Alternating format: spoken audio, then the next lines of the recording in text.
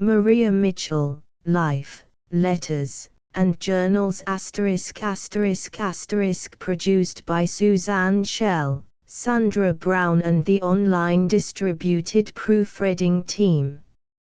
Illustration, Maria Mitchell, Life, Letters, and Journals compiled by Feb Mitchell Kendall, illustrated 1896. Contents: Chapter I, The Parents, Home Life, Education, Teachers, Books, Astronomical Instruments, Solar Eclipse of 1831, Teaching, Appointment as Librarian of Nantucket Athenaeum, Friendships for Young People, Extracts from Diary, 1855, Music, The Piano, Society, Storytelling, Housework, Extract from Diary, 1854. Chapter 2, Sweeping the Heavens, Discovery of the Comet, 1847, Frederick 6 and the Comet, Letters from G. P. Bond and Honorable Edward Everett, Admiral Smith, American Academy, American Association for the Advancement of Science, Extract from Diary, 1855, Dorothea Dix, Esther, Divers. Extracts from Diary, 1853, 1854, Comet of 1854, Computations for Comet, Visit to Cape Cod, Sandwich and Plymouth, Pilgrim Hall, Reverend James Freeman Clark, Accidents in Observing. Chapter 3, Wires in the Transit Instrument, Deacon Greel, Smithsonian Fund, Doing, Rachel Infdra and Adrienne Emerson.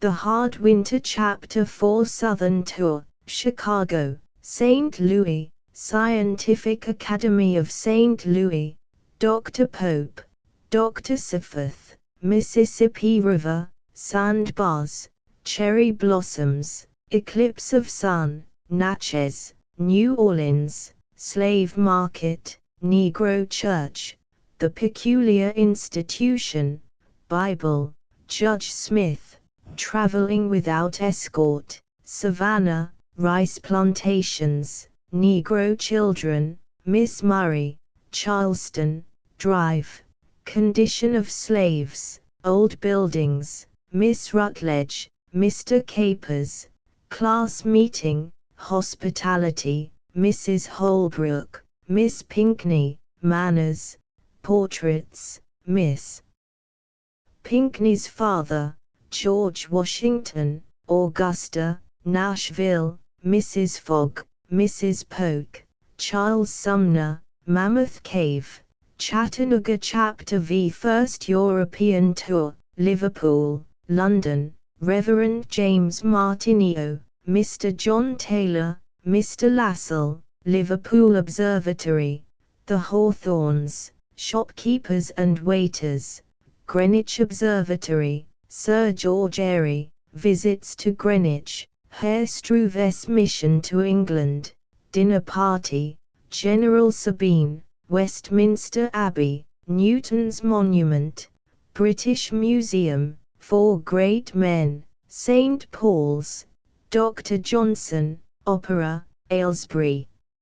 Admiral Smith's Family, Amateur Astronomers, Hartwell House, Dr. Lee. Chapter 6, Cambridge, Dr. Well, Table Conversation, Professor Chalice, Professor Adams, Customs, Professor Sedgwick, Cast, King's Chapel, Fellows, Ambleside, Coniston Waters, The Lakes, Miss Southey, Collingwood, Letter to her father, Herschel's, London Route, Professor Stokes, Dr. Arnott, Edinburgh, Observatory, Glasgow Observatory, Professor Nicole, Dungeon Gill, English Language, English and Americans, Boys and Beggars. Chapter 7, Adams and Leverrier, The Discovery of the Planet Neptune, Extract from Papers,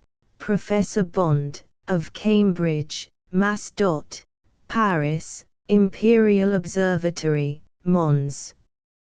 And Mme. Leverrier, reception at Leverrier's, rooms in Observatory, Rome, impressions, apartments in Rome and Paris, customs, Holy Week, Vespers at St. Peter's, women, Frederica Brummer, Paul Akers, Harriet Hosmer, Collegio Romano, Father Secchi, Galileo, visit to the Roman Observatory, permission from Cardinal Antonelli, Spectroscope Chapter 8 Mrs. Somerville, Berlin, Humboldt, Mrs. Mitchell's illness and death, removal to Lynn, Mass. Telescope presented to Miss Mitchell by Elizabeth Peabody and others, letters from Admiral Smith, Colors of Stars, extract from letter to a friend, San Marino Medal, other extracts Chapter 9 Life at Vassar College, Anxious Mammas, Faculty Meetings, President Hill, Professor Peirce, Burlington, IA, and Solar Eclipse, Classes at Vassar, Professor Mitchell and her pupils, extracts from diary, aids, scholarships, address to her students, Imagination in Science, I Am But a Woman, Maria Mitchell Endowment Fund, Emperor of Brazil, President Raymond's death, Dome parties, Comet, 1881, The Apple Tree, Honor Girls, Mr. Matthew Arnold Chapter X Second Visit to Europe, Russia, extracts from diary and letters, Custom House Peculiarities, Russian Railways, Domes, Russian Thermometers and Calendars, the Drosky and Drivers, Observatory at Pulkovo, Herr Struve, Scientific Position of Russia, Language, Religion, Democracy of the Church, Government, A Russian Family, London, 1873, Francis Power Cobb, Bookstores in London, Glasgow College for Girls Chapter 11 Papers, Science, Eclipse of 1878, Denver, Colorado. Colors of Stars Chapter 12 Religious Matters, President Taylor's Remarks, Sermons, George MacDonald, Reverend Dr. Peabody, Dr. Lyman Abbott, Professor Henry, Meeting of the American Scientific Association at Saratoga, Professor Peirce, Concord School of Philosophy, Emerson, Miss Peabody, Dr. Harris, Easter Flowers, Whittier, Rich Days, Cooking Schools, Anecdotes Chapter 13 Letterwriting, Women's Suffrage, Membership in Various Societies. Women's Congress at Syracuse, N.Y. Picnic at Mead Field, Mass. Degrees from different colleges, published papers. Failure in health, resigns her position at Vassar College, letters from various persons, death. Conclusion Appendix Introductory note by Honourable Edward Everett Correspondence relative to the Danish Medal Chapter I 1818–1846 Birth, Parents, Home Surroundings and Early Life Maria Mitchell was born on the island of Nantucket, Mass. 1 August 1818. She was the third child of William and Lydia Coleman Mitchell. Her ancestors, on both sides, were Quakers for many generations, and it was in consequence of the intolerance of the early Puritans that these ancestors had been obliged to flee from the state of Massachusetts, and to settle upon this island, which, at that time, belonged to the state of New York. For many years the Quakers, or Friends, as they called themselves, formed much the larger part of the inhabitants of Nantucket, and thus were enabled to crystallize, as it were, their own ideas of what family and social life should be. And although in course of time many world's people swooped down and helped to swell the number of islanders, they still continued to hold their own methods, and to bring up their children in accordance with their own conceptions of divine light. Mr. and Mrs. Mitchell were married during the War of 1812, the former lacking 1 week of being 21 years old, and the latter being a few months over 20. The people of Nantucket by their situation endured many hardships during this period. Their ships were upon the sea a prey to privateers, and communication with the mainland was exposed to the same danger, so that it was difficult to obtain such necessaries of life as the island could not furnish. There were still to be seen, a few years ago, the marks left on the moors, where fields of corn and potatoes had been planted in that trying time. So the young couple began their housekeeping in a very simple way. Mr. Mitchell used to describe it as being very delightful. It was noticed that Mrs. Mitchell never expressed herself on the subject. It was she, probably, who had the planning to do, to make a little money go a great way, and to have everything smooth and serene when her husband came home. Mrs. Mitchell was a woman of strong character, very dignified, honest almost to an extreme, and perfectly self-controlled where control was necessary. She possessed very strong affections, but her self-control was such that she was undemonstrative. She kept a close watch over her children, was clear-headed, knew their every fault and every merit, and was an indefatigable worker. It was she who looked out for the education of the children and saw what their capacities were. Mr. Mitchell was a man of great suavity and gentleness. If left to himself he would never have denied a single request made to him by one of his children. His first impulse was to gratify every desire of their hearts, and if it had not been for the clear head of the mother, who took care that the household should be managed wisely and economically, the results might have been disastrous. The father had wisdom enough to perceive this, and when a child came to him, and in a very pathetic and winning way proffered some request for an unusual indulgence, he generally replied, "Yes, if mother thinks best." Mr. Mitchell was very fond of bright colors. As they were excluded from the dress of friends, he indulged himself wherever it was possible. If he were buying books, and there was a variety of binding, he always chose the copies with red covers. Even the wooden framework of the reflecting telescope which he used was painted a brilliant red. He liked a gay carpet on the floor, and the walls of the family sitting room in the house on Vestal Street were covered with paper resplendent with bunches of pink roses.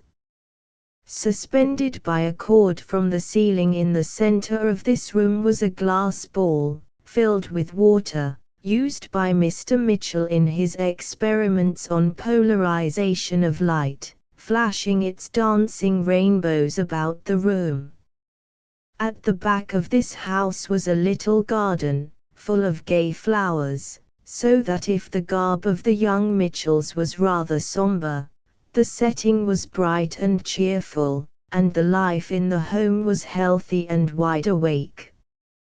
When the hilarity became excessive, the mother would put in her little check, from time to time, and the father would try to look as he ought to, but he evidently enjoyed the whole. As Mr. Mitchell was kind and indulgent to his children, so he was the sympathetic friend and counselor of many in trouble who came to him for help or advice. As he took his daily walk to the little farm about a mile out of town, where, for an hour or two he enjoyed being a farmer, the people would come to their doors to speak to him as he passed, and the little children would run up to him to be patted on the head. He treated animals in the same way. He generally kept a horse. His children complained that although the horse was good when it was bought, yet as Mr. Mitchell never allowed it to be struck with a whip, nor urged to go at other than a very gentle trot, the horse became thoroughly demoralized, and was no more fit to drive than an old cow. There was everything in the home which could amuse and instruct children. The eldest daughter was very handy at all sorts of entertaining occupations. She had a delicate sense of the artistic, and was quite skillful with her pencil. The present kindergarten system in its practice is almost identical with the home as it appeared in the first half of this century, among enlightened people. There is hardly any kind of handiwork done in the kindergarten that was not done in the Mitchell family, and in other families of their acquaintance. The girls learned to sew and cook, just as they learned to read, as a matter of habit rather than of instruction. They learned how to make their own clothes, by making their dolls' clothes, and the dolls themselves were frequently homemade, the eldest sister painting the faces much more prettily than those obtained at the shops, and there was a great delight in gratifying the fancy, by dressing the dolls, not in Quaker garb, but in all of the most brilliant colors and stylish shapes worn by the ultra-fashionable. There were always plenty of books, and besides those in the house there was the Athenaeum Library, which, although not a free library, was very inexpensive to the shareholders. There was another very striking difference between that epoch and the present.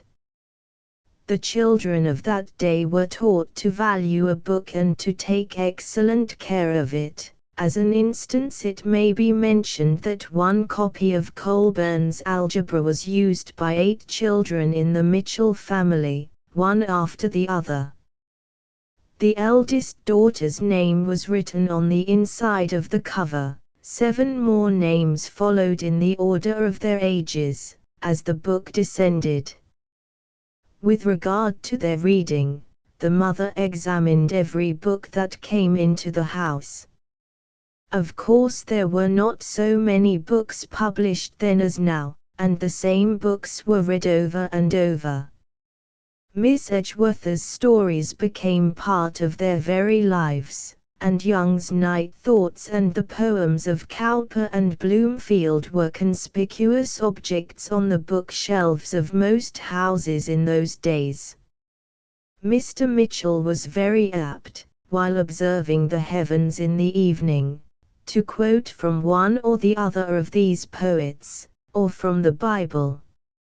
An undevout astronomer is mad was one of his favorite quotations. Among the poems which Maria learned in her childhood, and which was repeatedly upon her lips all through her life, was "The Spacious Firmament on High."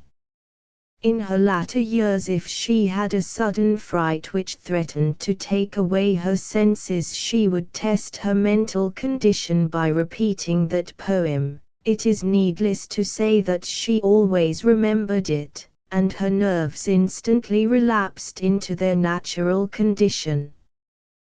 The lives of Maria Mitchell and her numerous brothers and sisters were passed in simplicity and with an entire absence of anything exciting or abnormal. The education of their children is enjoined upon the parents by the discipline, and in those days at least the parents did not give up all the responsibility in that line to the teachers. In Maria Mitchell's childhood, the children of a family sat around the table in the evenings and studied their lessons for the next day, the parents or the older children assisting the younger if the lessons were too difficult. The children attended school 5 days in the week, 6 hours in the day, and their only vacation was 4 weeks in the summer, generally in August. The idea that children overstudied and injured their health was never promulgated in that family, nor indeed in that community. It seems to be a notion of the present half-century. Maria's first teacher was a lady for whom she always felt the warmest affection, and in her diary, written in her later years, occurs this allusion to her: "I count in my life, outside of family relatives, 3 aids given me on my journey. They are prominent to me: the woman who first made the study book charming, the man who sent me the first $100 I ever saw to buy books with, and another noble woman, through whose efforts I became the owner of a telescope, and of these, the first was the greatest." As a little girl, Maria was not a brilliant scholar. She was shy and slow, but later, under her father's tuition, she developed very rapidly. After the close of the War of 1812, when business was resumed and the town restored to its normal prosperity, Mr. Mitchell taught school, at first as master of a public school, and afterwards in a private school of his own. Maria attended both of these schools. Mr. Mitchell's pupils speak of him as a most inspiring teacher, and he always spoke of his experiences in that capacity as very happy. When her father gave up teaching, Maria was put under the instruction of Mr. Cyrus Peirce, afterwards principal of the first normal school started in the United States. Mr. Peirce took a great interest in Maria, especially in developing her taste for mathematical study, for which she early showed a remarkable talent. The books which she studied at the age of 17, as we know by the date of the notes, were Bridges' Conic Sections, Hutton's Mathematics and Bowditch's Navigator.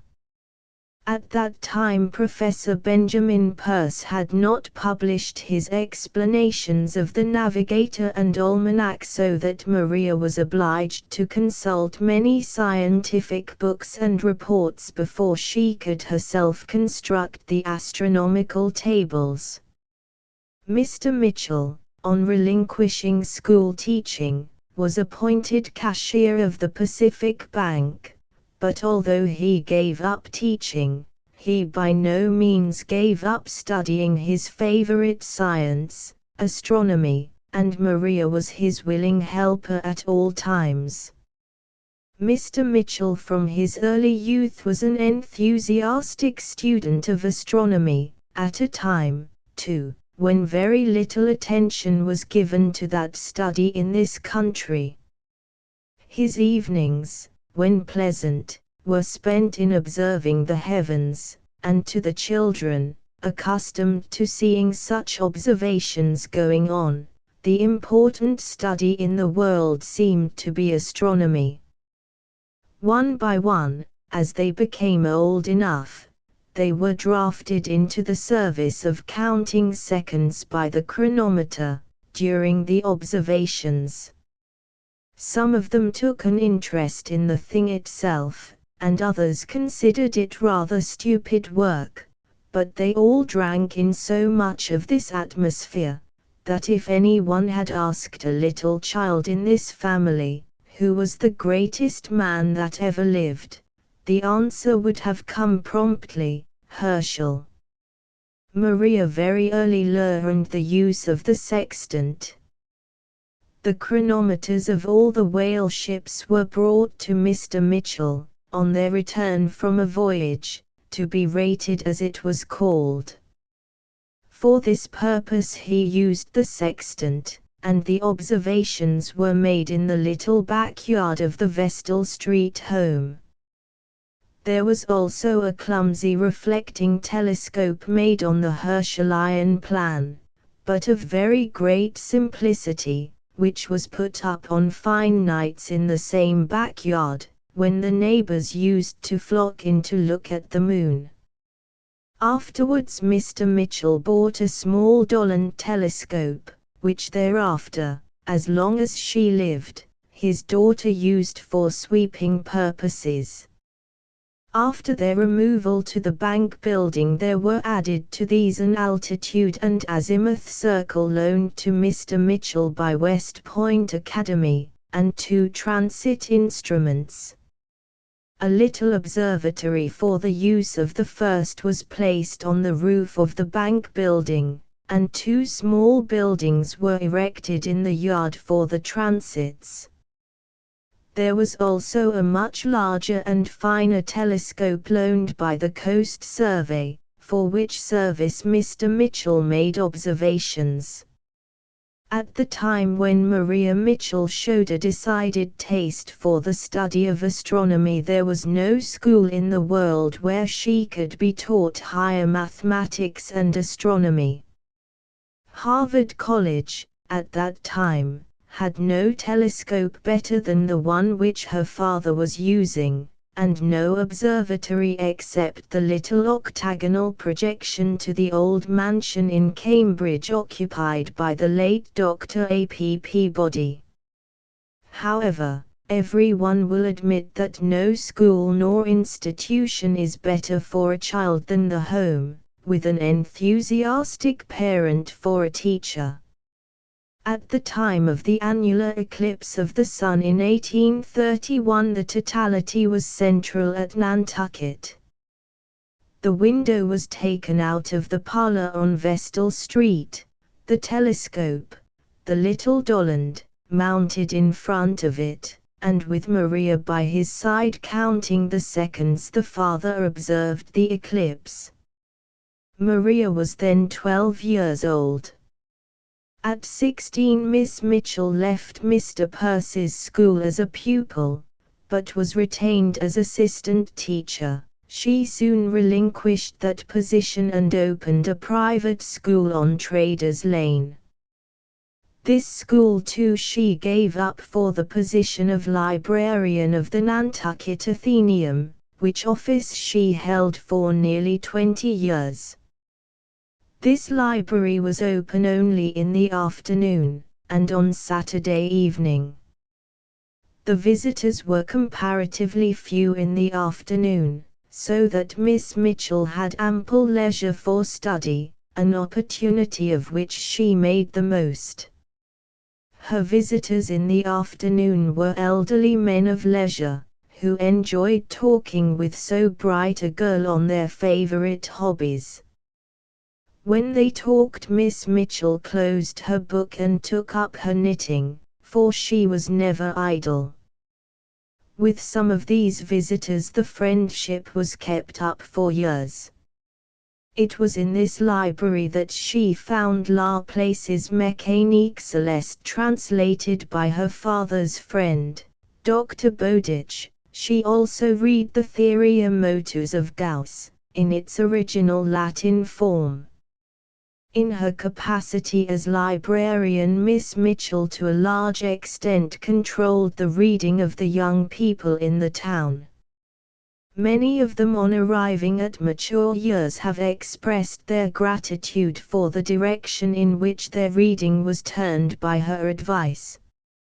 Miss Mitchell always had a special friendship for young girls and boys.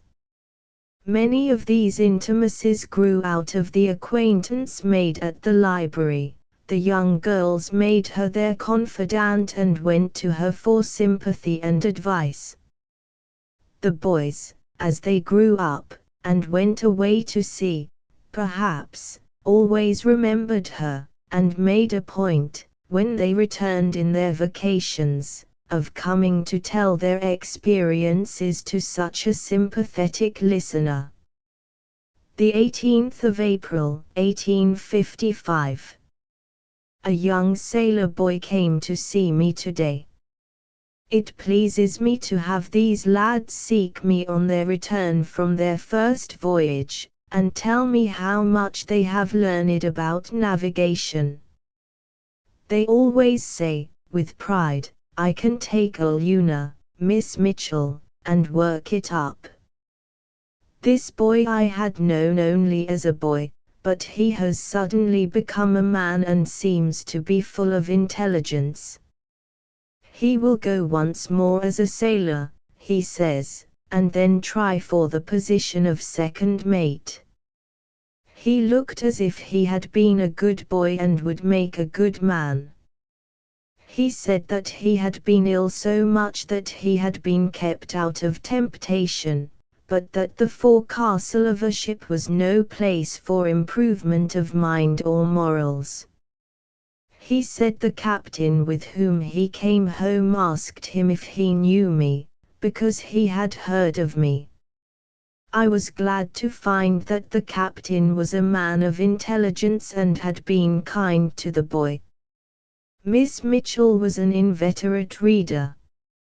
She devoured books on all subjects.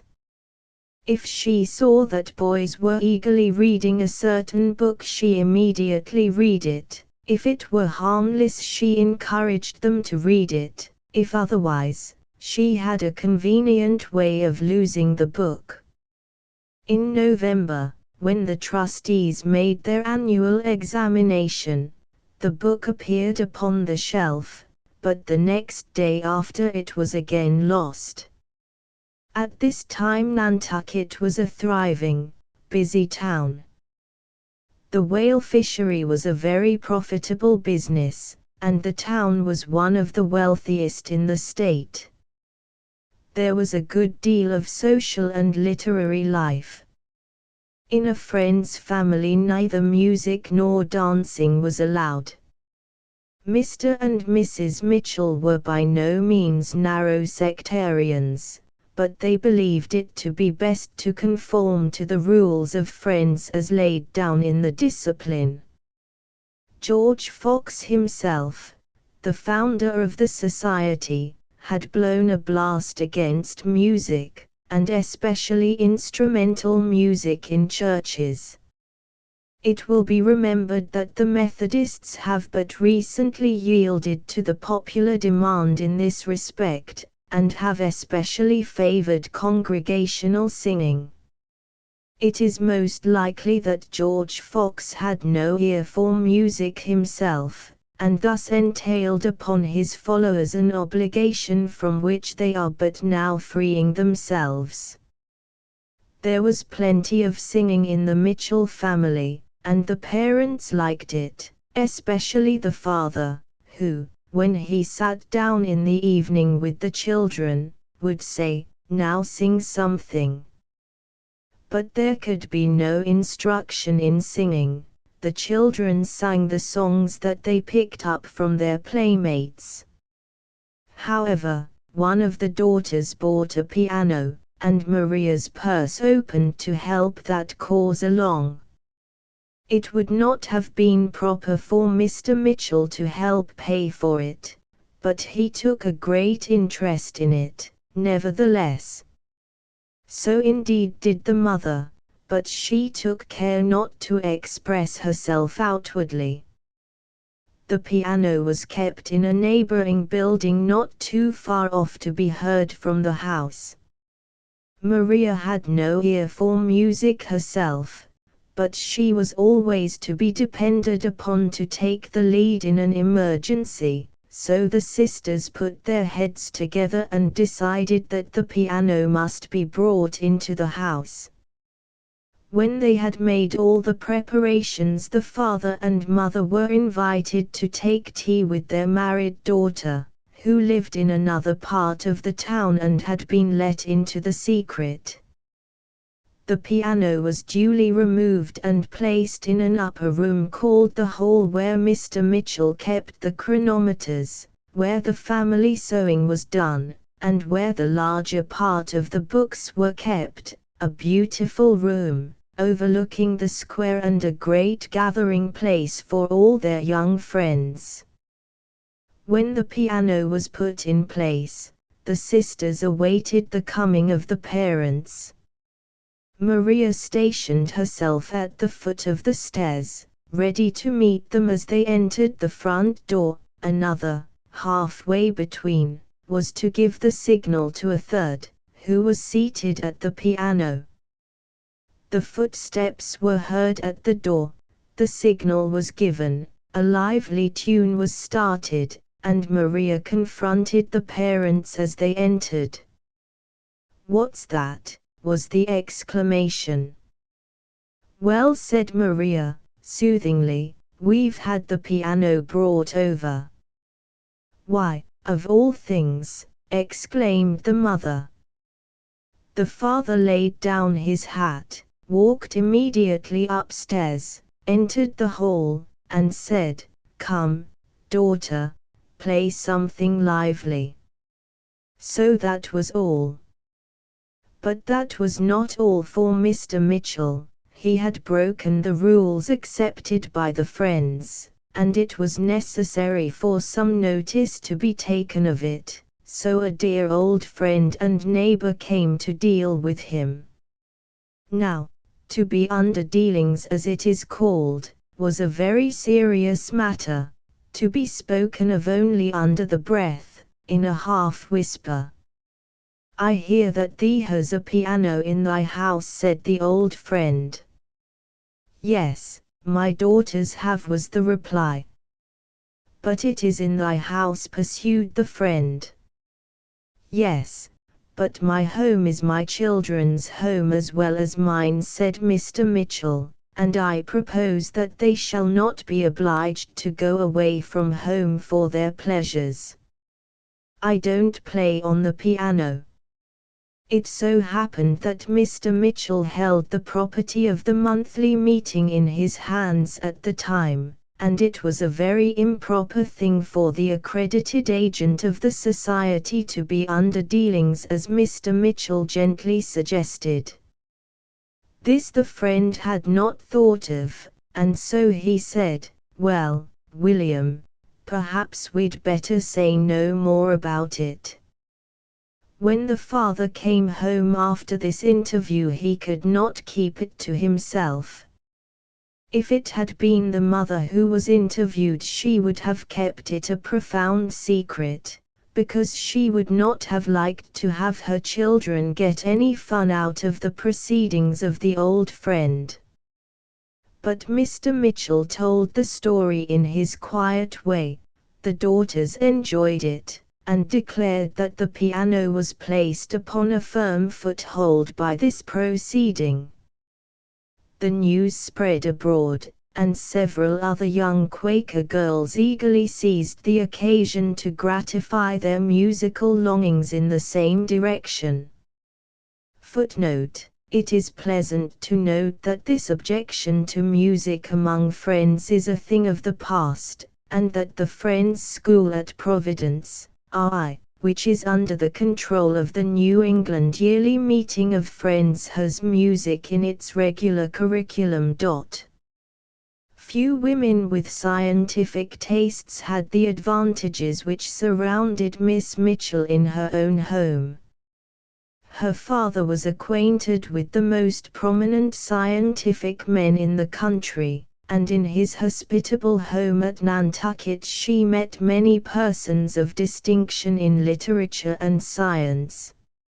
She cared but little for general society, and had always to be coaxed to go into company.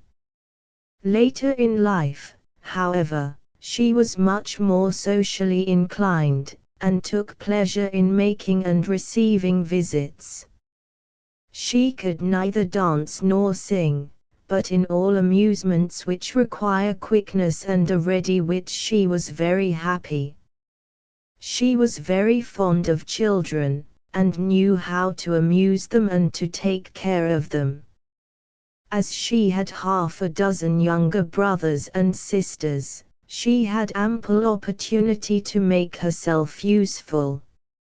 She was a capital storyteller, and always had a story on hand to divert a wayward child, or to soothe the little sister who was lying awake and afraid of the dark. She wrote a great many little stories, printed them with a pen, and bound them in pretty covers. Most of them were destroyed long ago.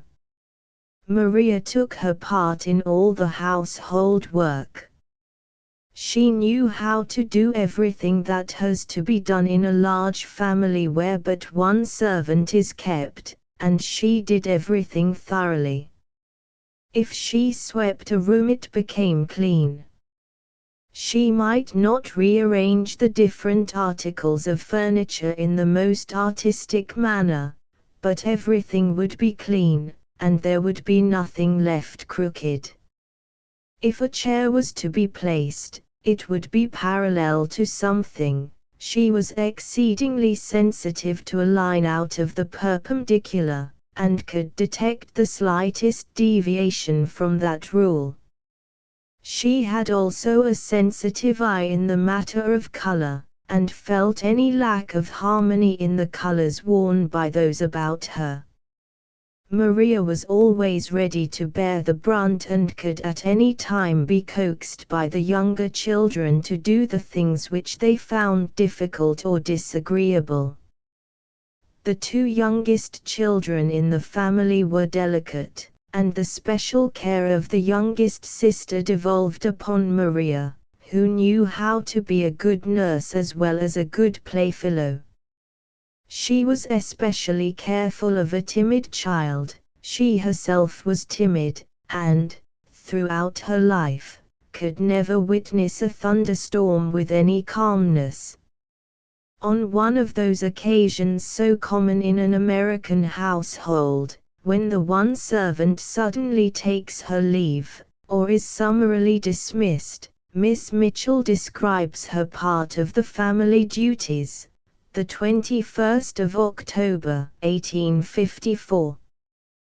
This morning I arose at 6, having been half asleep only for some hours, fearing that I might not be up in time to get breakfast, a task which I had volunteered to do the preceding evening. It was but half light, and I made a hasty toilet. I made a fire very quickly, prepared the coffee, baked the graham bread, toasted white bread, trimmed the solar lamp, and made another fire in the dining room before 7 o'clock. I always thought that servant girls had an easy time of it, and I still think so. I really found an hour too long for all this, and when I rang the bell at 7 for breakfast I had been waiting 15 minutes for the clock to strike. I went to the Athenaeum at 9:30, and having decided that I would take the Newark and Cambridge places of the comet, and work them up, I did so, getting to the 3 equations before I went home to dinner at 12:30. I omitted the corrections of parallax and aberrations, not intending to get more than a rough approximation. I find to my sorrow that they do not agree with those from my own observations. I shall look over them again next week. At noon I ran around and did up several errands, dined, and was back again at my post by 1:30. Then I looked over my morning's work. I can find no mistake. I have worn myself thin trying to find out about this comet, and I know very little now in the matter. I saw, in looking over Cooper, elements of a comet of 1825 which resemble what I get out for this, from my own observations, but I cannot rely upon my own. I saw also, today, in the monthly notices a plan for measuring the light of stars by degrees of illumination, an idea which had occurred to me long ago, but which I have not practiced. The 23rd of October. Yesterday I was again reminded of the remark which Mrs. Stowe makes about the variety of occupations which an American woman pursues. She says it is this, added to the cares and anxieties, which keeps them so much behind the daughters of England in personal beauty. And today I was amused at reading that one of her party objected to the introduction of waxed floors into American housekeeping, because she could seem to see herself down on her knees doing the waxing. But of yesterday. I was up before 6, made the fire in the kitchen, and made coffee. Then I set the table in the dining room, and made the fire there. Toasted bread and trimmed lamps. Rang the breakfast bell at 7. After breakfast, made my bed, and put up the room. Then I came down to the Athenaeum and looked over my comet computations till noon. Before dinner I did some tatting, and made 7 buttonholes for K. I dressed and then dined. Came back again to the Athenaeum at 1:30, and looked over another set of computations, which took me until 4 o'clock. I was pretty tired by that time, and rested by reading Cosmos. Lizzie came in, and I gossiped for half an hour. I went home to tea, and that over, I made a loaf of bread. Then I went up to my room and read through, partly writing, 2 exercises in German, which took me 35 minutes. It was stormy, and I had no observing to do, so I sat down to my tatting.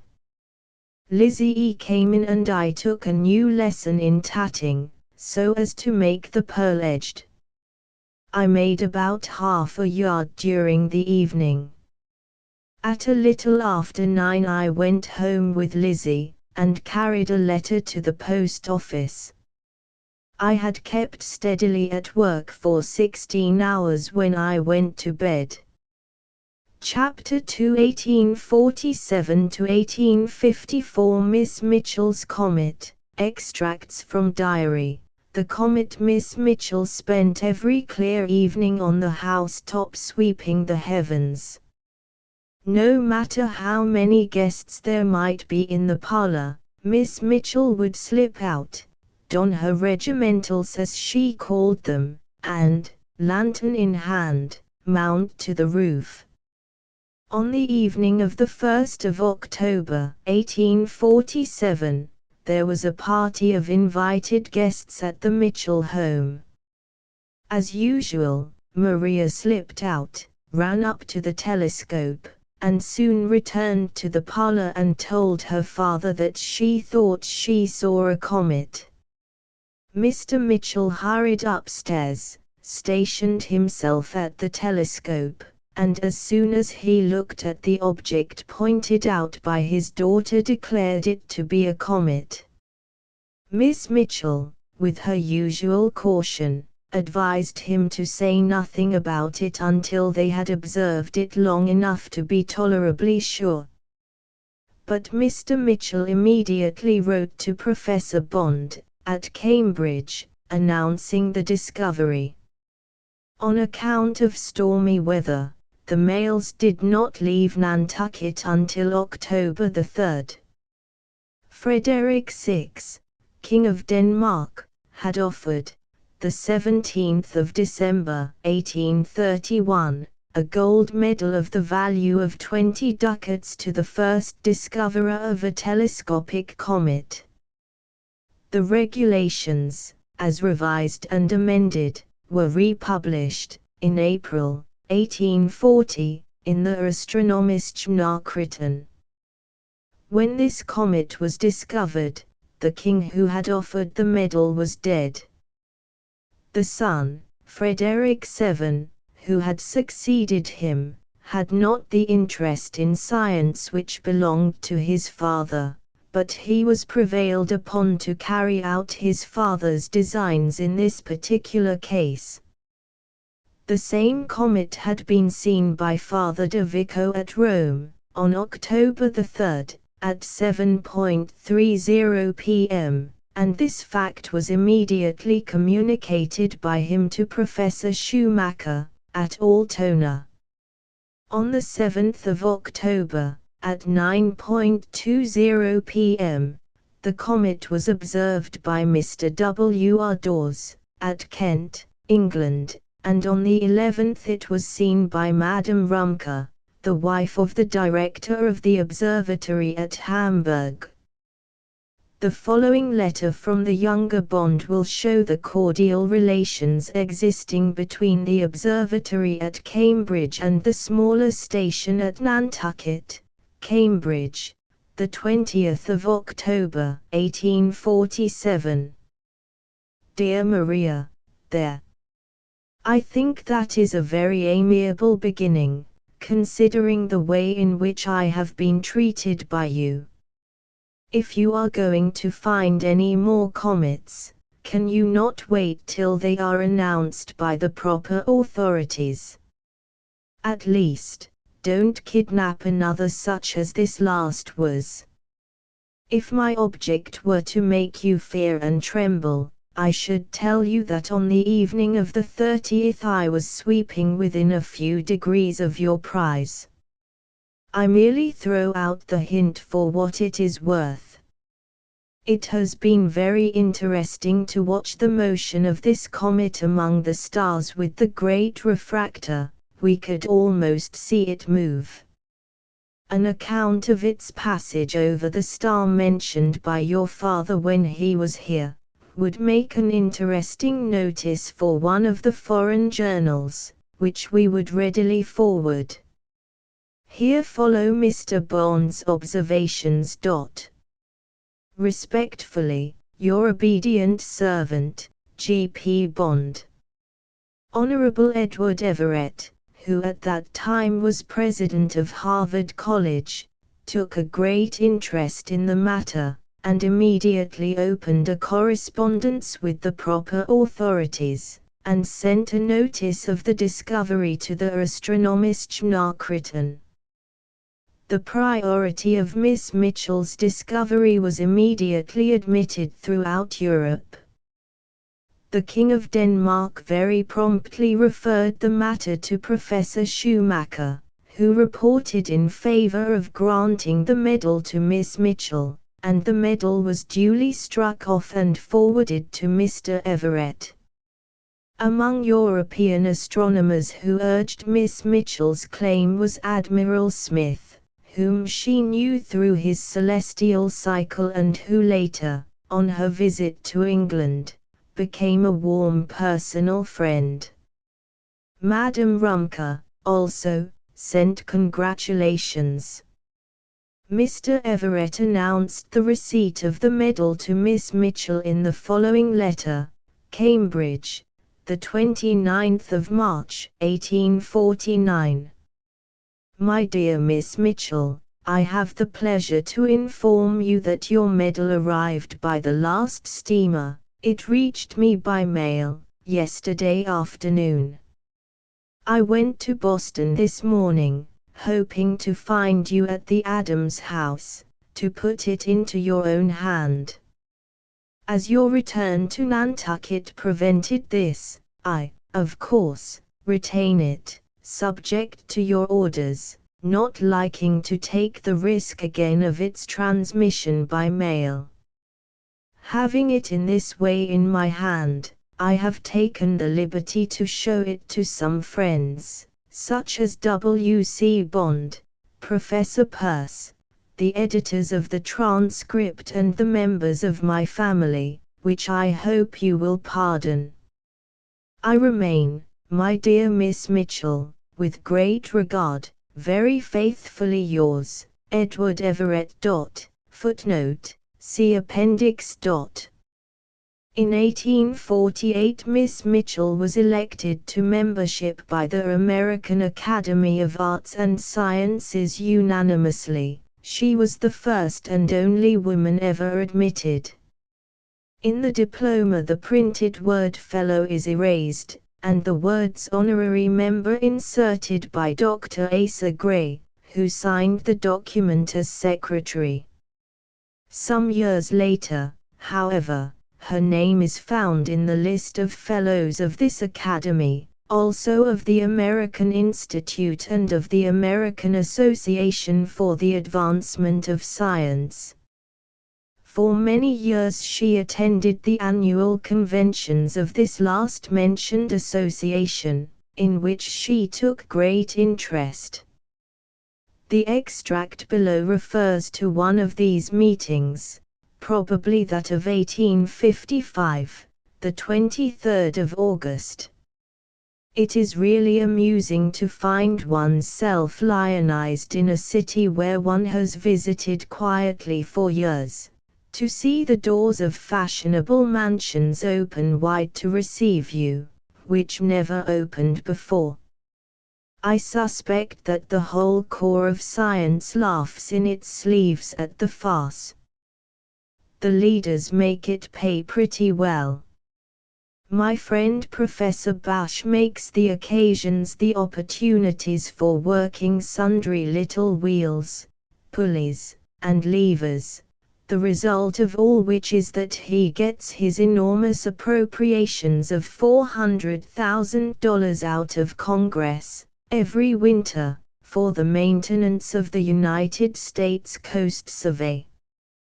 For a few days science reigns supreme, we are feted and complimented to the top of our bent, and although complimenters and complimented must feel that it is only a sort of theatrical performance, for a few days and over, one does enjoy acting the part of greatness for a while. I was tired after 3 days of it, and glad to take the cars and run away. The descent into a commoner was rather sudden. I went alone to Boston, and when I reached out my free pass, the conductor read it through and handed it back, saying in a gruff voice, "It's worth nothing, $1.25 to Boston." Think what a downfall. The night before, and one blast upon my bugle horn were worth 100 men. Now one man alone was my dependence, and that man looked very much inclined to put me out of the car for attempting to pass a ticket that in his eyes was valueless. Of course I took it quietly, and paid the money, merely remarking, "You will pass 100 persons on this road in a few days on these same tickets." When I look back on the paper read at this meeting by Mr. J., in his uncouth manner, I think when a man is thoroughly in earnest, how careless he is of mere words. In 1849 Miss Mitchell was asked by the late Admiral Davis, who had just taken charge of the American Nautical Almanac, to act as computer for that work, a proposition to which she gladly assented, and for 19 years she held that position in addition to her other duties. This, of course, made a very desirable increase to her income, but not necessarily to her expenses. The tables of the planet Venus were assigned to her.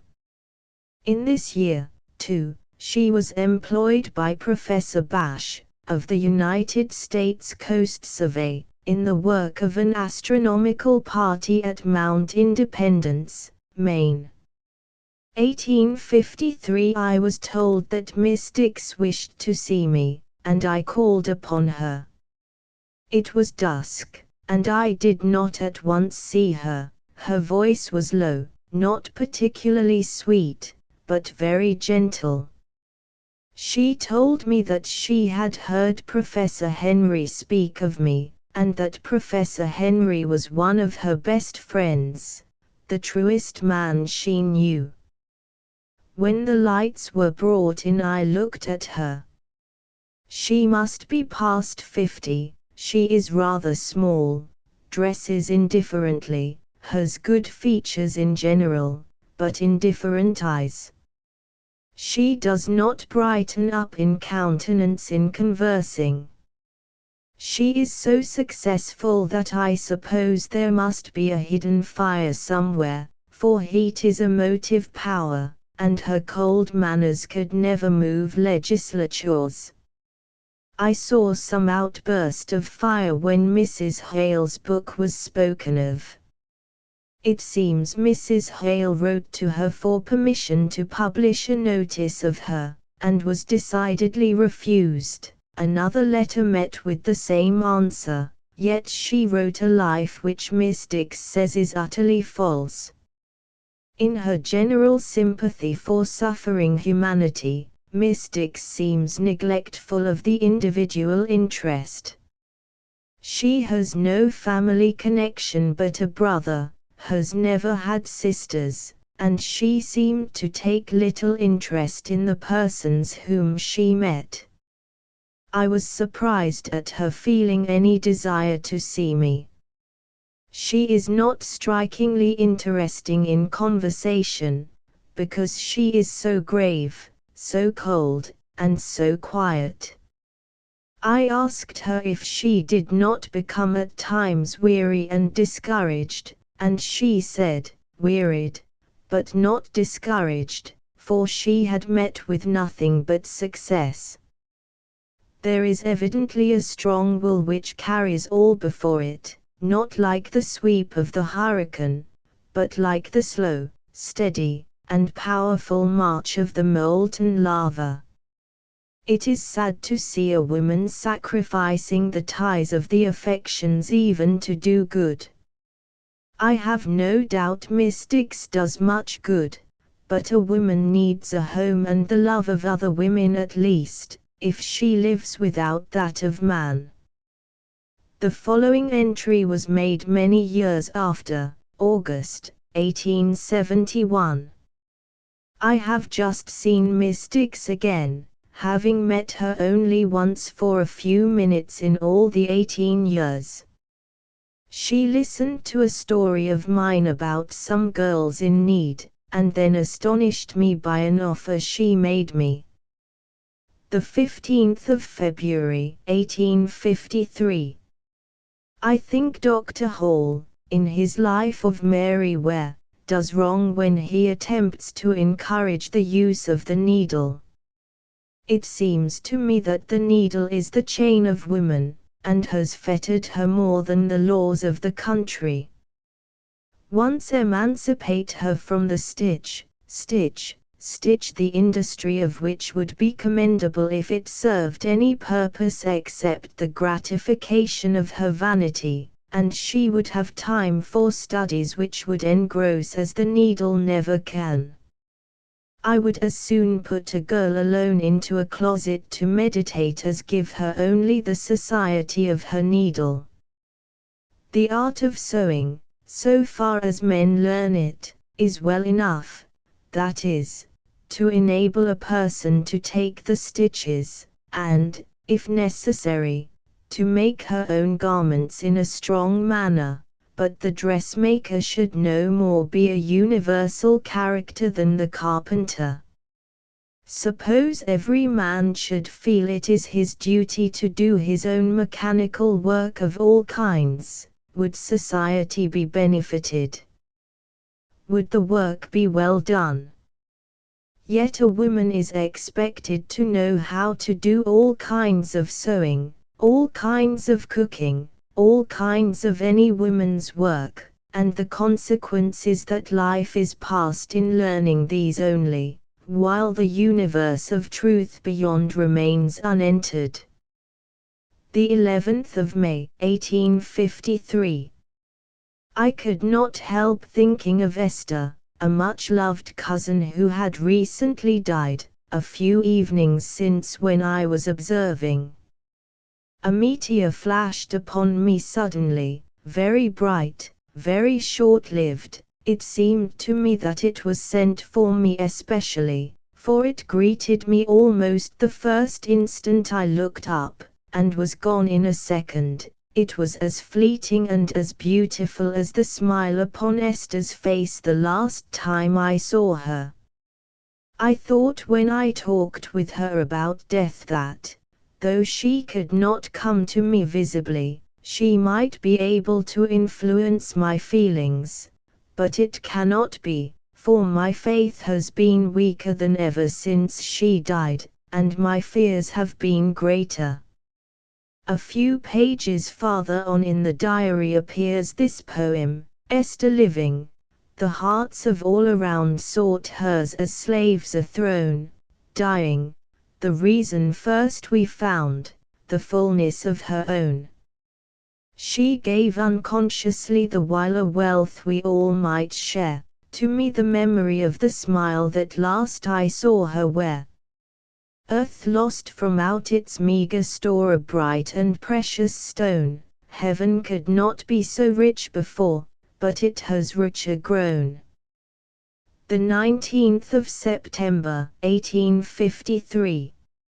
I am surprised to find the verse which I picked up somewhere and have always admired. Oh, reader, had you in your mind such stores as silent thought can bring, oh, gentle reader, you would find a tale in everything, belonging to Wordsworth and to one of Wordsworth's simple, I am almost ready to say silly, poems. I am in doubt what to think of Wordsworth. I should be ashamed of some of his poems if I had written them myself, and yet there are points of great beauty, and lines which once in the mind will not leave it. The 31st of October, 1853. People have to learn sometimes not only how much the heart, but how much the head, can bear. My letter came from Cambridge, the Harvard Observatory, and I had some work to do over. It was a weariful job, but by dint of shutting myself up all day I did manage to get through with it. The good of my traveling showed itself then, when I was too tired to read, to listen, or to talk, for the beautiful scenery of the West was with me in the evening, instead of the tedious columns of logarithms. It is a blessed thing that these pictures keep in the mind and come out at the needful hour. I did not call them, but they seemed to come forth as a regulator for my tired brain, as if they had been set sentinel-like to watch a proper time to appear. November, 1853. There is said to be no up or down in creation, but I think the world must be low, for people who keep themselves constantly before it do a great deal of stooping. The 8th of December, 1853. Last night we had the first meeting of the class in elocution. It was very pleasant, but my deficiency of ear was never more apparent to myself. We had exercises in the ascending scale, and I practiced after I came home, with the family as audience. H says my ear is competent only to vulgar hearing, and I cannot appreciate nice distinctions. I am sure that I shall never say that if I had been properly educated I should have made a singer, a dancer, or a painter. I should have failed less, perhaps, in the last. colouring I might have been good in, for I do think my eyes are better than those of anyone I know. The 18th of February, 1854. If I should make out a calendar by my feelings of fatigue, I should say there were 6 Saturdays in the week and 1 Sunday. Mr. somewhat ridicules my plan of reading Milton with a view to his astronomy, but I have found it very pleasant, and have certainly a juster idea of Milton's variety of greatness than I had before. I have filled several sheets with my annotations on the Paradise Lost, which I may find useful if I should ever be obliged to teach, either as a schoolmarm or a lecturer. Footnote: this paper has been printed since Miss Mitchell's death in Poet Law, June-July, 1894. The 2nd of March, 1854. I swept last night 2 hours, by 3 periods. It was a grand night, not a breath of air, not a fringe of a cloud, all clear, all beautiful. I really enjoy that kind of work, but my back soon becomes tired, long before the cold chills me. I saw 2 nebulae in Leo with which I was not familiar, and that repaid me for the time. I am always the better for open-air breathing, and was certainly meant for the wandering life of the Indian. The 12th of September, 1854. I am just through with a summer, and a summer is to me always a trying ordeal. I have determined not to spend so much time at the Athenaeum another season, but to put someone in my place who shall see the strange faces and hear the strange talk. How much talk there is about religion. Giles, footnote, Reverend Henry Giles.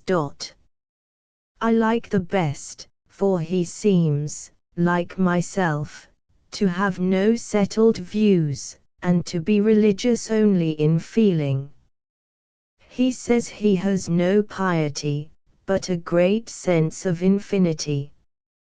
Yesterday I had a Shaker visitor, and today a Catholic, and the more I see and hear, the less do I care about church doctrines. The Catholic, a priest, I have known as an Athenaeum visitor for some time. He talked today, on my asking him some questions, and talked better than I expected. He is plainly full of intelligence, full of enthusiasm for his religion, and, I suspect, full of bigotry. I do not believe he will die a Catholic priest. A young man of his temperament must find it hard to live without family ties, and I shall expect to hear, if I ever hear of him again, that some good little Irish girl has made him forget his vows. My visitors, in other respects, have been of the average sort. 4 women have been delighted to make my acquaintance. 3 men have thought themselves in the presence of a superior being. 1 offered me 25 cents because I reached him the key of the museum.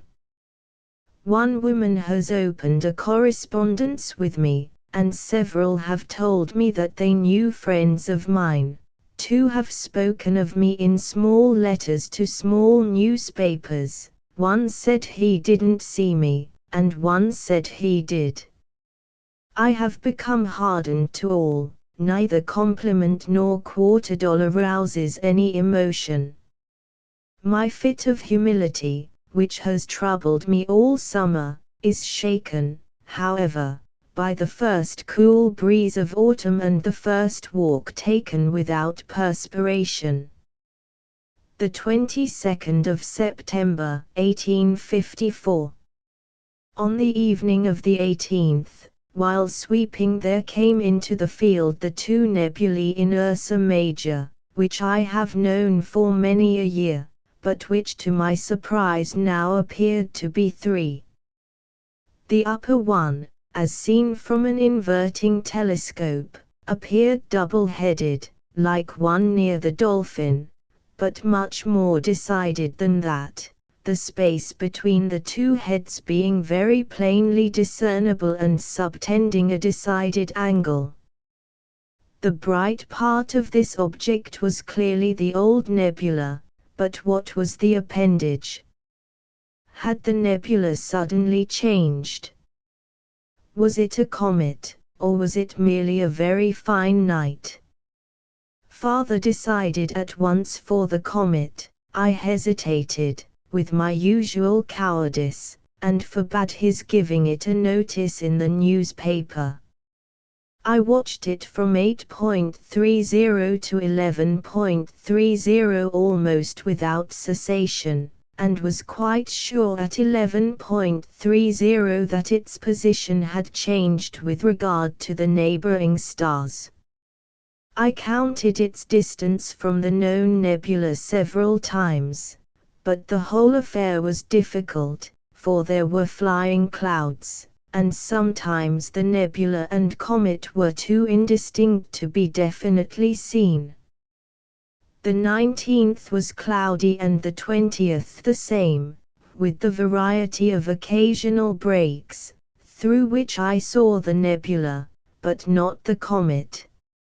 On the 21st came a circular, and behold, Mr. Van Arsdale had seen it on the 13th, but had not been sure of it until the 15th, on account of the clouds. I was too well pleased with having really made the discovery to care because I was not first. Let the Dutchman have the reward of his sturdier frame and steadier nerves. Especially could I be a Christian because the 13th was cloudy, and more especially because I dreaded the responsibility of making the computations, nolens volens, which I must have done to be able to call it mine. I made observations for 3 hours last night, and am almost ill today from fatigue. Still I have worked all day, trying to reduce the places, and mean to work hard again tonight. The 25th of September, 1854. I began to recompute for the comet, with observations of Cambridge and Washington, today. I have had a fit of despondency in consequence of being obliged to renounce my own observations as too rough for use. The best that can be said of my life so far is that it has been industrious, and the best that can be said of me is that I have not pretended to what I was not. The 10th of October. As soon as I had run through the computations roughly for the comet, so as to make up my mind that by my own observations, which were very wrong, the perihelion was past, and nothing more to be hoped for from observations, I seized upon a pleasant day and went to the Cape for an excursion. We went to Yarmouth, Sandwich, and Plymouth, enjoying the novelty of the new car route. It really seemed like railway travelling on our own island, so much sand and so flat a country. The little towns, too, seemed quaint and odd, and the old grey cottages looked as if they belonged to the last century, and were waked from a long nap by the railway whistle. I thought Sandwich a beautiful, and Plymouth an interesting, town.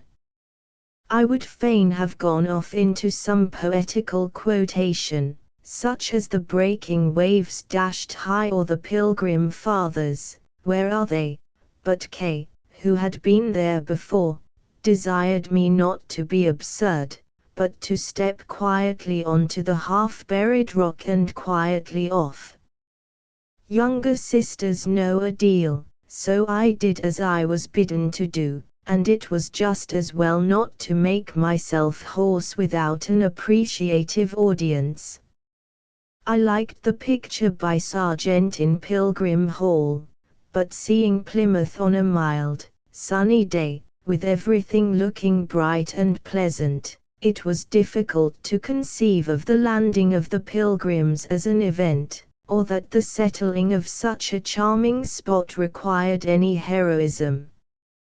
The picture, of course, represents the dreariness of winter, and my feelings were moved by the chilled appearance of the little children, and the pathetic countenance of little Peregrine White, who, considering that he was born in the harbour, is wonderfully grown up before they are welcomed by Somerset.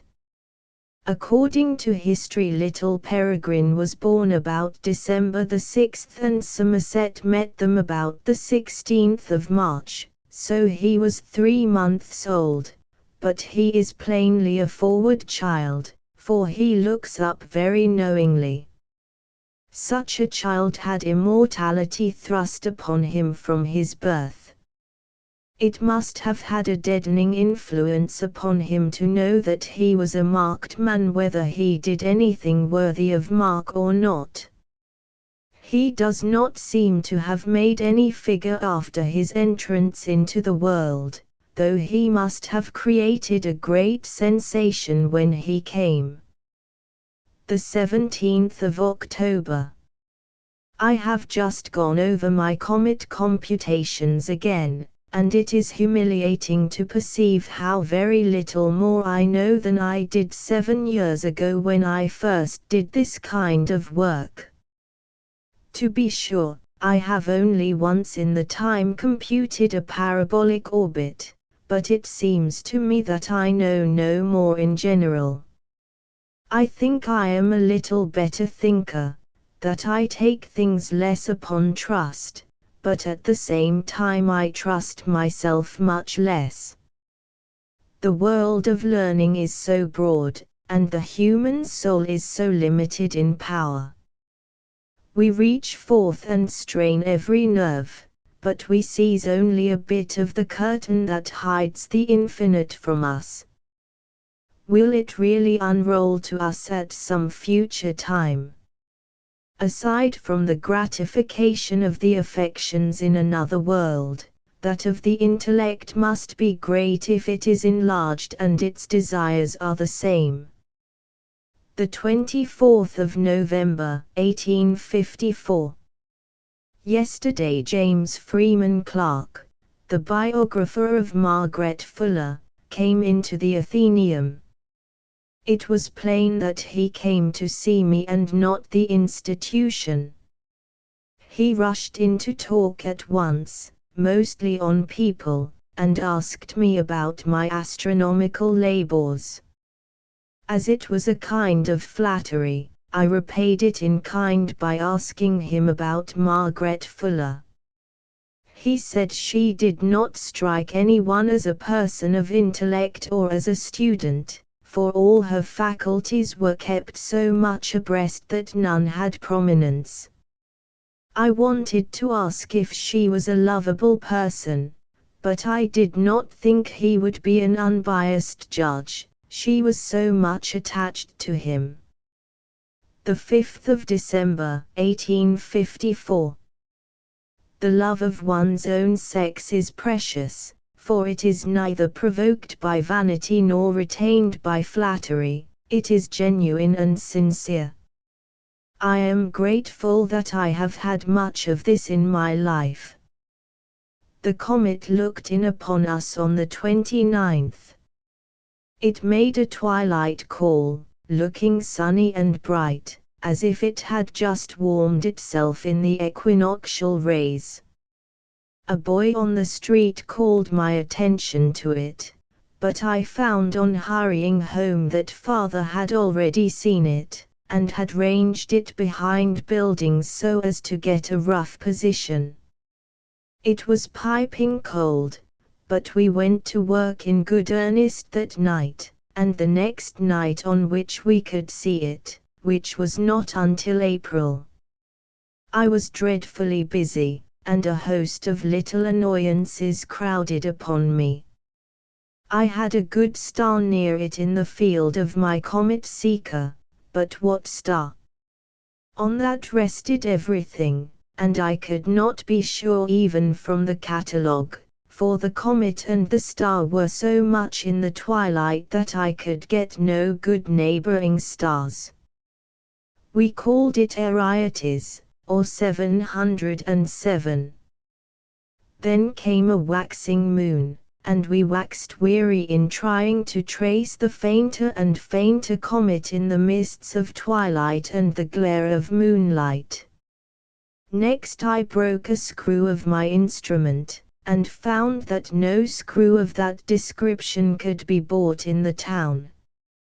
I started off to find a man who could make one, and engaged him to do so the next day. The next day was fast day, all the world fasted, at least from labor. However, the screw was made, and it fitted nicely. The clouds cleared, and we were likely to have a good night. I put up my instrument, but scarcely had the screwdriver touched the new screw than out it flew from its socket, rolled along the floor of the walk, dropped quietly through a crack into the gutter of the house roof. I heard it click, and felt very much like using language unbecoming to a woman's mouth. I put my eye down to the crack, but could not see it. There was but one thing to be done, the floorboards must come up. I got a hatchet, but could do nothing. I called father, he brought a crowbar and pried up the board, then crawled under it and found the screw. I took good care not to lose it a second time. The instrument was fairly mounted when the clouds mounted to keep it company, and the comet and I again parted. In all observations, the blowing out of a light by a gust of wind is a very common and very annoying accident, but I once met with a much worse one, for I dropped a chronometer, and it rolled out of its box onto the ground. We picked it up in a great panic, but it had not even altered its rate, as we found by later observations. The glaring eyes of the cat, who nightly visited me, were at one time very annoying, and a man who climbed up a fence and spoke to me, in the stillness of the small hours, fairly shook not only my equanimity, but the pencil which I held in my hand. He was quite innocent of any intention to do me harm, but he gave me a great fright. The spiders and bugs which swarm in my observing houses I have rather an attachment for, but they must not crawl over my recording paper. Rats are my abhorrence, and I learned with pleasure that some poison had been placed under the transit house. One gets attached, if the term may be used, to certain midnight apparitions.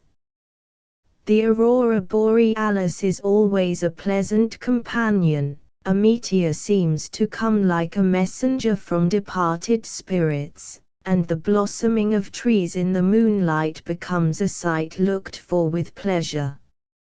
Aside from the study of astronomy, there is the same enjoyment in a night upon the housetop, with the stars, as in the midst of other grand scenery. There is the same subdued quiet and grateful seriousness, a calm to the troubled spirit, and a hope to the desponding. Even astronomers who are as well cared for as others of Cambridge have their annoyances, and even men as skilled as they are make blunders. I have known one of the bonds, footnote, of the Harvard College Observatory.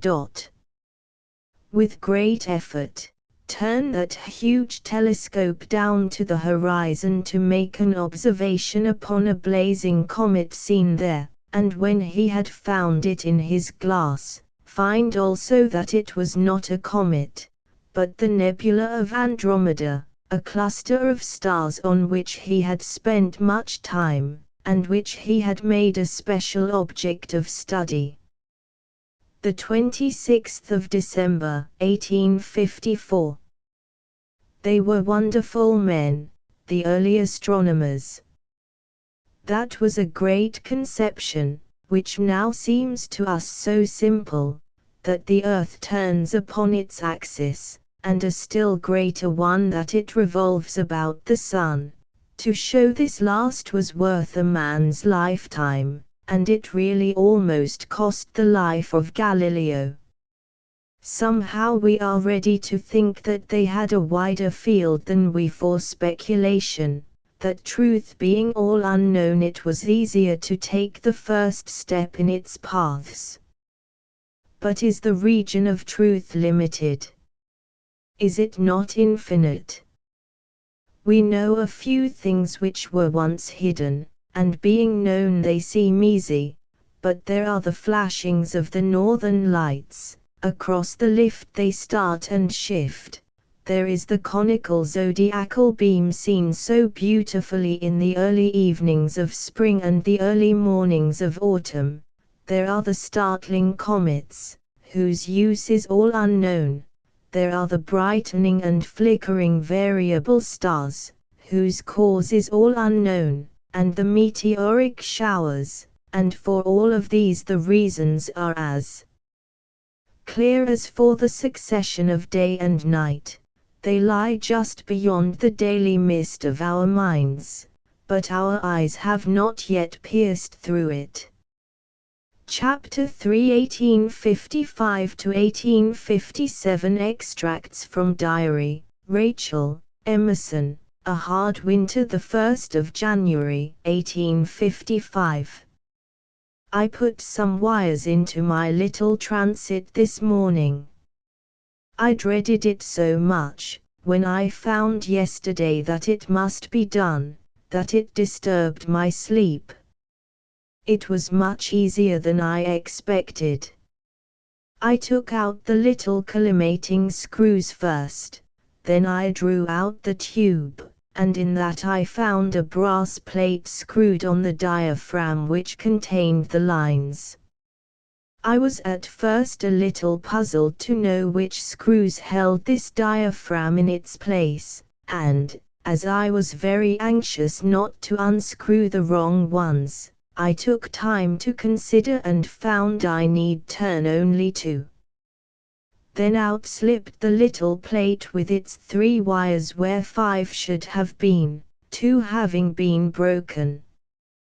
As I did not know how to manage a spider's web, I took the hairs from my own head, taking care to pick out white ones because I have no black ones to spare. I put in the 2, after first stretching them over pasteboard, by sticking them with sealing wax dissolved in alcohol into the little grooved lines which I found.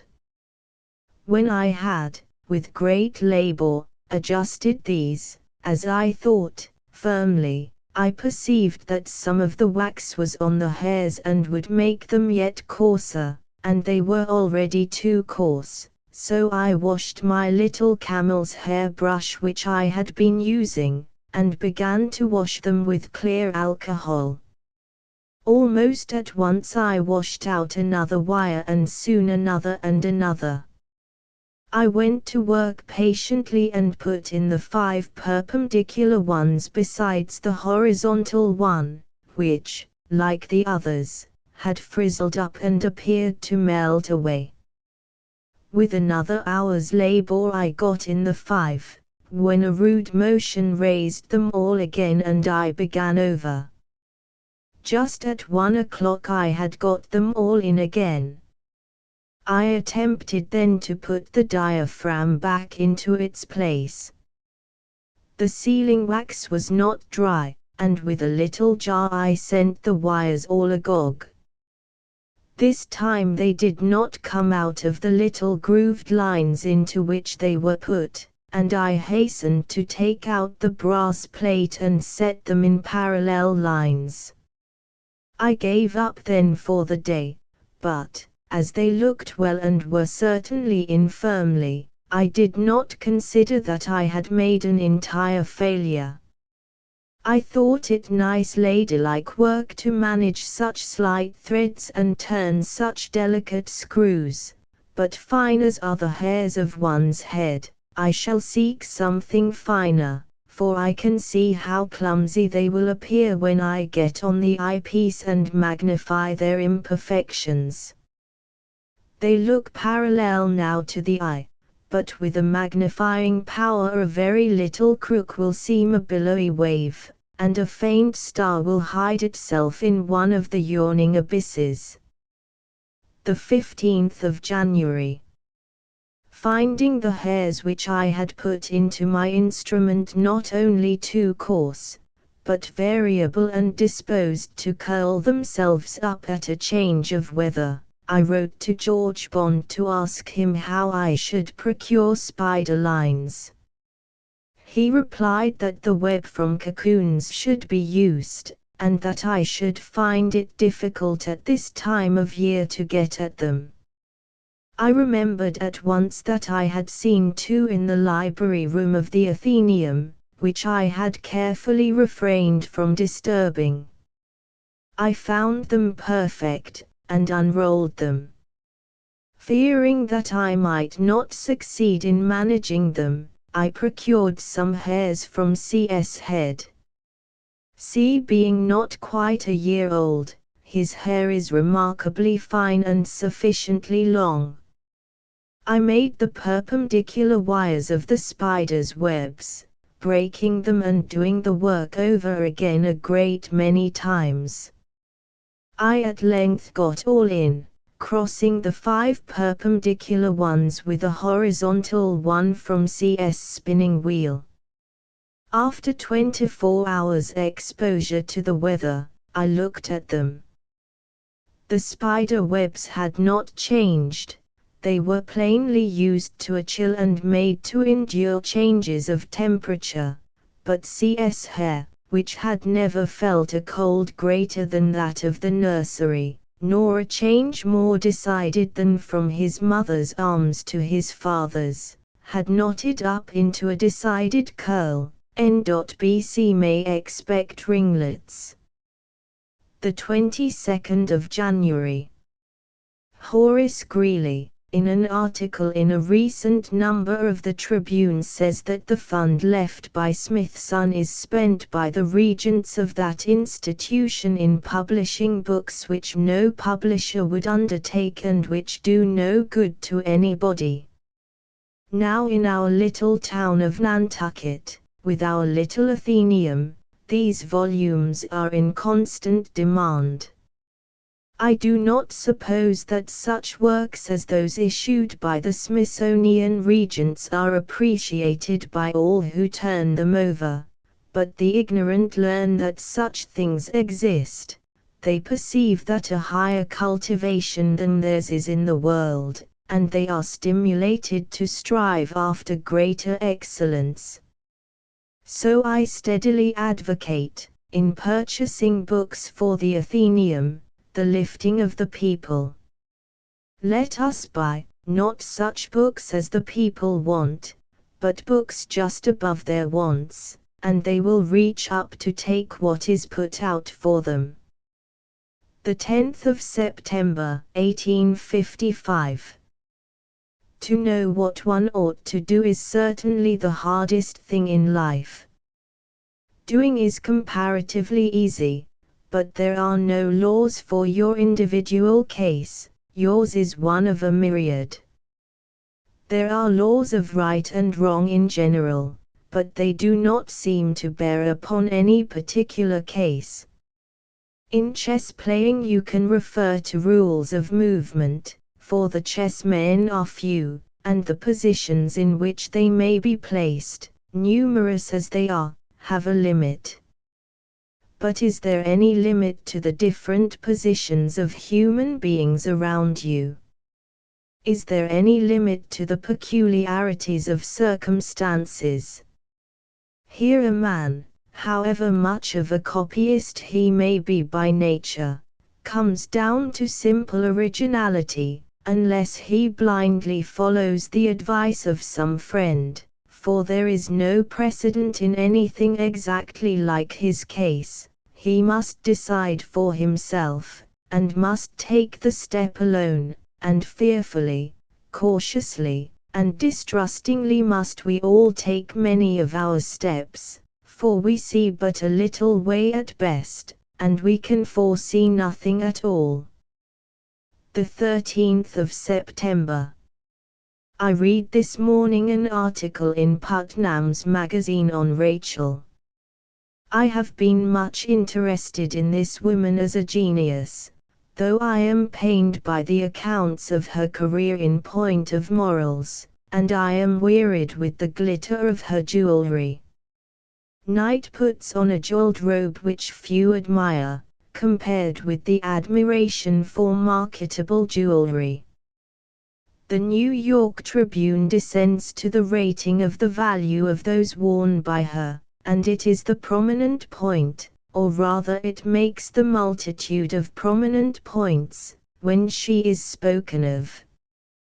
The writer in Putnam does not go into these small matters, but he attempts a criticism on acting, to which I am not entirely a convert.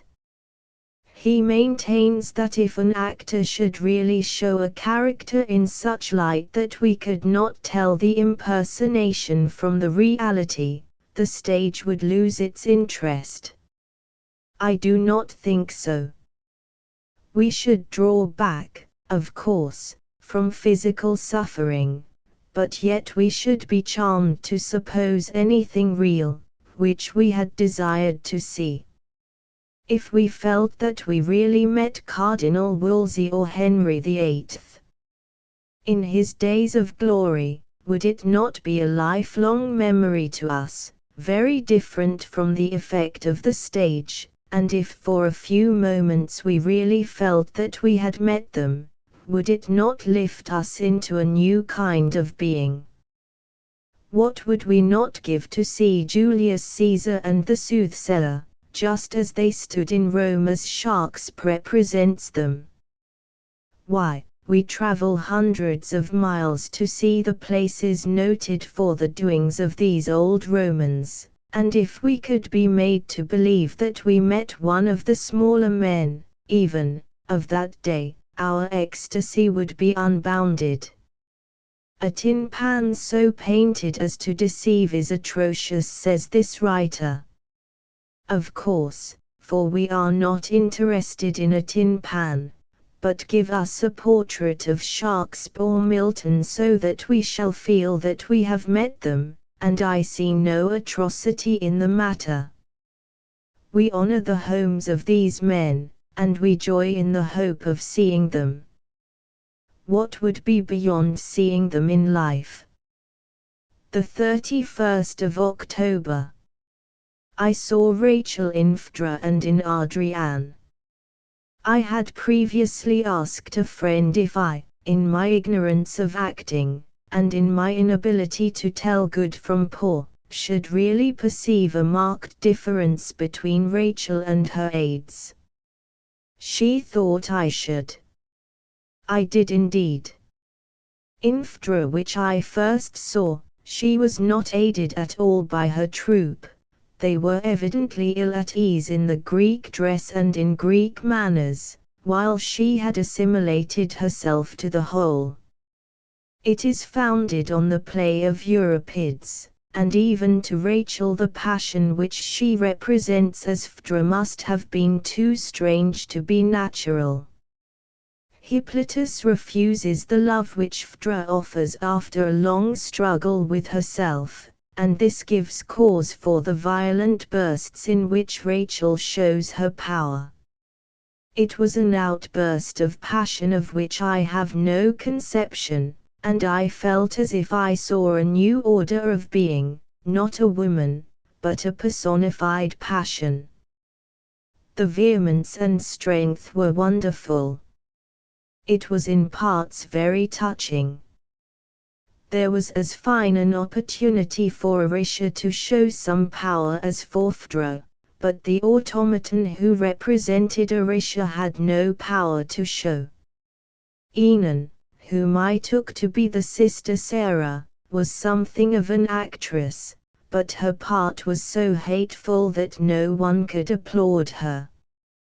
I felt in reading Phaedra and in hearing it, that it was a play of high order, and that I learned some little philosophy from some of its sentiments, but for Adrian I have a contempt. The play was written by scribes specially for Rachel, and the French acting was better done by the other performers than the Greek. I have always disliked to see death represented on the stage.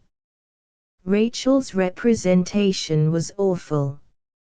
I could not take my eyes from the scene, and I held my breath in horror. The death was so much to the life. It is said that she changes color. I do not know that she does, but it looked like a ghastly hue that came over her pale face. I was displeased at the constant standing. Neither as Greeks nor as Frenchmen did they sit at all, only when dying did Rachel need a chair.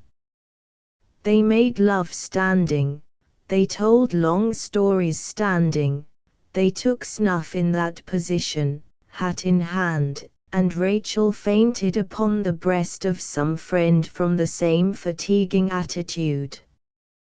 The audience to hear Adrian was very fine. The Unitarian clergymen and the divinity students seemed to have turned out. Most of the 2,000 listeners followed with the book, and when the last word was uttered on the French page, overturned the 2,000 leaves, sounding like a shower of rain.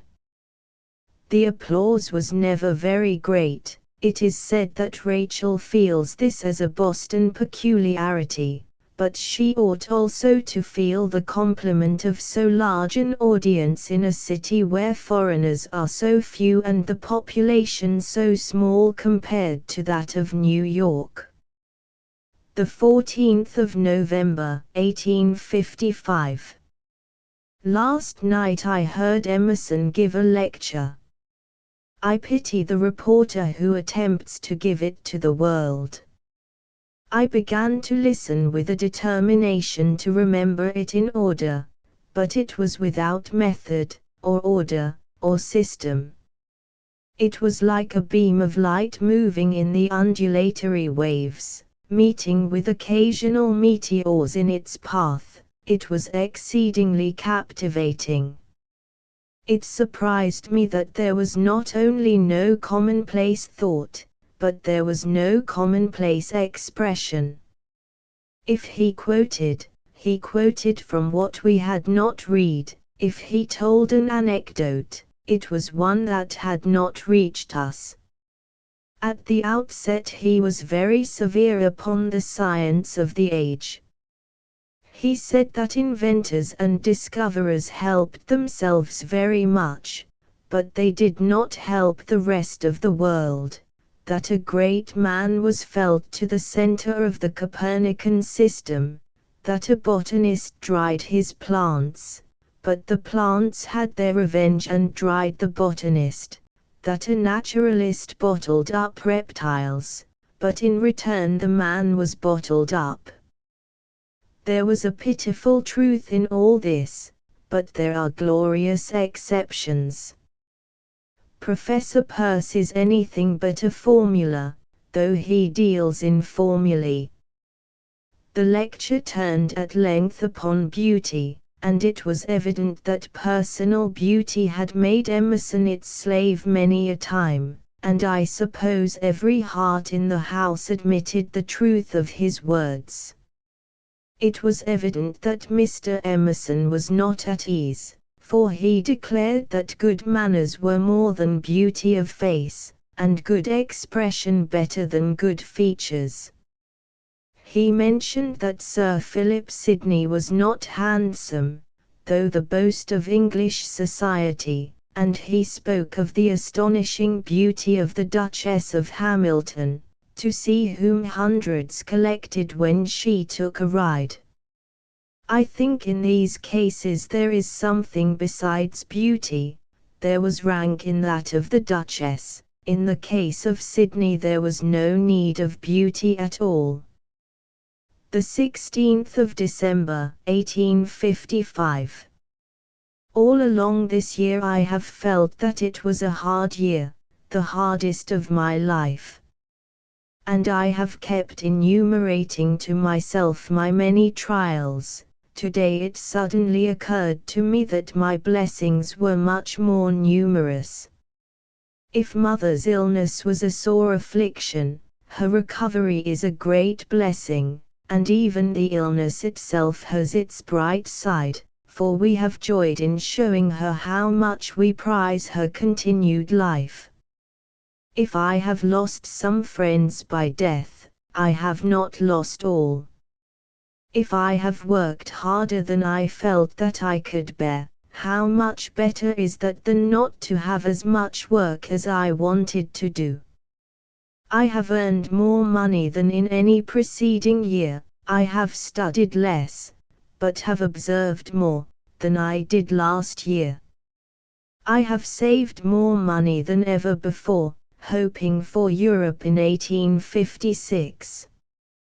Miss Mitchell from her earliest childhood had had a great desire to travel in Europe. She received a very small salary for her services in the Athenaeum, but small as it was she laid by a little every year. She dressed very simply and spent as little as possible on herself, which was also true of her later years.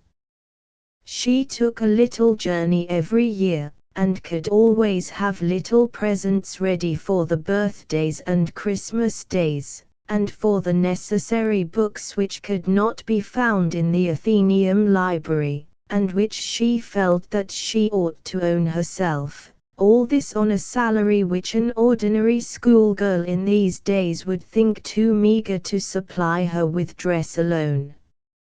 In this family the children were not ashamed to say, "I can't afford it," and were taught that nothing was cheap that they could not pay for, a lesson that has been valuable to them all their lives. 1855 Deacon Greeley, of Boston, urged my going to Boston and giving some lectures to get money. I told him I could not think of it just now, as I wanted to go to Europe. "On what money?" said he. "What I have earned," I replied. "Bless me," said he, "am I talking to a capitalist? What a mistake I have made." During the time of the prosperity of the town, the winters were very sociable and lively.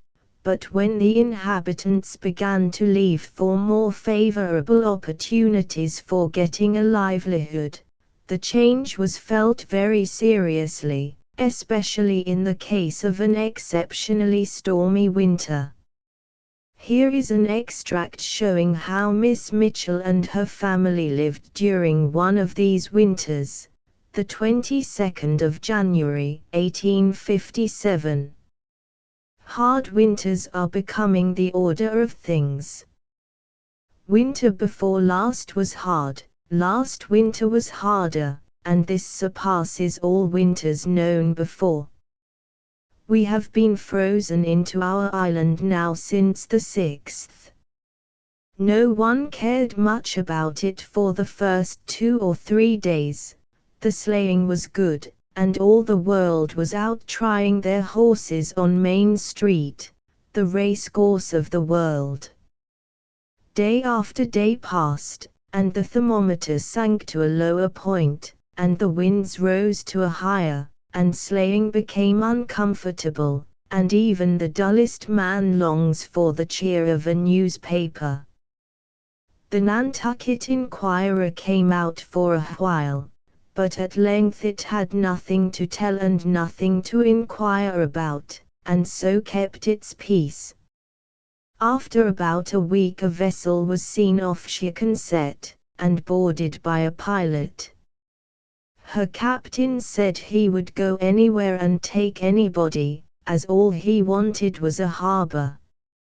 Two men whose business would suffer if they remained at home took passage in her, and with the pilot, Patterson, she left in good weather and was seen off Chatham at night.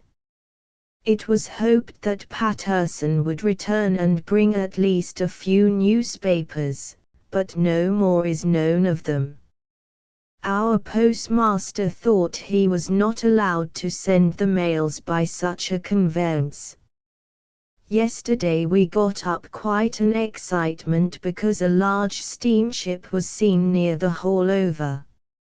She set a flag for a pilot, and was boarded. It was found that she was out of course, 20 days from Glasgow, bound to New York. What the European news is we do not yet know, but it is plain that we are nearer to Europe than to Hyannis.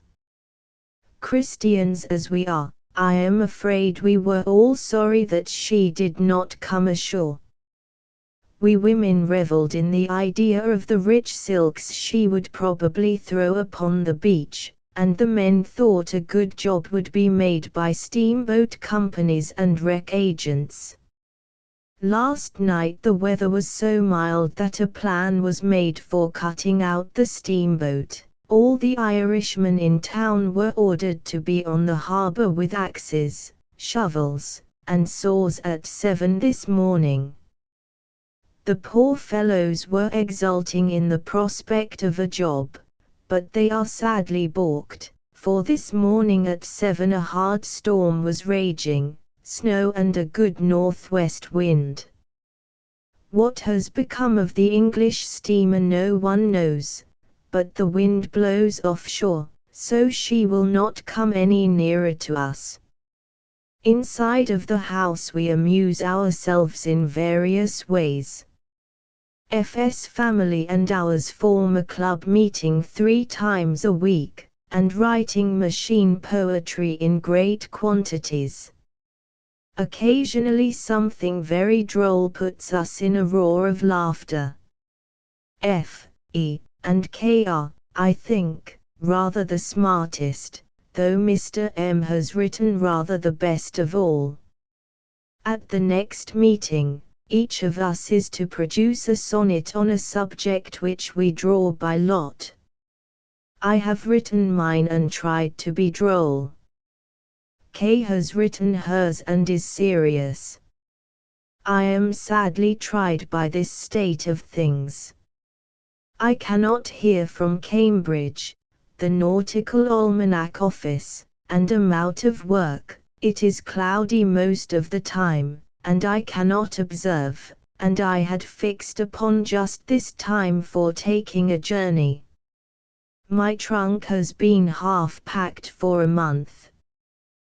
The 23rd of January. Foreseeing that the thermometer would show a very low point last night, we sat up until near midnight, when it stood 1½ below zero.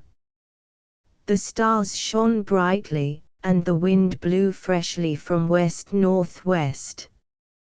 This morning the wind is the same, and the mercury stood at 6½ below zero at 7 o'clock, and now at 10 a.m. is not above zero. The Coffin School dismissed its scholars. Miss F suffered much from the exposure on her way to school. The Inquirer came out this morning, giving the news from Europe brought by the steamer which lies off Sconset. No coal has yet been carried to the steamer, the carts which started for Sconset being obliged to return. There are about 700 barrels of flour in town. It is admitted that fresh meat is getting scarce, The streets are almost impassable from the snowdrifts. Kay and I have hit upon a plan for killing time. We are learning poetry. She takes 20 lines of Goldsmith's Traveller and I 20 lines of The Deserted Village. It will take us 20 days to learn the whole, and we hope to be stopped in our course by the opening of the harbour. Considering that Kay has a fiancé from whom she cannot hear a word, she carries herself very amicably towards mankind. She is making herself a pair of shoes, which look very well. I have made myself a morning dress since we were closed in. Last night I took my first lesson in whist playing. I learned in one evening to know the king, queen, and jack apart, and to understand what my partner meant when she winked at me. The worst of this condition of things is that we shall bear the marks of it all our lives. We are now 16 daily papers behind the rest of the world, and in those 16 papers are items known to all the people in all the cities, which will never be known to us. How prices have fluctuated in that time we shall not know, what houses have burned down, what robberies have been committed. When the papers do come, each of us will rush for the latest dates. The news of 2 weeks ago is now history, and no one reads history, especially the history of one's own country. I bought a copy of Aurora Leigh just before the freezing up, and I have been careful, as it is the only copy on the island, to circulate it freely. It must have been a pleasant visitor in the 4 or 5 households which it has entered. We have had Dr. Kane's book and now have the Japan expedition. The intellectual suffering will, I think, be all. I have no fear of scarcity of provisions or fuel. There are old houses enough to burn. Fresh meat is rather scarce because the English steamer required so much victualling. We have a barrel of pork and a barrel of flour in the house, and father has chickens enough to keep us a good while. There are said to be some families who are in a good deal of suffering, for whom the Howard Society is on the lookout. Mother gives very freely to Bridget, who has 4 children to support with only the labor of her hands. The Coffin School has been suspended 1 day on account of the heaviest storm, and the Unitarian Church has had but 1 service. No great damage has been done by the gales. My observing seat came thundering down the roof one evening, about 10 o'clock, but all the world understood its cry of stand from under and no one was hurt. Several windows were blown in at midnight, and houses shook so that vases fell from the mantel-pieces. The last snow drifted so that the sleighing was difficult, and at present the storm is so smothering that few are out. A has been out to school every day, and I have not failed to go out into the air once a day to take a short walk. The 24th of January. We left the mercury 1 below 0 when we went to bed last night, and it was at 0 when we rose this morning. But it rises rapidly, and now, at 11 a.m., it is as high as 15. The weather is still and beautiful, the English steamer is still safe at her moorings. Our little club met last night, each with a sonnet. I did the best I could with a very bad subject. K&E rather carried the honours away, but Mr. JMS was very taking. Our crambo playing was rather dull, all of us having exhausted ourselves on the sonnets. We seem to have settled ourselves quietly into a tone of resignation in regard to the weather. We know that we cannot get out any more than Stern's Starling, and we know that it is best not to fret. The subject which I have drawn for the next poem is sunrise, about which I know very little. K and I continue to learn 20 lines of poetry a day, and I do not find it unpleasant, though the deserted village is rather monotonous. We hear of no suffering in town for fuel or provisions, and I think we could stand a 3-month siege without much inconvenience as far as the physicals are concerned. The 26th of January. The ice continues, and the cold. The weather is beautiful, and with the thermometer at 14 I swept with the telescope an hour and a half last night, comfortably. The English steamer will get off tomorrow. It is said that they burned their cabin doors last night to keep their water hot. Many people go out to see her. She lies off Sconset, about half a mile from shore. We have sent letters by her which, I hope, may relieve anxiety. Kay bought a backgammon board today. Clifford, the little nephew, came in and spent the morning. The 29th of January. We have had now 2 days of warm weather, but there is yet no hope of getting our steamboat off. Day before yesterday we went to Sconset to see the English steamer. She lay so near the shore that we could hear the orders given, and see the people on board. When we went down the bank the boats were just pushing from the shore, with bags of coal. They could not go directly to the ship, but rowed some distance along shore to the north, and then falling into the ice drifted with it back to the ship. When they reached her a rope was thrown to them, and they made fast and the coal was raised. We watched them through a glass, and saw a woman leaning over the side of the ship. The steamer left at 5 o'clock that day. It was worth the trouble of a ride to Sconset to see the masses of snow on the road. The road had been cleared for the coal carts, and we drove through a narrow path, cut in deep snowbanks far above our heads, sometimes for the length of 3 or 4 sleighs. We could not, of course, turn out for other sleighs, and there was much waiting on this account. Then, too, the road was much gullied, and we rocked in the sleigh as we would on shipboard, with the bounding over hillocks of snow and ice. Now, all is changed. The roads are slushy, and the water stands in deep pools all over the streets. There is a dense fog, very little wind, and that from the east. The thermometer above 36.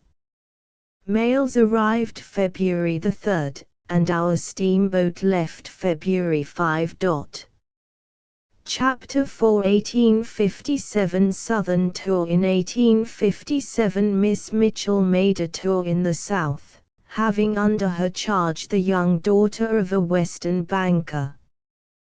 The 2nd of March 1857. I left Meadville this morning at 6 o'clock, in a stagecoach for Erie. I had, early in life, a love for staging, but it is fast dying out. 9 hours over a rough road are enough to root out the most passionate love of that kind. Our stage was well filled, but in spite of the solid base we occasionally found ourselves bumping up against the roof or falling forward upon our opposite neighbors. Stagecoaches are, I believe, always the arena for political debate. Today we were all on one side, all Buchanan men, and yet all anti-slavery. It seemed reasonable, as they said, that the South should cease to push the slave question in regard to Kansas, now that it has elected its president. When I took the stage out to Meadville on the mud road, it was filled with Fremont men, and they seemed to me more able men, though they were no younger and no more cultivated. March the 5th. I believe anyone might travel from Maine to Georgia and be perfectly ignorant of the route, and yet be well taken care of, mainly from the good nature in everyone. I found from Nantucket to Chicago more attention than I desired. I had a short seat in one of the cars, through the night. I did not think it large enough for two, and so coiled myself up and went to sleep. There were men standing all around. Once one of them came along and said something about there being room for him on my seat. Another man said, "She's asleep, don't disturb her." I was too selfish to offer the half of a short seat, and too tired to reason about the man's being, possibly, more tired than I was invariably offered the seat near the window that I might lean against the side of the car, and one gentleman threw his shawl across my knees to keep me warm. I was suffering with heat at the time. Another, seeing me going to Chicago alone, warned me to beware of the impositions of hack drivers, telling me that I must pay $2 if I did not make a bargain beforehand. I found it true, for I paid $1 for going a few steps only. One peculiarity in traveling from east to west is, that you lose the old men. In the cars in New England you see white-headed men, and I kept one in the train up to New York, and one of grayish-tinted hair as far as Erie, but after Cleveland, no man was over 40 years old. For hundreds of miles the prairie land stretches on the Illinois Central Railroad between Chicago and St. Louis. It may be pleasant in summer, but it is a dreary waste in winter. The space is too broad and too uniform to have beauty. The girdle of trees would be pretty, doubtless, if seen near, but in the distance and in winter it is only a black border to a brown plain. The state of Illinois must be capitally adapted to railroads on account of this level, and but little danger can threaten a train from running off of the track, as it might run on the soil nearly as well as on the rails. Our engine was uncoupled, and had gone on for nearly half a mile without the cars before the conductor perceived it. The time from Chicago to St. Louis is called 15 hours and a quarter, we made it 23. If the prairie land is good farming land, Illinois is destined to be a great state. If its people will think less of the dollar and more of the refinements of social life and the culture of the mind, it may become the great state of the Union yet. The 12th of March. Planters Hotel, St. Louis. We visited Mercantile Hall and the library. The lecture room is very spacious and very pretty. No gallery hides the frescoed walls, and no painful economy has been made of the space on the floor. 13th I begin to perceive the commerce of St. Louis. We went upon the levee this morning, and 4 miles the edge was bordered with the pipes of steamboats, standing like a picket fence. Then we came to the wholesale streets, and saw the immense stores for dry goods and crockery. Today I have heard of a scientific association called the Scientific Academy of St. Louis, which is about a year old, and which is about to publish a volume of transactions, containing an account of an artesian well, and of some inscriptions just sent home from Nineveh, which Mr. Gust Sefoth has deciphered. Mr. Sefoth must be a remarkable man. He has translated a great many inscriptions, and is said to surpass Champollion. He has published a work on Egyptian astronomy, but no copy is in this country.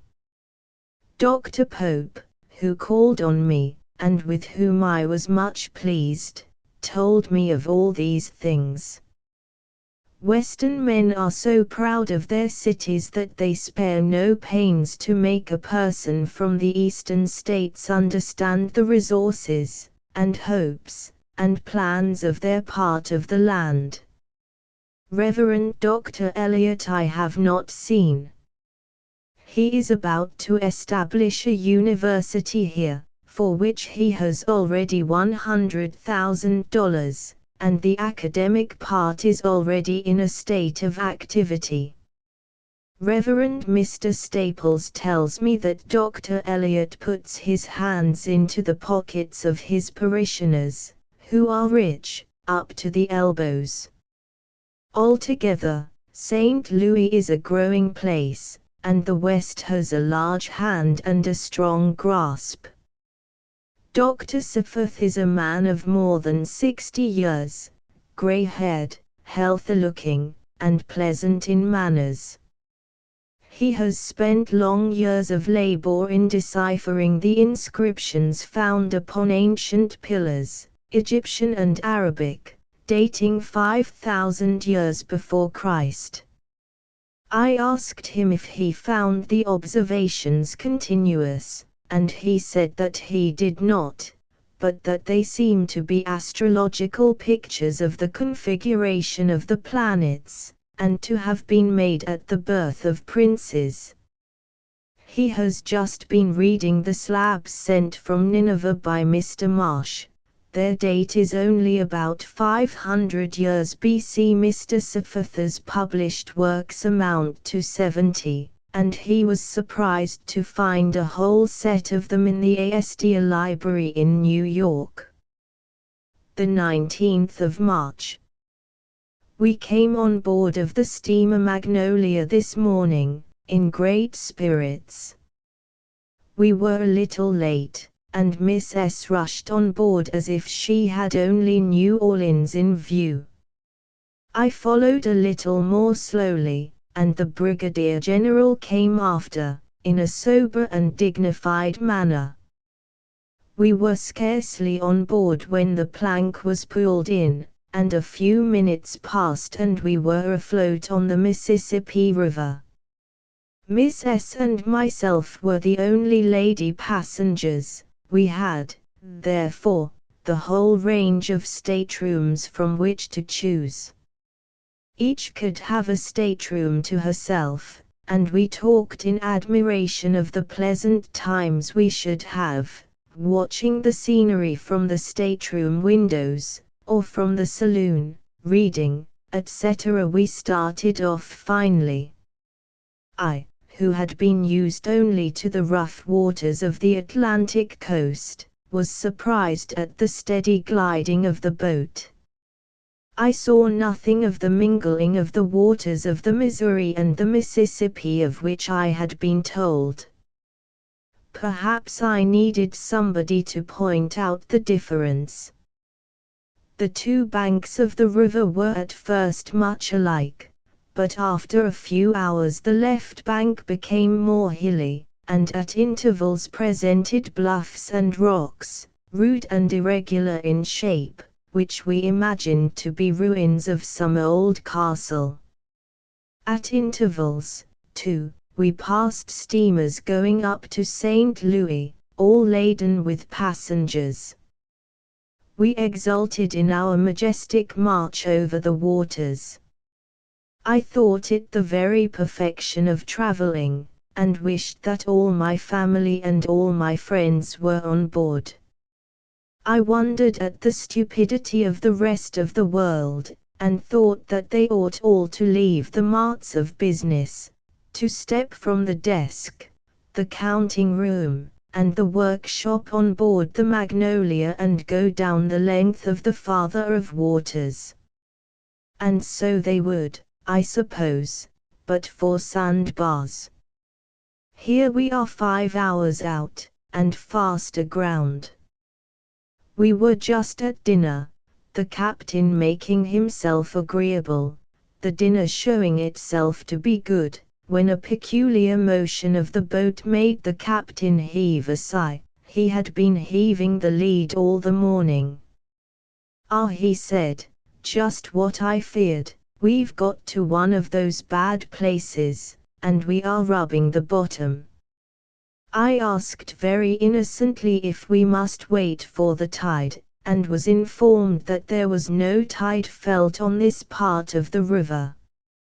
Miss S. turned a little pale, and showed a loss of appetite.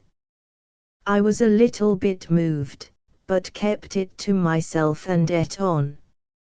As soon as dinner was over, we went out to look at the prospect of affairs. We were close into the land, and could be put on shore any minute. The captain had sent round a little boat to sound the waters, and the report brought back was of shallow water just ahead of us, but more on the right and left. While we stood on deck a small boat passed, and a sailor very gleefully called out the soundings as he threw the lead, 8½ 9. But we are still high and dry now at 2 p.m. They are shaking the steamer, and making efforts to move her. They say if she gets over this, there is no worse place for her to meet. I asked the captain of what the bottom is composed, and he says, of mud, rocks, snags, and everything. He is now moving very cautiously, and the boat has an unpleasant tremulous motion. The 20th of March. Latitude about 38 degrees. We are just where we stopped at noon yesterday. There is no change, and of course no event. One of our crew killed a possum yesterday, and another boat stopped near us this morning, and seems likely to lie as long as we do on the sandbar. We read Sharksp this morning after breakfast, and then betook ourselves to the wheelhouse to look at the scenery again. While there a little colored boy came to us bearing a waiter of oranges, and telling us that the captain sent them with his compliments. We ate them greedily, because we had nothing else to do. 21st. Still the sandbar. No hope of getting off. We heard the pilot hail a steamboat which was going up to St. Louis, and tell them to send on a lighter, and I suppose we must wait for that. It is my private opinion that this great boat will not get off at all, but will lie here until she petrifies. The 24th of March. We left the Magnolia after 4 days and 4 hours upon the sandbar near Turkey Island, upon seeing the Woodruff approach. We left in a little rowboat, and it seemed at first as if we could not overtake the steamer, but the captain saw us and slackened his speed. Miss S. and I clutched hands in a little terror as our small boat seemed likely to run under the great steamer, but our oarsmen knew their duty and we were safely put on board of the Woodruff. The 25th of March. We stopped at Cairo at 8 o'clock this morning. Mr. S. went on shore and brought newspapers on board. The Cairo paper I do not think of high order. I saw no mention in it of the detention of the Magnolia. The 26th of March. Yesterday we count as a day of events. It began to look sunny on the banks, especially on the Kentucky side, and Miss S. and I saw cherry blossoms. We remembered the eclipse, and Mr. S. having brought with him a piece of broken glass from one of the windows of the Magnolia, I smoked it over a piece of candle which I had brought from room number 22 of the planter's house at St. Louis, and we prepared to see the eclipse. I expected to see the moon on at 5 o'clock and 20 minutes, but as I had no time I could not tell when to look for it. It was not on at that time by my watch, but in 10 minutes after was so far on that I think my time cannot be much wrong. It was a little cloudy, so that we saw the sun only all flecked with bars and caught sight of the phenomenon at intervals. We were at a coal landing at the time, and not far from Madrid. The boat stopped so long to take in an immense pile of corn bags that our passengers went on shore, such of them as could climb the slippery bank. When we saw them coming back laden with peach blossoms, and saw the little children dressing their hats with them, we were seized with a longing for them, and Mr. S. offered to go and get us some. We begged to go too, but he objected. We were really envious of his good luck when we saw him jump into a country wagon, drawn by oxen which trotted off like horses, and, waving his handkerchief to us, ride off in great glee. He came back with an armful of peach tree branches, whose orchard he robbed at our instigation I cannot say. A little girl, the daughter of the captain, pulled some blossoms open, and showed us that the fruit germs were not dead, but would have become peaches if we had not coveted them. The 25th was also our first night steamboating. After passing Cairo the river is considered safe for night travel, and the boat started on her way at 8:30 p.m.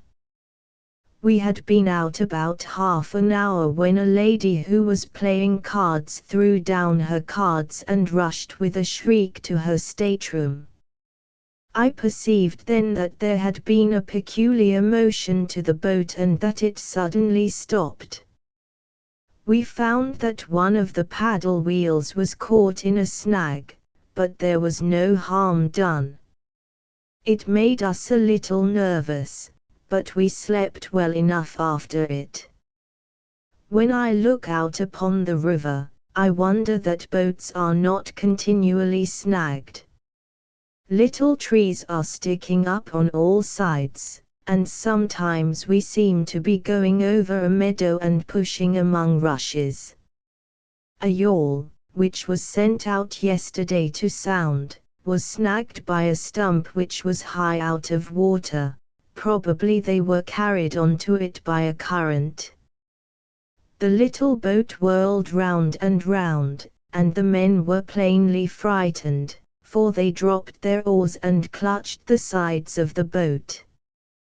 They got control, however, in a few minutes, and had the jeers of the men left on the steamer for their pains. The 30th of March. We stopped at Natchez before breakfast this morning, and, having half an hour, we took a carriage and drove through the city. It was like driving through a succession of gardens. Roses were hanging over the fences in the richest profusion, and the arborvitae was ornamenting every little nook, and adorning every cottage. Natchez stands on a high bluff, very romantic in appearance, jagged and rugged, as if volcanoes had been at work in a time long past, for tall trees grew in the ravines. Most of Our Lady passengers are, like ourselves, on a tour of pleasure. 6 of them go with us to the St. Charles Hotel. Some are from Keokuk, IA, and I think I like these the best. One young lady goes ashore to spend some time on a plantation, as a governess. She looks feeble, and we all pity her. Today we pass among plantations on both sides of the river. We begin to see the live oak, a noble tree. The foliage is so thick and dark that I have learned to know it by its color. The magnolia trees, too, are becoming fragrant. The 31st of March. We are at length in New Orleans, and up 3 flights at the St. Charles, in a dark room.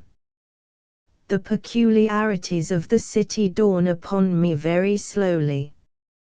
I first noticed the showy dress of the children, then the turbaned heads of the black women in the streets, and next the bouquet-selling boys with their French phrases.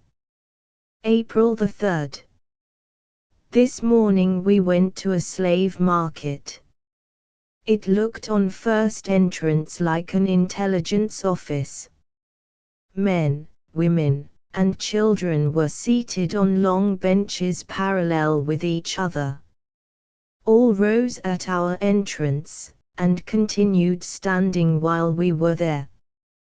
We were told by the traders to walk up and down the passage between them, and talk with them as we liked. As Mr. S passed the men, several lifted their hands and said, "Here's the boy that will suit you, I can do any kind of work." Some advertised themselves with a good deal of tact. One woman pulled at my shawl and asked me to buy her. I told her that I was not a housekeeper. Not married, she asked. No, well, then, get married and buy me and my husband. There was a girl among them whiter than I, who roused my sympathies very much. I could not speak to her, for the past and the future were too plainly told in her face. I spoke to another, a bright-looking girl of 12. "Where were you raised?" "In Kentucky." "And why are you to be sold?" "The trader came to Kentucky, bought me, and brought me here." I thought, what right had I to be homesick, when that poor girl had left all her kindred for life without her consent? I could hold my tongue and look around without much outward show of disgust, but to talk pleasantly to the trader I could not consent. He told me that he had been brought up in the business, but he thought it a pity. No buyers were present, so there was no examination that was painful to look upon. The slaves were intelligent looking, and very healthy and neat in appearance. Those who belonged to one owner were dressed alike, some in striped pink and white dresses, others in plaid, all a little showy. The men were in thick trousers and coarse dark blue jackets. April the 5th.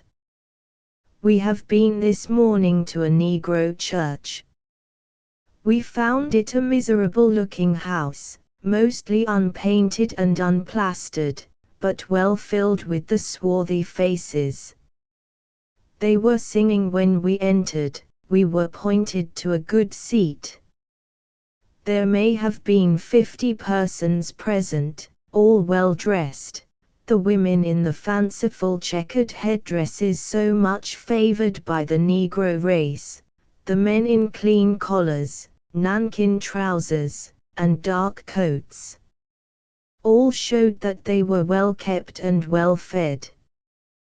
The audience was increased by newcomers frequently, and these, whatever the exercise might be, shook hands with those around them as they seated themselves, and joined immediately in the services. The singing was by the whole congregation, the minister lining out the hymns as in the early times in New England.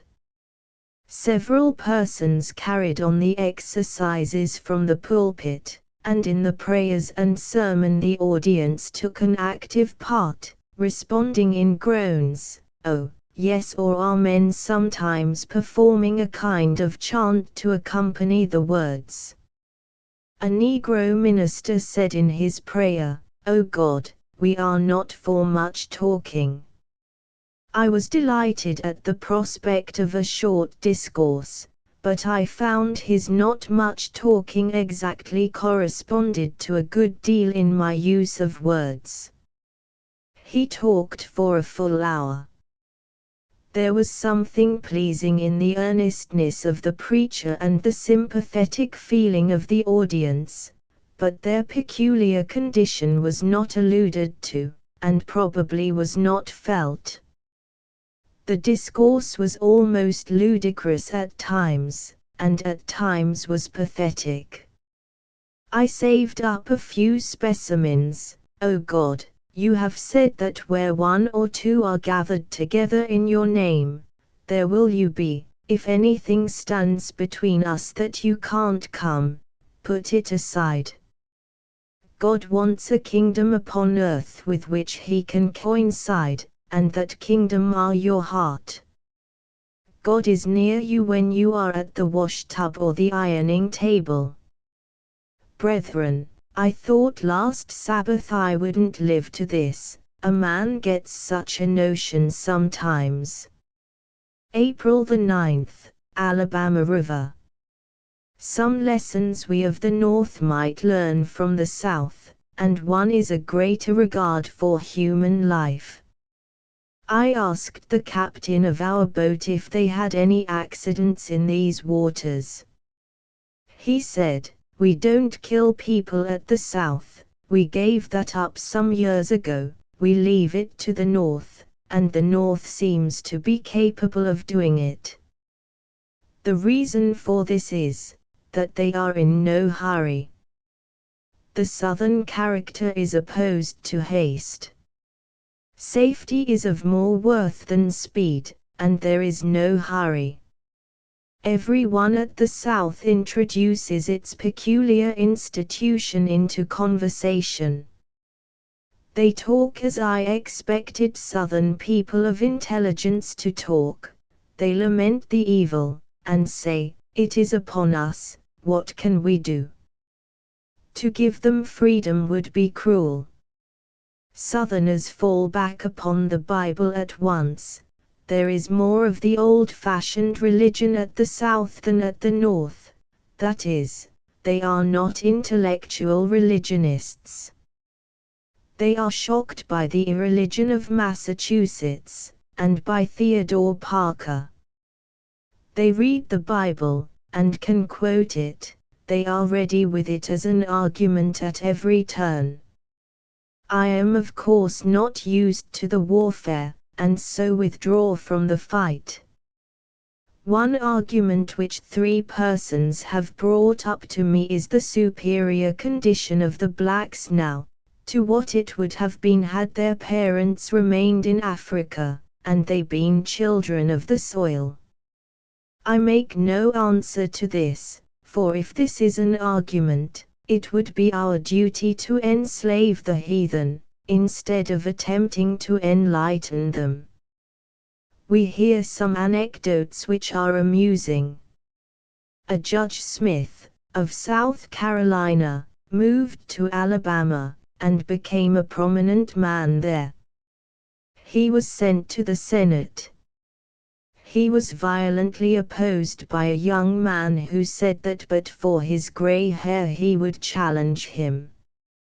Judge Smith said, "You are not the first coward who has taken shelter beneath my gray hairs." The same Judge Smith, when a proposition came before the Senate to build a state penitentiary, said, "Wall in the city of Mobile, you will have your penitentiary and its inmates." So far I have found it easier to travel without an escort south and west than at the north, that is, I have more care taken of me. Everyone is courteous, too, in speech. I know that they cannot love Massachusetts, but they are careful not to wound my feelings. They acknowledge it to be the great state in education. They point to a pretty village and say, "Almost as neat as a New England village." Savannah, April 15. Today we left town at 10 o'clock for a drive in any direction that we liked. Mr. F. and I went in a buggy, and Miss S. cantered behind us on her horse. The road that we took led to some rice plantations 10 miles out of the city. Our path was ornamented by the live oaks, cedar trees, the dogwood, and occasionally the mistletoe, and enlivened sometimes by the whistle of the mockingbird. Down low by the wheels grew the wild azalea and the jessamine. Above our heads the Spanish moss hung from the trees in beautiful drapery. By mistake we drove into the plantation grounds of Mr. Gibbons, a man of wealth, who is seldom on his lands, and where the avenues are therefore a little wild, and the roads a little rough. We came afterwards upon a road leading under the most magnificent oaks that I ever saw. I felt as if I were under the arched roof of some ancient cathedral. The trees were irregularly grouped and of immense size, throwing their hundreds of arms far upon the background of heaven, and bearing the drapery of the Spanish moss fold upon fold, as if they sought to keep their alignment from touching the earth. I was perfectly delighted, and think it the finest picture I have yet seen. Retracing our steps, we sought the plantation of Mr. Potter, a very different one from that of Mr. Gibbons, as all was finish and neatness, a fine mansion well stored with books, and some fine oaks, some of which Mr. Potter had planted himself. Mr. Potter walked through the fields with us, and, stopping among the Negro huts, he said to a little boy, "Call the children and give us some singing." The little boy ran off, shouting, "Come and sing for Massa," and in a few minutes the little darkies might be seen running through the fields and tumbling over the fences in their anxiety to get to us, to the number of 18. They sat upon the ground around us and began their song. The boy who led sang early in the morning, and the other 17 brought in a chorus of "Let Us Think of Jesus." Then the leader set up something about God Almighty, to which the others brought in another chorus. They were a dirty and shabby-looking set, but as usual fat, even to the little babies, whom the larger boys were tending. One little girl, as she passed Mr. Potter, carelessly put her hand in his and said, "Good morning, Massa." Mrs. G tells me an anecdote which shows the Southern sentiment on the one subject. The ladies of Charleston were much pleased with Miss Murray, and got up for her what they called a Murray testimonial, a collection of divers pretty things made by their own hands. The large box was ready to be sent to England, but alas for Miss Murray. While they were debating in what way it should be sent to ensure its reaching her without cost to herself, in an unwise moment she sent $25 to Bleeding Kansas and the fit of good feeling towards her ebbed. The testimonial remains unsent. The 23rd of April, Charleston. This place is somewhat like Boston in its narrow streets, but unlike Boston in being quiet, as is all the South. Quiet and moderation seem to be the attributes of Southern cities. You need not hurry to a boat for fear it will leave at the hour appointed, it never does. We took a carriage and drove along the Battery. The snuff of salt air did me good. Then we went on to a garden of roses, owned and cultivated by a colored woman. She has some 20 acres devoted to flowers and vegetables, and she owns 20 niggers. The universal term for slaves is niggers. Nigger, bring that horse nigger, get out of the way will be said by the finest gentleman, and my niggers is said by every one. I do not believe that the slaves are badly treated, there may be cases of it, but I have seen them only sleek, fat, and lazy. The old buildings of Charleston please me exceedingly. The houses are built of brick, standing end to the street, 3 stories in height, with piazza above piazza at the side, with flower gardens around, and magnolias at the gates, the winding steps to the mansions festooned with roses. I have just called on Miss Rutledge, who lives in the second oldest house in the city, herself a fine specimen of antiquity, in her double ruffled cap and plaid black dress. She chatted away like a young person, using the good old English. The 26th of April. Today Mr. Capers called on me. I was pleased with the account he gave me of his college life, and of a meeting held by his class 30 years after they graduated. Some 30 of them assembled at the Revere House in Boston. They spread a table with viands from all sections of the country. Mr. Capers sent watermelons, and another gentleman from Kentucky sent the wines of his state. They sat late at table, they renewed the old friendships and talked over college scenes, and when it was near midnight someone proposed that each should give a sketch of his life, so they went through in alphabetical order. Adams was the first. He said, "You all remember how I waited upon table in Commons. You know that I afterwards went through college, but you do not know that to this man," and he pointed to a classmate, "I was indebted for the money that paid for my college course." Anderson was the second, and he told of his 2 wives, of the first, much, of the second, little. Bowditch came next, and he said he would tell of Anderson's second wife, who was a Miss Lockworth, of Lexington, Ky. Anderson, a widower, and his brother went to Lexington, carrying with them a letter of introduction to the father of the young lady.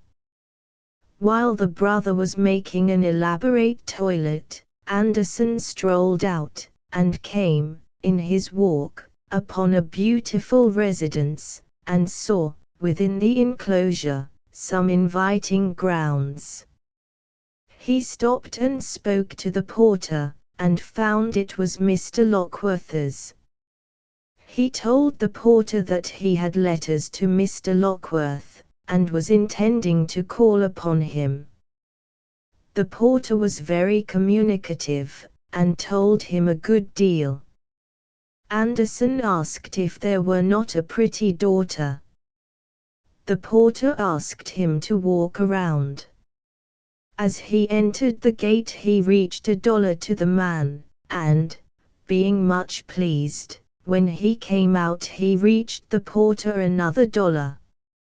Anderson went back to the hotel, told his brother about it, and they set out together to deliver the letter. The brother knew Mr. Lockworth, and as they met him in the parlor, he walked up, shook hands with him, and asked to present his brother, Lars Anderson. "No introduction is necessary," said Mr. Lockworth, and putting his hand into his pocket, drawing out the $2, he added, "I am already in your debt just this sum." The pretty daughter was sitting upon the sofa. Mr. Capers told me that their autobiographers drew smiles and tears alternately. They continued till 1 o'clock. Then one of the class said, "Brothers, do you know that not a wineglass has yet been turned up, not a drop of wine drunk?"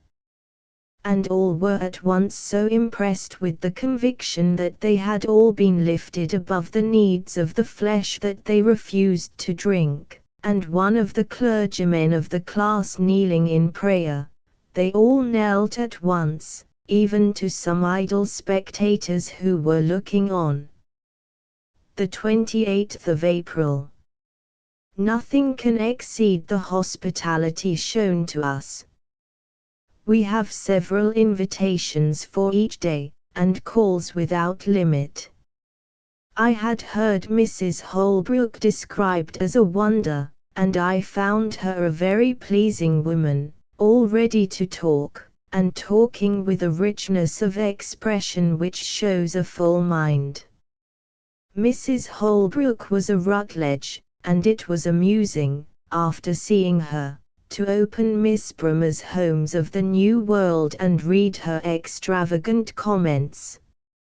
Miss Brummer was certainly made happy at Belmont.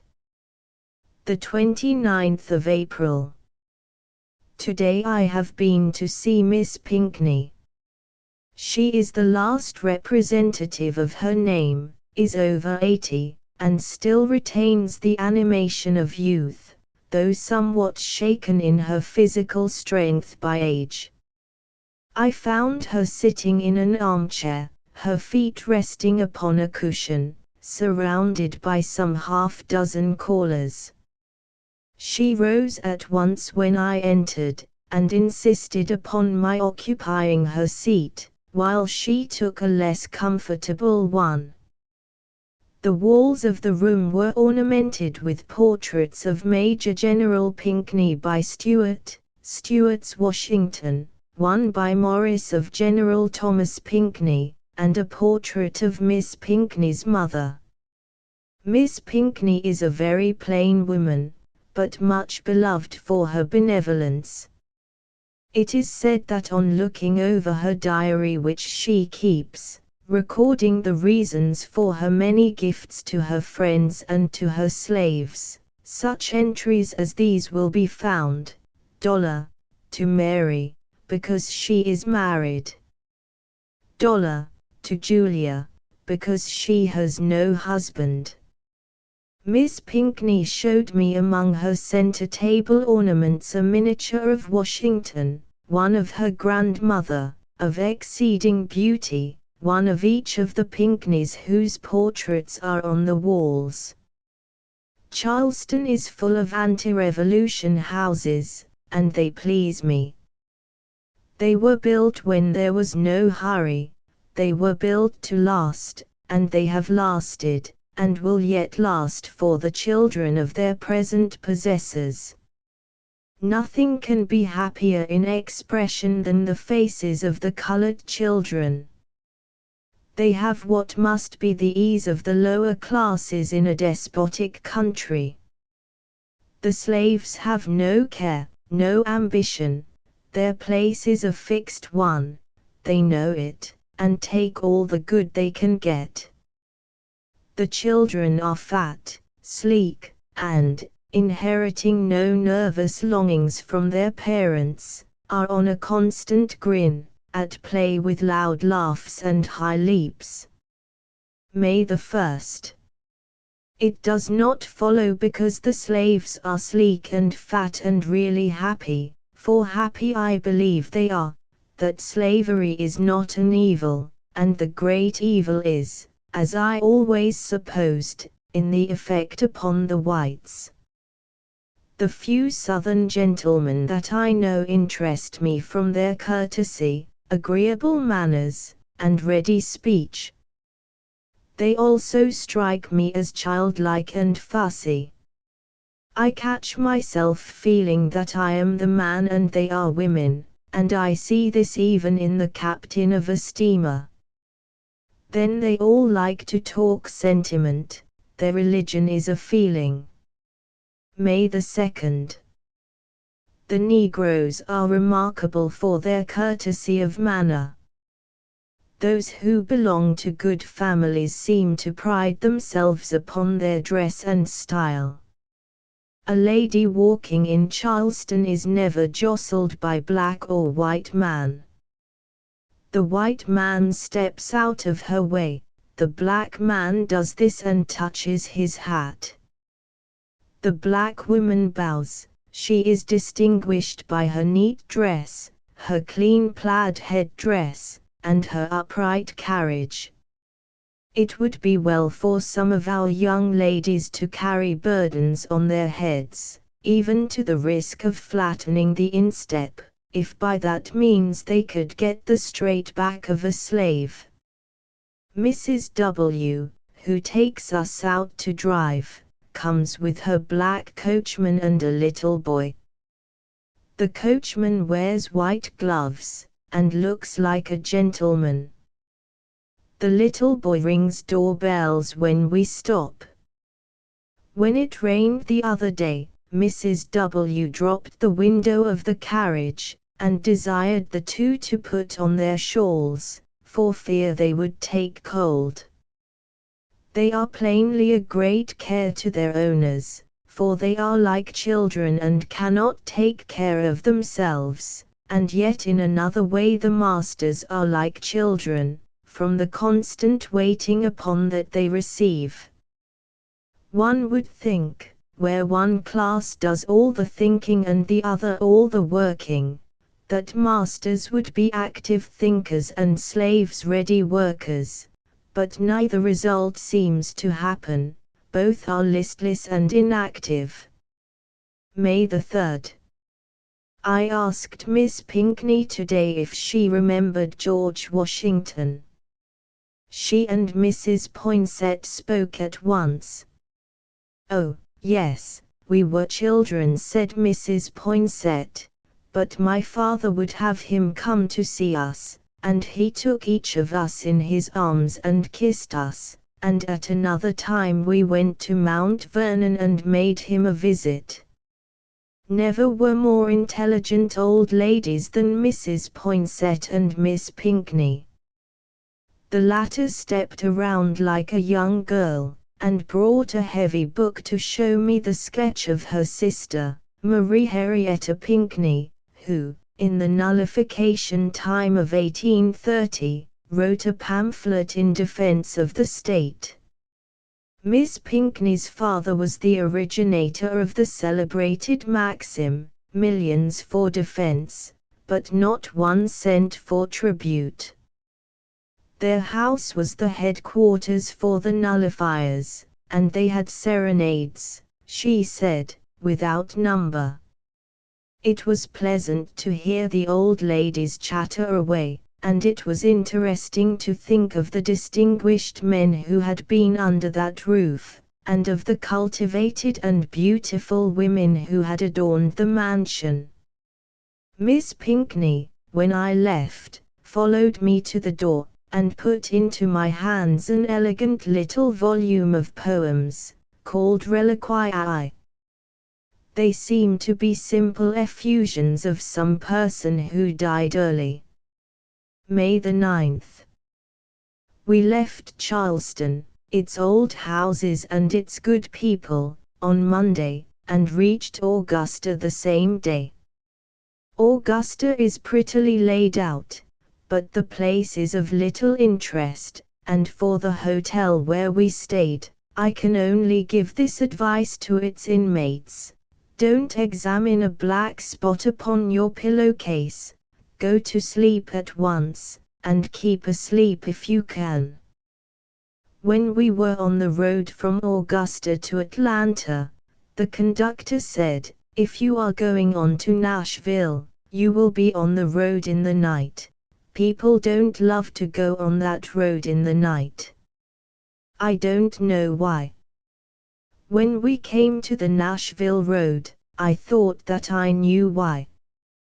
The road runs around the base of a mountain, while directly beneath it, at a great depth, runs a river. A dash off the track on one side would be against the mountain, on the other side would be into the river, while the sharp turns seem to invite such a catastrophe. When we were somewhat wrought up to a nervous excitement, the cars would plunge into the darkness of a tunnel, darkness such as I almost felt. It was a picturesque but weary ride, and we were tired and hungry when we reached Nashville. The 11th of May. Today we have been out for a 2-hour drive. It is warm, cloudy, and looks like a tempest. We are too tired for much effort.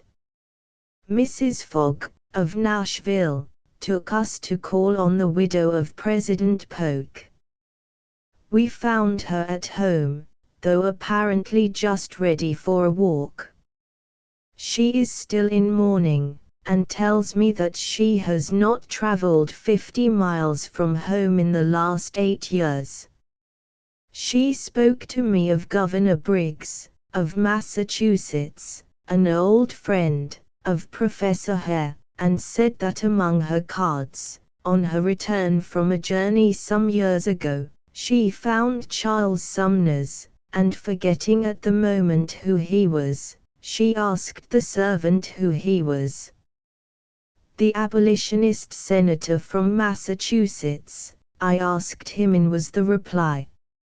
Mrs. Polk talks readily, is handsome, elegant in figure, and shows at once that she is well read.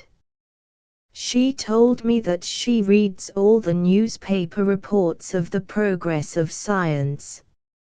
She lives simply, as any New England woman would, though her house is larger than most private residences. Mrs. Fogg told me many anecdotes of Dorothea Dix. That lady was, at one time, traveling alone, and was obliged to stop at some little village tavern. As she lay half asleep upon the sofa, the driver of the stage in which she was to take passage came into the room, approached her, and held a light to her closed eyes. She did not dare to move nor utter a sound, but when he turned away she opened her eyes and watched him.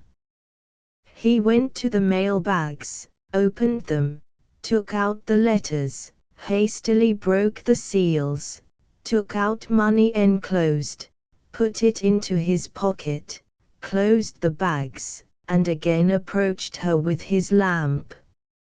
She shut her eyes and pretended to sleep again, then at the proper time entered the stage and pursued her journey. At the end of the journey she reported his conduct to the proper authorities.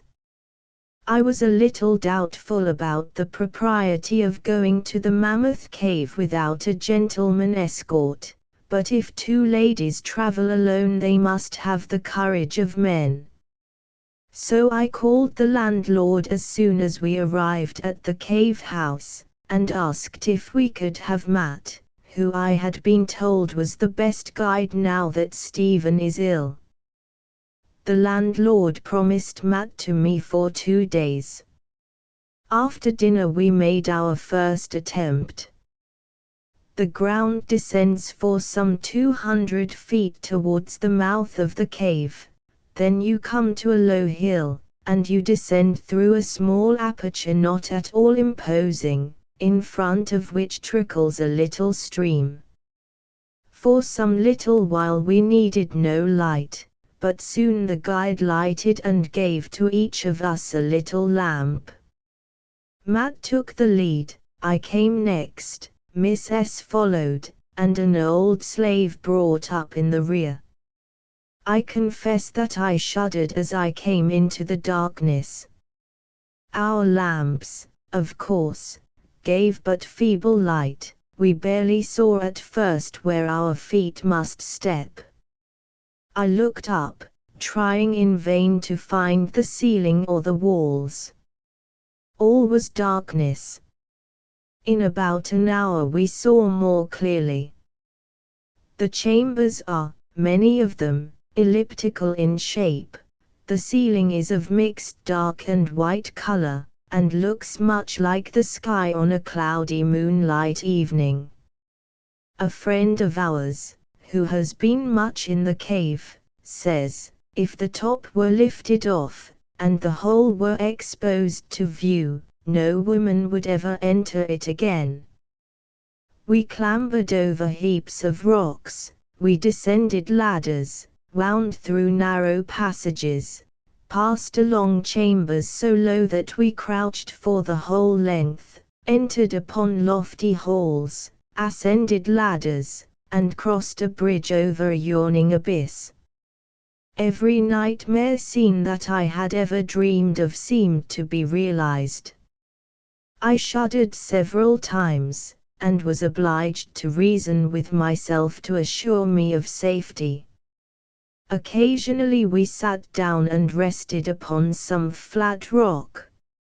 Miss S, who has a great taste for costuming, wound her plaid shawl about her shoulders, turbaned her head with a green veil, swung her lamp upon a stick which she rested upon her shoulder, and then threw herself upon a rock in a most picturesque attitude.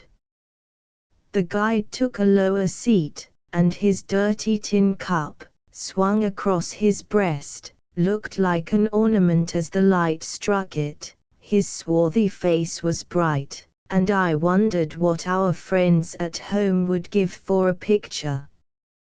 One of these elliptical halls has its ceiling immensely far off, and of the deepest black, until our feeble little lights strike upon innumerable points, when it shines forth like a dark starlight night.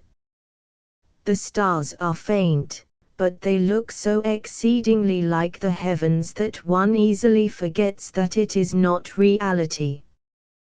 The guide asked us to be seated, while he went behind down a descent with the lights, to show us the creeping over of the shadows of the rocks, as if a dark cloud passed over the starlit vault. The black cloud crept on and on as the guide descended, until a fear came over us, and we cried out together to him to come back, not to leave us in total darkness. He begged that he might go still lower and show us entire darkness, but we would not permit it. Gin's Dome. What the name means I can't say. The guide tells you to pause in your scrambling over loose stones and muddy soil, which you are always willing to do, and to put your head through a circular aperture, and to look up while he lights the Bengal light. You obey, and look up upon columns of fluted, snowy whiteness. He tells you to look down, and you follow the same pillars down, up to heights which the light cannot climb, down to depths on which it cannot fall. You shudder as you look up, and you shudder as you look down. Indeed, the march of the cave is a series of shudders. Geologists may enjoy it, a large party may be merry in it, but if the Underground Railroad of the slaves is of that kind, I should rather remain a slave than undertake a runaway trip. The 18th of May. Today we retraced our steps from Nashville to Chattanooga. It had been raining nearly all night, and we found, when not far from the latter place, that the streams were pouring down from the highlands upon the car track, so that we came through rivers. When we dashed into the dark tunnel it was darker than ever from the darkness of the day, and it seemed to me that the darkness pressed upon me. I am sure I should keep my senses a very little while if I were confined in a dark place. As we came out of the tunnel, the water from the hill above dashed upon the cars, and although it did not break the panes of glass, it forced its way through and sprinkled us. The route, with all its terrors, is beautiful, and the trees are now much finer than they were 10 days ago. The 27th of May. There is this great difference between Niagara and other wonders of the world, that of it you get no idea from descriptions, or even from paintings. Of the Mammoth Cave you have a conception from what you are told, of the Natural Bridge you get a really truthful impression from a picture. But cave and bridge are in still life. Niagara is all activity and change. No picture gives you the varying form of the water or the change of color, no description conveys to your mind the ceaseless roar. So, too, the ocean must be unrepresentable to those who have not looked upon it. The Natural Bridge stands out bold and high, just as you expect to see it. You are agreeably disappointed, however, on finding that you can go under the arch and be completely in the coolness of its shade while you look up for 200 feet to the rocky black and white ceiling above. One of the prettiest peculiarities is the fringing above of the trees which hang over the edge, and looking out past the arch the wooded banks of the ravine are very pleasant. From above, one has the pain always attendant to me upon looking down into an abyss, but at the same time one obtains a better conception of the depth of the valley. It is well worth seeing, partly for itself, partly because it can be reached only by a ride among the hills of the Blue Ridge. Chapter V 1857 First European Tour, Liverpool, the Hawthorns, London, Greenwich Observatory, Admiral Smith, Dr. Lee. Shortly after her return from the South, Miss Mitchell started again for a tour in Europe with the same young girl. Miss Mitchell carried letters from eminent scientific people in this country to such persons as it would be desirable for her to know in Europe, especially to astronomers and mathematicians. When Miss Mitchell went to Europe she took her almanac work with her, and what time she was not sightseeing she was continuing that work. Her wisdom in this respect was very soon apparent. She had not been in England many weeks when a great financial crisis took place in the United States, and the father of her young charge succumbed to the general failure. The young lady was called home, but after considering the matter seriously Miss Mitchell decided to remain herself, putting the young lady into careful hands for the return passage from Liverpool. Miss Mitchell enjoyed the society of the scientific people whom she met in England to her heart's content. She was very cordially received, and the astronomers not only opened their observatories to her, but welcomed her into their family life. On arriving at Liverpool, Miss Mitchell delivered the letters to the astronomers living in or near that city, and visited their observatories. The 3rd of August, 1857. I brought a letter from Professor Silliman to Mr. John Taylor, cotton merchant and astronomer, and today I have taken tea with him. He is an old man, nearly 80 I should think, but full of life, and talks by the hour on heathen mythology. He was the principal agent in the establishment of the Liverpool Observatory, but disclaims the honor, because it was established on so small a scale, compared with his own gigantic plan. Mr. Taylor has invented a little machine, for showing the approximate position of a comet, having the elements. He has also made additions to the globes made by De Morgan, so that they can be used for any year and show the correct rising and setting of the stars. He struck me as being a man of taste, but of no great profundity. He has a painting which he believes to be by Guido. It seemed to me too fresh in its coloring for the 16th century. August the 4th, 3 p.m. I put down my pen, because old Mr. Taylor called, and while he was here Reverend James Martineau came. Mr. Martineau is one of the handsomest men I ever saw. He cannot be more than 30, or if he is he has kept his dark hair remarkably. He has large, bluish-grey eyes, and is tall and elegant in manner.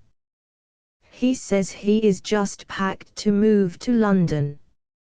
He gave me his London address and hoped he should see me there, but I doubt if he does, for I did not like to tell him my address unless he asked for it, for fear of seeming to be pushing.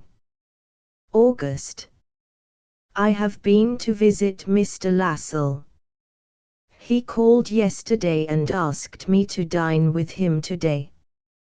He has a charming place, about 4 miles out of Liverpool, a pretty house and grounds.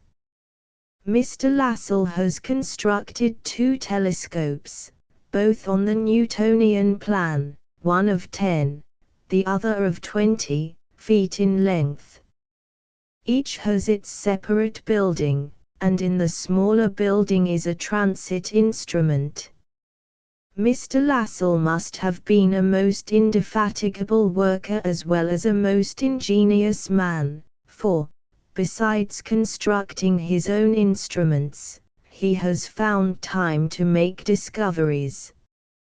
He is, besides, very genial and pleasant, and told me some good anecdotes connected with astronomical observations. One story pleased me very much.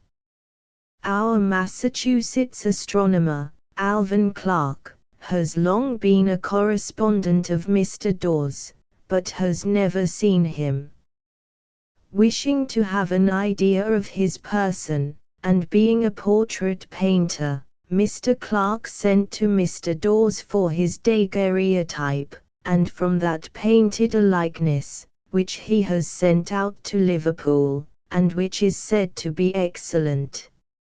Mr. Lassell looks in at the side of his reflecting telescopes by means of a diagonal eyepiece. When the instrument is pointed at objects of high altitude, he hangs a ladder upon the dome and mounts. The ladder moves around with the dome. Mr. Lassell works only for his own amusement, and has been to Malta, carrying his larger telescope with him, for the sake of clearer skies. Neither Mr. Lassell nor Mr. Hartnup, footnote, of the Liverpool Observatory.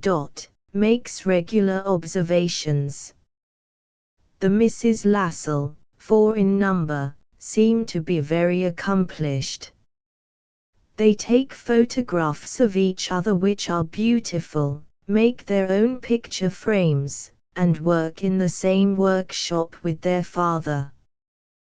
One of them told me that she made observations on my comet, supposing it to belong to Mr. Dawes, who was a friend of hers. They keep an album of the autographs of their scientific visitors, and among them I saw those of Professor Young, of Dartmouth, and of Professor Loomis. August the 4th. I have just returned from a visit to the Liverpool Observatory, under the direction of Mr. Hartnup. It is situated on Waterloo Dock, and the pier of the observatory rests upon the sandstone of that region. The telescope is an equatorial. Like many good instruments in our country, it is almost unused. Mr. Hartnup's observatory is for nautical purposes. I found him a very gentlemanly person, and very willing to show me anything of interest about the observatory, but they make no regular series of astronomical observations, other than those required for the commerce of Liverpool.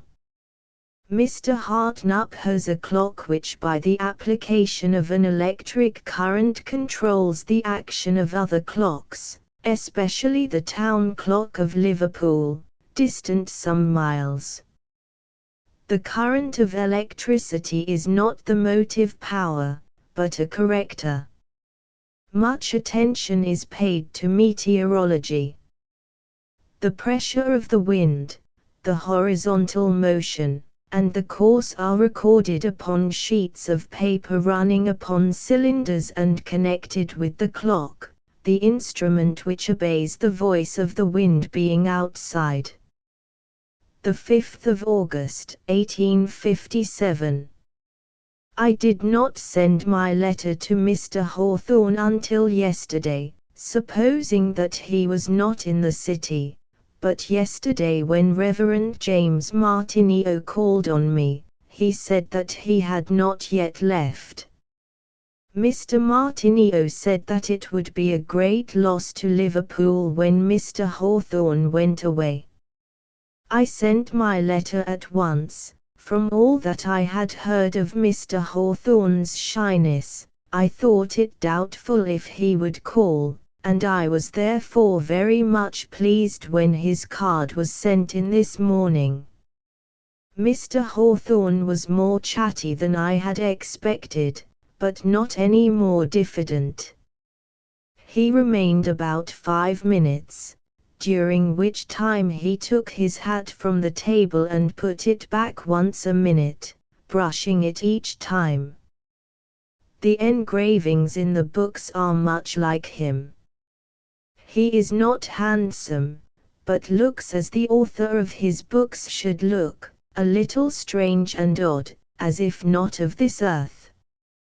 He has large, bluish-grey eyes. His hair stands out on each side, so much so that one's thoughts naturally turn to combs and hairbrushes and toilet ceremonies as one looks at him. Later, when Miss Mitchell was in Paris, alone, on her way to Rome, she sent to the Hawthornes, who were also in Paris, asking for the privilege of joining them, as they too were journeying in the same direction. She says in her diary, Mrs. Hawthorne was feeble, and she told me that she objected, but that Mr. Hawthorne assured her that I was a person who would give no trouble, therefore she consented. We were about 10 days on the journey to Rome, and 3 months in Rome, living, however, some streets asunder.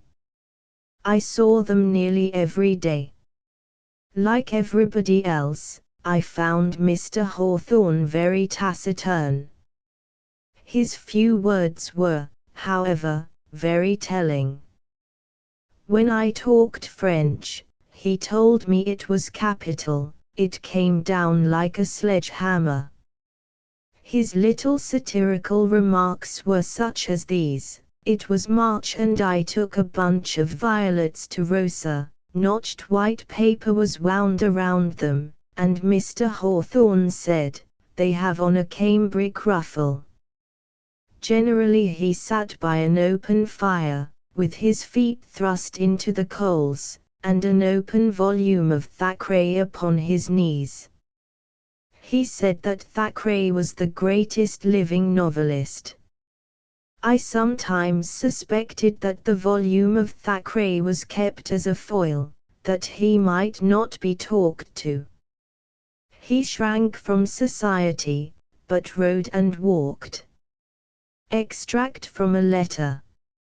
Rome, the 16th of February, 1858.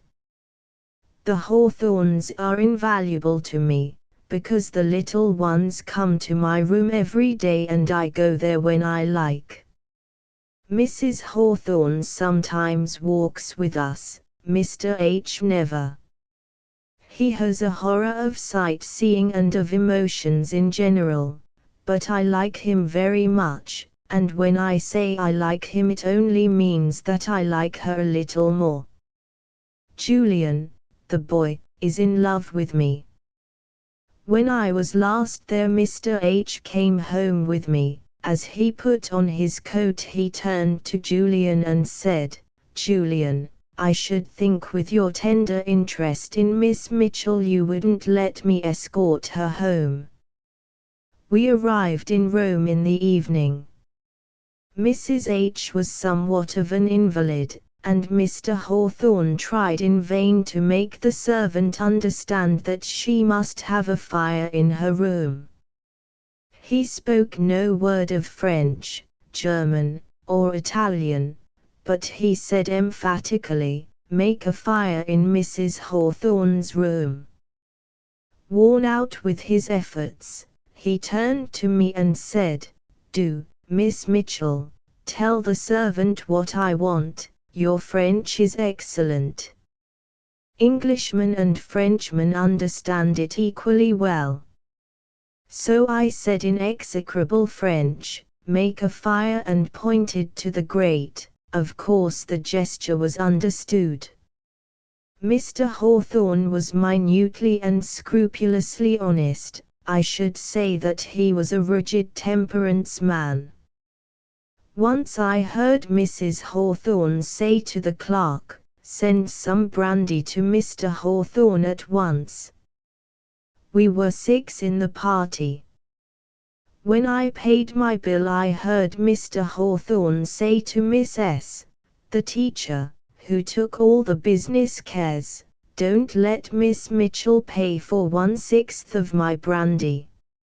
So if we ordered tea for 5, and 6 partook of it, he called the waiter and said, "6 have partaken of the tea, although there was no tea added to the amount." I told Mr. Hawthorne that a friend of mine, Miss W., desired very much to see him, as she admired him very much. He said, "Don't let her see me, let her keep her little lamp burning." He was a sad man, I could never tell why. I never could get at anything of his religious views. He was wonderfully blessed in his family. Mrs. Hawthorne almost worshipped him. She was of a very serious and religious turn of mind. I dined with them the day that Una was 16 years old. We drank her health in cold water. Mr. Hawthorne said, "May you live happily, and be ready to go when you must." He joined in the family talk very pleasantly. One evening we made up a story. One said, a party was in Rome, another said, it was a pleasant day, another said, they took a walk. It came to Hawthorne's turn, and he said, do put in an incident, so Rosa said, then a bear jumped from the top of St. Peter's. The story went no further. I was with the family when they first went to St. Peter's. Hawthorne turned away saying, the St. Peter's of my imagination was better. I think he could not have been well, he was so very inactive. If he walked out he took Rosa, then a child of 6, with him. He once came with her to my room, but he seemed tired from the ascent of the stairs. I was on the 5th floor. I have been surprised to see that he made severe personal remarks in his journal, for in the 3 months that I knew him I never heard an unkind word. He was always courteous, gentle, and retiring. Mrs. Hawthorne said she took a wifely pride in his having no small vices. Mr. Hawthorne said to Miss S., I have yet to find the first fault in Mrs. Hawthorne. One day Mrs. Hawthorne came to my room, held up an inkstand, and said, the new book will be begun tonight. This was The Marble Faun. She said, Mr. Hawthorne writes after everyone has gone to bed. I never see the manuscript until it is what he calls clothed. Mrs. H says he never knows when he is writing a story how the characters will turn out, he waits for them to influence him. I asked her if Zenobia was intended for Margaret Fuller, and she said, no. But Mr. Hawthorne admitted that Margaret Fuller seemed to be around him when he was writing it. London, August. We went out for our first walk as soon as breakfast was over, and we walked on Regent Street for hours, looking in at the shop windows. The first view of the street was beautiful, for it was a misty morning, and we saw its length fade away as if it had no end. I like it that in our first walk we came upon a crowd standing around Punch. It is a ridiculous affair, but as it is as much a peculiar institution as is Southern slavery, I stopped and listened, and after we came into the house Miss S threw out some pence for them.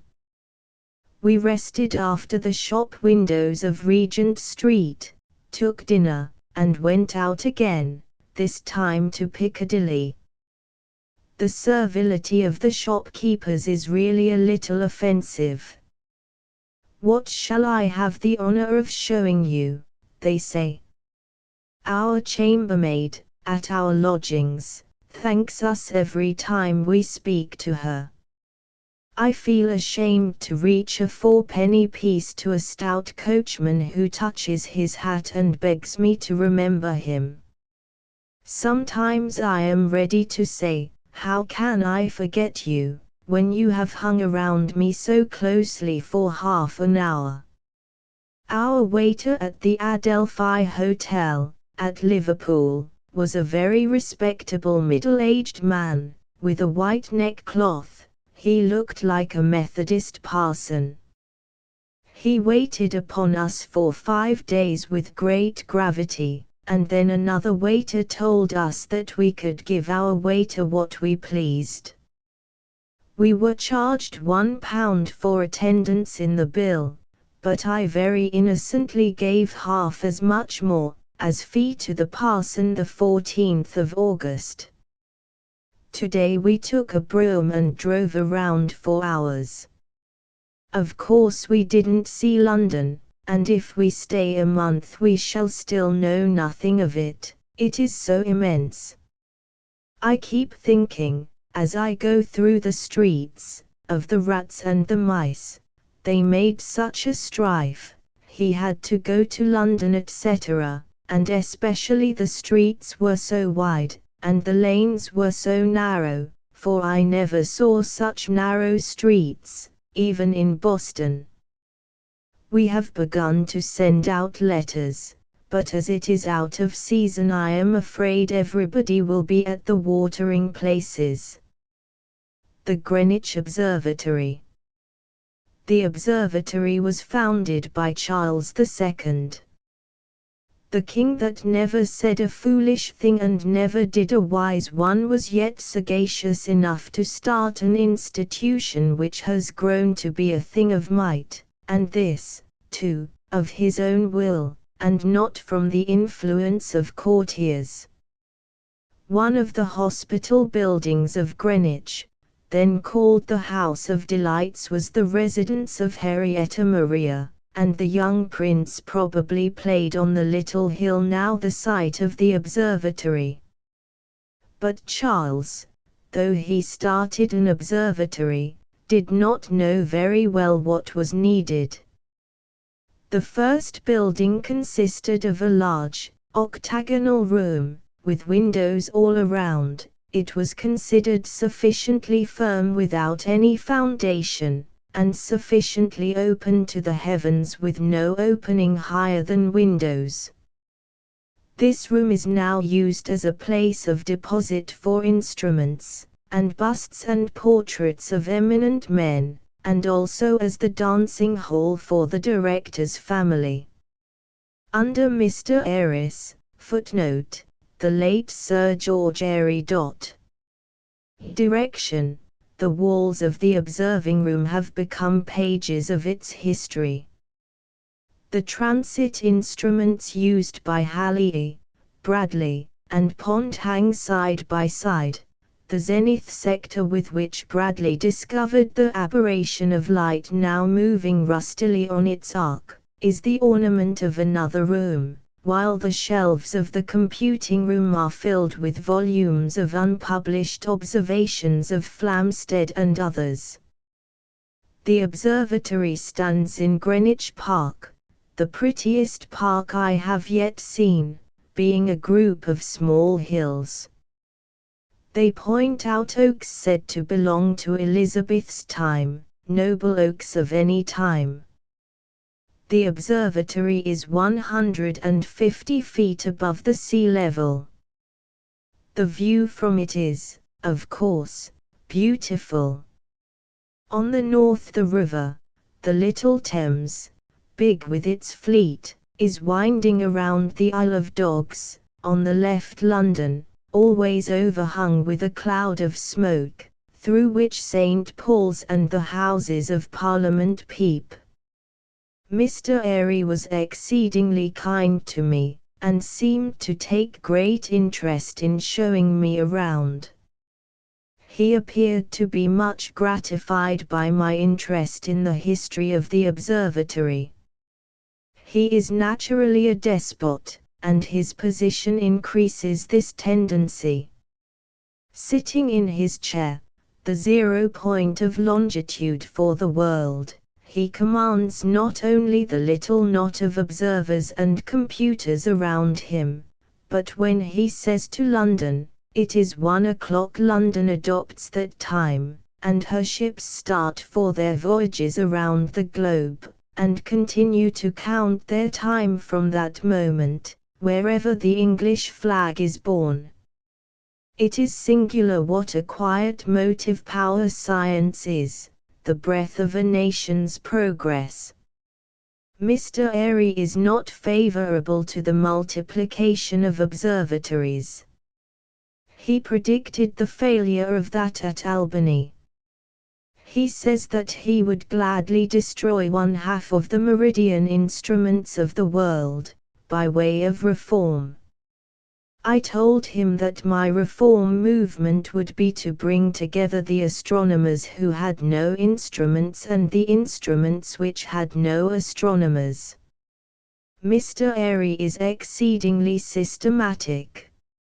In leading me by narrow passages and up steep staircases, from one room to another of the irregular collection of rooms. He was continually cautioning me about my footsteps, and in one place he seemed to have a kind of formula: 3 steps at this place, 10 at this, 11 at this, and 3 again. So, in descending a ladder to the birthplace of the galvanic currents, he said, "Turn your back to the stairs, step down with the right foot, take hold with the right hand, reverse the operation in ascending. Do not, on coming out, turn around at once, but step backwards 1 step first." Near the throne of the astronomical autocrat is another proof of his system, in a case of portfolios. These contain the daily bills, letters, and papers, as they come in and are answered in order. When a portfolio is full, the papers are removed and are sewed together. Each year's accumulation is bound, and the bound volumes of Mr. Airy's time nearly cover one side of his private room. Mr. Airy replies to all kinds of letters, with 2 exceptions: those which ask for autographs, and those which request him to calculate nativities. Both of these are very frequent. In the drawing-room Mr. Airy is cheery. He loves to recite ballads and knows by heart a mass of verses, from a apple pie to the Lady of the Lake. A lover of nature and a close observer of her ways, as well in the forest walk as in the vault of heaven, Mr. Airy has roamed among the beautiful scenery of the lake region until he is as good a mountain guide as can be found. He has strolled beside Grasmere and ascended Helvellyn. He knows the height of the mountain peaks, the shingles that lie on their sides, the flowers that grow in the valleys, the mines beneath the surface. At one time the government survey planted what is called a man on the top of one of the hills of the lake region. In a dry season they built up a stone monument, right upon the bed of a little pond. The country people missed the little pond, which had seemed to them an eye of nature reflecting heaven's blue light. They begged for the removal of the surveyor's pile, and Mr. Airy at once changed the station. The established observatories of England do not step out of their beaten path to make discoveries, these come from the amateurs. In this respect they differ from America and Germany. The amateurs of England do a great deal of work. They learn to know of what they and their instruments are capable, and it is done. The library of Greenwich Observatory is large.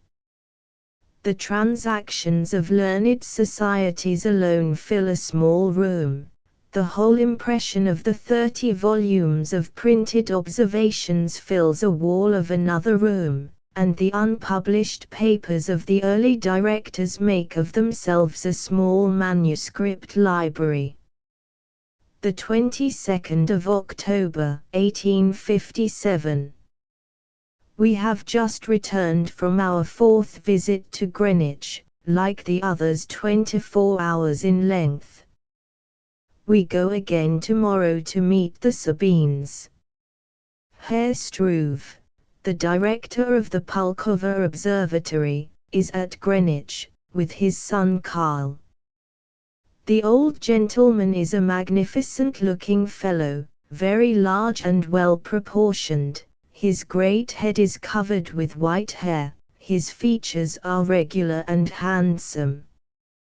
When he is introduced to anyone he thrusts both hands into the pockets of his pantaloons, and bows. I found that the son considered this position of the hands particularly English. However, the old gentleman did me the honor to shake hands with me, and when I told him that I brought a letter to him from a friend in America, he said, "It is quite unnecessary, I know you without." He speaks very good English. Herr Struve's mission in England is to see if he can connect the trigonometrical surveys of the two countries. It is quite singular that he should visit England for this purpose, so soon after Russia and England were at war. One of his sons was an army surgeon at the Crimea. 5 visitors remained all night at the observatory. I slept in a little round room and Miss S in another, at the top of a little jutting out, curved building. Mrs. Airy says, Mr. Airy got permission of the Board of Visitors to fit up some of the rooms as lodging rooms. Mr. Airy said, "My dear love, I did as I always do, I fitted them up first, and then I reported to the board that I had done it." The 23rd of October. Another dinner party at the observatory, consisting of the Struves, General and Mrs. Sabine, Professor and Mrs. Powell, Mr. Main, and ourselves, more guests coming to tea. Mrs. Airy told me that she should arrange the order of the guests at table to please herself, that properly all of the married ladies should precede me, but that I was really to go first, with Mr. Airy. To effect this, however, she must explain it to Mrs. Sabine, the lady of highest rank. So we went out, Professor Airy and myself, Professor Powell and Mrs. Sabine, General Sabine and Mrs. Powell, Mr. Charles Struve and Miss S., Mr. Main, Mrs. Airy, and Professor Struve. General Sabine is a small man, grey-haired and sharp-featured, about 70 years old. He smiles very readily, and is chatty and sociable at once. He speaks with more quickness and ease than most of the Englishmen I have met. Mrs. Sabine is very agreeable and not a bit of a blue stocking. The chat at table was general and very interesting. Mr. Airy says, "The best of a good dinner is the amount of talk." He talked of the great Leviathan which he and Struve had just visited, then anecdotes were told by others, then they went on to comic poetry. Mr. Airy repeated The Lost Heir by Hood. General Sabine told droll anecdotes, and the point was often lost upon me, because of the local allusions. One of his anecdotes was this: Archbishop Whately did not like a professor named Robert Daly. He said the Irish were a very contented people, they were satisfied with one bob daily. I found that a bob is a shilling. When the dinner was over, the ladies left the room, and the gentlemen remained over their wine, but not for long, for Mr. Airy does not like it, and Struve hates it. Then, before tea, others dropped in from the neighborhood, and the tea was served in the drawing room, handed round informally. The 15th of August. Westminster Abbey interested me more than I had expected. We went into the chapels and admired the sculpture when the guide told us we ought, and stopped with interest sometimes over some tomb which he did not point out. I stepped aside reverently when I found I was standing on the stone which covers the remains of Dr. Johnson. It is cracked across the middle. Garrick lies by the side of Johnson, and I thought at first that Goldsmith lay near, but it is only a monument. The body is interred in Temple Churchyard. You are continually misled in this way unless you refer at every minute to your guidebook, and to go through Europe reading a guidebook which you can read at home seems to be a waste of time. On the stone beneath which Addison lies is engraved the verse from Tickell's Ode, "Ne'er to these chambers where the mighty rest," etc. The base of Newton's monument is of white marble, a solid mass large enough to support a coffin. Upon that a sarcophagus rests. The remains are not enclosed within. As I stepped aside I found I had been standing upon a slab marked Isaac Newton, beneath which the great man's remains lie. On the side of the sarcophagus is a white marble slab, with figures in bas-relief. One of these imaginary beings appears to be weighing the planets on a steel yard. They hang like peas. Another has a pair of bellows and is blowing a fire. A third is tending a plant. On this sarcophagus reclines a figure of Newton, of full size.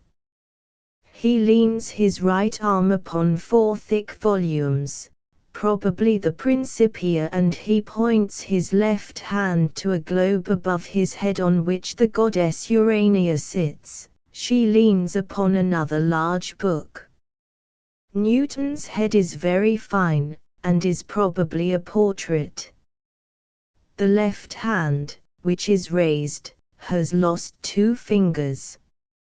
I thought at first that this had been the work of some undevout astronomer, but when I came to read up I found that at one time soldiers were quartered in the abbey, and probably one of them wanted a finger with which to crowd the tobacco into his pipe, and so broke off one.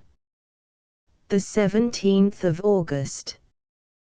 Today we have been to the far-famed British Museum. I carried an open sesame in the form of a letter given to me by Professor Henry, asking for me special attention from all societies with which the Smithsonian at Washington is connected. I gave the paper first to a police officer. A police officer is met at every turn in London.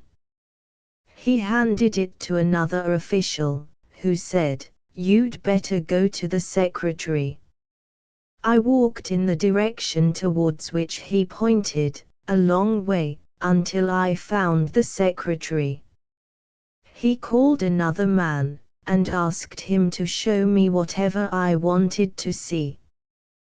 This man took me into another room, and consigned me to still another man, the 5th to whom I had been referred.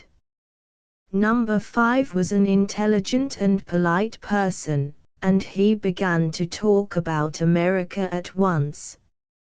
I asked to see anything which had belonged to Newton, and he told me they had one letter only, from Newton to Leibniz, which he showed me. It was written in Latin, with diagrams and formulae interspersed. The reply of Leibniz, copied by Newton, was also in their collection, and an order from Newton written while he was director of the Mint. Number 5 also showed me the illuminated manuscripts of the collection. They are kept locked in glass-topped cases, and a curtain protects them from the light. We saw also the oldest copy of the Bible in the world. The art of printing has brought incalculable blessings, but as I looked at a neat manuscript book by Queen Elizabeth, copied from another as a present to her father, I could not help thinking it was much better than worsted work. A much-worn prayer book was shown me, said to be the one used by Lady Jane Grey when on the scaffold. Nothing makes me more conscious that I am on foreign soil than the constant recurrence of associations connected with the executioner's block. We hung the Quakers and we burned the witches, but we are careful not to remember the localities of our barbarisms. We show instead the Plymouth Rock or the Washington Elm. Among other things, we were shown the Magna Charta, a few fragments of worn-out paper on which some words could be traced, now carefully preserved in a frame, beneath a glass. Thus far England has impressed me seriously. I cannot imagine how it has ever earned the name of Merry England. The 19th of August. There are 4 great men whose haunts I mean to seek, and on whose footsteps I mean to stand: Newton, Shakespeare, Milton, and Johnson. Today I told the driver to take me to St. Martin's, where the guidebook says that Newton lived. He put me down at the Newton Hotel, but I looked in vain to its top to see anything like an observatory. I went into a wine shop near, and asked a girl, who was pouring out a dram, in which house Newton lived. She pointed, not to the hotel, but to a house next to a church, and said, "That's it, don't you see a place on the top? That's where he used to study nights." It is a little, oblong-shaped observatory, built apparently of wood, and blackened by age. The house is a good-looking one, it seems to be of stone. The girl said the rooms were let for shops. Next I told the driver to take me to Fleet Street, to Gough Square, and to Bolt Court, where Johnson lived and died. Bolt Court lies on Fleet Street, and it is but few steps along a narrow passage to the house, which is now a hotel, where Johnson died, but you must walk on farther through the narrow passage, a little fearful to a woman, to see the place where he wrote the dictionary. The house is so completely within a court, in which nothing but brick walls could be seen, that one wonders what the charm of London could be, to induce one to live in that place. But a great city always draws to itself the great minds, and there Johnson probably found his enjoyment. The 27th of August. We took St. Paul's Church today.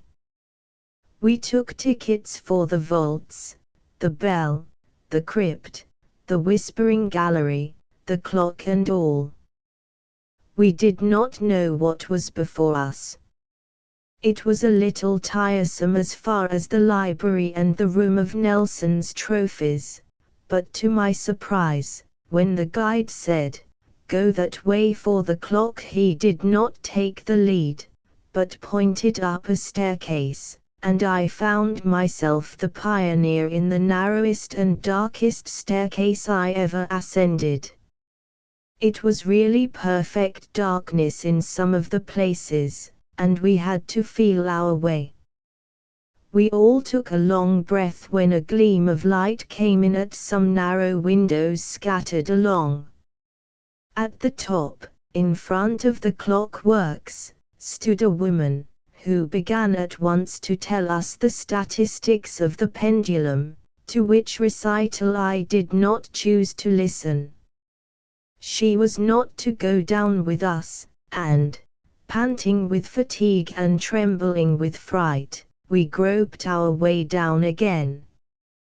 There was another long, but easy, ascent to the Whispering Gallery, which is a fine place from which to look down upon the interior of the church. The man in attendance looked like a respectable elderly gentleman. He told us to go to the opposite side of the gallery, and he would whisper to us. We went around, and, worn out with fatigue, dropped upon a bench.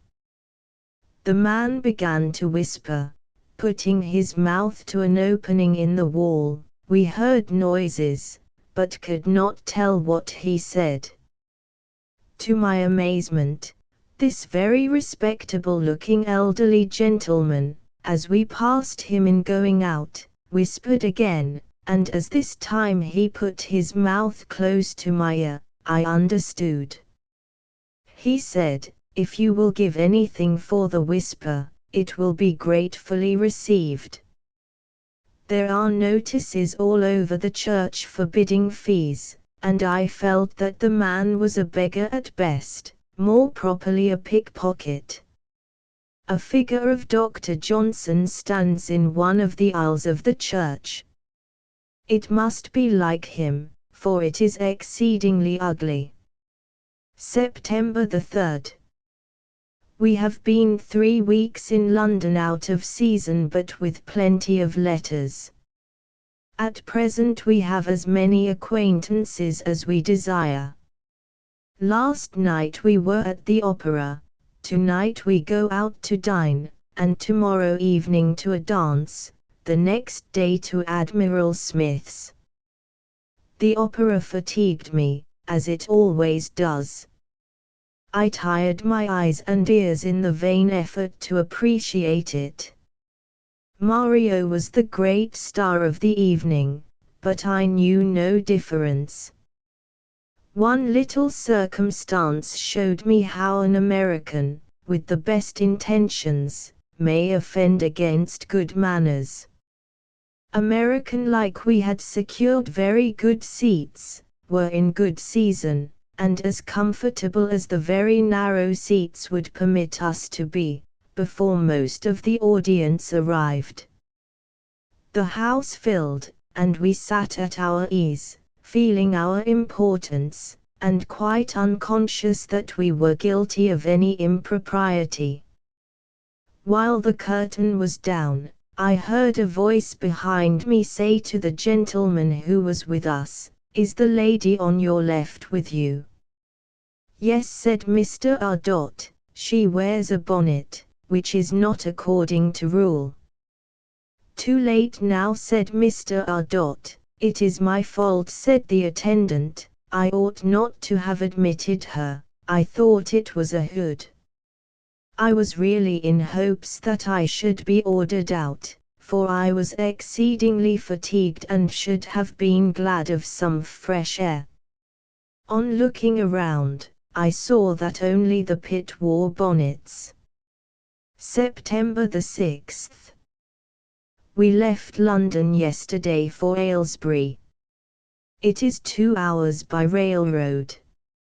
Like all railroads in England, it runs seemingly through a garden. In many cases flowers are cultivated by the roadside. From Aylesbury to Stone, the residence of Admiral Smith, it is 2 miles of stagecoach riding. Stagecoaches are now very rare in England, and I was delighted with the chance for a ride. We found the stagecoach crowded. The driver asked me if we were for St. John's Lodge, and on my replying in the affirmative gave me a note which Mrs. Smith had written to him, to ask for inside seats. The note had reached him too late, and he said we must go on the outside. He brought a ladder and we got up. For a minute I thought, what a height to fall from, but the afternoon was so lovely that I soon forgot the danger and enjoyed the drive. There were 6 passengers on top. Aylesbury is a small town, and Stone is a very small village. The driver stopped at what seemed to be a cultivated field, and told me that I was at my journey's end.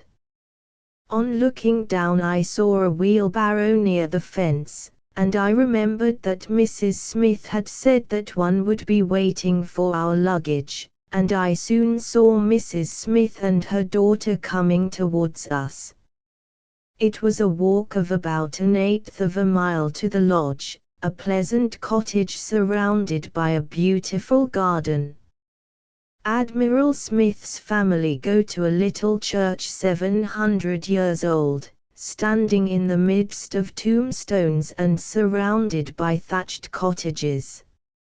English scenery seems now, September, much like our southern scenery in April, rich and lovely, but wanting mountains and water.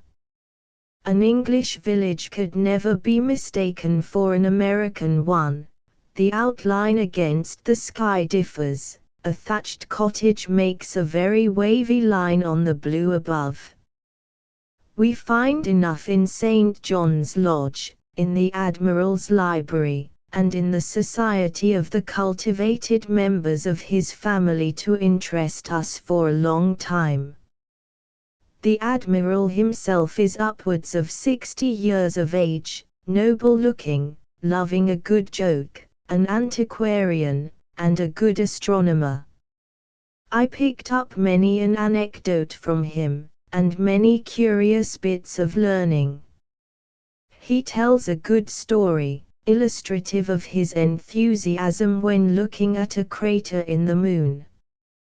He says the night was remarkably fine, and he applied higher and higher powers to his glass until he seemed to look down into the abyss, and imagining himself standing on its verge he felt himself falling in, and drew back with a shudder which lasted even after the illusion was over. In speaking of Stratford-upon-Avon, the Admiral told me that the Lucy family, one of whose ancestors drove Sharksp from his grounds, and who is caricatured in Justice Shallow, still resides on the same spot as in Sharksp's time. He says no family ever retained their characteristics more decidedly. Some years ago one of this family was invited to a Sharksp dinner. He resented the well-meant invitation, saying they must surely have forgotten how that person treated his ancestor. The amateur astronomers of England are numerous, but they are not like those of America. In America a poor schoolmaster, who has some bright boys who ask questions, buys a glass and becomes a stargazer, without time and almost without instruments. Or a watchmaker must know the time, and therefore watches the stars as timekeepers. In almost all cases they are hard-working men. In England it is quite otherwise. A wealthy gentleman buys a telescope as he would buy a library, as an ornament to his house. Admiral Smith says that no family is quite civilized unless it possesses a copy of some encyclopedia and a telescope. The English gentleman uses both for amusement.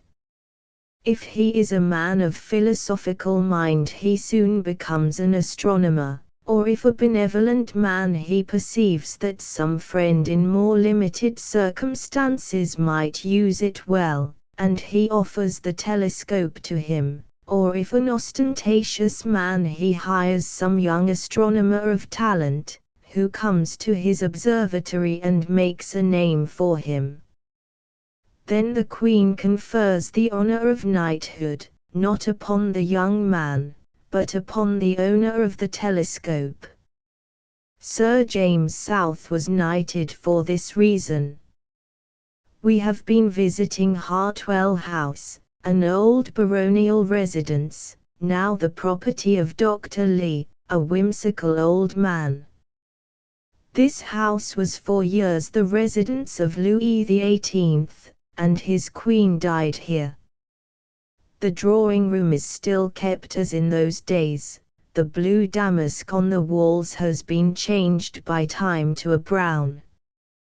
The rooms are spacious and lofty, the chimney-pieces of richly carved marble.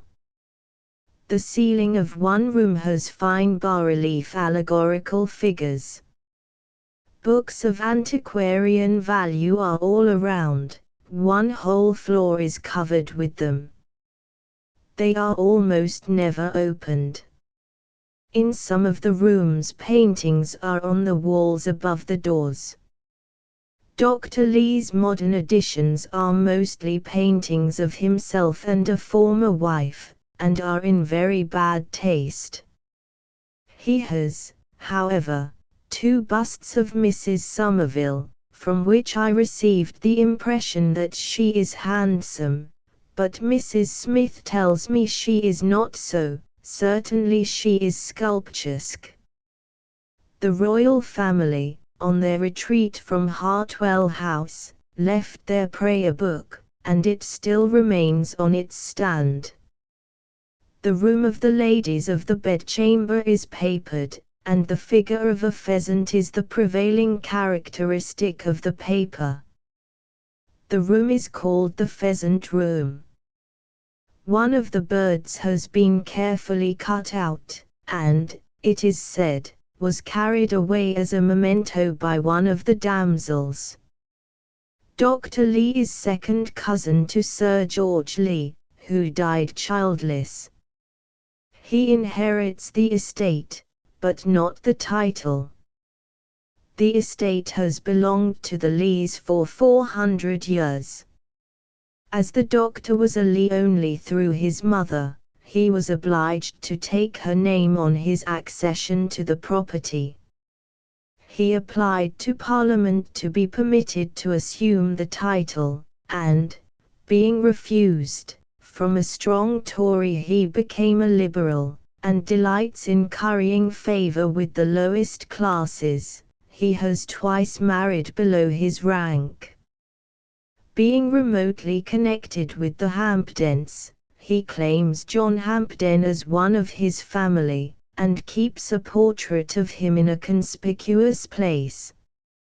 A summer house on the grounds was erected by Lady Elizabeth Lee, and some verses inscribed on its walls, written by her, show that the Lees have not always been fools.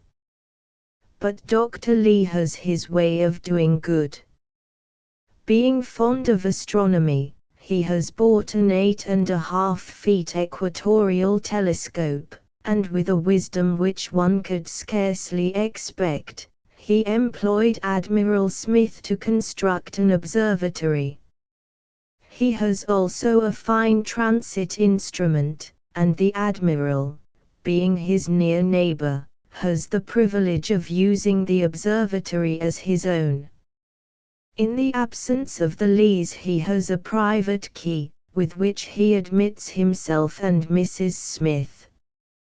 They make the observations. Mrs. Smith is a very clever astronomer, sleep in a room called the Admiral's room, find breakfast prepared for them in the morning, and return to their own house when they choose. I saw in the observatory a timepiece with a double second hand. One of these could be stopped by a touch, and would, in that way, show an observer the instant when he thought a phenomenon, as an occultation for instance, had occurred, and yet permit him to go on with his count of the seconds, and, if necessary, correct his first impression.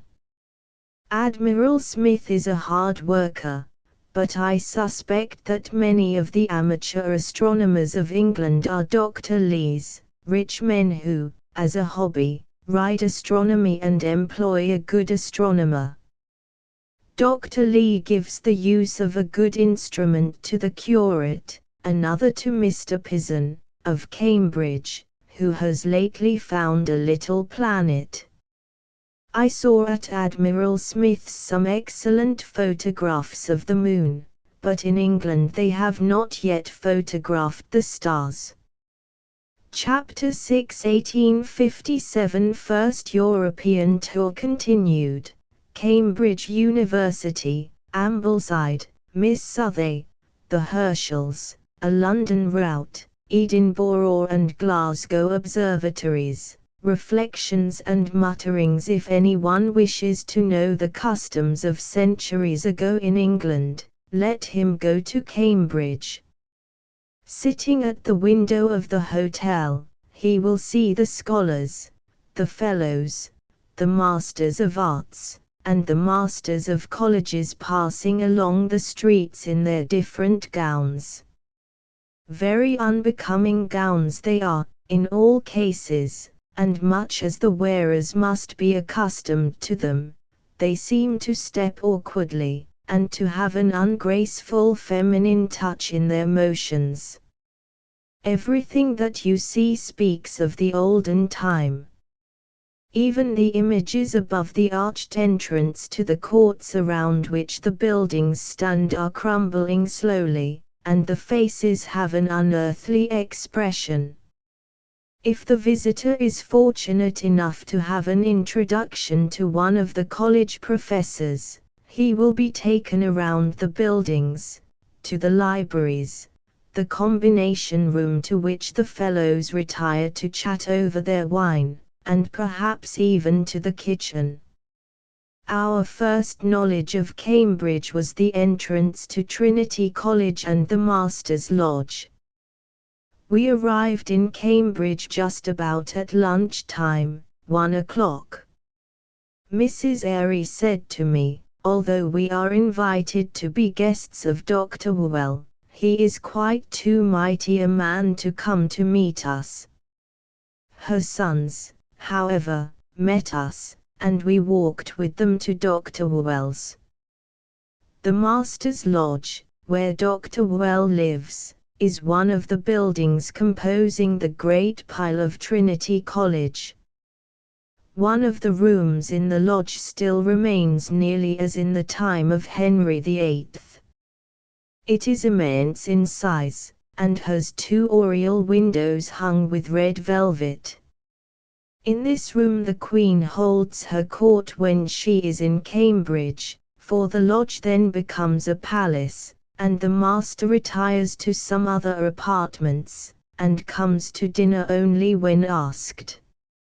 It is said that the present master does not much like to submit to this position. In this great room hang full-length portraits of Henry and Elizabeth. On another wall is a portrait of Newton, and on a third the sweet face of a young girl, Dr. Whewell's niece, of whom I heard him speak as Kate. Dr. Whewell received us in this room, standing on a rug before an open fireplace. A wood fire was burning cheerily. Mrs. Airy's daughter, a young girl, was with us. Dr. Whewell shook hands with us, and we stood. I was very tired, but we continued to stand. In an American gentleman's house I should have asked if I might sit, and should have dropped upon a chair. Here, of course, I continued to stand. After, perhaps, 15 minutes, Dr. Whewell said, "Will you sit?" and the 4 of us dropped upon chairs as if shot. The master is a man to be noted, even physically. He is much above ordinary size, and, though now grey-haired, would be extraordinarily handsome if it were not for an expression of ill temper about the mouth.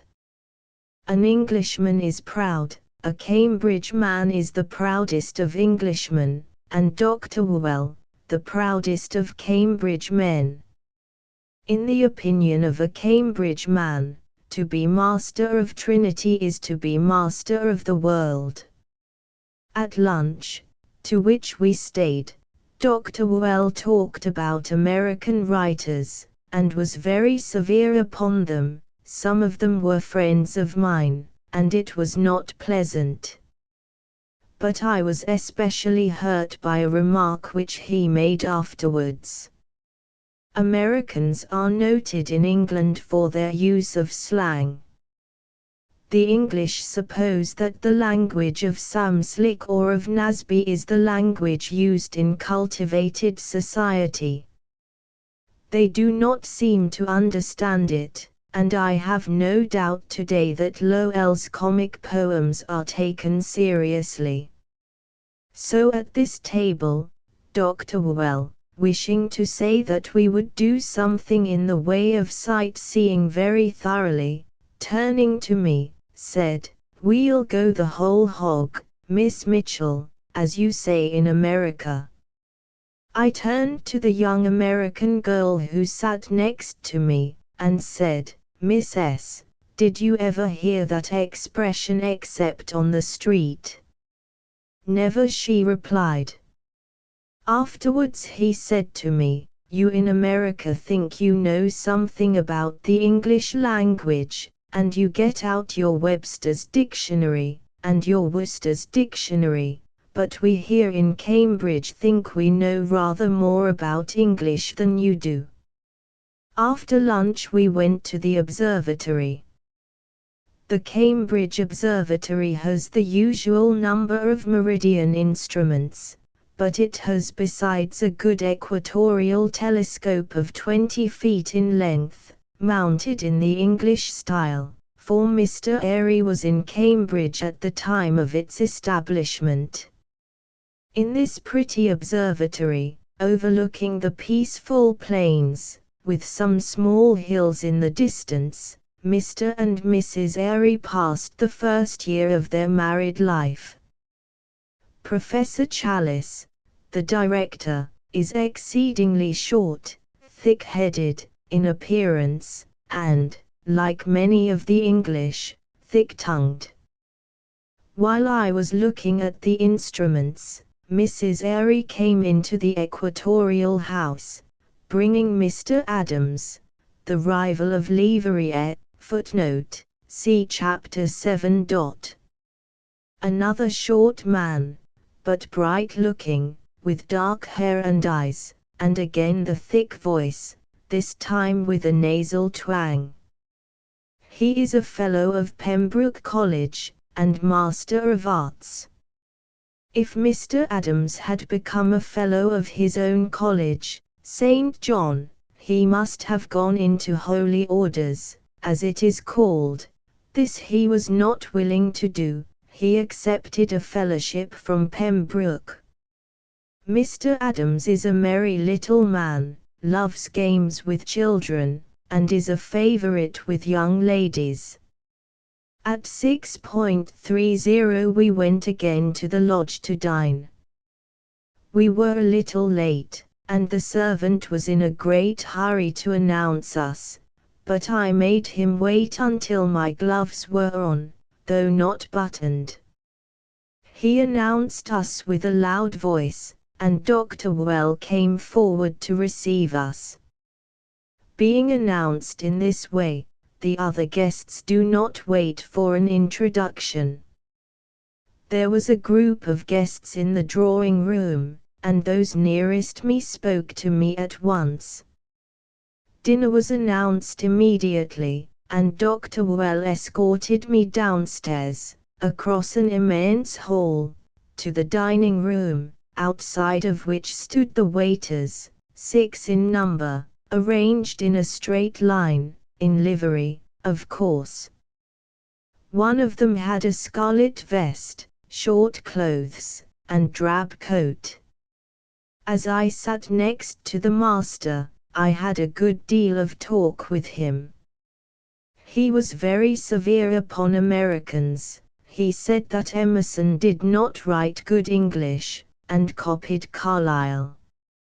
I thought his severity reached really to discourtesy, and I think he perceived it when he asked me if I knew Emerson personally, and I replied that I did, and that I valued my acquaintance with him highly. I got a little chance to retort, by telling him that we had outgrown Mrs. Hemans in America, and that we now read Mrs. Browning more. He laughed at it, and said that Mrs. Browning's poetry was so coarse that he could not tolerate it, and he was amused to hear that any people had got above Mrs. Hemans, and he asked me if we had outgrown Homer. To which I replied that they were not similar cases. Altogether, there was a tone of satire in Dr. Wells' remarks which I did not think amiable. There were, as there are very commonly in English society, some dresses too low for my taste, and the wine drinking was universal, so that I had to make a special point of getting a glass of water, and was afraid I might drink all there was on the table. Before the dessert came on, saucers were placed before each guest, and a little rose water dipped into them from a silver basin. Then each guest washed his face thoroughly, dipping his napkin into the saucer. Professor Willis, who sat next to me, told me that this was a custom peculiar to Cambridge, and dating from its earliest times. The finger bowls came on afterwards, as usual. It is customary for the lady of the house or the first lady to turn to her nearest neighbor at the close of dinner and say, "Shall we retire to the drawing room?" Now, there was no lady of the house, and I was in the position of first lady. They might have sat there for 1,000 years before I should have thought of it. I drew on my gloves when the other ladies drew on theirs, and then we waited. Mrs. Airy saw the dilemma, made the little speech, and the gentlemen escorted us to the door, and then returned to their wine.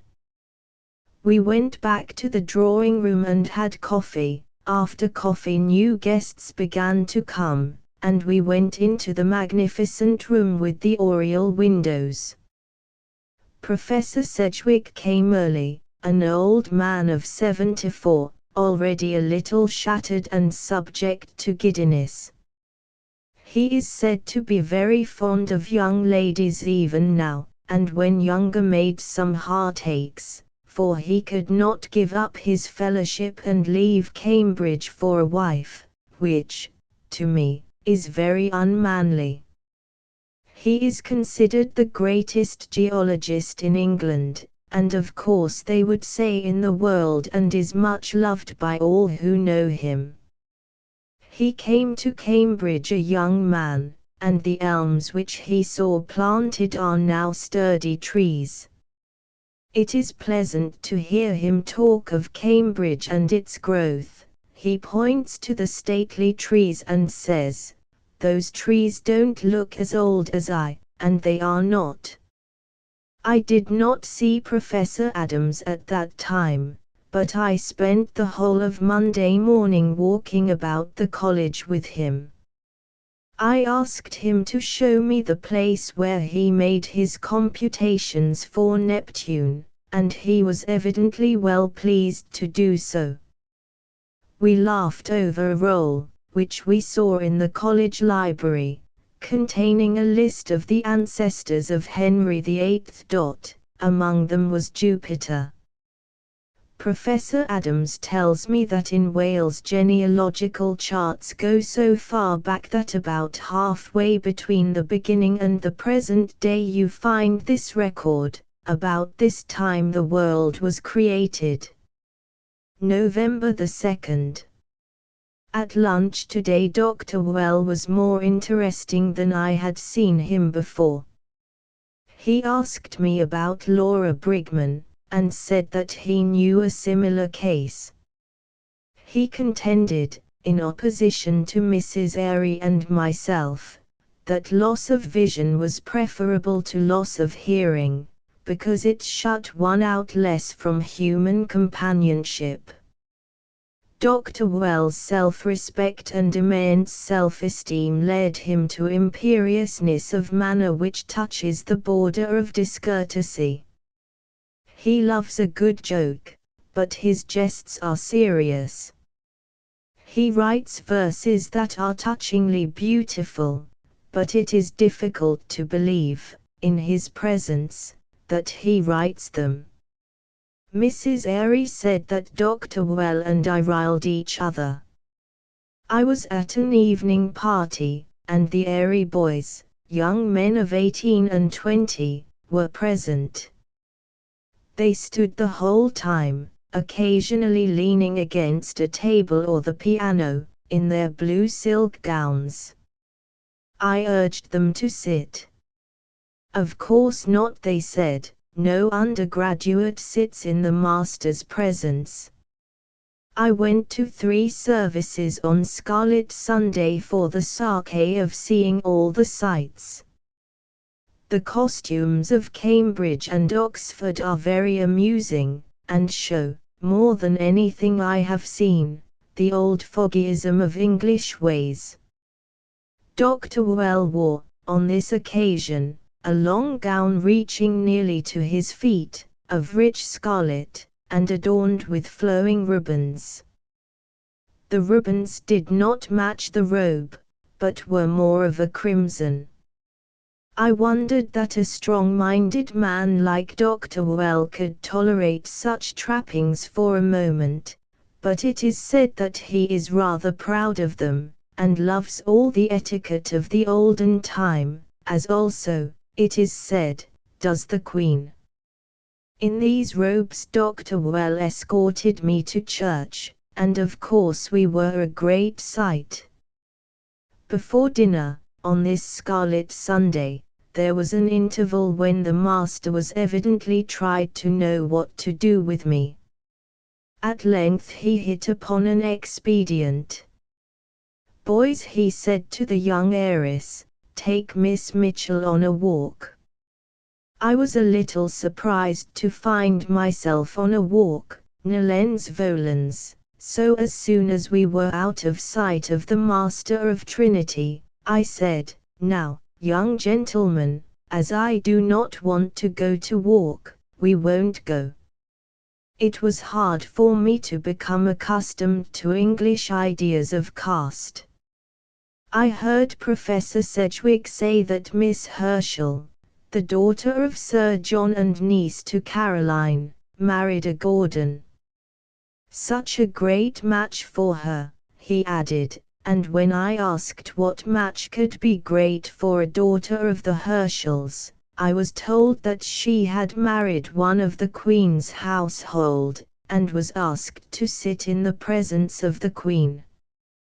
When I hear a missionary tell that the pariah caste sit on the ground, the peasant caste lift themselves by the thickness of a leaf, and the next rank by the thickness of a stalk, it seems to me that the heathen has reached a high state of civilization, precisely that which Victoria has reached when she permits a Herschel to sit in her presence.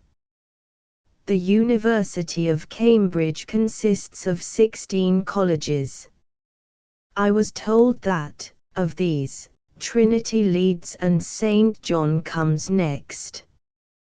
Trinity has always led in mathematics, it boasts of Newton and Byron among its graduates. Milton belonged to Christ Church College, the mulberry tree which he planted still flourishes. Even today, a young scholar of Trinity expressed his regret to me that Milton did not belong to the college in which he himself studied. He pointed out the rooms occupied by Newton, and showed us Newton's bridge which will surely fall when a greater man than he walks over it. Milton first planned the great poem, Paradise Lost as a drama, and this manuscript, kept within a glass case, is opened to the page on which the dramatis personae are planned and replanned. On the opposite page is a part of Lycidas neatly written and with few corrections. The most beautiful of the college buildings is King's Chapel. A Cambridge man is sure to take you to one of the bridges spanning the wretched little stream called the Silver Cam that you may see the architectural beauties of this building. It is well to attend service in one or the other of the chapels, to see assembled the young men, who are almost all the sons of the nobility or gentry. The propriety of their conduct struck me. The fellows of the colleges are chosen from the scholars who are most distinguished, as the scholars are chosen from the undergraduates. They receive an income so long as they remain connected with the college and unmarried. They have also the use of rooms in the college. They dine in the same hall with the undergraduates, but their tables are placed upon a raised dais. They have also little garden places given them. What are their duties? I asked Mr. Airy. None at all, they are the college.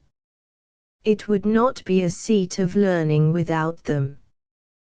They say in Cambridge that Dr. Wells' book, Plurality of Worlds, reasons to this end. The planets were created for this world for man, man for England, England for Cambridge, and Cambridge for Dr. Well. Ambleside, the 13th of September. We have spent the Sunday in ascending a mountain. I have a minute route marked out for me by Professor Airy, who has rambled among the lakes and mountains of Cumberland and Westmoreland for months, and says that no man lives who knows them better than he. In accordance with these directions, I took a one-horse carriage this morning for Coniston Waters, in order to ascend the Old Man. The waiter at the Salutation at Ambleside, which we made headquarters, told me that I could not make the ascent, as the day would not be fine. But I have not travelled 6 months for nothing, and I knew he was saying, "You are fine American geese, you are not to leave my house until you have been well plucked." Which threat he will of course keep, but I shall see all the old men that I choose. So I borrowed the waiter's umbrella, when he said it would rain, and off we went in an open carriage. A drive of 7 miles, up hill and down dale, among mountains and around ponds, lakes they called them, in the midst of rich lands and pretty mansions, with occasionally a castle, and once a ruin, to diversify the scenery. Arrived at Coniston Hotel, the waiter said the same thing, "It's too cloudy to ascend the Old Man." But as soon as it was found that if it was too cloudy we did not intend to stay, it cleared off amazingly fast, and the ponies were ordered. I thought at first of walking up, but, having a value for my feet and not liking to misuse them, I mounted a pony and walked him. He was beautifully stupid, but I could not help thinking of Henry Coleman, the agriculturist, who, when in England, went on a fox hunt. He said, "Think of my poor wife's old husband leaping a fence." But I soon forgot any fear, for the pony needed nothing from me or the guide, but scrambled about any way he chose, and the scenery was charming. For although the mountains are not very high, they are thrown together very beautifully and remind me of those of the Hudson Highlands. Then the little lakes were lovely, and occasionally we came to a tarn or pond, and exceedingly small waterfalls were rushing about everywhere, without any apparent object in view, but evidently looking for something. And spite of the weatherwise head waiter of the Salutation and of him of Coniston Inn, the day was beautiful. We had to give up the ponies when we were half a mile from the top, and clamber up ourselves. The guide was very intelligent, and pointed out the lakes, Windermere, Coniston, and the mountains, Helvellyn, Skiddaw, and Saddleback. But at one time he spoke a name that I couldn't understand, and forgetting that I was in England and not in America, I asked him to spell it. He replied, "They call it so always." He did not fail, however, to ask questions like a Yankee, if he couldn't spell like one. "Which way be ye coming?" "From America." "Ye'll be going to Scotland like?" "Yes." "Ye'll be spending much money before ye are home again?" When we were quite on top of the mountain, I asked what the white glimmering was in the distance, and he said it was, what I supposed, an arm of the sea.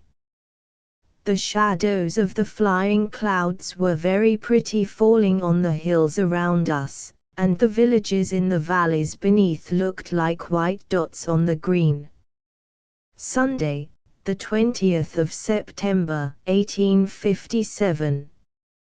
We have been to see Miss Southey today. I sent the letter which Mrs. Airy gave me yesterday, and with it a note saying that I would call today if convenient. Miss Southey replied at once, saying that she should be happy to see me. She lives in a straggling, irregular cottage, like most of the cottages around Keswick, but beautifully situated, though far from the lake.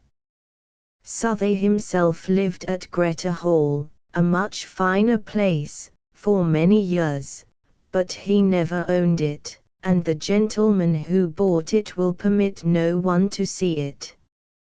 Miss Southey's house is overgrown with climbing plants, has windows opening to the ground, and is really a summer residence, not a good winter home. When Southey, in his decline, married a second wife, the family scattered, and this daughter, the only unmarried one, left him. We were shown into a pleasant parlor comfortably furnished, especially with books and engravings, portraits of Southey, Wordsworth, and others. Miss Southey soon came down. She is really pretty, having the fresh English complexion and fair hair. She seems to be a very simple, pleasant person, chatty, but not too much so. She is much engrossed by the care of 3 of her brother's children, an old aunt, and a servant, who, having been long in the family, has become a dependent. Miss Southey spoke at once of the Americans whom she had known, Ticknor being one. The old aunt asked after a New York lady who had visited Southey at Greta Hall, but her niece reminded her that it must have been before I was born. Miss Southey said that her father felt that he knew as many Americans as Englishmen, and that she wanted very much to go to America.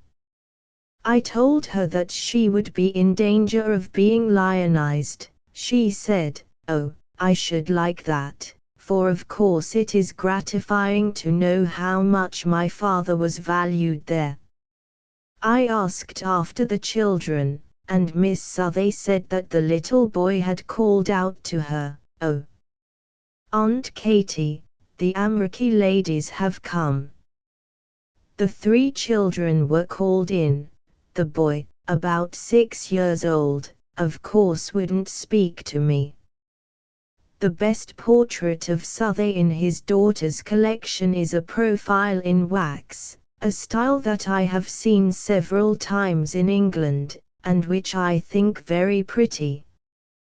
We went down to Lodore, the scene of the poem, "How does the water come down," etc., and found it about as large as the other waterfalls around here, a little dripping of water among the stones.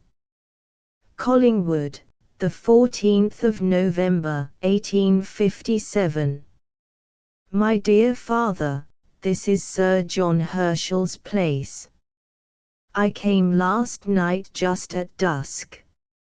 According to English ways, I ought to have written a note, naming the hour at which I should reach Etchingham, which is 4 miles from Collingwood, but when I left Liverpool I went directly on, and a letter would have arrived at the same time that I did. I stopped in London one night only, changed my lodging house, that I might pay £1 a week only for letting my trunk live in a room, instead of £2, and started off again. I reached Etchingham at 10 minutes past 4, took a cab, and set off for Sir John's. It is a large brick house, no way handsome, but surrounded by fine grounds, with beautiful trees and a very large pond. The family were at dinner, and I was shown into the drawing room.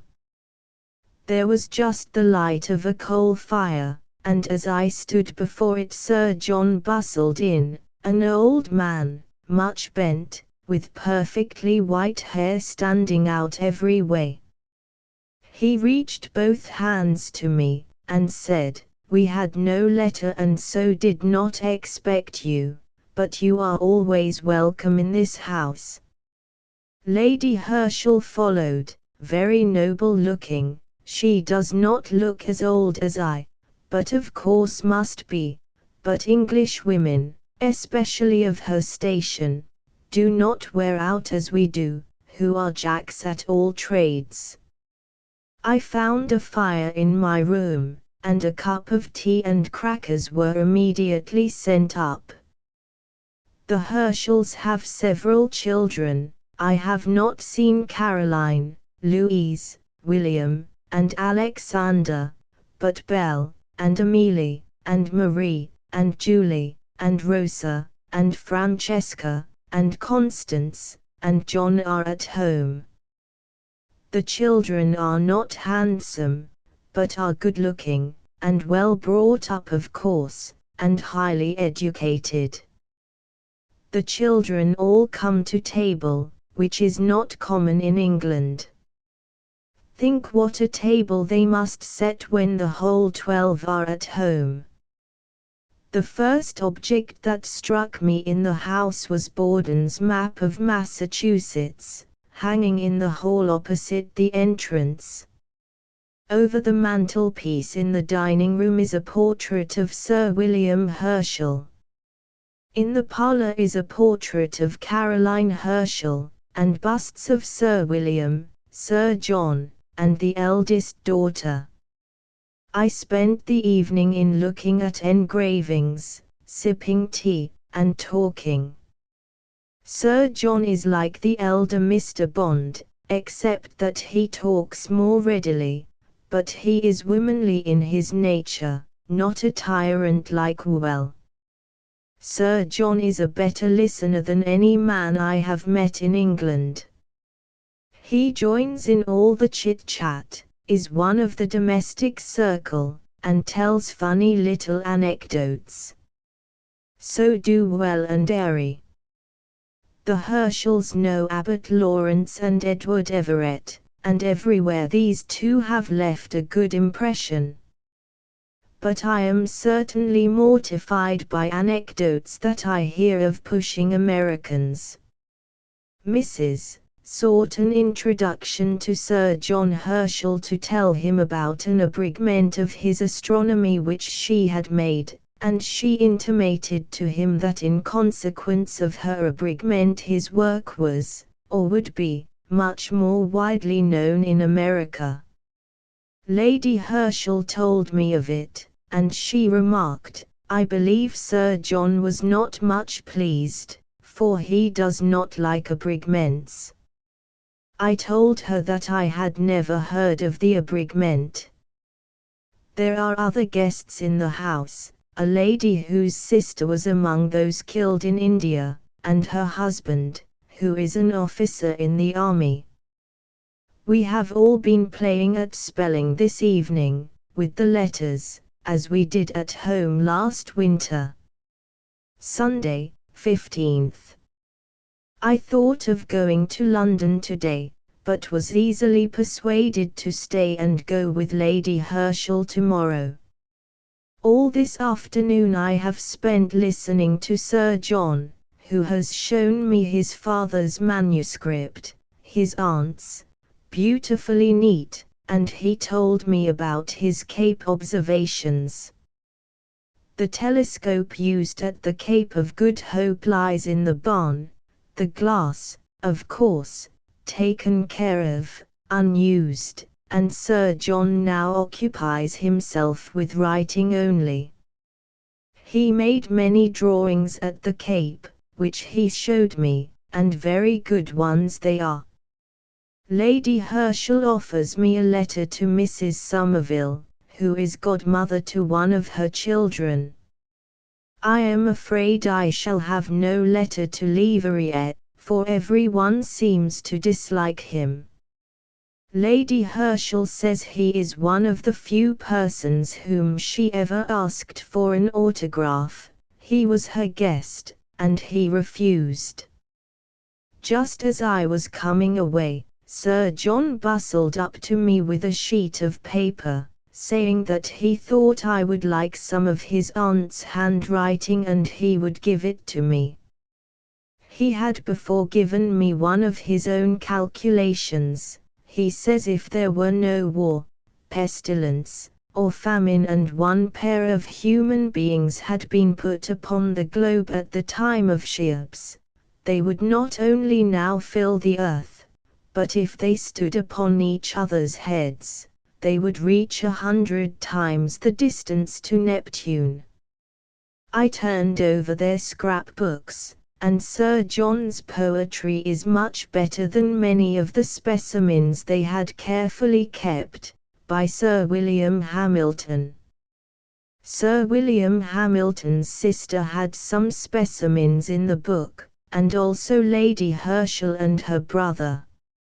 Lady Herschel is the head of the house, so is Mrs. Airy, so, I suspect, is the wife in all well-ordered households. I perceived that Sir John did not take a cup of tea until his wife said, "You can have some, my dear." Mr. Airy waits and waits, and then says, "My dear, I shall lose all my flesh if I don't have something to eat and drink. I am hoping to get to Paris next week, about the 23rd.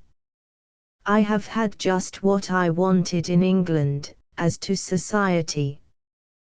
The 26th of November.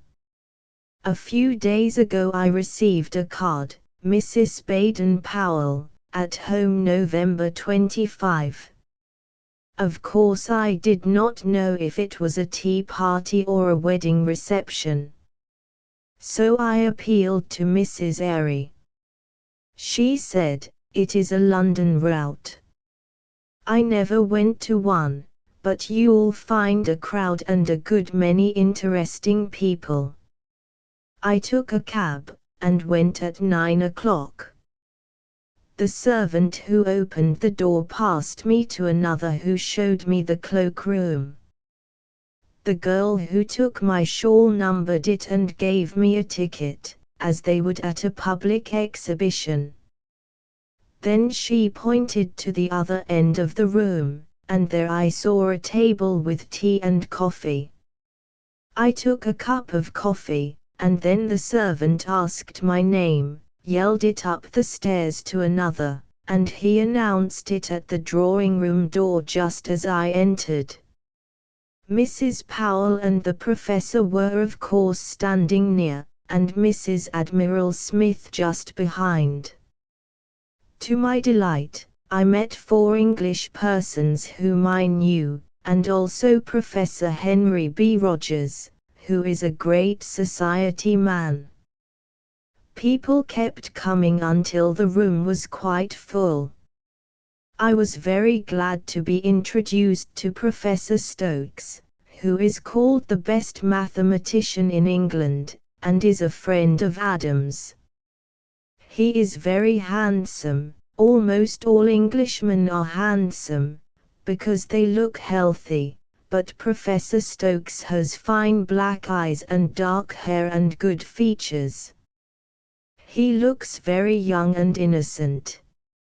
Stokes is connected with Cambridge, but lives in London, just as Professor Powell is connected with Oxford, but also lives in London. Several gentlemen spoke to me without a special introduction. One told me his name was Dr. Toynbee, Q.Y. Toynbee, and he was a great admirer of Emerson, the first case of the sort I have met. Dr. Toynbee is a young man not over 30, full of enthusiasm and progress, like an American. He really seemed to me all alive, and is either a genius or crazy. The shade between is so delicate that I can't always tell to which a person belongs. I asked him if Babbage was in the room, and he said, "Not yet, so I hoped he would come." He told me that a fine-looking, white-headed, good-featured old man was Roget, of the Thesaurus, and another old man in the corner was Dr. Arnott, of the Elements of Physics. I had supposed he was dead long ago. Afterwards I was introduced to him. He is an old man, but not much over 60, his hair is white, but he is full of vigor, short and stout, like almost all Englishmen and Englishwomen. I have met only 2 women taller than myself, and most of them are very much shorter. Dr. Arnott told me he was only now finishing the Elements which he first published in 1827. He intends now to publish the more mathematical portions with the other volumes. He was very sociable, and I told him he had 20 years ago a great many readers in America. He said he supposed he had more there than in England, and that he believed he had made young men study science in many instances. I asked him if Babbage was in the room, and he too said, "Not yet." Dr. Arnott asked me if I wore as many stockings when I was observing as the Herschels. He said Sir William put on 12 pairs and Caroline 14. I stayed until 11 o'clock. Then I said goodbye, and just as I stepped upon the threshold of the drawing room to go out, a broad old man stepped upon it, and the servant announced Mr. Babbage, and of course that glimpse was all I shall ever have. Edinburgh, the 30th of September. The people of Edinburgh, having a passion for Grecian architecture, and being very proud of the Athenian character of their city, seek to increase the resemblance by imitations of ancient buildings. Grecian pillars are seen on Calton Hill in great numbers, and the observatory would delight an old Greek. Its 4 fronts are adorned by Grecian pillars, and it is indeed beautiful as a structure. But the Greeks did not build their temples for astronomical observations, they probably adapted their architecture to their needs. This beautiful building was erected by an association of gentlemen, who raised a good deal of money, but, of course, not enough. They built the Grecian temple, but they could not supply it with priests. About 100 years ago Colin Maclaurin had laid the foundation of an observatory, and the curious Gothic building, which still stands, is the first germ. We laugh now at the narrow ideas of those days, which seemed to consider an observatory a lookout only, but the first step in a work is a great step, the others are easily taken. There was added to the building of Maclaurin a very small transit room, and then the present edifice followed. When the builders of the observatory found that they could not support it, they presented it to the British government, so that it is now a government child, but it is not petted, like the firstborn of Greenwich. There are 3 instruments, an excellent transit instrument of 6.5 inches aperture, resting on its ys of solid granite. The corrections of the errors of the instrument by means of little screws are given up, and the errors which are known to exist are corrected in the computations. Professor Smith finds that although the 2 pillars upon which the instrument rests were cut from the same quarry, they are unequally affected by changes of temperature, so that the variation of the azimuth error, though slight, is irregular. The collimation plate they correct with the micrometer, so that they consider some position reading of the micrometer head the 0 point, and correct that for the error, which they determine by reflection in a trough of mercury. With this instrument they observe on certain stars of the British catalogue, whose places are not very well determined, and with a mural circle of smaller power they determine declinations. The observatory possesses an equatorial telescope, but it is of mixed composition. The object glass was given by Dr. Lee, the eyepieces by someone else, and the 2 are put together in a case, and used by Professor Smith for looking at the craters in the Moon. Of these he has made fine drawings, and has published them in color prints. The whole staff of the observatory consists of Professor Smith, Mr. Wallace, an old man, and Mr. Williamson, a young man. The city of Edinburgh has no amateur astronomers, and there are 2 only, of note, in Scotland, Sir William Brisbane and Sir William Keith Murray. From the observatory, the view of Edinburgh is lovely. Auld Reekie, as the Scotch call it, always looks her best through a mist, and a Scotch mist is not a rare event, so we saw the city under its most becoming veil. October, 1857. I stopped in Glasgow a few hours, and went to the observatory, which is also the private residence of Professor Nicol. Miss Nicol received me, and was a very pleasant, blue-eyed young lady. I found that the observatory boasts of 2 good instruments, a meridian circle, which must be good, from its appearance, and a Newtonian telescope, differently mounted from any I had seen, cased in a composition tube which is painted bright blue, rather a striking object. The iron mounting seemed to me good. It was of the German kind, but modified. It seemed to me that it could be used for observations far from the meridian. The iron part was hollow, so that the clock was inside, as was the azimuth circle, and thus space was saved.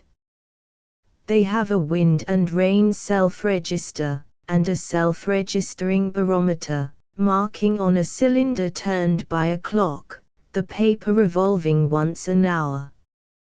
When I was at Dungeon a little ravine among the English lakes, down which trickles an exceedingly small stream of water, but which is, nevertheless, very picturesque, as I followed the old man who shows it for a 6pence, he asked if we had come a long way.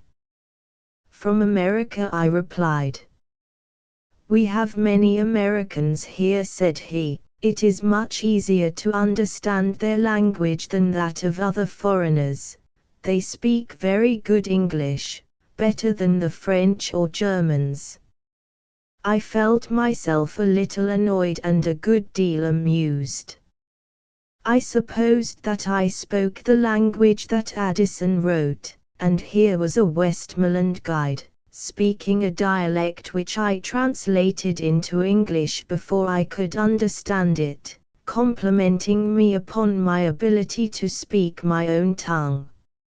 I learned afterwards, as I journeyed on, to expect no appreciation of my country or its people. The English are strangely deficient in curiosity. I can scarcely imagine an Englishwoman a gossip. I found among all classes a knowledge of the extent of America. By the better classes its geography was understood, and its physical peculiarities. One astronomer had bound the scientific papers from America in green morocco, as typical of a country covered by forests.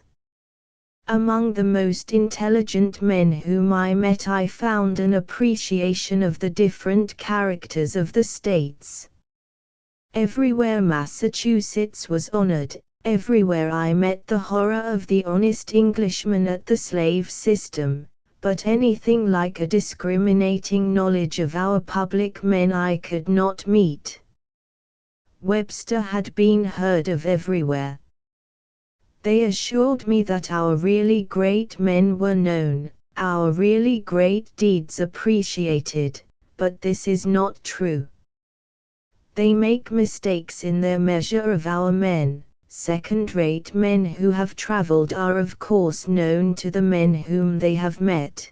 These travelers have not perhaps thought it necessary to mention that they represent a secondary class of people, and they are considered our first men. The English forget that all Americans travel. I was vexed when I saw some of our most miserable novels, bound in showy yellow and red, exposed for sale. A friend told me that they had copied from the cheap publications of America. It may be so, but they have outdone us in the cheapness of the material and the showy covers. I never saw yellow and red together on any American book. The English are far beyond us in their highest scholarship, but why should they be ignorant of our scholars? The Englishman is proud, and not without reason, but he may well be proud of the American offshoot. It is not strange that England produces fine scholars, when we consider that her colleges confer fellowships on the best undergraduates. England differs from America in the fact that it has a past. Well may the great men of the present be proud of those who have gone before them. It is scarcely to be hoped that the like can come after them, and yet I suppose we must admit that even now the strong minds are born across the water. At the same time England has a class to which we have happily no parallel in our country, a class to which even English gentlemen liken the sepoys, and who would, they admit, under like circumstances be guilty of like enormities. But the true Englishman shuts his eyes for a great part of the time to the steps in the social scale down which his race descends, and looks only at the upper walks. He has therefore a glance of patronizing kindness for the people of the United States, and regards us of New England as we regard our rich brethren of the West. I wondered what was to become of the English people. Their island is already crowded with people, the large towns are numerous and are very large. Suppose for an instant that her commerce is cut off, will they starve? It is an illustration of moral power that, little island as that of Great Britain is, its power is the great power of the world. Crowded as the people are, they are healthy. I never saw, I thought, so many ruddy faces as met me at once in Liverpool. Dirty children in the street have red cheeks and good teeth. Nowhere did I see little children whose minds had outgrown their bodies. They do not live in the schoolroom, but in the streets. One continually meets little children carrying smaller ones in their arms. Little girls hand in hand walk the streets of London all day. There are no free schools, and they have nothing to do. Beggars are everywhere, and as importunate as in Italy. For well-behaved common people I should go to Paris, for clean working women I should look in Paris. I saw a little boy in England tormenting a smaller one. He spat upon his cap, and then declared that the little one did it. The little one sobbed and said he didn't. I gave the little one a penny. He evidently did not know the value of the coin, and appealed to the bigger boy. "Is it a penny?" he asked, with a look of amazement. "Yes," said the bigger. Off ran the smaller one triumphant, and the bigger began to cry, which I permitted him to do. Chapter 7 1857 to 1858 First European tour continued. Leverrier and the Paris Observatory, Rome, Harriet Hosmer, Observatory of the Collegio Romano, Secchi. At this time, the feeling between astronomers of Great Britain and those of the United States was not very cordial. It was the time when Adams and Leverrier were contending to which of them belonged the honor of the discovery of the planet Neptune, and each side had its strong partisans. Among Miss Mitchell's papers we find the following with reference to this subject. Adams, a graduate of Cambridge, made the calculations which showed how an unseen body must exist whose influences were felt by Uranus. It was a problem of great difficulty, for he had some half-dozen quantities touching Uranus which were not accurately known, and as many wholly unknown concerning the unseen planet. We think it a difficult question which involves 3 or 4 unknown quantities with too few circumstances, but this problem involved 12 or 13, so that X, Y, Z reached pretty high up into the alphabet. But Adams, having worked the problem, carried his work to Airy, the Astronomer Royal of England, and awaited his comments. A little later Leverrier, the French astronomer, completed the same problem, and waiting for no authority beyond his own, flung his discovery out to the world with the self-confidence of a Frenchman. When the news of the discovery of Neptune reached this country, I happened to be visiting at the observatory in Cambridge, Mass.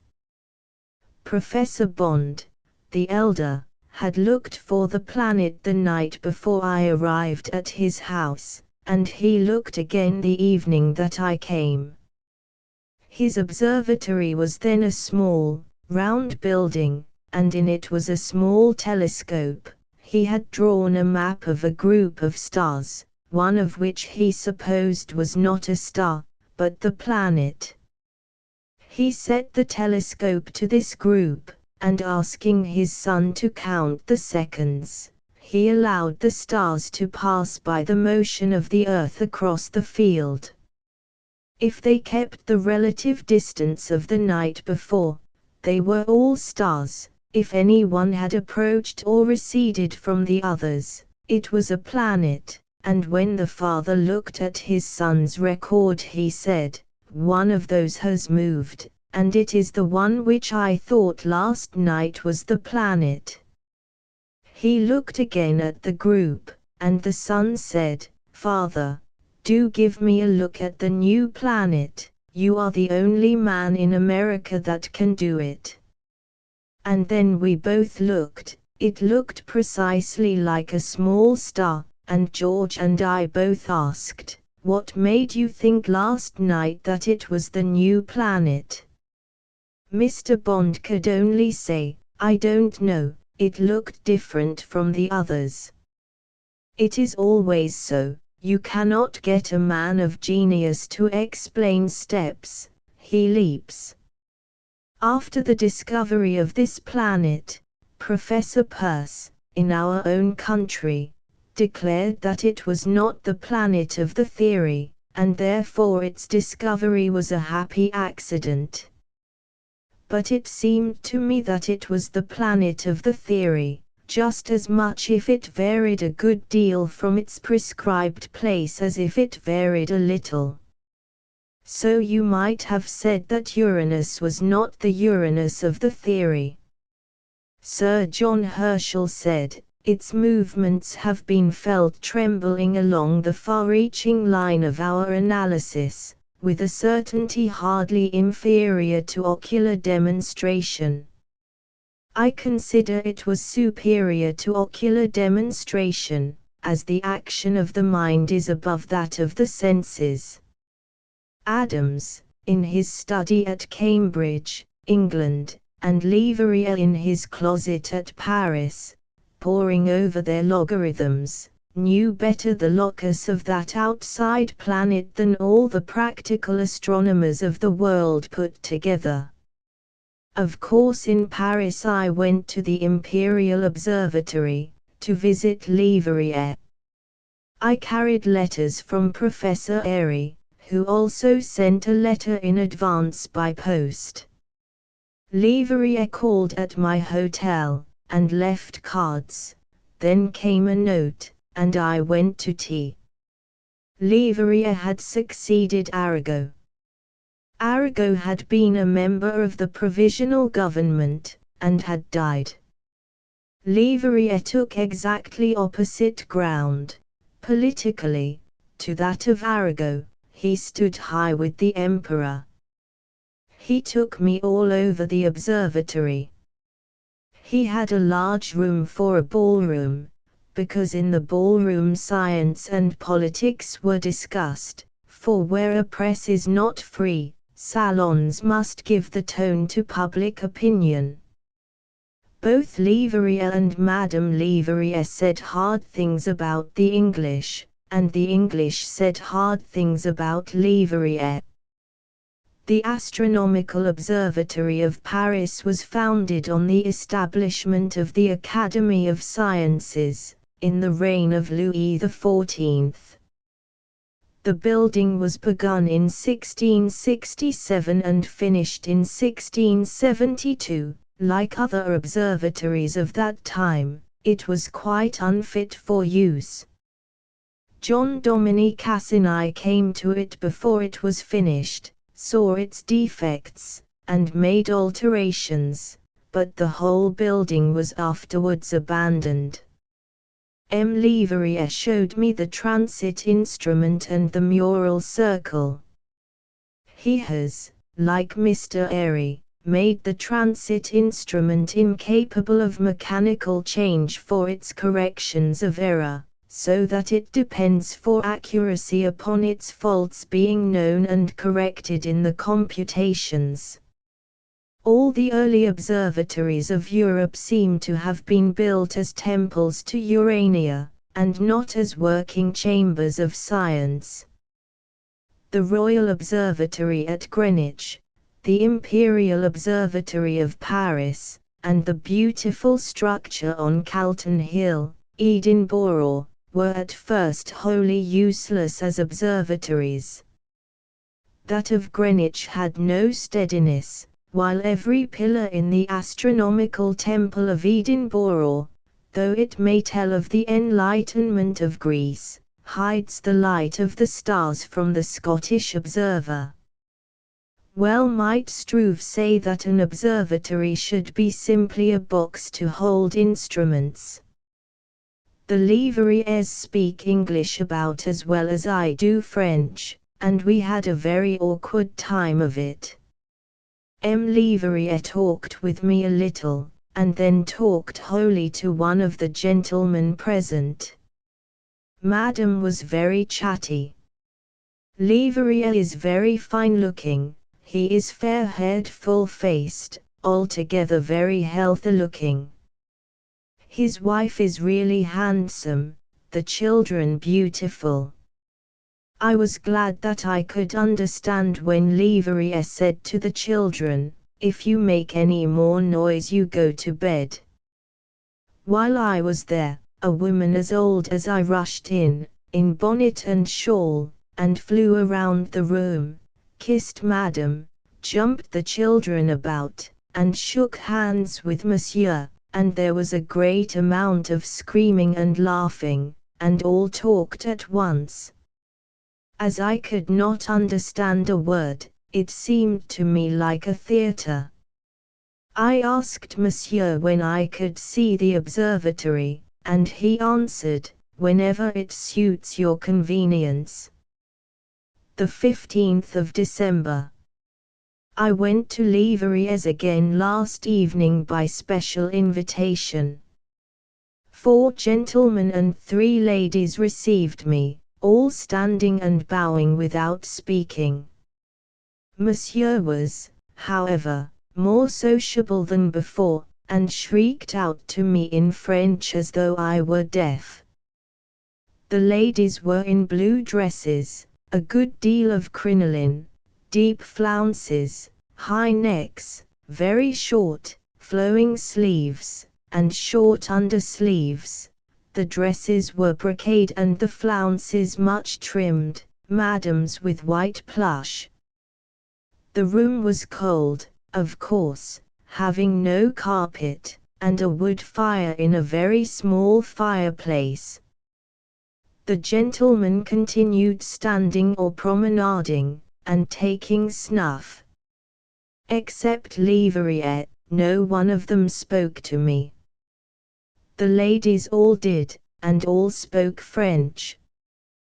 The 2 children were present again. The little girl 5 years old played on the piano, and the boy of 9 played and sang like a public performer. He promenaded about the room with his hands in his pockets, like a man. I think his manners were about equal to S, as occasionally he yelled and was told to be quiet. About 10 o'clock Leverrier asked me to go into the observatory, which connects with the dwelling. They are building immense additional rooms, and are having a great telescope, 27 feet in focal length, constructed. With Leverrier's bad English and my bad French we talked but little, but he showed me the transit instrument, the mural circle, the computing room, and the private office. He put on his cloak and cap, and said, "Voilà la directie." One room, he told me, had been Arago's, and Arago had his bed on one side. Leverrier said, "I do not wish to have it for my room." He is said to be much opposed to Arago, and to be merciless towards his family. He showed me another room, intended for a reception room, and explained to me that in France one had to make science come into social life, for the government must be reached in order to get money. There were huge globes in one room that belonged to Cassini. If what he showed me is not surpassed in the other rooms, I don't think much of their instruments. Leverrier said he had asked Chacornac to meet me, but he was not there. I felt that we got on a little better, but not much, and it was evident that he did not expect me to understand an observatory. We did not ascend to the domes. Leverrier has telegraphic communication with all Europe except Great Britain. It was quite singular that they made such different remarks to me. Leverrier said that they had to make science popular. Airy said, in England there is no astronomical public, and we do not need to make science popular. The 24th of January, 1858. I am in Rome. I have been here 4 days, and already I feel that I would rather have that 4 days in Rome than all the other days of my travels. I have been uncomfortable, cold, tired, and subjected to all the evils of traveling, but for all that, I would not have missed the sort of realization that I have of the existence of the past of great glory, if I must have 1,000 times the discomfort. I went alone yesterday to St. Peter's and the Vatican, and today, taking Murray, I went alone to the Roman Forum, and stood beside the ruined porticos and the broken columns of the temple. Then I pushed on to the Colosseum, and walked around its whole circumference. I could scarcely believe that I really stood among the ruins, and was not dreaming. I really think I had more enjoyment for going alone and finding out for myself. Afterwards the Hawthorns called, and I took Mrs. H. to the same spot. I really feel the impressiveness of Rome. All Europe has been serious to me. Rome is even sad in its seriousness. You cannot help feeling, in the Colosseum, some little of the influence of the scenes that have been enacted there. Even if you know little about them, you must remember that the vast numbers of people who have been within its walls for ages have not been common minds, whether they were Christian martyrs or traveling artists. I think if I had never heard before of the reputation of the pictures and statues of the Vatican, I should have perceived their superiority. There is more idea of action conveyed by the statuary than I ever received before. They do not seem to be dead. The 25th of January. I have finer rooms than I had in Paris, but the letting of apartments is better managed in Paris. There you always find a concierge, who tells you all you want to know, and who speaks several languages. In Rome you enter a narrow, dark passage, and look in vain for a door. Then you go up a flight of stairs, and see a door with a string. You pull the string, and a woman puts her mouth to a square hole, covered with tin punctured with holes, and asks what you want. You tell her, and she tells you to go up higher. You repeat the process, and at last reach the rooms. The higher up the better, because you get some sun, and one learns the value of sunlight. I saw no sun in Paris in my room, and here I have it half of the day, and it seems very pleasant. All the customs of the people differ from those of Paris. A little of Italian art enters into the ornaments of rooms and furniture, but anything like mechanical skill seems to be unheard of, and I dare say the pretty stamp used on the butter I have, which represents some antique picture, was cut by some northern hand. I could make a better cart than those that I see on the streets, and I could almost make as good horses as those that draw them. It is Holy Week. I have spent 7 hours at a time at St. Peter's, in terrible crowds, for 10 days, and now I go no more. The ladies are seated, but as the ceremonies are in different parts of the immense building, they rush wildly from one to the other. With their black veils they look like furies let loose. I stayed 5 hours today to see the Pope wash feet, which was very silly, for I saw mother wash them much more effectually 20 years ago. The crowd is better worth seeing than the ceremony, if one could only see it without being in it. I shall not try to hear the Miserere, I have given up the study of music. Since I failed to appreciate Mario, I shan't try any more. I go to the stories on Sunday evening to look at St. Peter's lighting up. The 21st of March. I have been to Vespers at St. Peter's. They begin an hour before sunset.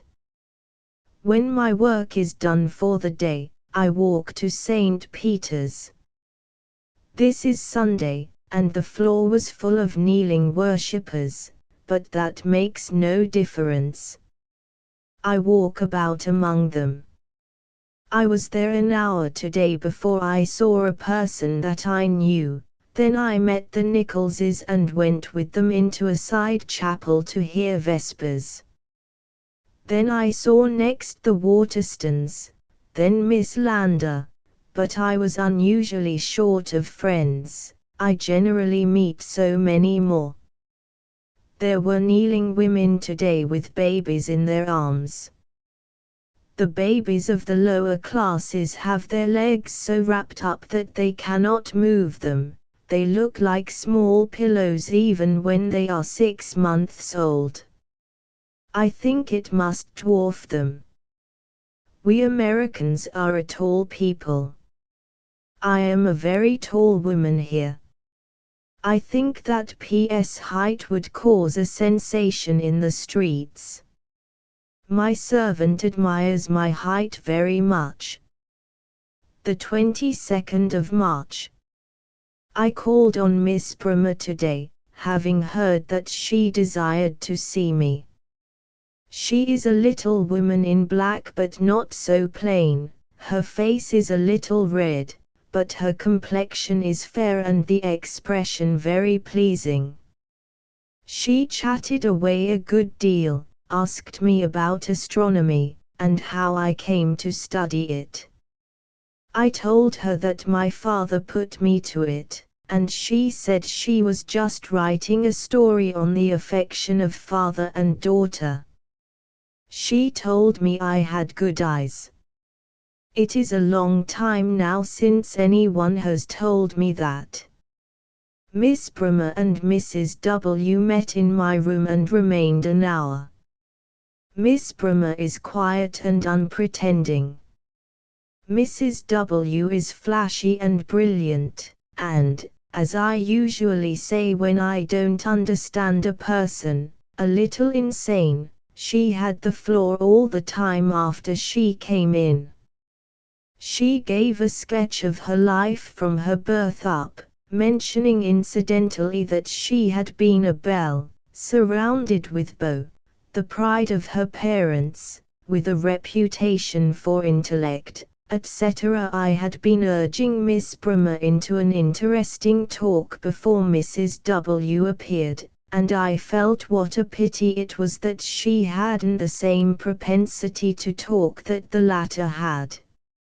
She talked very pleasantly, however, and I thought what a pity it was that I shall not see her again, for I leave Rome in 3 days for Florence. I was in Rome for a winter, an idler by necessity for 6 weeks. It is the very place of all the world for an idler. On the pleasant days there are the ruins to visit, the Campagna to stroll over, the villas and their grounds to gather flowers in, the Forum to muse in, the Pincian Hill or the Capitoline for a gossiping walk with some friend. On rainy days it is all art. There are the cathedrals, the galleries, and the studios of the 1,000 artists. For every winter there are 1,000 artists in Rome. A rainy day found me in the studio of Paul Acres.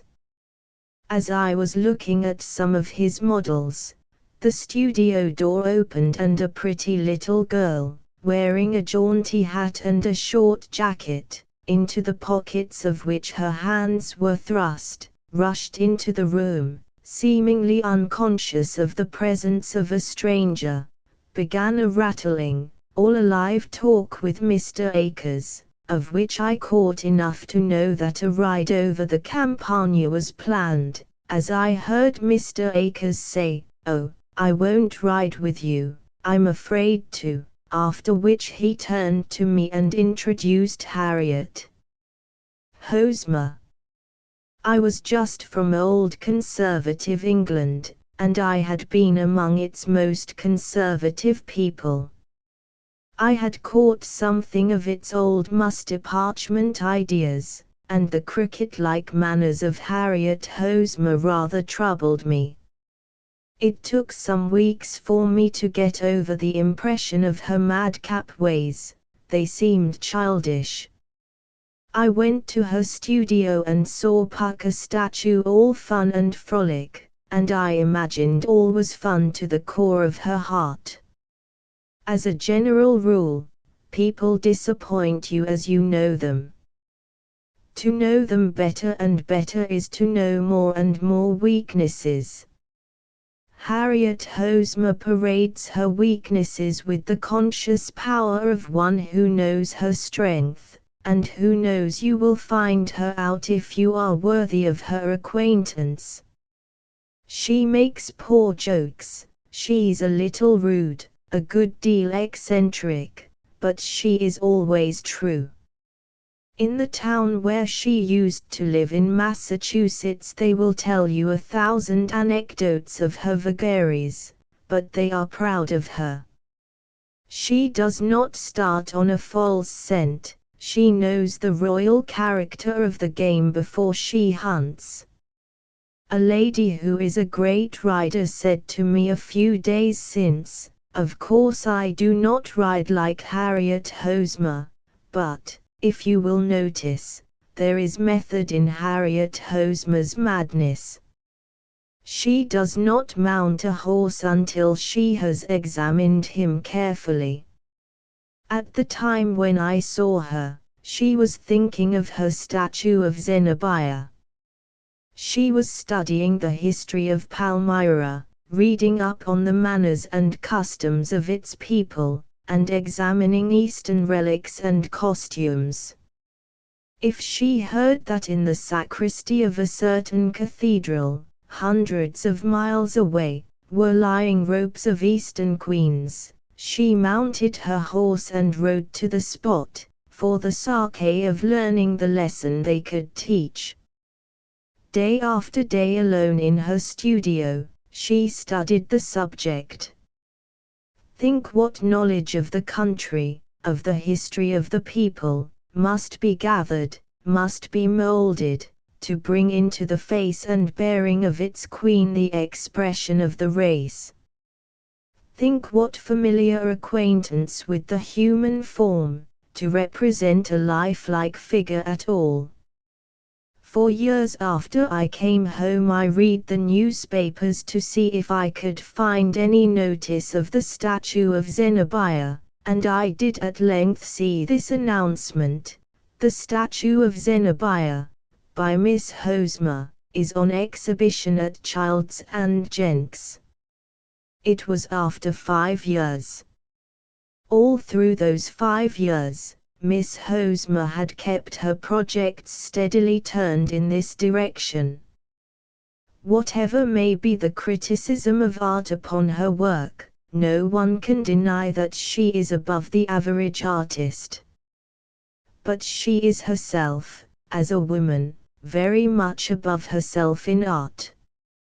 If there came to any struggling artist in Rome the need of a friend, and of the 1,000 artists in Rome very few are successful, Harriet Hosmer was that friend. I knew her to stretch out a helping hand to an unfortunate artist, a poor, uneducated, unattractive American, against whom the other Americans in Rome shut their houses and their hearts. When the other Americans turned from the unsuccessful artist, Harriet Hosmer reached forth the helping hand. When Harriet Hosmer knew herself to be a sculptor, she knew also that in all America was no school for her. She must leave home, she must live where art could live. She might model her busts in the clay of her own soil, but who should follow out in marble the delicate thought which the clay expressed? The workmen of Massachusetts tended the looms, built the railroads, and read the newspapers. The hard-handed men of Italy worked in marble from the designs put before them. One copied the leaves which the sculptor threw into the wreaths around the brows of his heroes, another turned with his tool the folds of the drapery, another wrought up the delicate tissues of the flesh. None of them dreamed of ideas, they were copyists, the very handwork that her head needed. And to Italy she went. For her school she sought the studio of Gibson, the greatest sculptor of the time. She resolved to scorn delights and live laborious days, and there she has lived and worked for years. She fashions the clay to her ideal, every little touch of her fingers in the clay is a thought, she thinks in clay. The model finished and cast in the dull, hard, inexpressive plaster, she stands by the workmen while they put it into the marble. She must watch them, for a touch of the tool in the wrong place might alter the whole expression of the face, as a wrong accent in the reader will spoil a line of poetry. Collegio Romano, Secchi. There was another observatory which had a reputation and was known in America. It was the observatory of the Collegio Romano, and was in the monastery behind the church of Saint Ignazio. Its director was the Father Secchi, who had visited the United States, and was well known to the scientists of this country. I said to myself, this is the land of Galileo, and this is the city in which he was tried. I knew of no sadder picture in the history of science than that of the old man, Galileo, worn by a long life of scientific research, weak and feeble, trembling before that tribunal whose frown was torture, and declaring that to be false which he knew to be true. And I know of no picture in the history of religion more weakly pitiable than that of the Holy Church trembling before Galileo, and denouncing him because he found in the book of nature truths not stated in their own book of God, forgetting that the book of nature is also a book of God. It seems to be difficult for anyone to take in the idea that two truths cannot conflict. Galileo was the first to see the 4 moons of Jupiter, and when he announced the fact that 4 such moons existed, of course he was met by various objections from established authority. One writer declared that as astrologers had got along very well without these planets, there could be no reason for their starting into existence. But his greatest heresy was this: he was tried, condemned, and punished for declaring that the sun was the center of the system, and that the earth moved around it, also, that the earth turned on its axis. For teaching this, Galileo was called before the assembled cardinals of Rome, and, clad in black cloth, was compelled to kneel, and to promise never again to teach that the earth moved. It is said that when he arose he whispered, "It does move." He was tried at the hall of Supra Minerva. In fewer than 200 years from that time the church of Saint Ignazio was built, and the monastery on whose walls the instruments of the modern observatory stand. It is a very singular fact, but one which seems to show that even in science the blood of the martyrs is the seed of the Church, that the spot where Galileo was tried is very near the site of the present observatory, to which the Pope was very liberal. From the Hall of Supra Minerva you make but 2 turns through short streets to the Fontenelle de Borghese, in the rear of which stands the present observatory. Indeed, if a cardinal should, at the Hall of Supra Minerva, call out to Secchi, "Watchman, what of the night?" Secchi could hear the question, and no bolder views emanate from any observatory than those which Secchi sends out.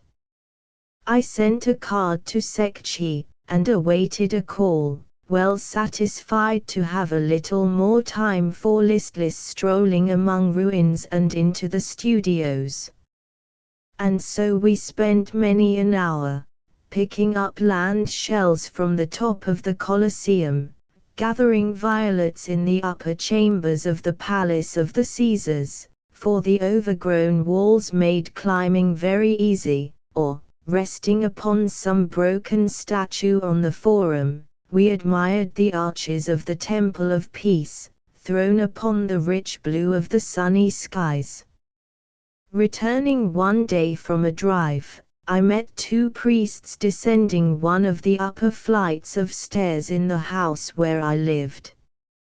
As my rooms had been blessed once, and holy water sprinkled upon them, I thought perhaps another process of that kind had just been gone through, and was about to pass them, when one of them, accosting me, asked if I were the Signorine Mitchell, changing his Italian to good English as he saw that I was, and introducing himself as Father Secchi. He told me that the younger man was a young religio, and the 2 turned and went back with me. I recalled, as I saw Father Secchi, an anecdote I had heard, no way to his credit, except for ingenious trickery. It was said that coming to America he brought with him the object glass of a telescope, at a time when scientific apparatus paid a high duty. Being asked by some official what the article was, he replied, "My looking glass," and in that way passed it off as personal wardrobe, so escaped the duty. It may have been De Vico. Father Secchi had brought with him, to show me, negatives of the planet Saturn, the rings showing beautifully, although the image was not more than half an inch in size. I was ignorant enough of the ways of papal institutions, and, indeed, of all Italy, to ask if I might visit the Roman observatory. I remembered that the days of Galileo were days of 2 centuries since. I did not know that my heretic feet must not enter the sanctuary, that my woman's robe must not brush the seats of learning. The father's refusal was seen in his face at once, and I felt that I had done something highly improper. The father said that he would have been most happy to have me visit him, but he had not the power. It was a religious institution. He had already applied to his superior, who was not willing to grant permission. The power lay with the Holy Father or one of his cardinals. I was told that Mrs. Somerville, the most learned woman in all Europe, had been denied admission, that the daughter of Sir John Herschel, in spite of English rank, and the higher stamp of nature's nobility, was at that time in Rome, and could not enter an observatory which was at the same time a monastery. If I had before been mildly desirous of visiting the observatory, I was now intensely anxious to do so. Father Secchi suggested that I should see Cardinal Antonelli in person, with a written application in my hand. This was not to be thought of, to ask an interview with the wily cardinal. From a letter to her father. I am working to get admitted to see the observatory, but it cannot be done without special permission from the Pope, and I don't like to be presented. If I can get permission without the humbug of putting on a black veil and receiving a blessing from Pius, I shall, but I shrink from the formality of presentation. I know thou didst say be presented. Our minister at that time had the reputation of being very careless of the needs and wishes of his countrymen, and I was not surprised to find a long delay. In the course of my waiting, I had told my story to a young Italian gentleman, the nephew of a Monsignor being next in rank to a cardinal. He assured me that permission would never be obtained by our minister. After a fortnight's waiting I received a permit, written on parchment, and signed by Cardinal Antonelli. When the young Italian next called, I held the parchment up in triumph, and boasted that minister had at length moved in the matter. The young man coolly replied, "Yes, I spoke to my uncle last evening, and asked him to urge the matter with Cardinal Antonelli, but for that it would never have come. There had been red tape and I had not seen it." At the same time that the formal missive was sent to me, a similar one was sent to Father Secchi, authorizing him to receive me. The father called at once to make the arrangements for my visit. I made the most natural mistake.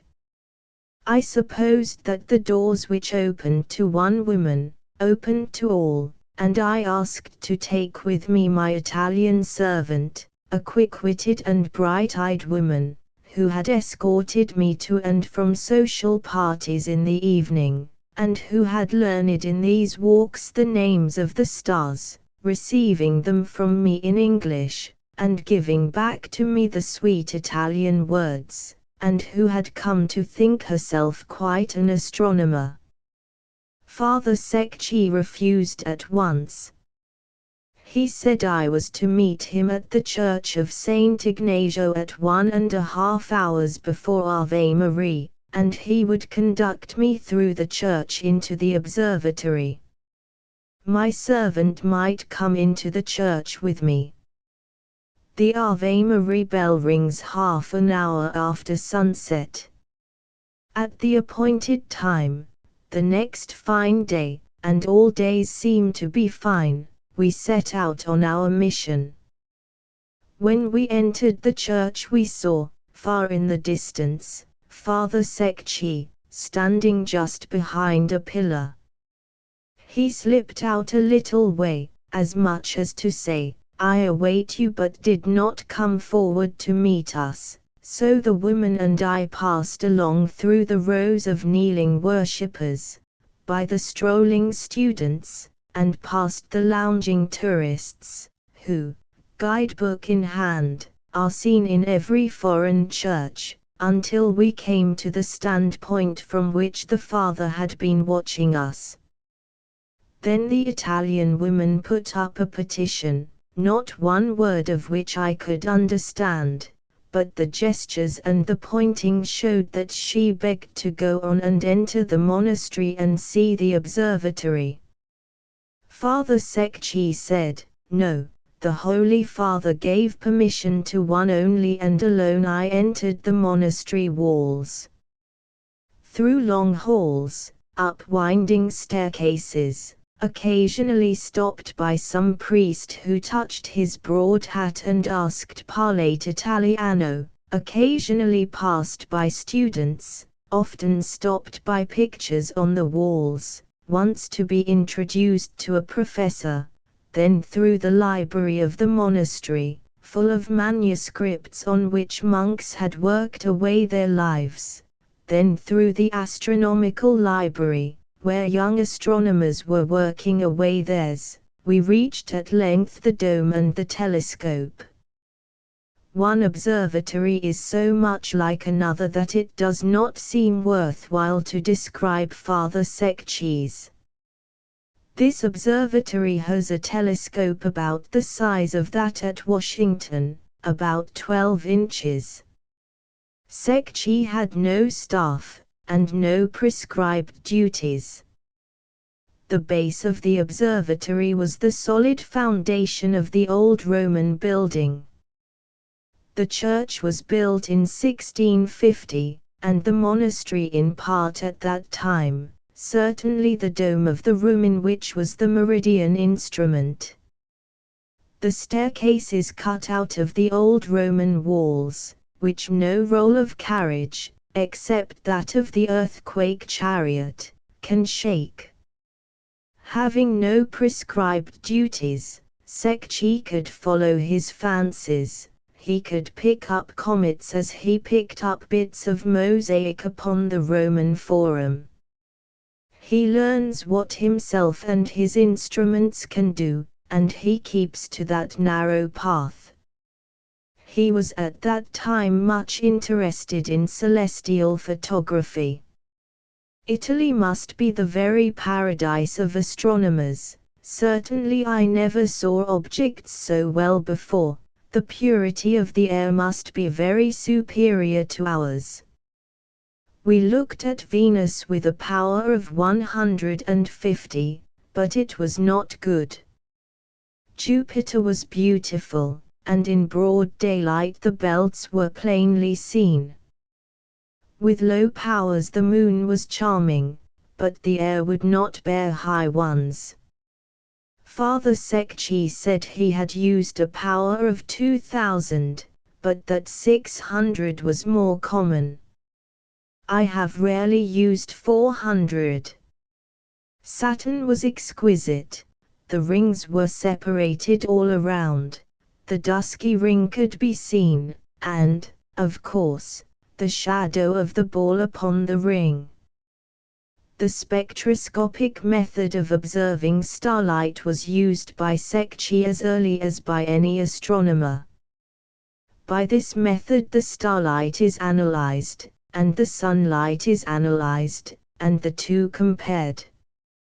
If it does not disclose absolutely what are the peculiarities of starlight and sunlight, relatively, it traces the relationship.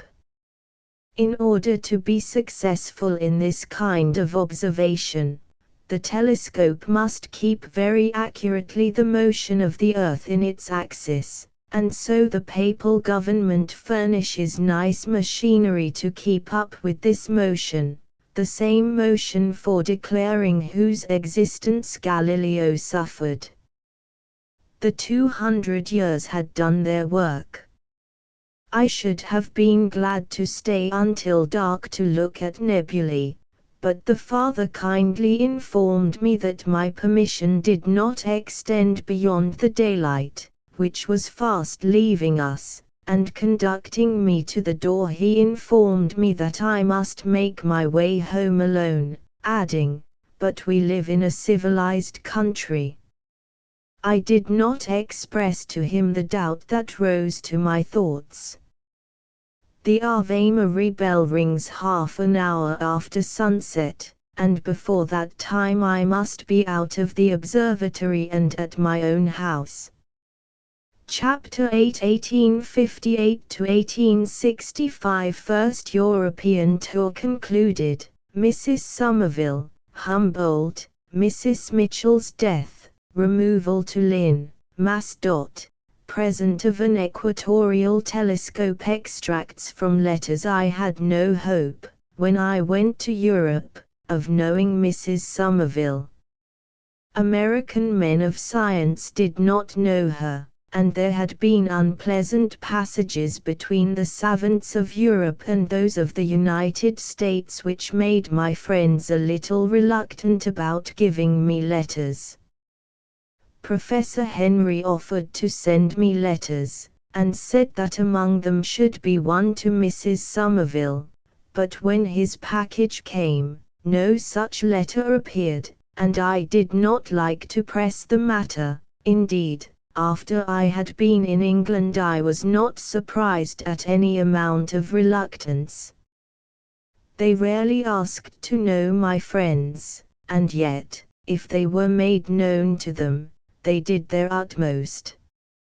So I went to Europe with no letter to Mrs. Somerville, and no letter to the Herschels. I was very soon domesticated with the heiress, and really felt my importance when I came to sleep in one of the round rooms of the Royal Observatory. I dared give no hint to the heiress that I wanted to know the Herschels, although they were intimate friends. What was I that I should love them, save for feeling of the pain? But one fine day a letter came to Mrs. Airy from Lady Herschel, and she asked, would not Miss Mitchell like to visit us? Of course Miss Mitchell jumped at the chance. Mrs. Airy replied, and probably hinted that Miss Mitchell could be induced etc. if the heiress were old friends of Mrs. Somerville. The Herschels were older.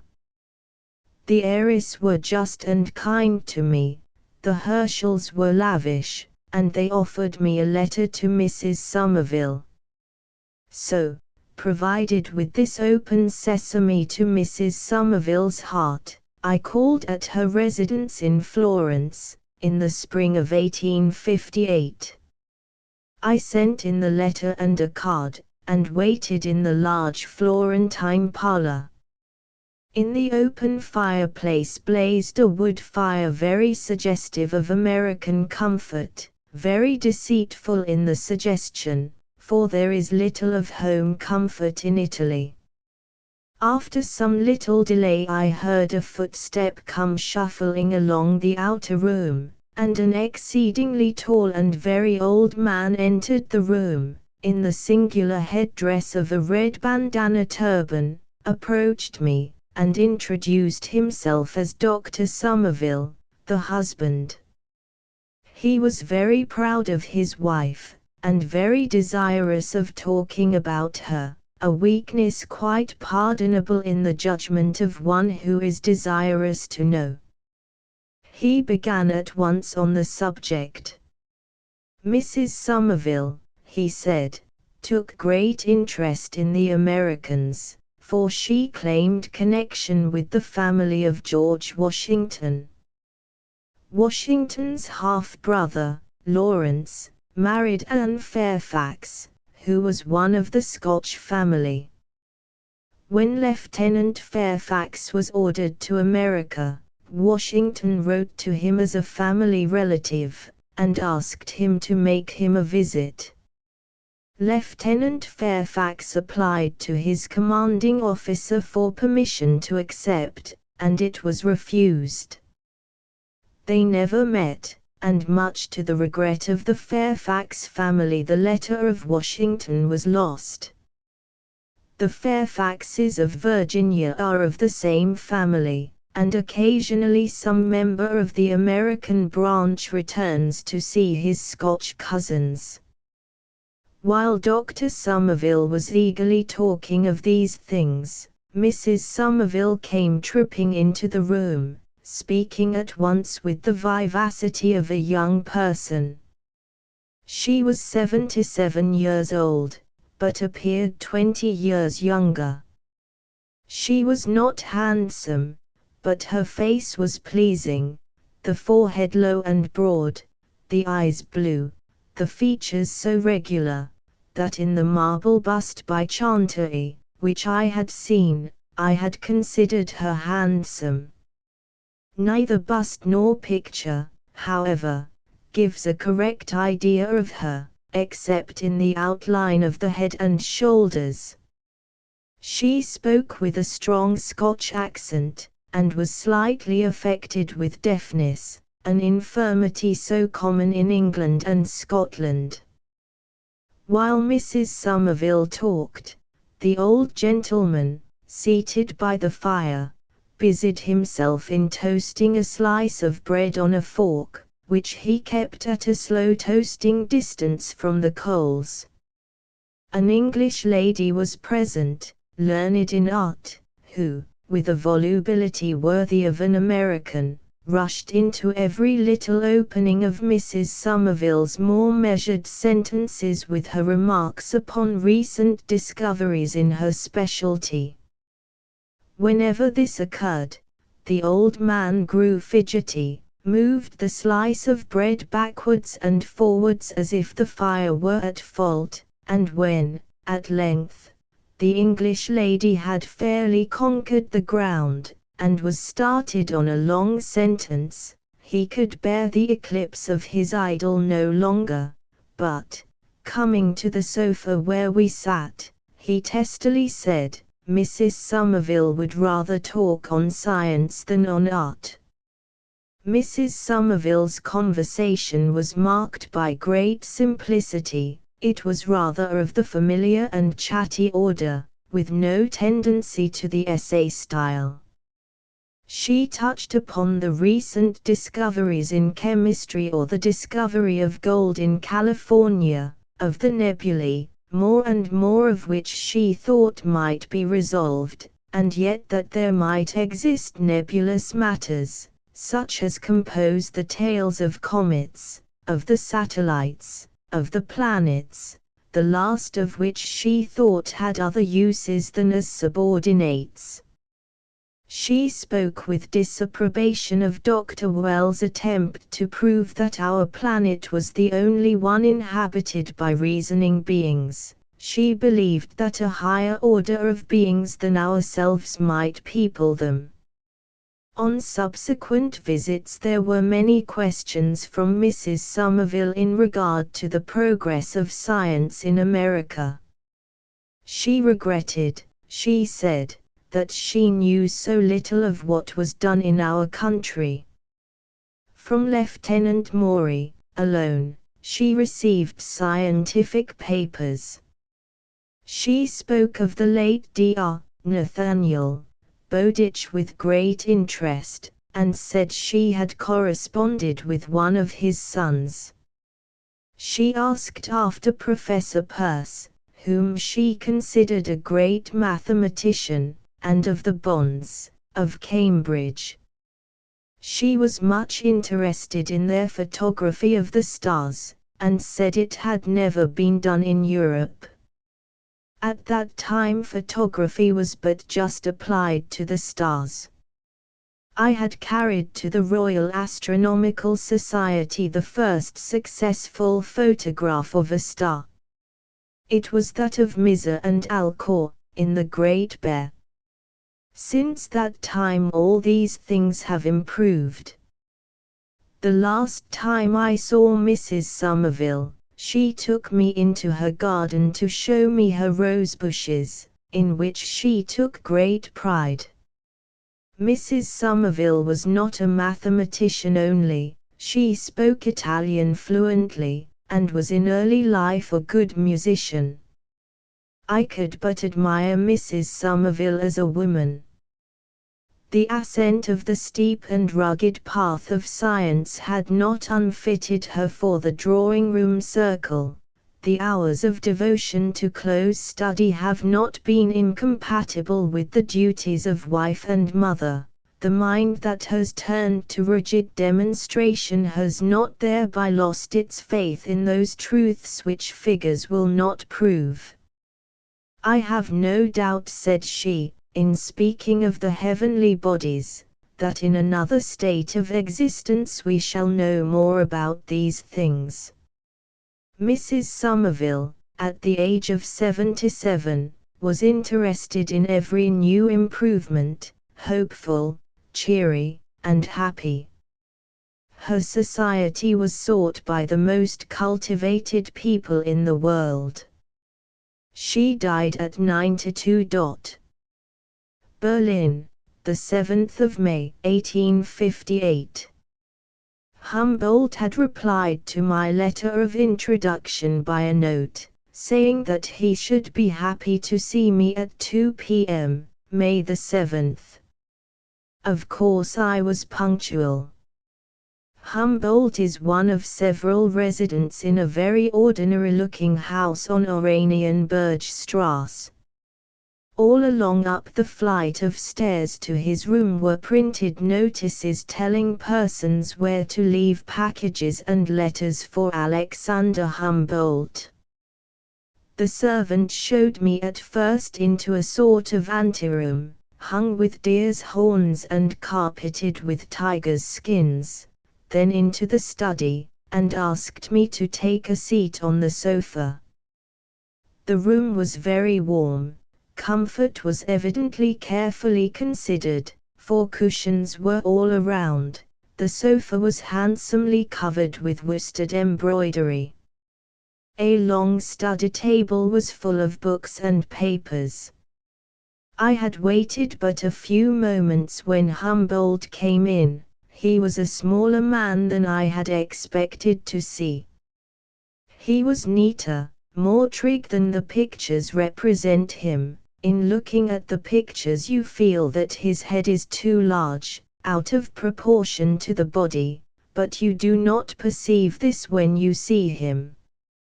He bowed in a most courtly manner, and told me he was much obliged to me for coming to see him, then shook hands, and asked me to sit, and took a chair near me. There was a clock in sight, and I stayed but half an hour.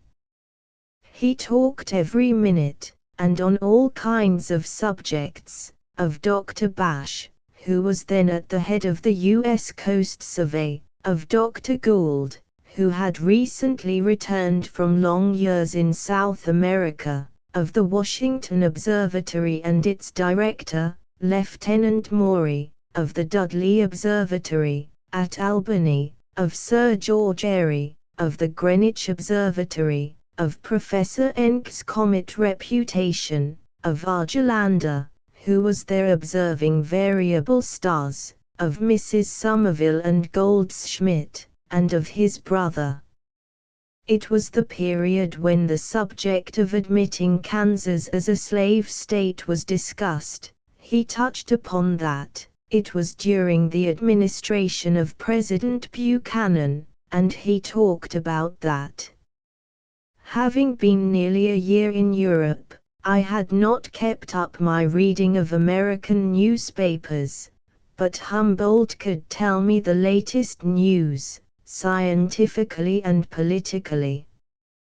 To my ludicrous mortification, he told me of the change of position of some scientific professor in New York State, and when I showed that I didn't know the location of the town, which was Clinton, he told me if I would look at the map, which lay upon the table, I should find the town somewhere between Albany and Buffalo. Humboldt was always considered a good-tempered, kindly-natured man, but his talk was a little fault-finding. He said, "Lieutenant Maury has been useful, but for the director of an observatory he has put forth some strange statements in the geography of the sea." He asked me if Mrs. Somerville was now occupied with pure mathematics. He said, "There she is strong. I never saw her but once. She must be over 60 years old. In reality she was 77.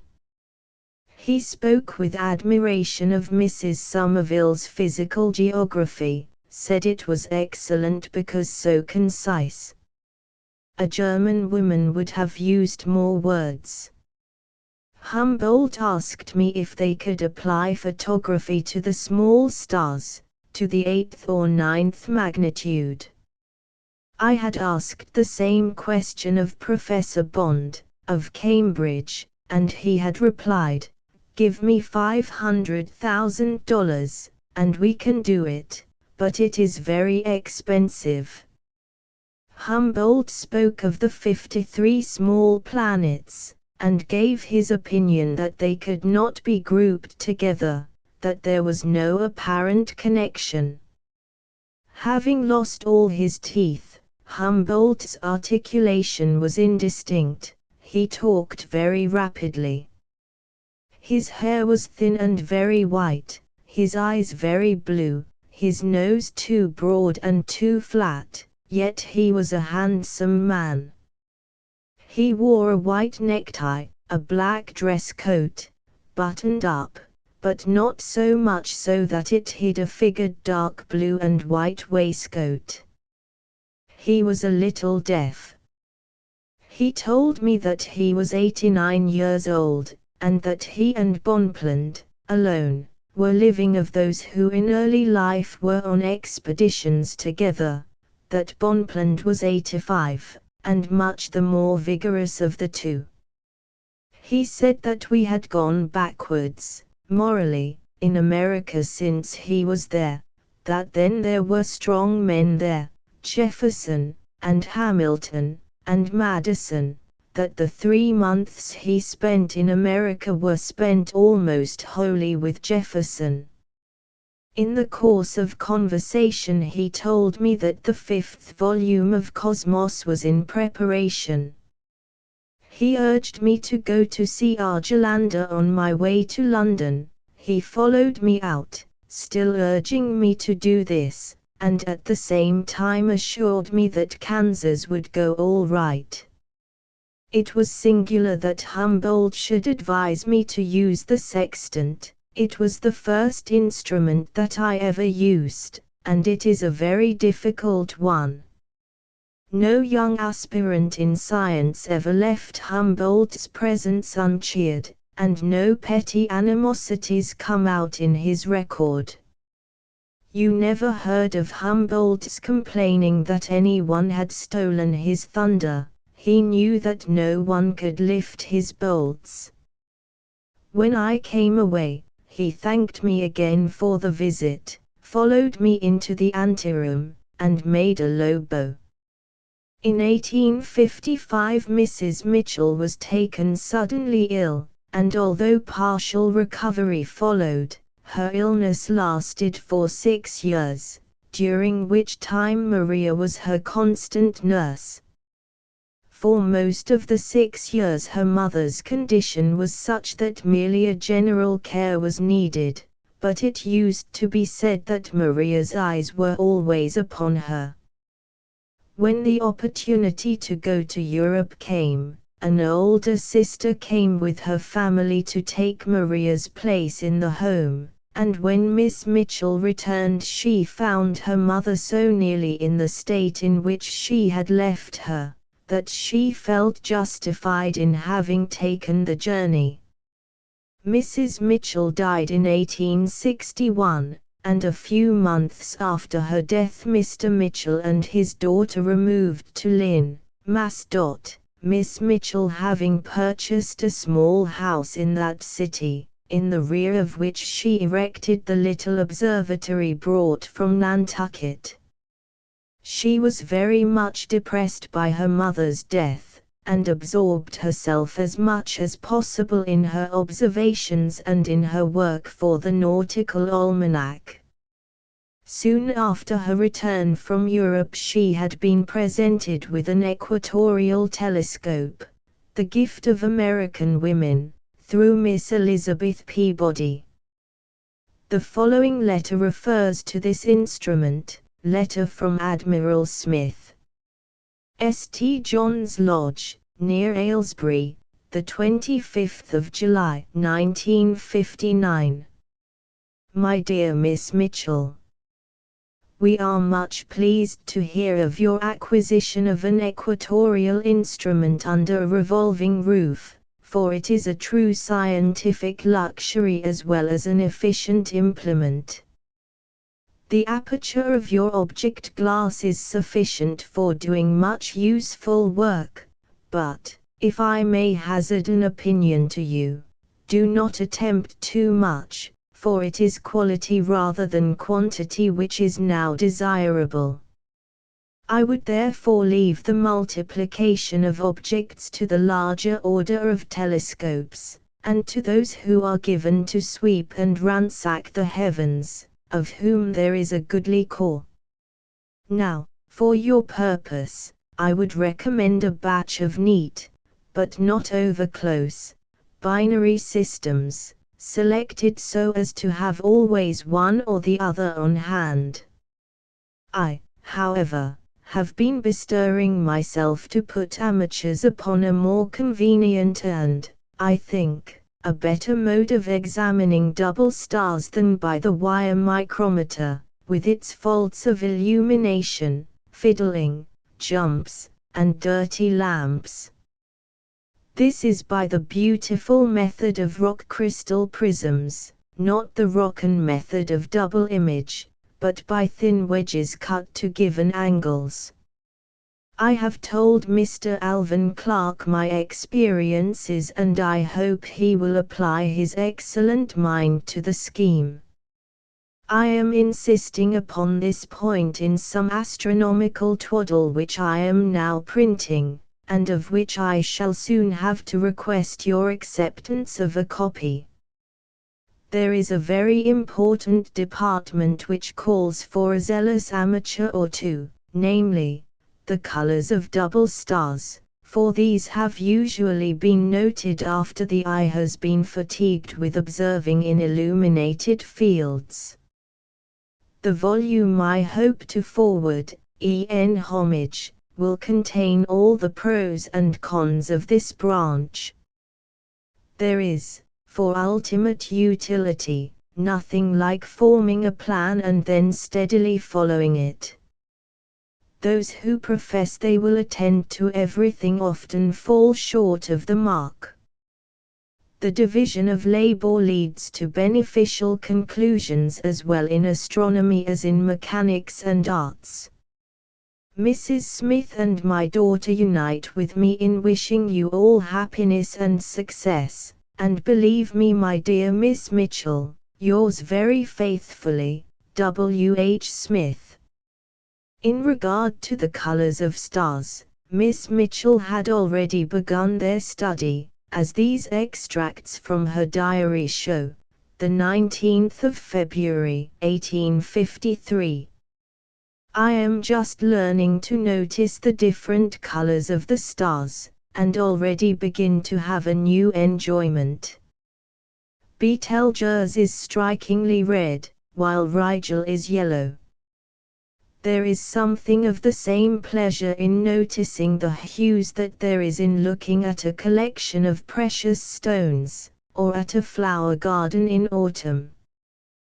Blue stars I do not yet see, and but little lilac except through the telescope. The 12th of February, 1855.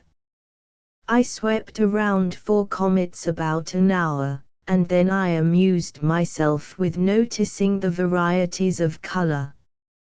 I wonder that I have so long been insensible to this charm in the skies. The tints of the different stars are so delicate in their variety.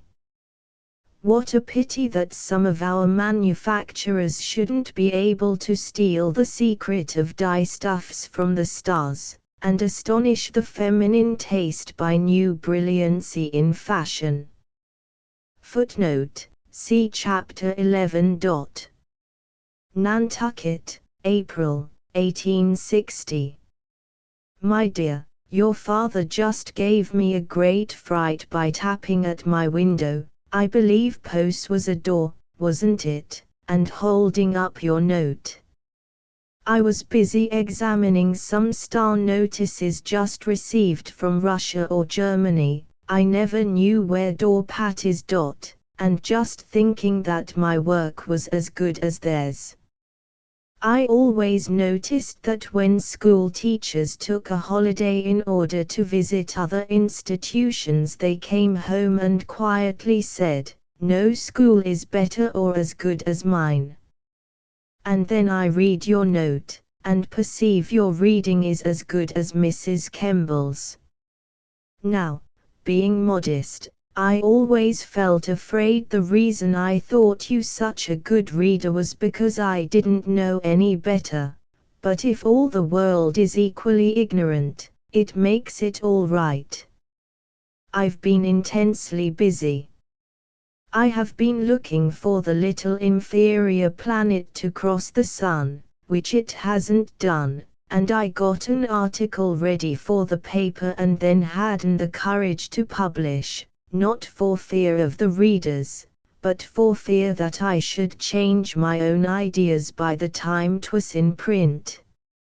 I am hoping, however, to have something by the meeting of the Scientific Association in August, some paper, not to get reputation for myself. My reputation is so much beyond me that as policy I should keep quiet, but in order that my telescope may show that it is at work. I am embarrassed by the amount of work it might do, as you do not know which of Mrs. Browning's poems to read, there are so many beauties.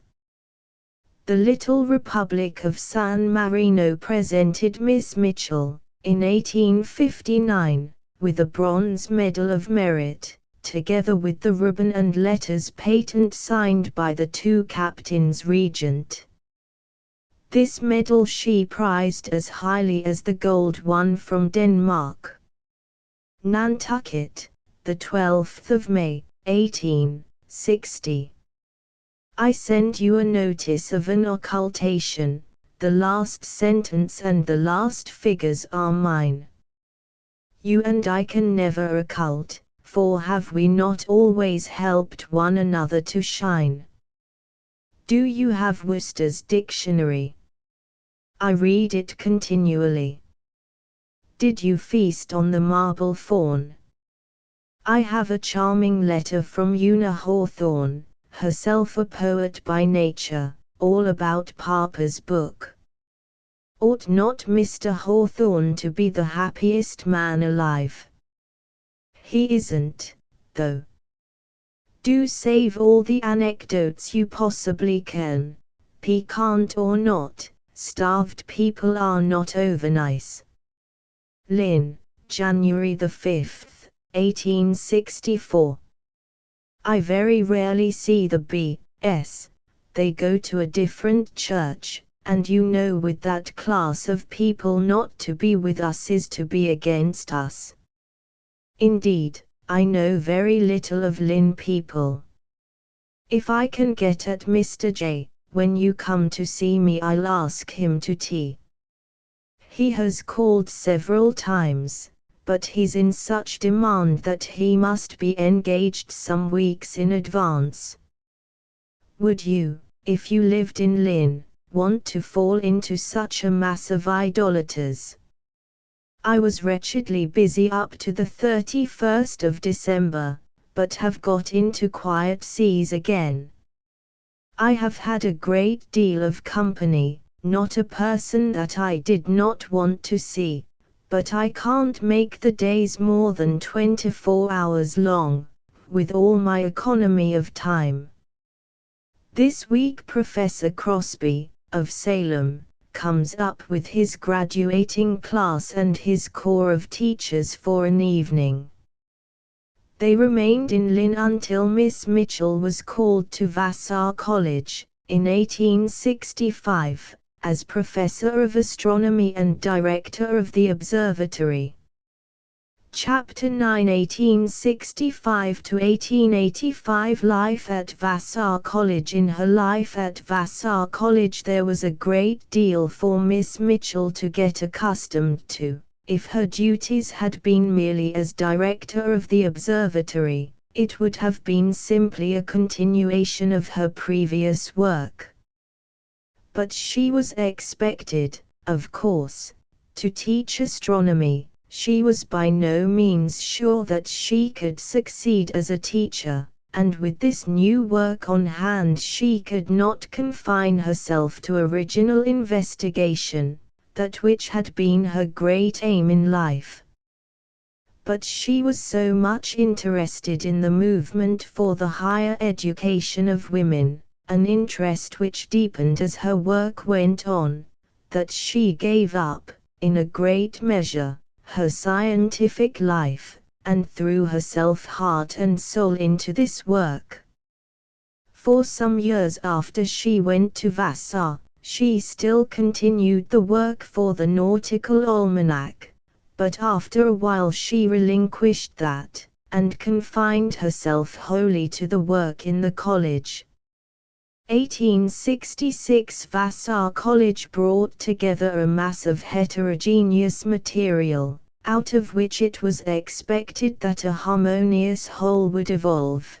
Pupils from all parts of the country, of different habits, different training, different views, teachers, mostly from New England, differing also, professors, largely from Massachusetts, yet differing much. And yet, after a year, we can say that there has been no very noisy jarring of the discordant elements. Small jostling has been felt, but the president has oiled the rough places, and we have slid over them. Miss is a bigot, but a very sincere one. She is the most conservative person I ever met. I think her a very good woman, a woman of great energy. She is very kind to me. But had we lived in the colonial days of Massachusetts, and had she been a power, she would have burned me at the stake for heresy. Yesterday the rush began. Miss Leman, the lady principal, had set the 20 teachers all around in different places, and I was put into the parlor to talk to anxious mothers. Miss Leman had a horse cold, but she received about 200 students, and had all their rooms assigned to them. While she had one anxious mamma, I took 2 or 3, and kept them waiting until she could attend to them. Several teachers were with me. I made a rush at the visitors as they entered, and sometimes I was asked if I were lady principal, and sometimes if I were the matron. This morning Miss Leman's voice was gone. She must have seen 500 people yesterday. Among others there was one Miss Mitchell, and, of course, that anxious mother put that girl under my special care, and she is very bright. Then there were 2 who were sent with letters to me, and several others whose mothers took to me because they were frightened by Miss Leman's style. One lady, who seemed to be a bright woman, got me by the button and held me a long time. She wanted this, that, and the other impracticable thing for the girl, and told me how honest her daughter was. Then with a flood of tears she said, "But she is not a Christian.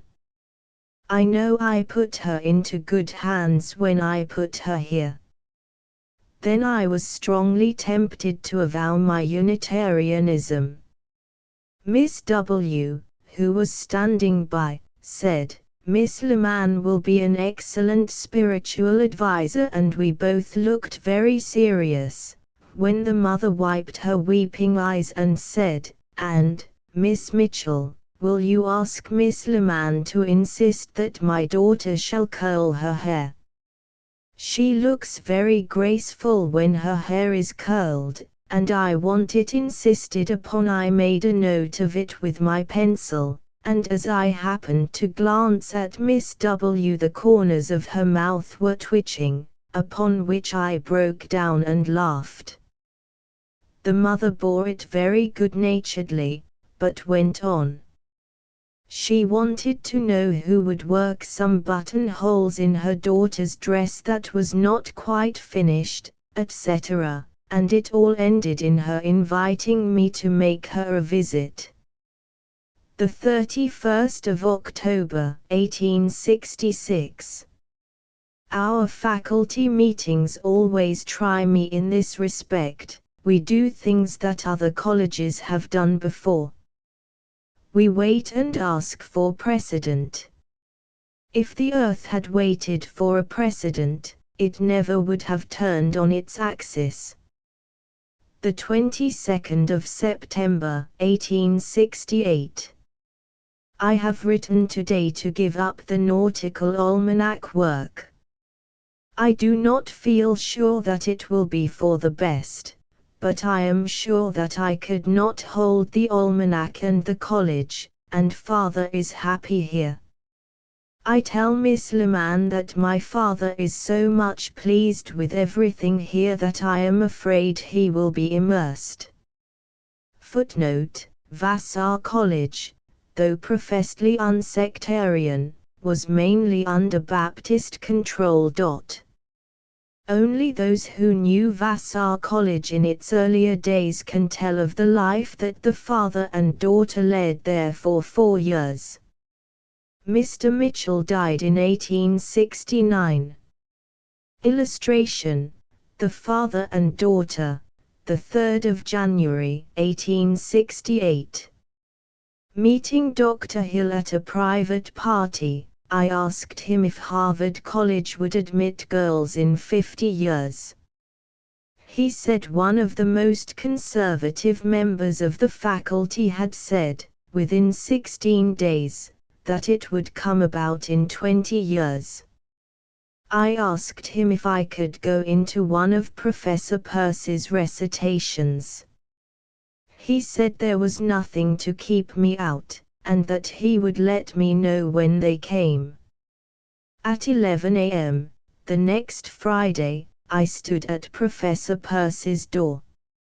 As the professor came in, I went towards him, and asked him if I might attend his lecture.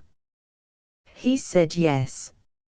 I said, "Can you not say I shall be happy to have you?" And he said, "I shall be happy to have you," but he didn't look happy. It was with some little embarrassment that Mrs. K and I seated ourselves. 16 young men came into the room. After the first glance at us there was not another look, and the lecture went on. Professor Peirce had filled the blackboard with formulae, and went on developing them. He walked backwards and forwards all the time, thinking it out as he went. The students at first all took notes, but gradually they dropped off until perhaps only half continued. When he made simple mistakes they received it in silence. Only one, that one his son, a tutor in college, remarked that he was wrong. The steps of his lesson were all easy, but of course it was impossible to tell whence he came or whither he was going. The recitation room was very common looking. We could not tolerate such at Vassar. The forms and benches of the recitation room were better for taking notes than ours are. The professor was polite enough to ask us into the senior class, but I had an engagement. I asked him if a young lady presented herself at the door he could keep her out, and he said no, and I shouldn't. I told him I would send some of my girls. The 15th of October, 1868. Resolved, in case of my outliving father and being in good health, to give my efforts to the intellectual culture of women, without regard to salary, if possible, connect myself with liberal Christian institutions, believing, as I do, that happiness and growth in this life are best promoted by them, and that what is good in this life is good in any life. In August, 1869, Miss Mitchell, with several of her Vassar students, went to Burlington, IA, to observe the total eclipse of the sun. She wrote a popular account of her observations, which was printed in Hours at Home for September, 1869. Her records were published in Professor Coffin's report, as she was a member of his party. The 26th of September, 1871. My classes came in today for the first time, 25 students, more than ever before, fine, splendid-looking girls. I felt almost frightened at the responsibility which came into my hands, of the possible twist which I might give them. 1871. I never look upon the mass of girls going into our dining room or chapel without feeling their nobility, the sovereignty of their pure spirit. The following letter from Miss Mitchell, though written at a later date, gives an idea of the practical observing done by her classes. My dear Miss, I reply to your questions concerning the observatory which you propose to establish. And, first, let me congratulate you that you begin small. A large telescope is a great luxury, but it is an enormous expense, and not at all necessary for teaching. My beginning class uses only a small portable equatorial. It stands outdoors from 7 a.m. to 9 p.m. The girls are encouraged to use it. They are expected to determine the rotation of the sun on its axis by watching the spots. The same for the planet Jupiter. They determine the revolution of Titan by watching its motions, the retrograde and direct motion of the planets among the stars, the position of the sun with reference to its setting in winter and summer, the phases of Venus. All their book learning in astronomy should be mathematical. The astronomy which is not mathematical is what is so ludicrously called geography of the heavens, is not astronomy at all.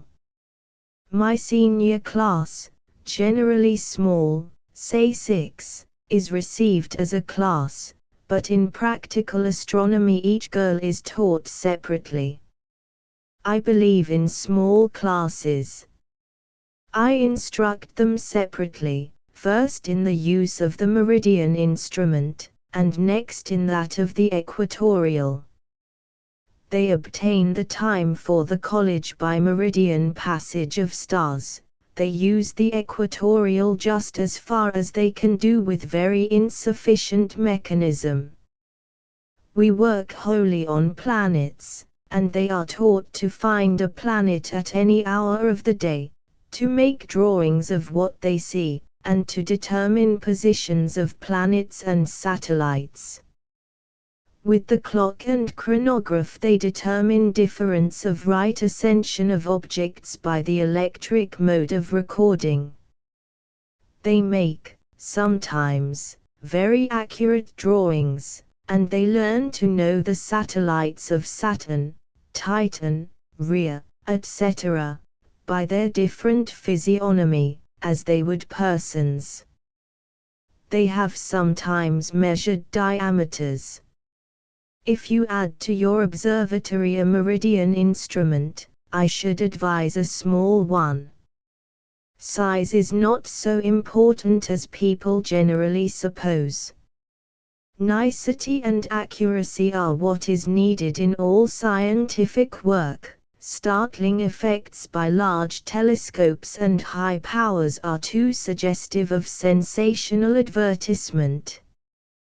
The relation between herself and her pupils was quite remarkable. It was very cordial and intimate. She spoke of them always as her girls, but at the same time she required their very best work, and was intolerant of shirking, or of an ambition to do what nature never intended the girl in question to do.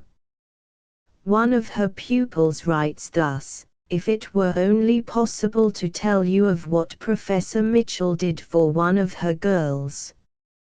Her girls. It meant so much to come into daily contact with such a woman. There is no need of speaking of her ability, the world knows what that was. But as her classroom was unique, having something of home in its belongings, so its atmosphere differed from that of all others. Anxiety and nervous strain were left outside of the door. Perhaps one clue to her influence may be found in her remark to the senior class in astronomy when 76 entered upon its last year, "We are women studying together." Occasionally it happened that work requiring 2 hours or more to prepare called for little time in the class. Then would come one of those treats which she bestowed so freely upon her girls, and which seemed to put them in touch with the great outside world. Letters from astronomers in Europe or America, or from members of their families, giving delightful glimpses of home life, stories of her travels and of visits to famous people, accounts of scientific conventions and of large gatherings of women, not so common then as now, gave her listeners a wider outlook and new interests. Professor Mitchell was chairman of a standing committee of the American Association for the Advancement of Women, that on women's work in science, and some of her students did their first work for women's organizations in gathering statistics and filling out blanks which she distributed among them. The benefits derived from my college course were manifold, but time and money would have been well spent had there been no return but that of 2 years' intercourse with Maria Mitchell. Another pupil, and later her successor at Vassar College, Miss Mary W. Whitney, has said of her method of teaching, "As a teacher, Miss Mitchell's gift was that of stimulus, not that of drill. She could not drill, she would not drive." But no honest student could escape the pressure of her strong will and earnest intent. The marking system she held in contempt, and wished to have nothing to do with it. "You cannot mark a human mind," she said, "because there is no intellectual unit." And upon taking up her duties as professor she stipulated that she should not be held responsible for a strict application of the system. July, 1887. My students used to say that my way of teaching was like that of the man who said to his son, "There are the letters of the English alphabet, go into that corner and learn them." It is not exactly my way, but I do think, as a general rule, that teachers talk too much. A book is a very good institution. To read a book, to think it over, and to write out notes is a useful exercise. A book which will not repay some hard thought is not worth publishing. The fashion of lecturing is becoming a rage. The teacher shows herself off, and she does not try enough to develop her pupils. The greatest object in educating is to give a right habit of study.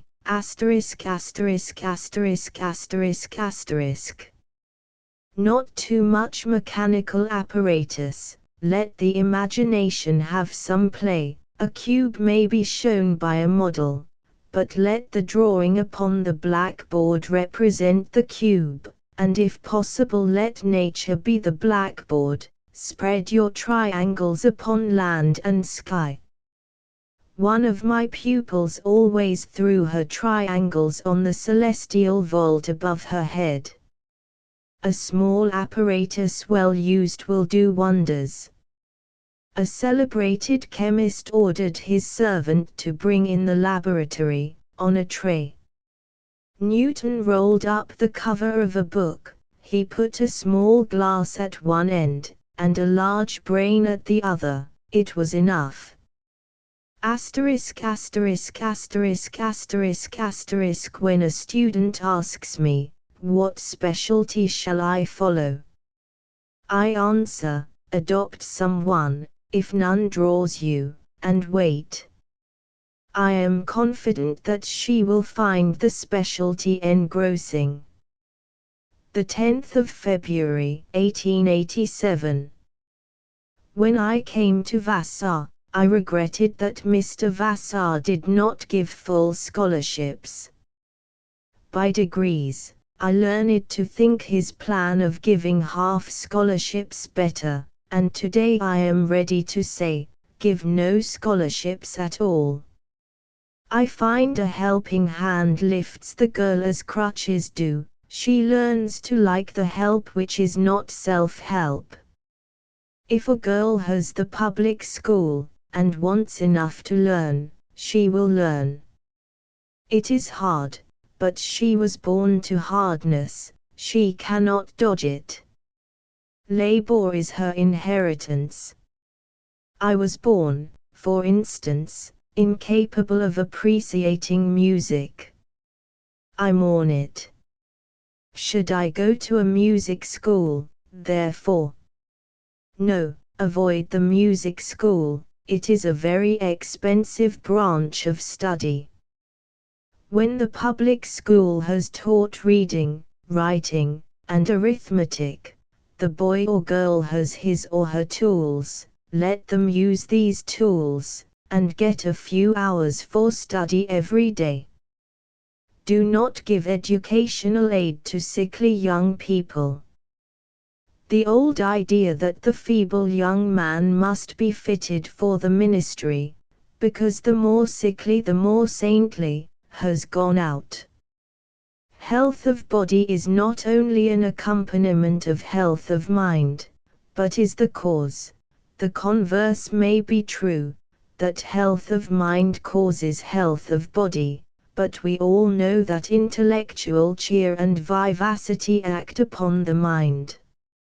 If the gymnastic exercise helps the mind, the concert or the theatre improves the health of the body. Let the unfortunate young women whose health is delicate take to the culture of the woods and fields, or raise strawberries, and avoid teaching. Better give a young girl who is poor a common school education, a little lift, and tell her to work out her own career. If she have a distaste to the homely routine of life, leave her the opportunity to try any other career, but let her understand that she stands or falls by herself. Not every girl should go to college. The overburdened mother of a large family has a right to be aided by her daughter's hands. I would aid the mother and not the daughter. I would not put the exceptionally smart girl from a very poor family into college, unless she is a genius, and a genius should wait some years to prove her genius. Endow the already established institution with money. Endow the woman who shows genius with time. A case at Johns Hopkins University is an excellent one. A young woman goes into the institution who is already a scholar, she shows what she can do, and she takes a scholarship. She is not placed in a happy valley of do-nothing, she is put into a workshop, where she can work. We are all apt to say, could we have had the opportunity in life that our neighbor had, and we leave the unfinished sentence to imply that we should have been geniuses. No one ever says, if I had not had such golden opportunities thrust upon me, I might have developed by a struggle. But why look back at all? Why turn your eyes to your shadow, when, by looking upward, you see your rainbow in the same direction? But our want of opportunity was our opportunity, our privations were our privileges, our needs were stimulants. We are what we are because we had little and wanted much, and it is hard to tell which was the more powerful factor. Asterisk asterisk asterisk asterisk asterisk small aids to individuals, large aid to masses. Asterisk asterisk asterisk asterisk asterisk the Russian Tsar determined to found an observatory, and the first thing he did was to take $1 million from the government treasury. He sends to America to order a 35-inch telescope from Alvan Clark, not to promote science, but to surpass other nations in the size of his glass. To him that'th shall be given. Read it, to him that'th should be given. Asterisk asterisk asterisk asterisk asterisk to give wisely is hard. I do not wonder that the millionaire founds a new college. Why should he not?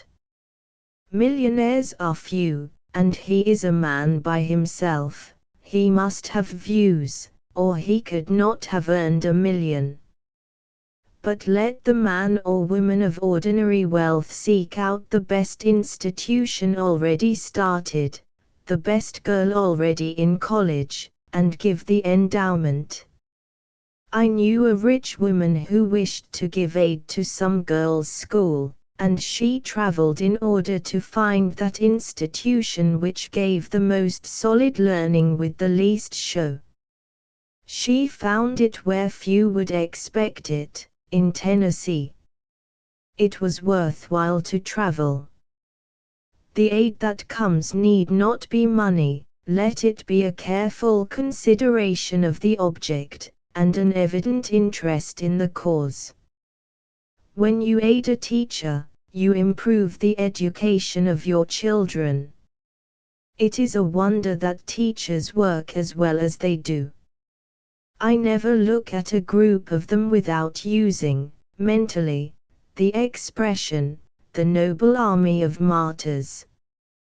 The chemist should have had a laboratory, and the observatory should have had an astronomer, but we are too apt to bestow money where there is no man, and to find a man where there is no money. Asterisk asterisk asterisk asterisk asterisk if every girl who is aided were a very high order of scholar, scholarship would undoubtedly conquer poverty, but a large part of the aided students are ordinary. They lack, at least, executive power, as their ancestors probably did. Poverty is a misfortune. Misfortunes are often the result of blamable indiscretion, extravagance, etc. It is one of the many blessings of poverty that one is not obliged to give wisely. 1866 to her students, I cannot expect to make astronomers, but I do expect that you will invigorate your minds by the effort at healthy modes of thinking. When we are chafed and fretted by small cares, a look at the stars will show us the littleness of our own interests. But stargazing is not science. The entrance to astronomy is through mathematics. You must make up your mind to steady and earnest work. You must be content to get on slowly if you only get on thoroughly. The phrase popular science has in itself a touch of absurdity. That knowledge which is popular is not scientific. The laws which govern the motions of the sun, the earth, planets, and other bodies in the universe, cannot be understood and demonstrated without a solid basis of mathematical learning. Asterisk asterisk asterisk asterisk asterisk Every formula which expresses a law of nature is a hymn of praise to God. Asterisk asterisk asterisk asterisk asterisk You cannot study anything persistently for years without becoming learned, and although I would not hold reputation up to you as a very high object of ambition, it is a wayside flower which you are sure to have catch at your skirts. Whatever apology other women may have for loose, ill-finished work, or work not finished at all, you will have none. When you leave Vassar College, you leave it the best educated women in the world. Living a little outside of the college, beyond the reach of the little currents that go up and down the corridors, I think I am a fairer judge of your advantages than you can be yourselves, and when I say you will be the best educated women in the world, I do not mean the education of textbooks, and classrooms, and apparatus, only, but that broader education which you receive unconsciously, that higher teaching which comes to you, all unknown to the givers, from daily association with the noble-souled women who are around you. 1871 When astronomers compare observations made by different persons, they cannot neglect the constitutional peculiarities of the individuals, and there enters into these computations a quantity called personal equation. In common terms, it is that difference between two individuals from which results a difference in the time which they require to receive and note an occurrence. If one sees a star at one instant, and records it, the record of another, of the same thing, is not the same. It is true, also, that the same individual is not the same at all times, so that between two individuals there is a mean or middle individual, and each individual has a mean or middle self, which is not the man of today, nor the man of yesterday, nor the man of tomorrow, but a middle man among these different selves. Asterisk asterisk asterisk asterisk asterisk We especially need imagination in science. It is not all mathematics, nor all logic, but it is somewhat beauty and poetry. There will come with the greater love of science greater love to one another.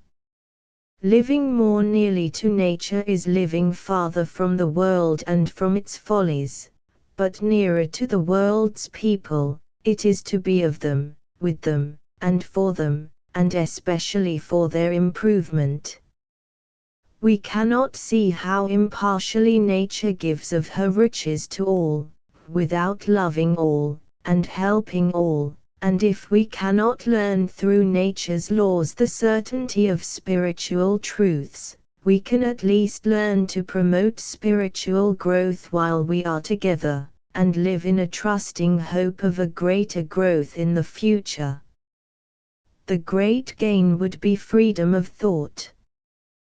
Women, more than men, are bound by tradition and authority. What the father, the brother, the doctor, and the minister have said has been received undoubtingly. Until women throw off this reverence for authority they will not develop.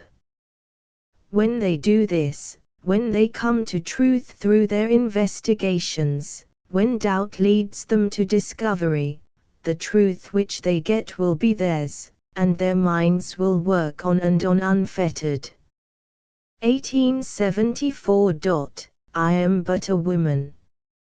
For women there are, undoubtedly, great difficulties in the path, but so much the more to overcome. First, no woman should say, I am but a woman. But a woman. What more can you ask to be? Born a woman, born with the average brain of humanity, born with more than the average heart. If you are mortal, what higher destiny could you have? No matter where you are nor what you are a power. Your influence is incalculable. Personal influence is always underrated by the person. We are all centers of spheres. We see the portions of the sphere above us, and we see how little we affect it. We forget the part of the sphere around and before us. It extends just as far every way.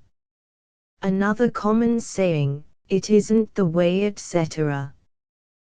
Who settles the way? Is there anyone so forgetful of the sovereignty bestowed on her by God that she accepts a leader, one who shall capture her mind? There is this great danger in student life. Now, we rest all upon what Socrates said, or what Copernicus taught. How can we dispute authority which has come down to us, all established, for ages? We must at least question it. We cannot accept anything as granted, beyond the first mathematical formulae. Question everything else. The world is round, and like a ball seems swinging in the air. 1. Footnote 1, from Peter Parley's Primary Geography. No such thing. The world is not round, it does not swing, and it doesn't seem to swing.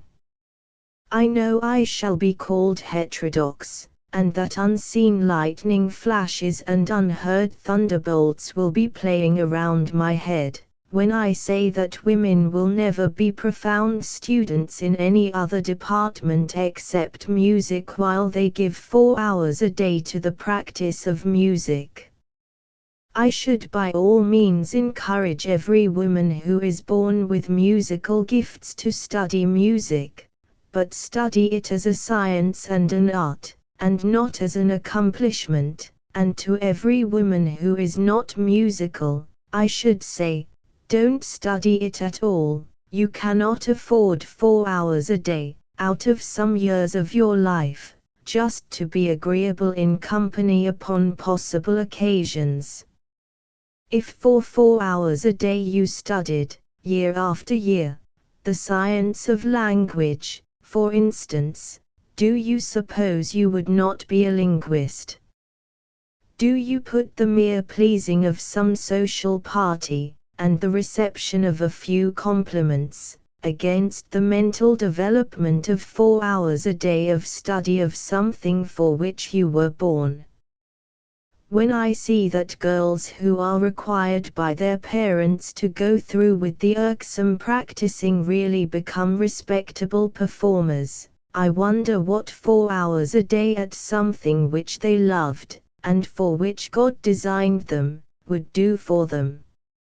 I should think that to a real scientist in music there would be something mortifying in this rush of all women into music, as there would be to me if I saw every girl learning the constellations, and then thinking she was an astronomer.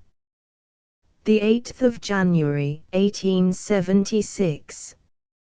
At the meeting of graduates at the Deacon House, the speeches that were made were mainly those of Dr. R. and Professor B.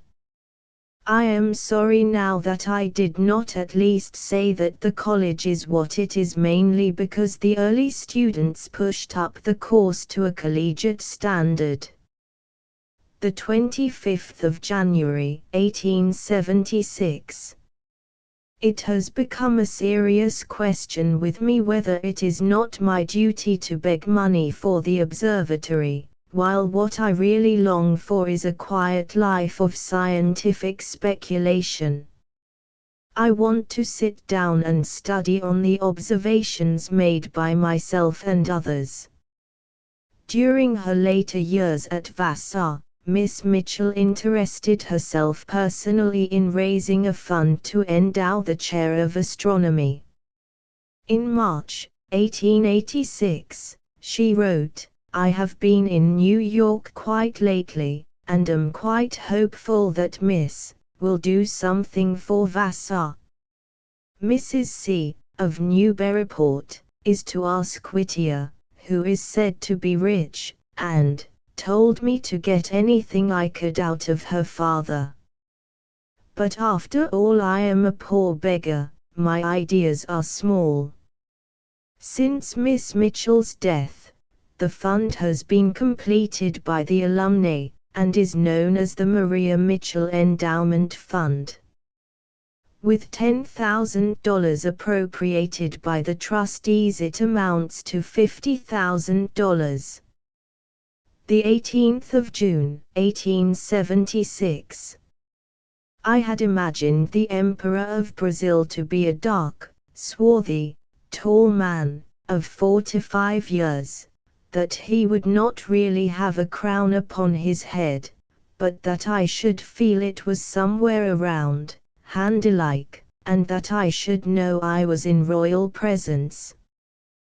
But he turns out to be a large, old man, say, 65, broad-headed and broad-shouldered, with a big white beard, and a very pleasant, even chatty, manner. Once inside of the dome, he seemed to feel at home. To my astonishment, he asked if Alvan Clark made the glass of the Equatorial. As he stepped into the Meridian room, and saw the instruments, he said, "Collimators." I said, "You have been in observatories before?" "Oh, yes, Cambridge and Washington," he replied. He seemed much more interested in the observatory than I could possibly expect. I asked him to go on top of the roof, and he said he had not time, yet he stayed long enough to go up several times. I am told that he follows out, remarkably, his own ideas as to his movements. In 1878, Miss Mitchell went to Denver, Colorado, to observe the total eclipse of the sun. She was accompanied by several of her former pupils.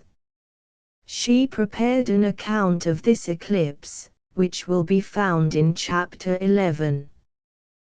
The 20th of August, 1878. Dr. Raymond, president of Vassar College, is dead. I cannot quite take it in. I have never known the college without him, and it will make all things different. Personally, I have always been fond of him. He was very enjoyable socially and intellectually. Officially he was, in his relations to the students, perfect. He was cautious to a fault, and has probably been very wise in his administration of college affairs. He was broad in his religious views.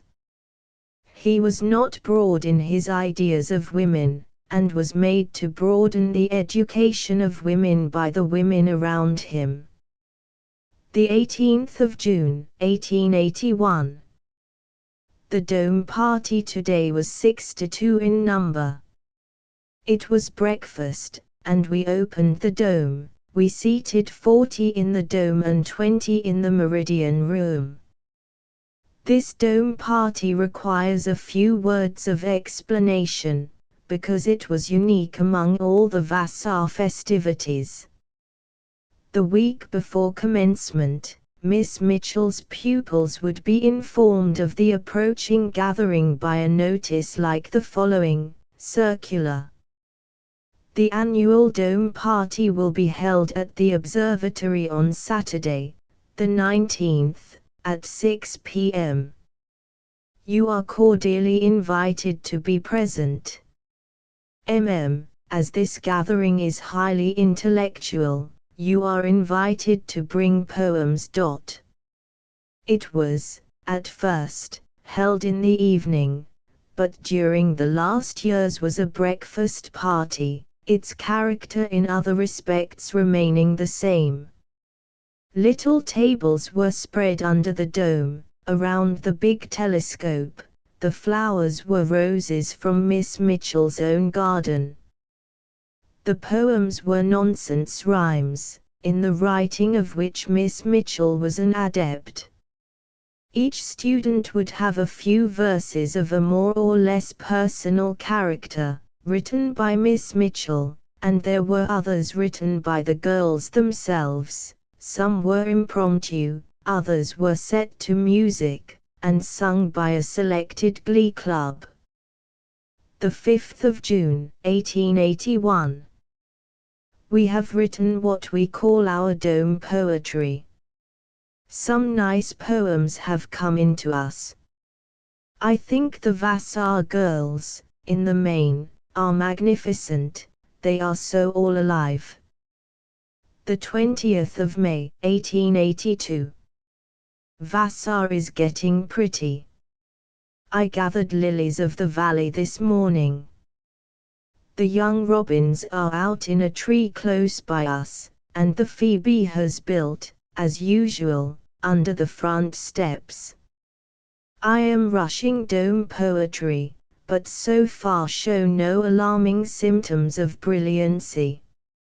A former student writes as follows about the dome poetry: at the time it was read, though it seemed mere merry nonsense, it really served a more serious purpose in the work of one who did nothing aimlessly. This apparent nonsense served as the vehicle to convey an expression of approbation, affection, criticism, or disapproval in such a merry mode that even the bitterest draught seemed sweet. 1881, July the 5th. We left Vassar, the 24th of June, on the steamer Galatea from New York to Providence. I looked out of my stateroom window, and saw a strange-looking body in the northern sky. My heart sank. I knew instantly that it was a comet, and that I must return to the observatory. Calling the young people around me, and pointing it out to them, I had their assurance that it was a comet, and nothing but a comet. We went to bed at 9. And I arose at 6 in the morning. As soon as I could get my nieces started for Providence, I started for Stonington, the most easy of the ways of getting to New York, as I should avoid Point Judith. I went to the boat at the Stonington wharf about noon, and remained on board until morning. There were few passengers, it was very quiet, and I slept well. Arriving in New York, I took cars at 9 a.m. for Poughkeepsie, and reached the college at dinner time. I went to work the same evening. As I could not tell at what time the comet would pass the meridian, I stationed myself at the telescope in the meridian room by 10 p.m., and watched for the comet to cross. As it approached the meridian, I saw that it would go behind a scraggy apple tree. I sent for the watchman, Mr. Crumb, to come with a saw, and cut off the upper limbs. He came back with an axe, and chopped away vigorously, but as one limb after another fell, and I said, "I need more." "Cut away," he said. "I think I must cut down the whole tree." I said, "Cut it down." I felt the barbarism of it, but I felt more that a bird might have a nest in it. I found, when I went to breakfast the next morning, that the story had preceded me, and I was called George Washington. But for all this, I got almost no observation. The fog came up, and I had scarcely anything better than an estimation. I saw the comet blaze out, just on the edge of the field, and I could read its declination only. On the 28th, 29th, and the 1st of July, I obtained good meridian passages, and the RA must be very good. The 12th of January, 1882. There is a strange sentence in the last paragraph of Dr. Jacobi's article on the study of medicine by women, to the effect that it would be better for the husband always to be superior to the wife. Why? And if so, does not it condemn the ablest women to a single life? The 13th of March, 1882, 3 p.m. I start for faculty, and we probably shall elect what are called the honor girls. I dread the struggle that is pretty certain to come. Each of us has some favorite whom she wishes to put into the highest class, and whom she honestly believes to be of the highest order of merit. I never have the whole 10 to suit me, but I can truly say that at this minute I do not care. I should be sorry not to see S, and W, and P, and E, and G, and K on the list of the 10, but probably that is more than I ought to expect. The whole system is demoralizing and foolish. Girls study for prizes, and not for learning, when honors are at the end. The unscholarly motive is wearing. If they studied for sound learning, the cheer which would come with every day's gain would be health-preserving. I have 7 advanced students, and today, when I looked around to see who should be called to help look out for meteors, I could consider only one of them not already overworked, and she was the postgraduate, who took no honors, and never hurried, and has always been an excellent student. We are sending home some girls already, the 14th of November, and is among them. I am somewhat alarmed at the dropping down, but does an enormous amount of work, belongs to every club, and writes for every club and for the Vassar Miscellany etc. Of course she has the headache most of the time. Sometimes I am distressed for fear Dr. Clark, footnote, author of Sex in Education, is not so far wrong, but I do not think it is the study, it is the morbid conscientiousness of the girls, who think they must work every minute. The 26th of April, 1882. Miss Herschel came to the college on the 11th, and stayed 3 days. She is one of the little girls whom I saw, 23 years since, playing on the lawn at Sir John Herschel's place, Collingwood. Miss Herschel was just perfect as a guest, she fitted in beautifully. The teachers gave a reception for her, gave her his poem, and Henry, the gardener, found out that the man in whose employ he lost a finger was her brother-in-law, in Leeds. The 9th of January, 1884. Mr. Matthew Arnold has been to the college, and has given his lecture on Emerson. The audience was made up of 300 students, and 300 guests from town. Never was a man listened to with so much attention. Whether he is right in his judgment or not, he held his audience by his manly way, his kindly dissection, and his graceful English. Socially, he charmed us all. He chatted with everyone, he smiled on all.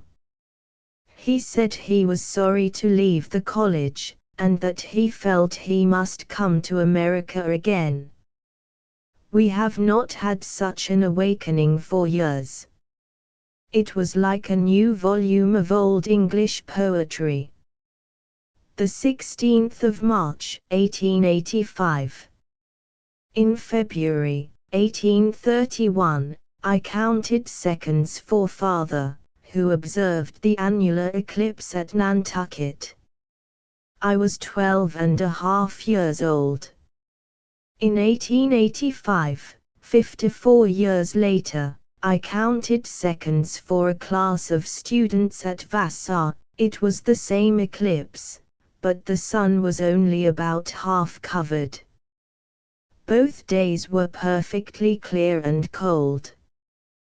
Chapter X 1873 Second European Tour, Russia, Francis Power Cobb, The Glasgow College for Girls in 1873. Miss Mitchell spent the summer in Europe, and availed herself of this opportunity to visit the government observatory at Pulkovo, in Russia.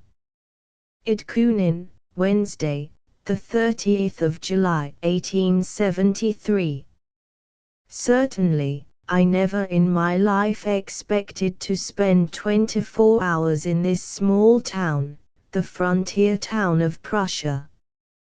Here I remembered that our little bags would be examined, and I asked the guard about it, but he said we need not trouble ourselves, we should not be examined until we reached the first Russian town of Wierzbilo. So, after a mile more of travel, we came to Wierzbilo. Knowing that we should keep our little compartment until we got to St. Petersburg, we had scattered our luggage about. Gloves were in one place, veil in another, shawl in another, parasol in another, and books all around. The train stopped. Imagine our consternation. Two officials entered the carriage, tall Russians in full uniform, and seized everything, shawls, books, gloves, bags, and then, looking around very carefully, espied W.'s poor little ragged handkerchief, and seized that, too, as a contraband article. We looked at one another, and said nothing.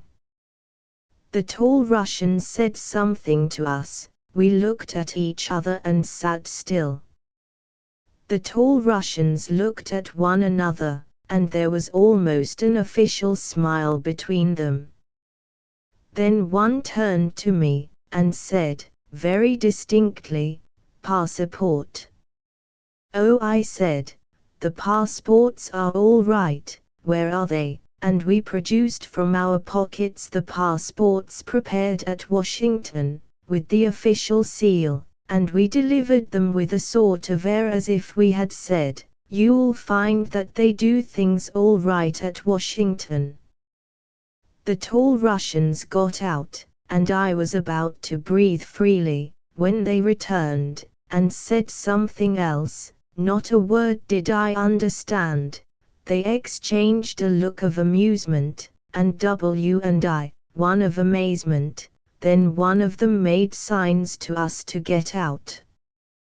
The sign was unmistakable, and we got out, and followed them into an immense room, where were tables all around covered with luggage, and about 100 travelers standing by, and our books, shawls, gloves, etc., were thrown in a heap upon one of these tables, and we awoke to the disagreeable consciousness that we were in a custom house, and only 2 out of 100 travelers, and that we did not understand one word of Russian. But, of course, it could be only a few minutes of delay, and if German and French failed, there is always left the language of signs, and all would be right. After, perhaps, half an hour, 2 or 3 officials approached us, and, holding the passports, began to talk to us. How did they know that those 2 passports belonged to us? Out of 200 persons, how could they at once see that the woman whose age was given at more than half a century, and the lad whose age was given at less than a score of years, were the two fatigued and weary travelers who stood guarding a small heap of gloves, books, handkerchiefs, and shawls? Two of the officials held up the passports to us, pointed to the blank page, shook their heads ominously. The third took the passports, put them into his vest pocket, buttoned up his coat, and motioned to us to follow him. We followed. He opened the door of an ordinary carriage, waved his hand for us to get in, jumped in himself, and we found we were started back. We could not cross the line between Germany and Russia. We meekly asked where we were to go, and were relieved when we found that we went back only to the nearest town, but that the passports must be sent to Königsberg, 60 miles away, to be endorsed by the Russian ambassador. It might take some days. W was very much inclined to refuse to go back and to attempt a war of words, but it did not seem wise to me to undertake a war against the Russian government. I know our country does not lightly go into an unpleasantness of that kind. So we went back to Edkunin, a little miserable German village. We took rooms at the only hotel, and there we stayed 24 hours. Before the end of that time, we had visited every shop in the village, and aired our German to most of our fellow travelers whom we met at the hotel. The landlord took our part, and declared it was hard enough on simple travelers like ourselves to be stopped in such a way, and that Russia was the only country in Europe which was rigid in that respect. Happily, our passports were back in 24 hours, and we started again. Our trunks had been registered for St. Petersburg, and to St. Petersburg they had gone, ahead of us, and of the small heap of things thrown down promiscuously at the custom house, the whole had not come back to us. It was not very important. I learned how to wear one glove instead of two, or to go without. We had the ordeal of the custom house to pass again, but once passed, and told that we were free to go on, it was like going into a clear atmosphere from a fog. We crossed the custom house threshold into another room, and we found ourselves in Russia, and in an excellent, well-furnished, and cheery restaurant. We lost the German smoke and the German beer. We found hot coffee and clean tablecloths. We did not return to our dusty, red velvet palace, but we entered a clean, comfortable compartment, with easy sofas, for the night. We started again for St. Petersburg. We were now 4 days from London. I will omit the details of a breakdown that night, and another change of cars. We had some sleep, and awoke in the morning to enjoy Russia. And, first, of Russian railroads. When the railroads of Russia were planned, the Emperor Nicholas allowed a large sum of money for the building. The engineer showed him his plan. The road wound by slight curves from one town to another. This did not suit the emperor at all. He took his ruler, put it down upon the table, and said, "I choose to have my roads run so." Of course the engineer assented. He had his large fund granted. A straight road was much cheaper to build than a curved one. As a consequence, he built and furnished an excellent road. At every verst, which is not quite a mile, a small house is placed at the roadside, on which, in very large figures, the number of versts from St. Petersburg is told. The train runs very smoothly and very slowly, 20 miles an hour is about the rate. Of course the journey seemed long. For a large part of the way it was an uninhabited, level plain, so green, however, that it seemed like traveling on prairies. Occasionally we passed a dreary little village of small huts, and as we neared St. Petersburg we passed larger and better built towns, which the dome of some cathedral lighted up for miles. The road was enlivened, too, by another peculiarity. The restaurants were all adorned by flags of all colors, and festooned by vines. At one place the green arches ran across the road, and we passed under a bower of evergreens. I accepted this, at first, as a Russian peculiarity, and was surprised that so much attention was paid to travelers, but I learned that it was not for us at all. The Duke of Edinburgh had passed over the road a few days before, on his way to St. Petersburg, for his betrothal to the only daughter of the Tsar, and the decorations were for him, and so we felt that we were of the party, although we had not been asked. We approached St. Petersburg just at night, and caught the play of the sunlight on the domes.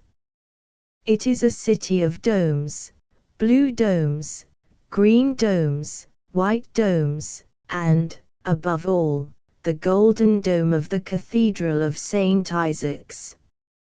It is almost never a single dome. St. Isaac's central, gilded dome looms up above its fellow domes, but 4 smaller ones surround it. It was summer, the temperature was delightful, about like our October. The showers were frequent, there was no dust and no sultry air.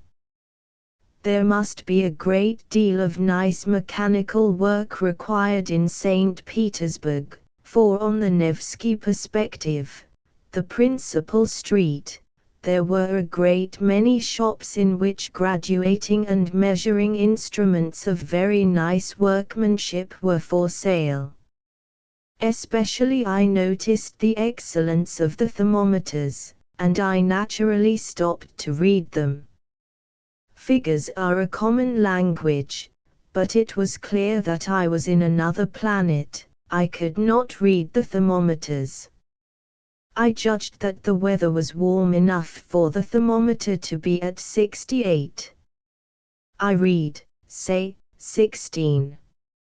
And then I remembered that the Russians do not put their freezing point at 32, as we do, and I was obliged to go through a troublesome calculation before I could tell how warm it was. But I came to a still stranger experience. I dated my letters August the 3rd, and went to my banker's, before I sealed them, to see if there were letters for me. The banker's little calendar was hanging by his desk, and the day of the month was on exhibition, in large figures. I read, the 22nd of July. This was distressing. Was I like Alice in Wonderland? Did time go backward? Surely, I had dated August the 3rd. Could I be in error 12 days? And then I perceived that 12 days was just the difference of old and new calendars.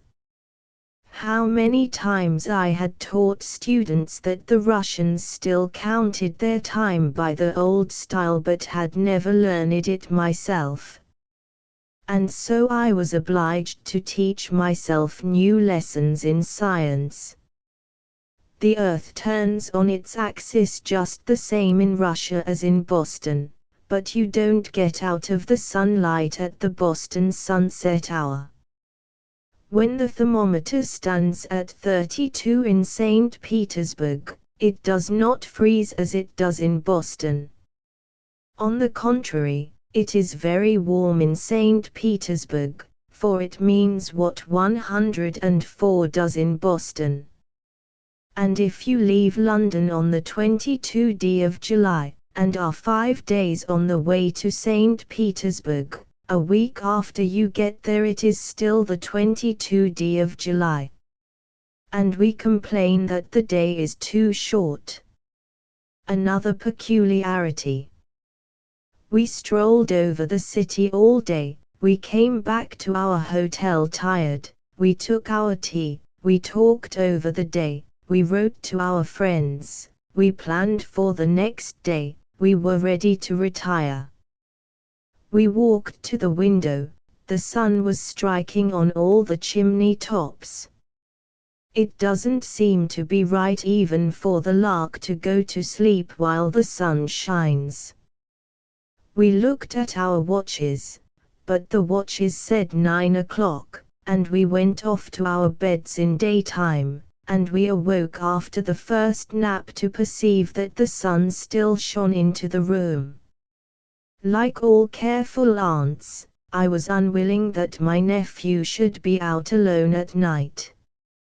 He was desirous of doing the right thing, but urged that at home, as a little boy, he was always allowed to be out until dark, and he asked if he could stay out until dark. Alas for the poor lad! There was no dark at all. I could not consent for him to be out all night, and the twilight was not over. You may read that the summer day at St. Petersburg is 20 hours long, but until you see that the sun scarcely sets, you cannot take it in. I wondered whether the laboring man worked 8 or 10 hours under my window. It seemed to me that he was sawing wood the whole 24. W came in one night after a stroll, and described a beautiful square which he had come upon accidentally. I listened with great interest, and said, "I must go there in the morning, what is the name of it?" "I don't know," he replied. "Why didn't you read the sign?" I asked. "I can't read," was the reply. "Oh, no, but why didn't you ask someone?" "I can't speak," he answered. Neither reading nor speaking, we had to learn St. Petersburg by our observation, and it is the best way. Most travelers read too much. There are learned institutions in St. Petersburg, universities, libraries, picture galleries, and museums, but the first institution with which I became acquainted was the Drosky. The Drosky is a very, very small phaeton. It has the driver's seat in front, and a very narrow seat behind him. One person can have room enough on this second seat, but it usually carries two. Invariably the Drosky is lined with dark blue cloth, and the Drosky driver wears a dark blue wrapper, coming to the feet, girded around the waist by a crimson sash. He also wears a bell-shaped hat, turned up at the side. You are a little in doubt, if you see him at first separated from his Drosky, whether he is a market-woman or a serving man, the dress being very much like a morning wrapper. But he is rarely 6 feet away from his carriage, and usually he is upon it, sound asleep. The trunks having gone to St. Petersburg in advance of ourselves, Our first duty was to get possession of them. They were at the custom house, across the city. My nephew and I jumped upon a drosky. We could not say that we were really in the drosky, for the seat was too short. The drosky driver started off his horse over the cobblestones at a terrible rate. I could not keep my seat, and I clung to W. He shouted, "Don't hold by me, I shall be out the next minute." What could be done? I was sure I shouldn't stay on half a minute. Blessings on the red sash of the drosky man, I caught at that. He drove faster and faster, and I clung tighter and tighter, but alarmed at two immense dangers. First, that I should stop his breath by dragging the girdle so tightly, and, next, that when it became unendurable to him, he would loosen it in front. I could not perceive that he was aware of my existence at all. He had only one object in life, to carry us across the city to our place of destination, and to get his kopecks in return. In a few days I learned to like the jolly vehicles very much. They are so numerous that you may pick one up on any street, whenever you are tired of walking. My principal object in visiting St. Petersburg was the astronomical observatory at Pulkovo, some 12 miles distant. I had letters to the director, Otto von Struve, but our consul declared that I must also have one from him, for Struve was a very great man. I, of course, accepted it. We made the journey by rail and coach, but it would be better to drive the whole way. Most observatories are temples of silence and quiet reigns. As we drove into the grounds at Pulkovo, a small crowd of children of all ages, and servants of all degrees, came out to meet us. They did not come out to do us honor, but to gaze at us. I could not understand it until I learned that the director of the observatory has a large number of aides, and they, with all their families, live in large houses, connected with the central building by covered ways. All about the grounds, too, were small observatories, little temples, in which young men were practicing for observations on the transit of Venus. These little buildings, I afterwards learned, were to be taken down and transported, instruments and all, to the coast of Asia. The director of the observatory is Otto Struve. His father, Wilhelm Struve, preceded him in this office. Properly, the director is Herr von Struve, but the old Russian custom is still in use, and the servants call him Wilhelmovich, that is, the son of William. When I bought a photograph of the present emperor, Alexander, I saw that he was called Nicholasvich. Herr Struve received us courteously, and an assistant was called to show us the instruments.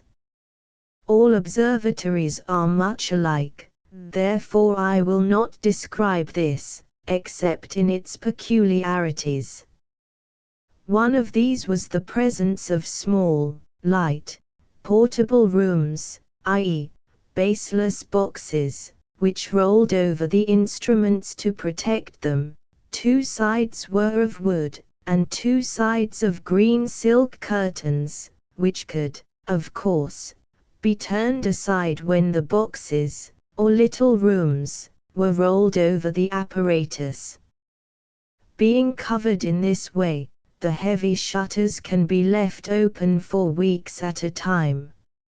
Everything was on a large scale, The rooms were immense. The director has 3 assistants who are called elder astronomers and 2 who are called adjunct astronomers. Each of these has a servant devoted to him.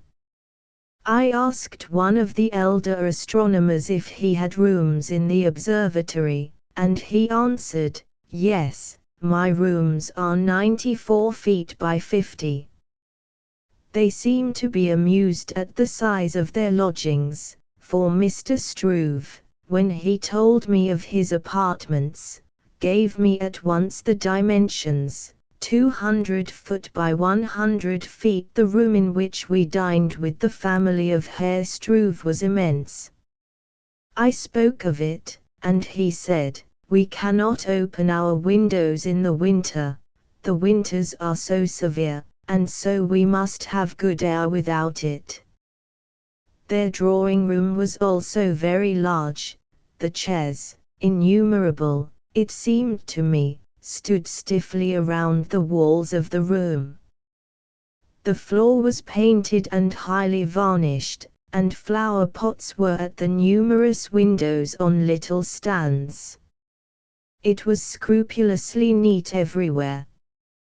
There was very little ceremony at dinner. We had the delicious wild strawberries of the country in great profusion, and the talk, the best part of the dinner, was in German, Russian, and English.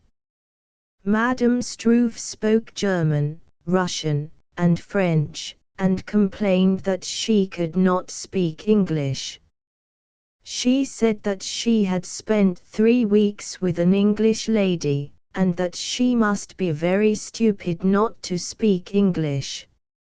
I noticed that in one of the rooms, which was not so very immense, there was a circular table, a small center carpet, and chairs around the table. I have been told that in society in Russia, the ladies sit in a circle, and the gentlemen walk around and talk consecutively with the ladies, kindly giving to each a share of their attention. They assured me that the winters were charming, the sleighing constant, and the social gatherings cheery, but think of 4 hours, only, of daylight in the depth of the winter. Their dread was the spring and the autumn, when the mud is deep. Everything in the observatory which could be was built of wood. They have the fir, which is very indestructible. It is supposed to show no mark of change in 200 years. Wood is so susceptible of ornamentation that the pretty villages of Russia, and there are some that look like New England villages, struck us very pleasantly, after the stone and brick villages of England.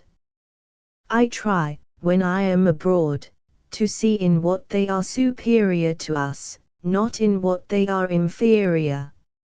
Our great idea is, of course, freedom and self-government, probably in that we are ahead of the rest of the world, although we are certainly not so much in advance as we suppose, but we are sufficiently inflated with our own greatness to let that subject take care of itself when we travel. We travel to learn, and I have never been in any country where they did not do something better than we do it, think some thoughts better than we think, catch some inspiration from heights above our own, as in the art of Italy, the learning of England, and the philosophy of Germany. Let us take the scientific position of Russia. When, half a century ago, John Quincy Adams proposed the establishment of an astronomical observatory, at a cost of $100,000, it was ridiculed by the newspapers, considered utopian, and dismissed from the public mind. When our government, a few years since, voted an appropriation of $50,000 for a telescope for the National Observatory, it was considered magnificent. Yet, a quarter of a century since, 1838, Russia founded an astronomical observatory. The government spent $200,000 on instruments, $1,500,000 on buildings, and annually appropriated $38,000 for salaries of observers. I naturally thought that $1.5 million, and Oriental ideas, combined, would make the observatory a showy place. I expected that the observatory would be surmounted by a gilded dome, and that pearly gates would open as I approached. There is not even a dome. The central observation room is a cylinder, and its doors swing back on hinges. Wherever it is possible, wood is used, instead of stone or brick. I could not detect, in the whole structure, anything like carving, gilding, or painting, for mere show. It was all for science, and its ornamentations were adapted to its uses, and came at their demand. In our country, the man of science leads an isolated life. If he has capabilities of administration, our government does not yet believe in them. The director of the observatory at Pulkovo has the military rank of general, and he is privy councillor to the CHA. Every subordinate has also his military position. He is a soldier. What would you think of it, if the director of any observatory were one of the president's cabinet at Washington, in virtue of his position? Struve's position is that of a member of the president's cabinet. Here is another difference: ours is a democratic country. We recognize no caste, we are born free and equal. We honor labor. Work is ennobling. These expressions we are all accustomed to use. Do we live up to them? Many a rich man, many a man in fine social position, has married a school teacher, but I never heard it spoken of as a source of pride in the alliance until I went to despotic Russia. Struve told me, as he would have told of any other honor which had been his, that his wife, as a girl, had taught school in St. Petersburg.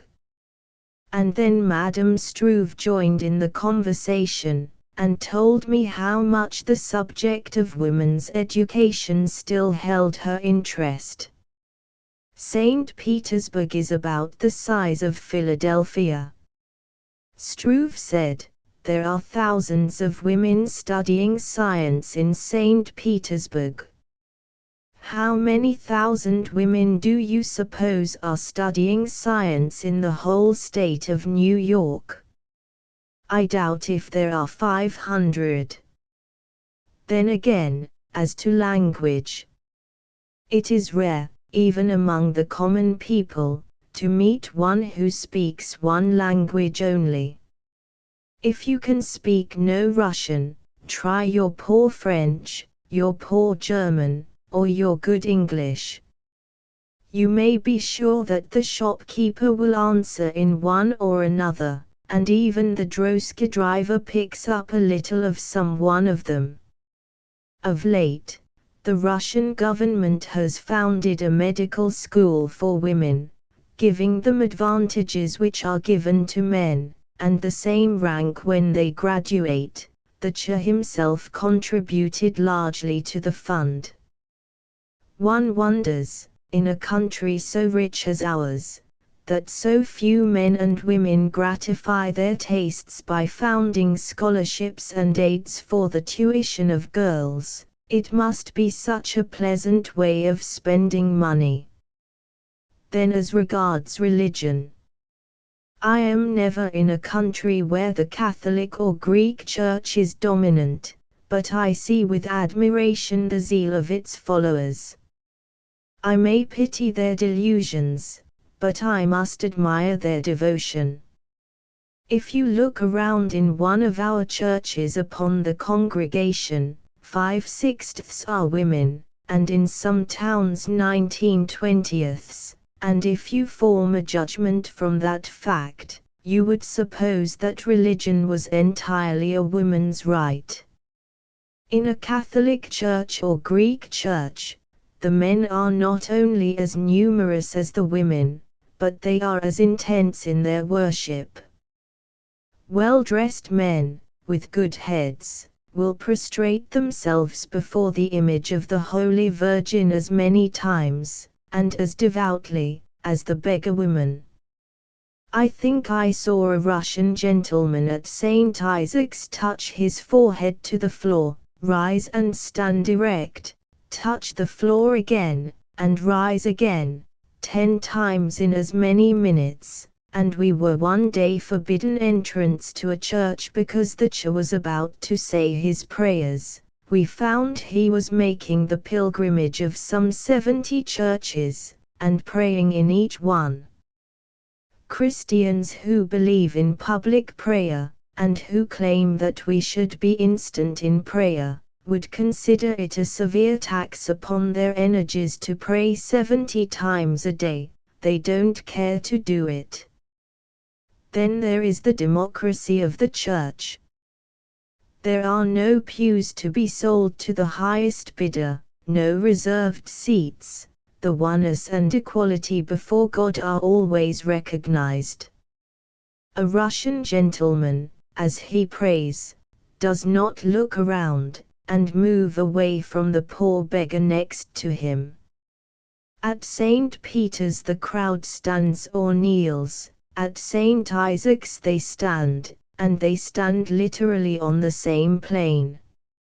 I noticed in the crowd at St. Isaac's, one festival day, young girls who were having a friendly chat, but their religion was ever in their thoughts, and they crossed themselves certainly once a minute. Their religion is not an affair of Sunday, but of every day in the week. The drozhka driver, certainly the most stupid class of my acquaintance in Russia, never forgets his prayers. If his passenger is never so much in a hurry, and the bribe never so high, the drozhka driver will check his horse, and make the sign of the cross as he passes the little image of the Virgin, so small, perhaps, that you have not noticed it until you wonder why he slackens his pace. Then as to government. We boast of our national freedom, and we talk about universal suffrage, the home of the free etc. Yet the serfs in Russia were freed in March, 1861, just before our civil war began. They freed their serfs without any war, and each serf received some acres of land. They freed 23 millions, and we freed 4 or 5 millions of blacks, and all of us, who are old enough, remember that one of the fears in freeing the slaves was the number of lawless and ignorant blacks who, it was supposed, would come to the North. We talk about universal suffrage. A larger part of the antiquated Russians vote than of Americans. Just as I came away from St. Petersburg, I met a Moscow family, traveling. We occupied the same compartment car.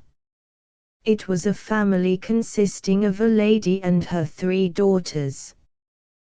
When they found where I had been, they asked me, in excellent English, what had carried me to St. Petersburg, and then, why I was interested in Pulkovo, and so I must tell them about American girls, and so, of course, of Vassar College. They plied me with questions. Do you have women in your faculty? Do men and women hold the same rank? I returned the questions, Is there a girls' college in Moscow? No, said the youngest sister, with a sigh, we are always going to have one. The eldest sister asked, do women vote in America? No, I said. Do women vote in Russia? She said no, but her mother interrupted her, and there was a spicy conversation between them, in Russian, and then the mother, who had rarely spoken, turned to me, and said, I vote, but I do not go to the polls myself. I send somebody to represent me, my vote rests upon my property. Have you not read a story, of late, in the newspapers, about some excellent women in a little town in Connecticut whose pet heifers were taken by force and sold because they refused to pay the large taxes levied upon them by their townsmen, they being the largest holders of property in the town? That circumstance could not have happened in barbarous Russia. There, the owner of property has a right to say how it shall be used. Why do you ask me about our government? I said to the Russian girls. Are you interested in questions of government? They replied, all Russian women are interested in questions of that sort. How many American women are interested in questions concerning government? These young girls knew exactly what questions to ask about Vassar College, the course of study, the diploma, the number of graduates, etc. The eldest said, we are at once excited when we hear of women studying. We have longed for opportunities to study all our lives. Our father was the engineer of the first Russian railroad, and he spent 2 years in America. I confess to a feeling of mortification when one of these girls asked me, did you ever read the translation of a Russian book? And I was obliged to answer no. This girl had read American books in the original. They were talking Russian, French, German, and English, and yet mourning over their need of education, and in general education, especially in that of women. I think we must be in advance of them. One of these sisters, forgetting my ignorance, said something to me in Russian. The other laughed. What did she say? I asked. The eldest replied, she asked you to take her back with you, and educate her. But I said, you read and speak your languages, the learning of the world is open to you, found your own college. And the young girl leaned back on the cushions, drew her mantle around her, and said, we have not the energy of the American girl. The energy of the American girl.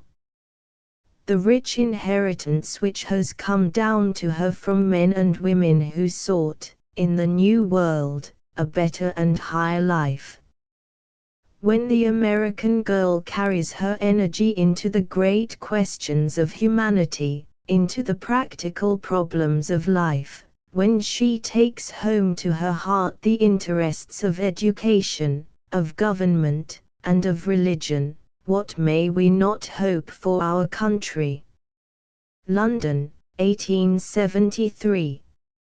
It was the 26th of August, and I had no hope that Miss Cobb could be at her town residence, but I felt bound to deliver Mrs. Howe's letter, and I wished to give her a Vassar pamphlet, so I took a cab and drove. It was at an enormous distance from my lodging. She told me it was 6 miles. I was as much surprised as delighted when the girl said she was at home, for the house had painters in it, the carpets were up, and everything looked uninhabitable. The girl came back, after taking my card, and asked me if I would go into the studio, and so took me through a pretty garden into a small building of 2 rooms, the outer one filled with pictures and books. I had never heard that Miss Cobb was an artist, and so I looked around, and was afraid that I had got the wrong Miss Cobb. But as I glanced at the table I saw the Contemporary Review and I took up the first article and read it, by Herbert Spencer. I had become somewhat interested in a pretty severe criticism of the modes of reasoning of mathematical men, and had perceived that he said the problems of concrete sciences were harder than any of the physical sciences, which I admitted was all true, when a very white dog came bounding in upon me, and I dropped the book, knowing that the dog's mistress must be coming, and Miss Cobb entered. She looked just as I expected, but even larger. But then her head is magnificent because so large. She was very cordial at once, and told me that Miss Davies had told her I was in London. She said the studio was that of her friend. I could not refrain from thanking her for her books, and telling her how much we valued them in America, and how much good I believed they had done. She colored a very little, and said, nothing could be more gratifying to me.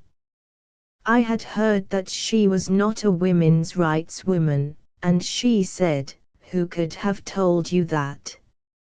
I am remarkably so. I write suffrage articles continually, I sign petitions. I was delighted to find that she had been an intimate friend of Mrs. Somerville, had corresponded with her for years, and had a letter from her after she was 92 years of age, when she was reading quaternions for amusement. She said that Mrs. Somerville would probably have called herself a Unitarian, but that really she was a theist, and that it came out more in her later life. She said she was correcting proof of the life by the daughters, that the life was intensely interesting, that Mrs. Somerville mourned all her life that she had not had the advantages of education. I asked her how I could get a photograph of Mrs. Somerville, and she said they could not be bought. She told me, without any hint from me, that she would give Vassar College a plaster cast of the bust of Mrs. Somerville. Footnote: this bust always stood in Miss Mitchell's parlor at the observatory. She said, as women grew older, if they lived independent lives, they were pretty sure to be women's rights women. She said the clergy, the broadest, who were in harmony with her, were very courteous, and that since she had grown old, she's about 45, all men were more tolerant of her and forgot the difference of sex. I felt drawn to her when she was most serious. I told her I had suffered much from doubt, and asked her if she had, and she said yes, when she was young, but that she had had, in her life, rare intervals when she believed she held communion with God, and on those rare periods she had rested in the long intermissions. She laughed, and the tears came to her eyes. Altogether, she was quick, and all alive, and so courteous. When she gave me a book she said, "May I write your whole name? And may I say from your friend?" Then she hurried on her bonnet, and walked to the station with me, and her round face, with the blonde hair and the light blue eyes, seemed to me to become beautiful as she talked. In Edinburgh I asked for a photograph of Mary Somerville, and the young man behind the counter replied, "I don't know who it is." In London I asked at a bookstore, which the Murrays recommended, for a photograph of Mrs. Somerville and of Sir George Airy, and the man said if they could be had in London he would get them, and then he asked, "Are they English?" and I informed him that Sir George Airy was the Astronomer Royal. The Glasgow College for Girls.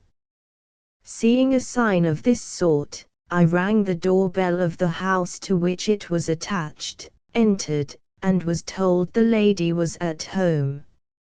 As I waited for her, I took up the prospectus and it was enough. Music, dancing, drawing, needlework, and English were the prominent features, and the pupils were children.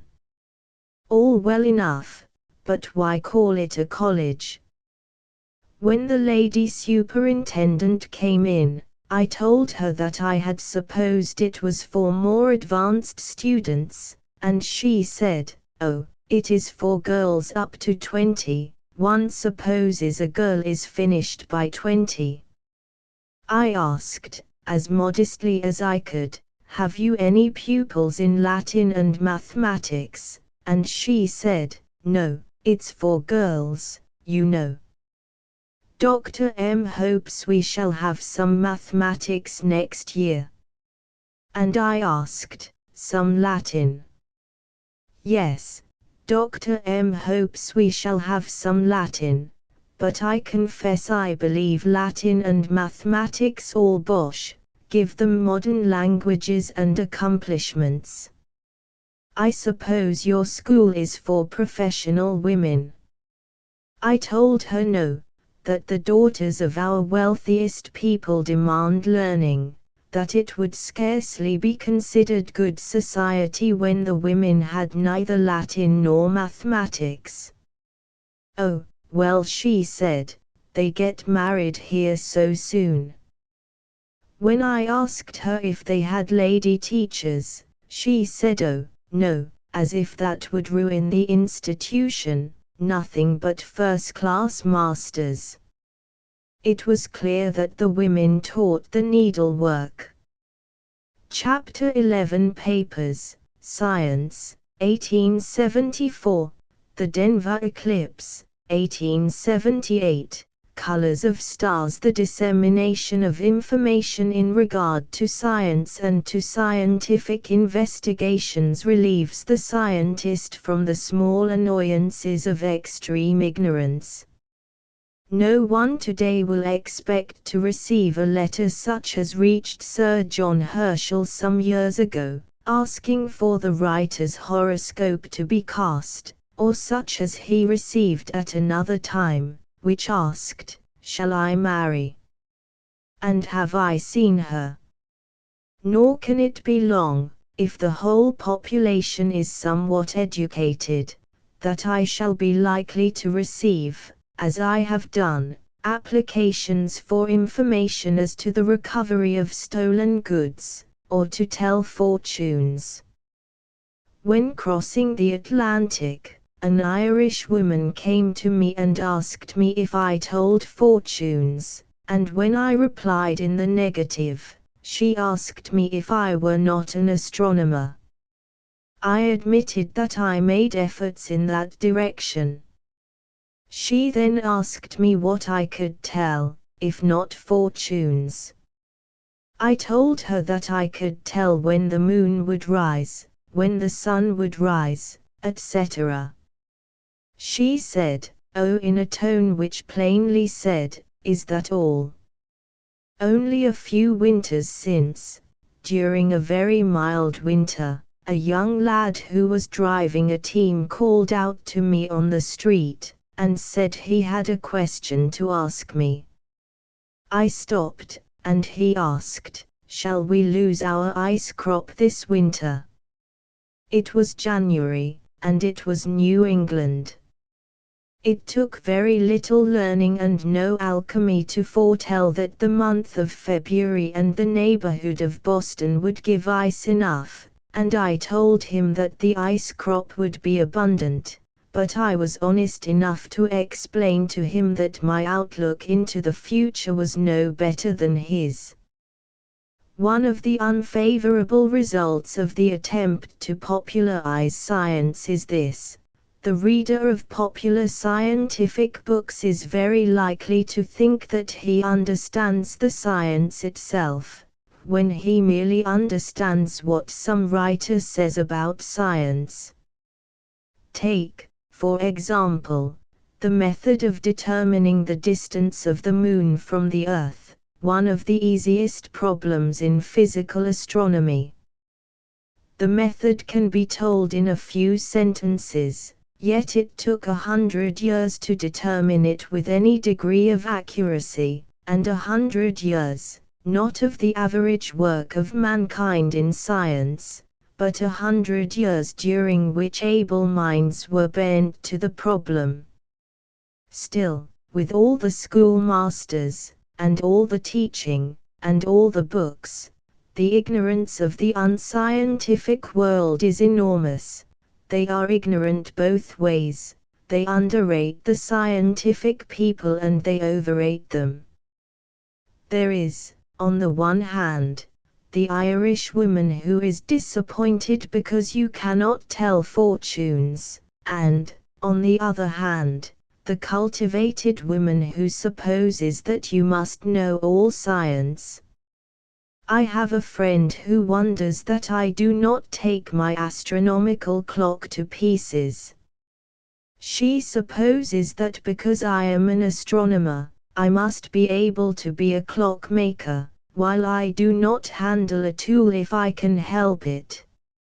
She did not expect to take her piano to pieces because she was musical. She was as careful not to tinker it as I was not to tinker the clock, which only an expert in clockmaking was prepared to handle. Only a few weeks since I received a letter from a lady who wished to come to make me a visit, and to scan the heavens as she termed it. Now, just as she wrote, the clock, which I was careful not to meddle with, had been rapidly gaining time, and I was standing before it, watching it from hour to hour, and slightly changing its rate by dropping small weights upon its pendulum. Time is so important an element with the astronomer, that all else is subordinate to it. Then, too, the uneducated assume the unvarying exactness of mathematical results, while, in reality, mathematical results are often only approximations. We say the Sun is 91 million miles from the Earth, plus or minus a probable error, that is, we are right, probably, within, say, 100,000 miles, or, the Sun is 91 million minus 100,000 miles, or it is 91 million plus 100,000 miles off, and this probable error is only a probability. If we make one more observation it cannot agree with any one of our determinations, and it changes our probable error. Illustration, bust of Maria Mitchell. From original made by Miss Emma F. Bryham in 1877. This ignorance of the masses leads to a misconception in two ways. The little that a scientist can do, they do not understand. They suppose him to be godlike in his capacity, and they do not see results. They overrate him and they underrate him. They underrate his work. There is no observatory in this land, nor in any land, probably, of which the question is not asked, are they doing anything? Why don't we hear from them? They should make discoveries, they should publish. The one observation made at Greenwich on the planet Neptune was not published until after a century or more. It was recorded as a star. The observation had to wait 100 years, about, before the time had come when that evening's work should bear fruit, but it was good, faithful work, and its time came. Kepler was years in passing from one of his laws to another, while the schoolboy, today, rattles off the three as if they were born of one breath. The scientist should be free to pursue his investigations. He cannot be a scientist and a schoolmaster.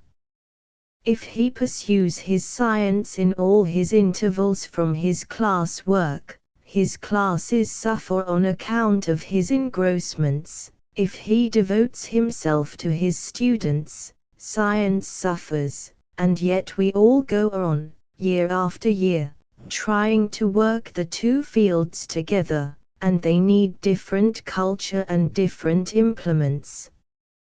1878. In the eclipse of this year, the dark shadow fell first on the United States 38 degrees west of Washington, and moved towards the southeast, a circle of darkness 116 miles in diameter, circle overlapping circle of darkness until it could be mapped down like a belt. The mapping of the dark shadow, with its limitations of 116 miles, lay across the country from Montana, through Colorado, northern and eastern Texas, and entered the Gulf of Mexico between Galveston and New Orleans. This was the region of total eclipse. Looking along this dark strip on the map, each astronomer selected his bit of darkness on which to locate the light of science. But for the distance from the large cities of the country, Colorado seemed to be a most favorable part of the shadow. It was little subject to storms, and reputed to be enjoyable in climate and abundant in hospitality. My party chose Denver.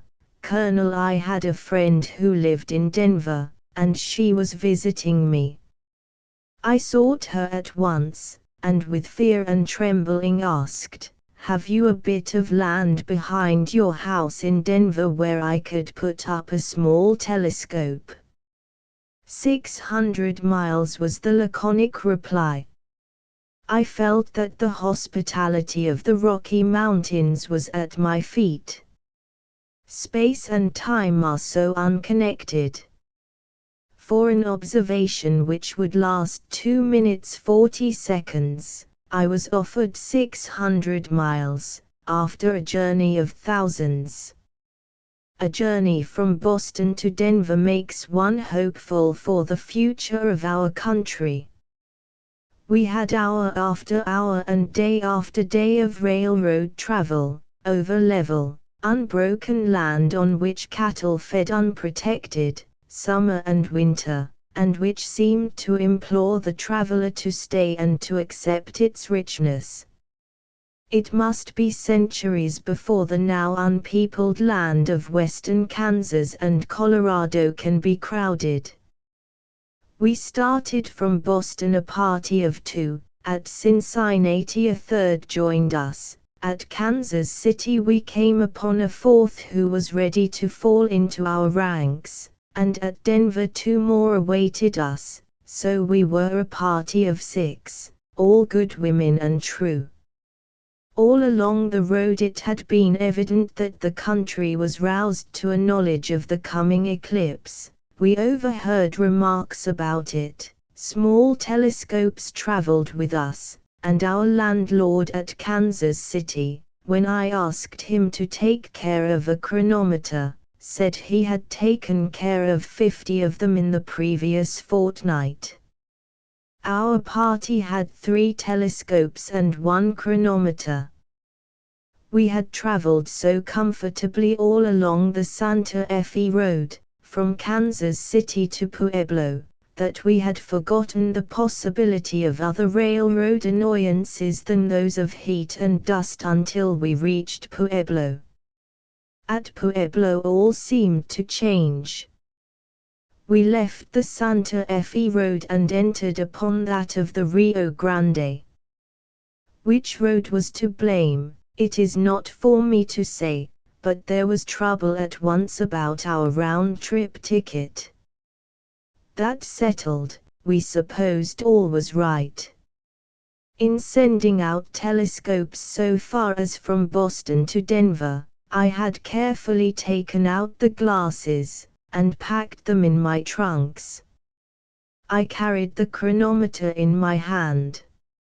It was only 5 hours' travel from Pueblo to Denver, and we went on to that city.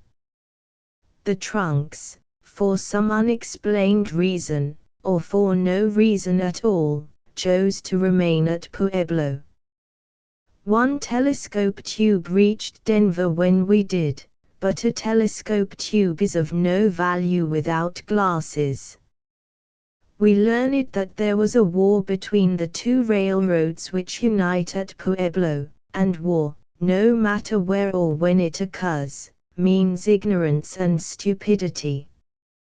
The unit of measure of value which the railroad man believes in is entirely different from that in which the scientist rests his faith. A war between two railroads seemed very small compared with 2 minutes 40 seconds of observation of a total eclipse. One was terrestrial, the other cosmic. It was Wednesday when we reached Denver. The eclipse was to occur the following Monday. We haunted the telegraph rooms, and sent imploring messages. We placed ourselves at the station, and watched the trains as they tossed out their freight. We listened to every express wagon which passed our door without stopping, and just as we were trying to find if a telescope could be hired or bought in Denver, the glasses arrived. It was now Friday, we must put up tents and telescopes, and test the glasses. It rained hard on Friday, nothing could be done. It rained harder on Saturday. It rained hardest of all on Sunday, and hail mingled with the rain. But Monday morning was clear and bright. It was strange enough to find that we might camp anywhere around Denver. Our hostess suggested to us to place ourselves on McCullough's Edition. In New York or Boston, if I were about to camp on private grounds, I should certainly ask permission. In the far west you choose your spot of ground, you dig post holes and you pitch tents, and you set up telescopes and inhabit the land, and then the owner of the land comes to you, and asks if he may not put up a fence for you, to keep off intruders, and the nearest residents come to you and offer aid of any kind.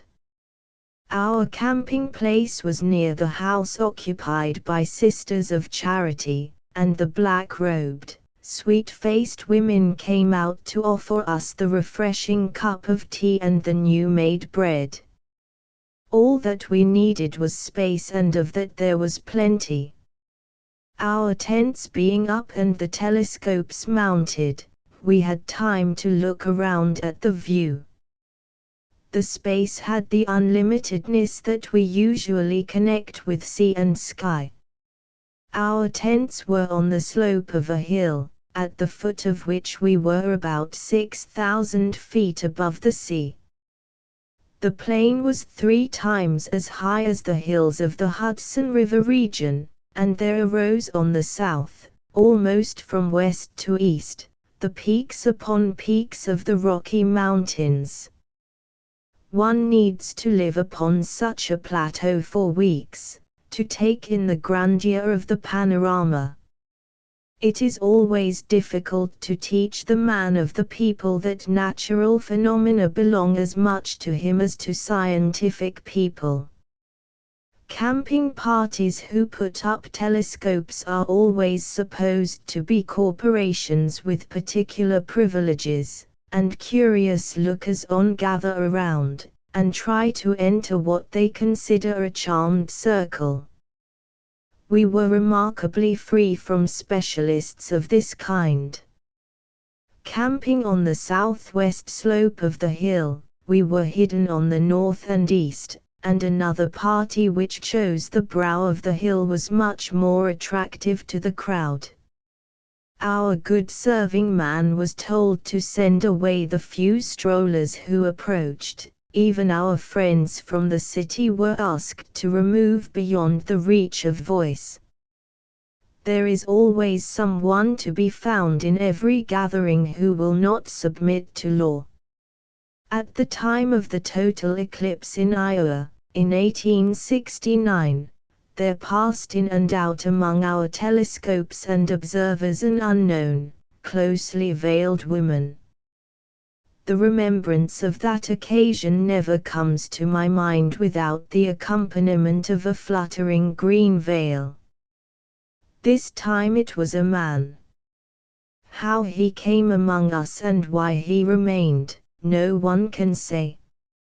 Each one supposed that the others knew, and that there was good reason for his presence. If I was under the tent, wiping glasses, he stood beside me. If the photographer wished to make a picture of the party, this man came to the front, and when I asked the servant to send off the half-vagrant boys and girls who stood gazing at us, this man came up and said to me in a confidential tone, "They do not understand the sacredness of the occasion, and the fineness of the conditions." There was something regal in his audacity, but he was nonetheless a tramp. Persons who observe an eclipse of the sun always try to do the impossible. They seem to consider it a solemn duty to see the first contact of sun and moon. The moon, when seen in the daytime, looks like a small faint cloud. As it approaches the sun it becomes wholly unseen, and an observer tries to see when this unseen object touches the glowing disk of the sun. When we look at any other object than the sun, we stimulate our vision. A good observer will remain in the dark for a short time before he makes a delicate observation on a faint star, and will then throw a cap over his head to keep out strong lights. When we look at the sun, we at once try to deaden its light. We protect our eyes by dark glasses. The less of sunlight we can get, the better. We calculate exactly at what point the moon will touch the sun, and we watch that point only. The exact second by the chronometer when the figure of the moon touches that of the sun, is always noted. It is not only valuable for the determination of longitude, but it is a check on our knowledge of the moon's motions. Therefore, we try for the impossible. One of our party, a young lady from California, was placed at the chronometer. She was to count aloud the seconds, to which the three others were to listen. Two others, one a young woman from Missouri, who brought with her a fine telescope, and another from Ohio, besides myself, stood at the three telescopes.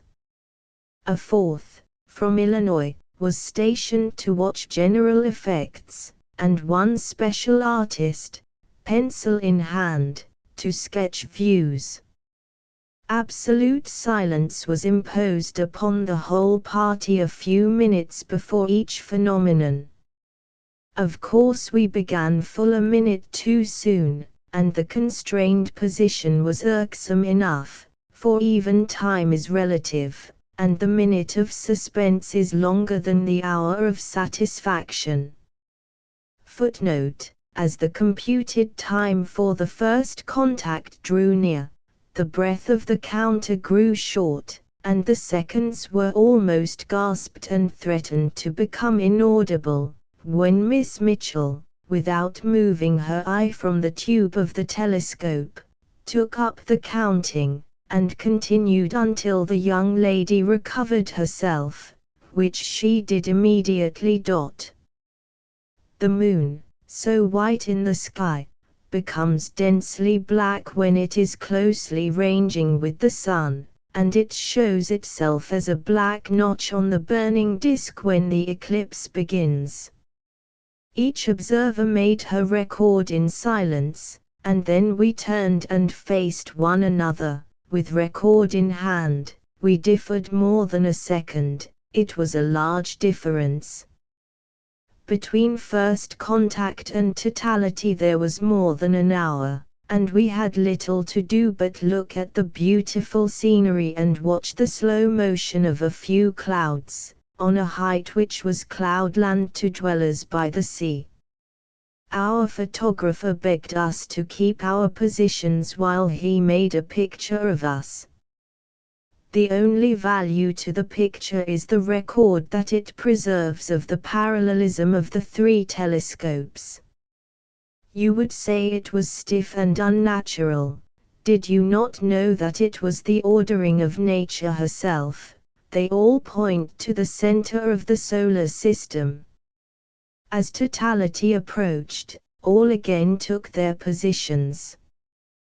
The corona, which is the glory seen around the sun, was visible at least 13 minutes before totality. Each of the party took a look at this, and then all was silent, only the count, on and on, of the young woman at the chronometer. When totality came, even that ceased. How still it was! As the last rays of sunlight disappeared, the corona burst out all around the sun, so intensely bright near the sun that the eye could scarcely bear it, extending less dazzlingly bright around the sun for the space of about half the sun's diameter, and in some directions sending off streamers for millions of miles. It was now quick work.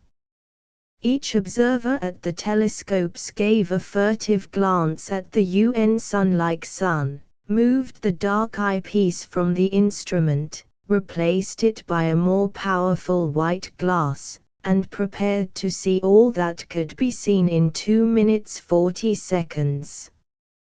They must note the shape of the corona, its color, its seeming substance, and they must look all around the sun for the interior planet. There was certainly not the beauty of the eclipse of 1869. Then immense radiations shot out in all directions, and threw themselves over half the sky. In 1869, the rosy prominences were so many, so brilliant, so fantastic, so weirdly changing, that the eye must follow them. Now, scarcely a protuberance of color, only a roseate light around the sun as the totality ended. But if streamers and prominences were absent, the corona itself was a great glory. Our special artist, who made the sketch for my party, could not bear the light. When the 2 minutes 40 seconds were over, each observer left her instrument, turned in silence from the sun, and wrote down brief notes. Happily, someone broke through all rules of order, and shouted out, "The shadow! The shadow!" And looking toward the southeast we saw the black band of shadow moving from us, 160 miles over the plain, and toward the Indian Territory. It was not the flitting of the closer shadow over the hill and dale, It was a picture which the sun threw at our feet of the dignified march of the moon in its orbit. And now we looked around. What a strange orange light there was in the northeast! What a spectral hue to the whole landscape! Was it really the same old Earth, and not another planet? Great is the self-denial of those who follow science. They who look through telescopes at the time of a total eclipse are martyrs. They severely deny themselves. The persons who can say that they have seen a total eclipse of the sun are those who rely upon their eyes. My aides, who touched no glasses, had a season of rare enjoyment. They saw Mercury, with its gleam of white light, and Mars, with its ruddy glow.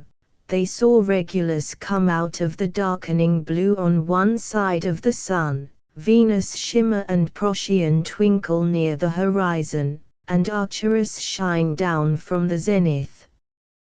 We saw the giant shadow as it left us and passed over the lands of the untutored Indian. They saw it as it approached from the distant west, as it fell upon the peaks of the mountain tops, and, in the impressive stillness, moved directly for our camping ground. The savage, to whom it is the frowning of the Great Spirit, is awestruck and alarmed.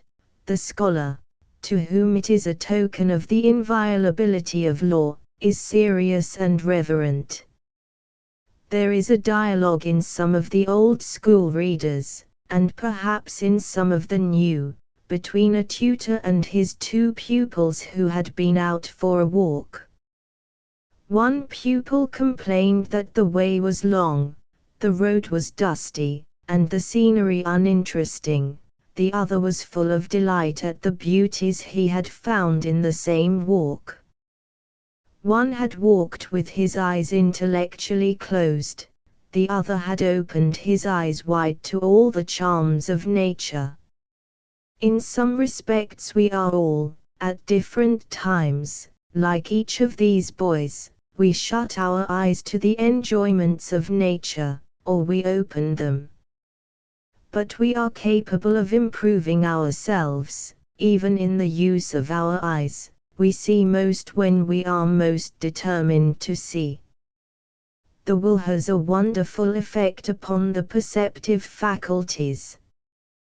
When we first look up at the myriads of stars seen in a moonless evening, all is confusion to us. We admire their brilliancy, but we scarcely recognize their grouping. We do not feel the need of knowing much about them. A traveler, lost on a desert plain, feels that the recognition of one star, the pole star, is of itself a great acquisition, and all persons who, like mariners and soldiers, are left much with the companionship of the stars, only learn to know the prominent clusters, even if they do not know the names given to them in books. The daily wants of the body do not require that we should say, "Give me the ways of wandering stars to know the depths of heaven above and earth below." But we have a hunger of the mind which asks for knowledge of all around us, and the more we gain, the more is our desire. The more we see, the more are we capable of seeing. Besides learning to see, there is another art to be learned, not to see what is not. If we read in today's paper that a brilliant comet was seen last night in New York, we are very likely to see it tonight in Boston, for we take every long, fleecy cloud for a splendid comet. When the comet of 1680 was expected, a few years ago, to reappear, some young men in Cambridge told Professor Bond that they had seen it, but Professor Bond did not see it.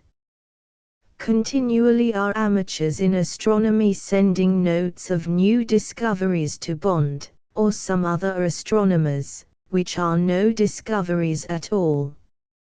Astronomers have long supposed the existence of a planet inferior to Mercury, and M. Leverrier has, by mathematical calculation, demonstrated that such a planet exists. He founded his calculations upon the supposed discovery of Emils Barkholt, who declares that it crossed the Sun's disk, and that he saw it and made drawings. The internal evidence, from the man's account, is that he was an honest enthusiast. I have no doubt that he followed the path of a solar spot, and as the sun turned on its axis he mistook the motion for that of the dark spot, or perhaps the spot changed and became extinct, and another spot closely resembling it broke out and he was deceived, his wishes all the time being father to the thought. The eye is as teachable as the hand. Everyone knows the most prominent constellations, the Pleiades, the Great Bear, and Orion. Many persons can draw the figures made by the most brilliant stars in these constellations, and very many young people look for the lost Pleiad. But common observers know these stars only as bright objects. They do not perceive that one star differs from another in glory, much less do they perceive that they shine with differently colored rays. Those who know Sirius and Beetle do not at once perceive that one shines with a brilliant white light and the other burns with a glowing red, as different in their brilliancy as the precious stones on a lapidary's table, perhaps for the same reason. And so there is an endless variety of tints of paler colors.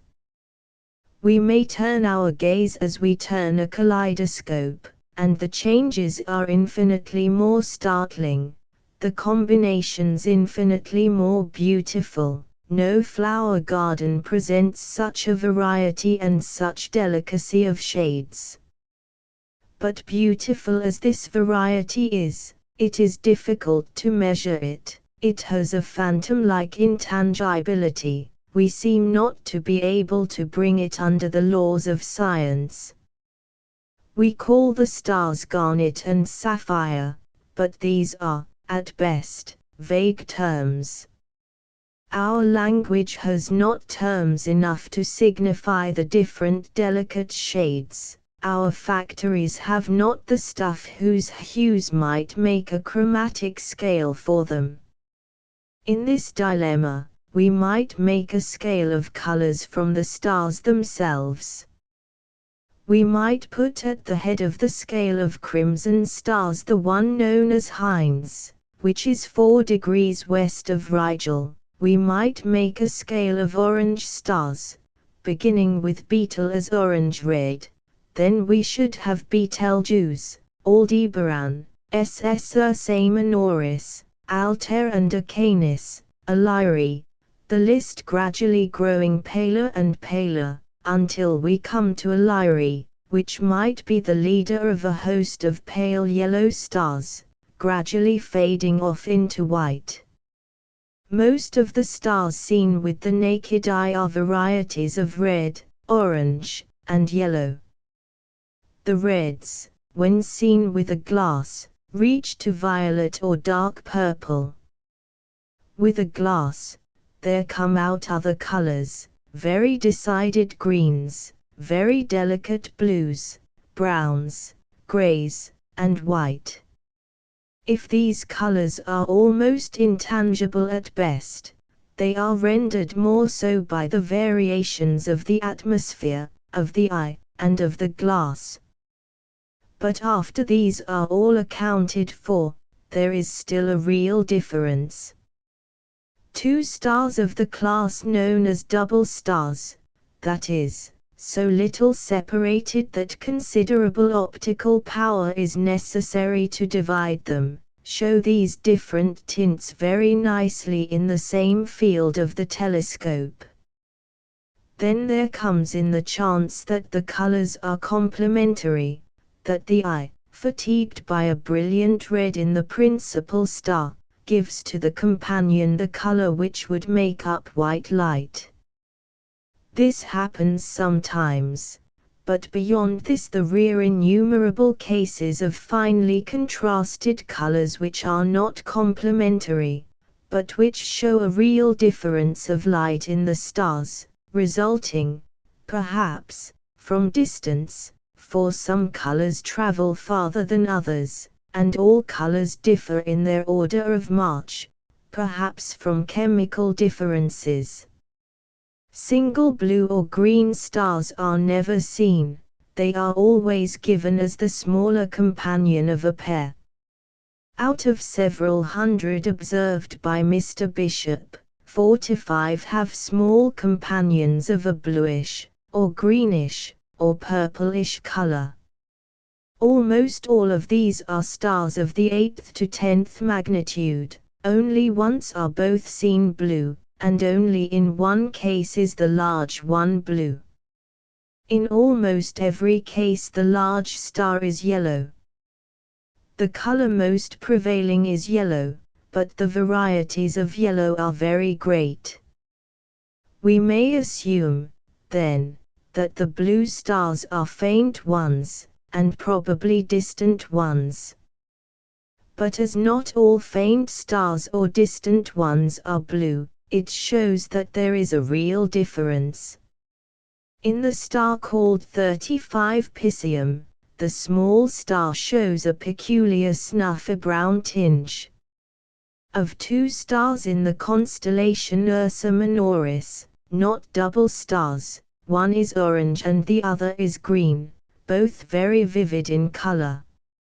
From age to age the colors of some prominent stars have certainly changed.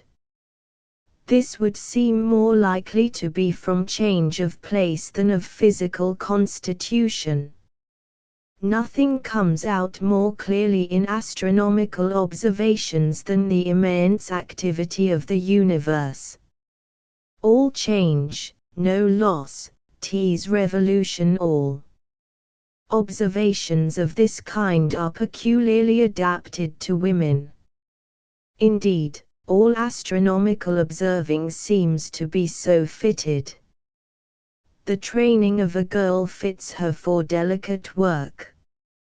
The touch of her fingers upon the delicate screws of an astronomical instrument might become wonderfully accurate in results. A woman's eyes are trained to nicety of color. The eye that directs a needle in the delicate meshes of embroidery will equally well bisect a star with the spider web of the micrometer. Routine observations, too, dull as they are less dull than the endless repetition of the same pattern in crochet work. Professor Chauvinet enumerates among accidental errors in observing those arising from imperfections in the senses, as the imperfection of the eye in measuring small spaces, of the ear, in estimating small intervals of time, of the touch, in the delicate handling of an instrument. A girl's eye is trained from early childhood to be keen. The first stitches of the sewing work of a little child are about as good as those of the mature man. The taking of small stitches, involving minute and equable measurements of space, is a part of every girl's training. She becomes skilled, before she is aware of it, in one of the nicest peculiarities of astronomical observation. The ear of a child is less trained, except in the case of a musical education, but the touch is a delicate sense given in exquisite degree to a girl, and her training comes into its aid. She threads a needle almost as soon as she speaks. She touches threads as delicate as the spider web of a micrometer. Then comes in the girl's habit of patient and quiet work, peculiarly fitted to routine observations.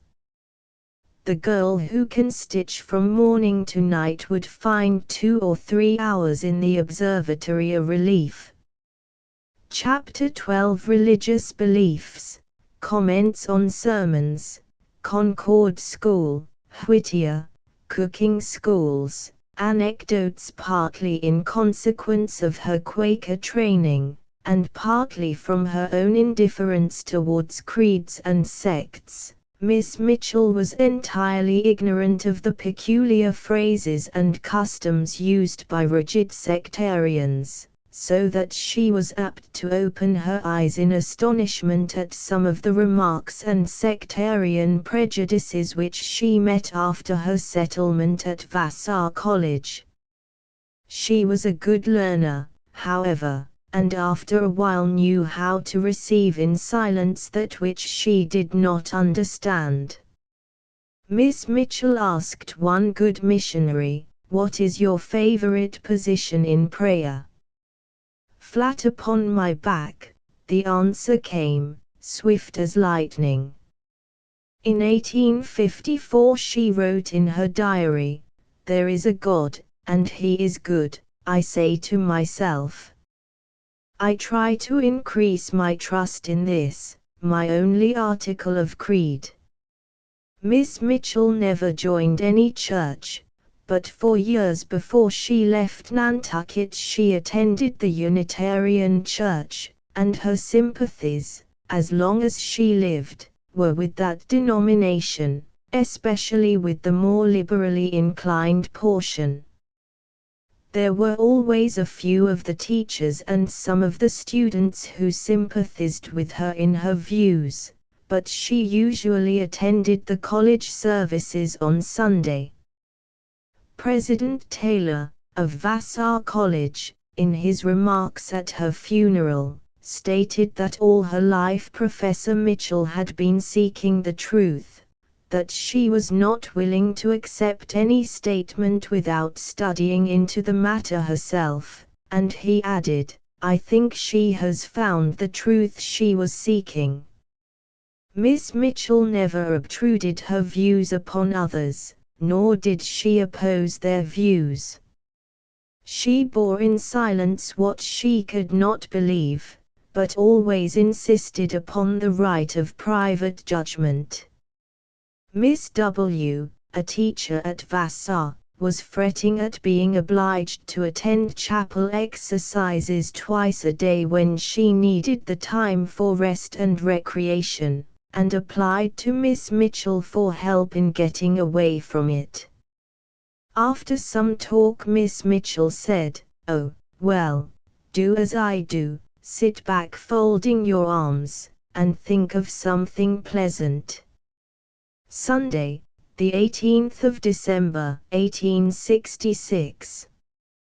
We heard 2 sermons, the first in the afternoon, by Reverend Mr. O., Baptist, the second in the evening, by Reverend Mr. B., Congregationalist. Reverend Mr. O. took a text from Deuteronomy, about Moses. Reverend Mr. B. took a text from Exodus, about Moses, and I am told that the sermon on the preceding Sunday was about Moses. It seems to me strange that since we have the history of Christ in the New Testament, people continue to preach about Moses. Reverend Mr. O. was a man of about 40 years of age. He chanted rather than read a hymn. He chanted a sermon. His description of the journey of Moses towards Canaan had some interesting points, but his manner was affected. He cried, or pretended to cry, at the pathetic points. I hope he really cried, for a weakness is better than an affectation of weakness. He said, "The unbeliever is already condemned." It seems to me that if anything would make me an infidel, it would be the threats lavished against unbelief, Mr. B is a self-made man, the son of a blacksmith. He brought the anvil, the hammer, and bellows into the pulpit, and he pounded and blew, for he was in earnest. I felt the more respect for him because he was in earnest. But when he snapped his fingers and said, "I don't care that for the religion of a man which does not begin with prayer," I was provoked at his forgetfulness of the character of his audience. 1867. I am more and more disgusted with the preaching that I hear. Why cannot a man act himself, be himself, and think for himself? It seems to me that naturalness alone is power, that a borrowed word is weaker than our own weakness, however small we may be. If I reach a girl's heart or head, I know I must reach it through my own, and not from bigger hearts and heads than mine. March, 1873. There was something so genuine and so sincere in George MacDonald that he took those of us who were emotional completely, not by storm so much as by gentle breezes. What he said wasn't profound except as it reached the depths of the heart. He gave us such broad theological lessons. In his sermon he said, "Don't trouble yourself about what you believe, but do the will of God." His consciousness of the existence of God and of his immediate supervision was felt every minute by those who listened. He stayed several days at the college, and the girls will never get over the good effects of those 3 days, the cheerier views of life and death. Reverend Dr. Peabody preached for us yesterday, and was lovely. Everyone was charmed in spite of his old-fashioned ways. His voice is very bad, but it was such a simple, common-sense discourse. Mr. Vassar said if that was Unitarianism, it was just the right thing. The 29th of August, 1875. Went to a Baptist church, and heard Reverend Mr. F. Christ the Way, the Only Way. The sermon was wholly without logic, and yet he said, near its close, that those who had followed him must be convinced that this was true. He said a traveler whom he met on the cars admitted that we all desired heaven, but believed that there were as many ways to it as to Boston.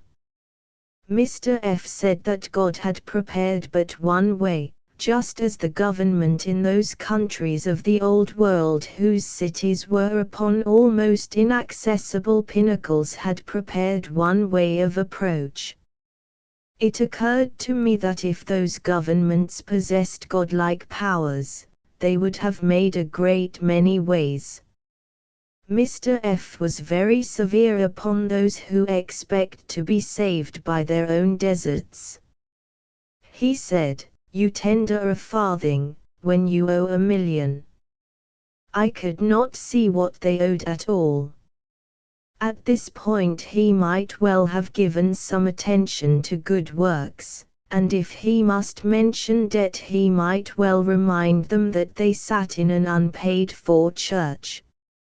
It was plain that he relied upon his anecdotes for the hold upon his audience, and the anecdotes were attached to the main discourse by a very slender thread of connection. I felt really sad to know that not a listener would lead a better life for that sermon. No man or woman went out cheered, or comforted, or stimulated. On the whole, it is strange that people who go to church are no worse than they are. The 26th of September, 1880. A clergyman said, in his sermon, "I do not say with the Frenchman, if there were no God it would be well to invent one, but I say, if there were no future state of rewards and punishments, it would be better to believe in one. Did he mean to say, better to believe a lie? The 27th of March, 1881. Dr. Lyman Abbott preached. I was surprised to find how liberal congregational preaching had become, for he said he hoped and expected to see women at the bar and in the pulpit, although he believed they would always be exceptional cases. He preached mainly on the motherhood of God, and his whole sermon was a tribute to womanhood. I rejoice at the ideal womanhood of purity which he put before the girls. I wish someone would preach purity to young men. The 1st of July, 1883. I went to hear Reverend Mr. at the Universalist Church. He enumerated some of the dangers that threaten us. One was the doctrines of scientists, and he named Tyndale, Huxley, and Spencer. I was most surprised at his fear of these men. Can the study of truth do harm? Does not every true scientist seek only to know the truth? And in our deep ignorance of what is truth, shall we dread the search for it? I hold the simple student of nature in holy reverence, and while there live sensualists, despots, and men who are wholly self-seeking, I cannot bear to have these sincere workers held up in the least degree to reproach. And let us have truth, even if the truth be the awful denial of the good God. We must face the light and not bury our heads in the earth. I am hopeful that scientific investigation, pushed on and on, will reveal new ways in which God works, and bring to us deeper revelations of the holy unknown. The physical and the spiritual seem to be, at present, separated by an impassable gulf.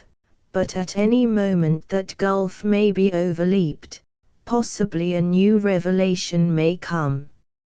April, 1878. I called on Professor Henry at the Smithsonian Institute.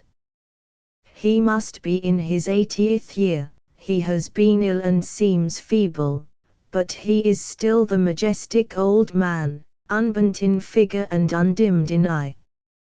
I always remember, when I see him, the remark of Dorothy Dix, he is the truest man that ever lived. We were left alone for a little while, and he introduced the subject of his nearness to death. He said, the National Academy has raised $40,000, the interest of which is for myself and family as long as any of us live. He has daughters only, and in view of my death it is a great comfort to me. I ventured to ask him if he feared death at all. He said, not in the least, I have thought of it a great deal, and have come to feel it a friend. I cherish the belief in immortality. I have suffered much, at times, in regard to that matter. Scientifically considered, only, he thought the probability was on the side of continued existence, as we must believe that spirit existed independent of matter.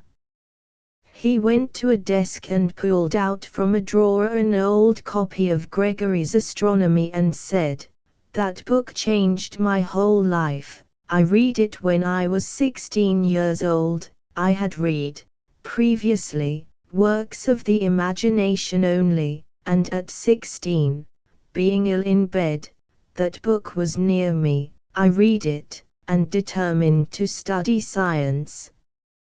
I asked him if a life of science was a good life, and he said that he felt that it was so.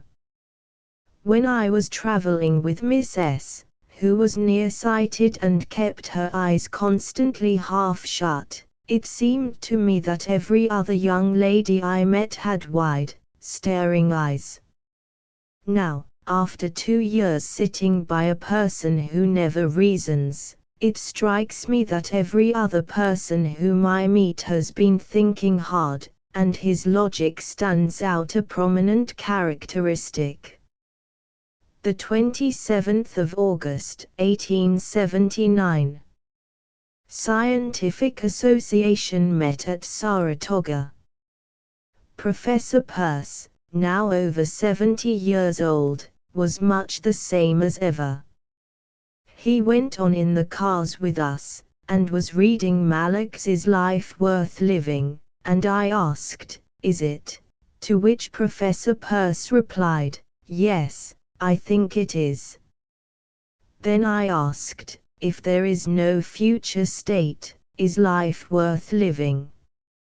He replied, "Indeed it is not. Life is a cruel tragedy if there is no immortality." I asked him if he conceived of the future life as one of embodiment, and he said yes, "I believe with St. Paul that there is a spiritual body." Professor Peirce's paper was on the heat of the sun. He considers the sun fed not by impact of meteors, but by the compression of meteors. I did not think it very sound. He said some good things, where the truth demands, accept, what the truth denies, reject. Concord, Mass., 1879. To establish a school of philosophy had been the dream of Alcott's life, and there he sat as I entered the vestry of a church on one of the hottest days in August. He looked full as young as he did 20 years ago, when he gave us a conversation in Lynn. Elizabeth Peabody came into the room, and walked up to the seat of the rulers. Her white hair streamed over her shoulders in wild carelessness, and she was as careless as ever about her whole attire, but it was beautiful to see the attention shown to her by Mr. Alcott and Mr. Sanborn. Emerson entered, pale, thin, almost ethereal in countenance, followed by his daughter, who sat beside him and watched every word that he uttered. On the whole, it was the same Emerson. He stumbled at a quotation as he always did, but his thoughts were such as only Emerson could have thought, and the sentences had the Emersonian pithiness. He made his frequent sentences very emphatic. It was impossible to see any thread of connection, but it always was so. The oracular sentences made the charm. The subject was memory. He said, "We remember the selfishness or the wrong act that we have committed for years. It is as it should be. Memory is the police officer of the universe. Architects say that the arch never rests, and so the past never rests. Was it, never sleeps? When I talk with my friend who is a genealogist, I feel that I am talking with a ghost." The little vestry, fitted perhaps for 100 people, was packed with 200, all people of an intellectual cast of face, and the attention was intense. The thermometer was 90 in the shade. I did not speak to Mr. Emerson. I felt that I must not give him a bit of extra fatigue. The 12th of July, 1880. The School of Philosophy has built a shanty for its meetings, but it is a shanty to be proud of, for it is exactly adapted to its needs. It is a long but not low building, entirely without finish, but watertight. A porch for entrance, and a recess similar at the opposite end, which makes the place for the speakers. There was a small table upon the platform on which were pond lilies, some shelves around, and a few busts, one of Socrates, I think. I went in the evening to hear Dr. Harris on philosophy. The rain began to come down soon after I entered, and my philosophy was not sufficient to keep me from the knowledge that I had neither overshoes nor umbrella. I remembered, too, that it was but a narrow footpath through the wet grass to the omnibus. But I listened to Dr. Harris, and enjoyed it. He lauded Fichte as the most accurate philosopher following Kant. He said not of the greatest breadth, but the most acute. After Dr. Harris' address, Mr. Alcott made a few remarks that were excellent, and said that when we had studied philosophy for 15 years, as the lecturer had done, we might know something, but as it was, he had pulled us to pieces and then put us together again. The audience numbered 60 persons. May, 1880. I have just finished Miss Peabody's account of Channing. I have been more interested in Miss Peabody than in Channing, and have felt how valuable she must have been to him. How many of Channing's sermons were instigated by her questions.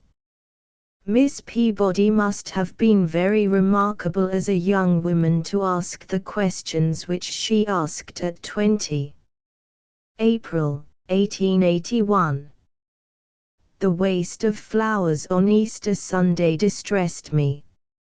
Something is due to the flowers themselves. They are massed together like a bushel of corn, and look like red and white sugar plums as seen in a confectioner's window. A pillow of flowers is a monstrosity. A calla lily in a vase is a beautiful creation, so is a single rose. But when the rose is crushed by a pink on each side of it, and daisies crush the pinks, and azaleas surround the daisies, there is no beauty and no fitness. The cathedral had no flowers. The 22nd of August, 1882. We visited Whittier. We found him at lunch, but he soon came into the parlor. He was very chatty, and seemed glad to see us. Mrs. L. was with me, and Whittier was very ready to write in the album which she brought with her, belonging to her adopted son. We drifted upon theological subjects, and I asked Mr. Whittier if he thought that we fell from a state of innocence. He replied that he thought we were better than Adam and Eve, and if they fell up.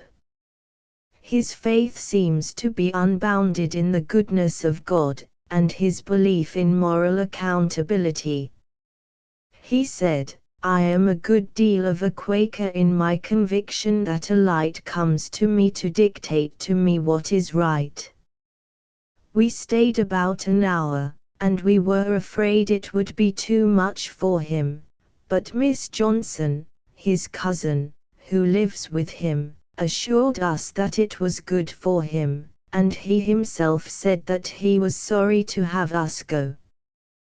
One thing that he said, I noted, that his fancy was for farm work, but he was not strong enough. He had as a young man some literary ambition, but never thought of attaining the reputation which had come to him. The 31st of July, 1883. I have had 2 or 3 rich days. On Friday last I went to Holderness, NH, to the Asquam House. I had been asked by Mrs. T to join her party.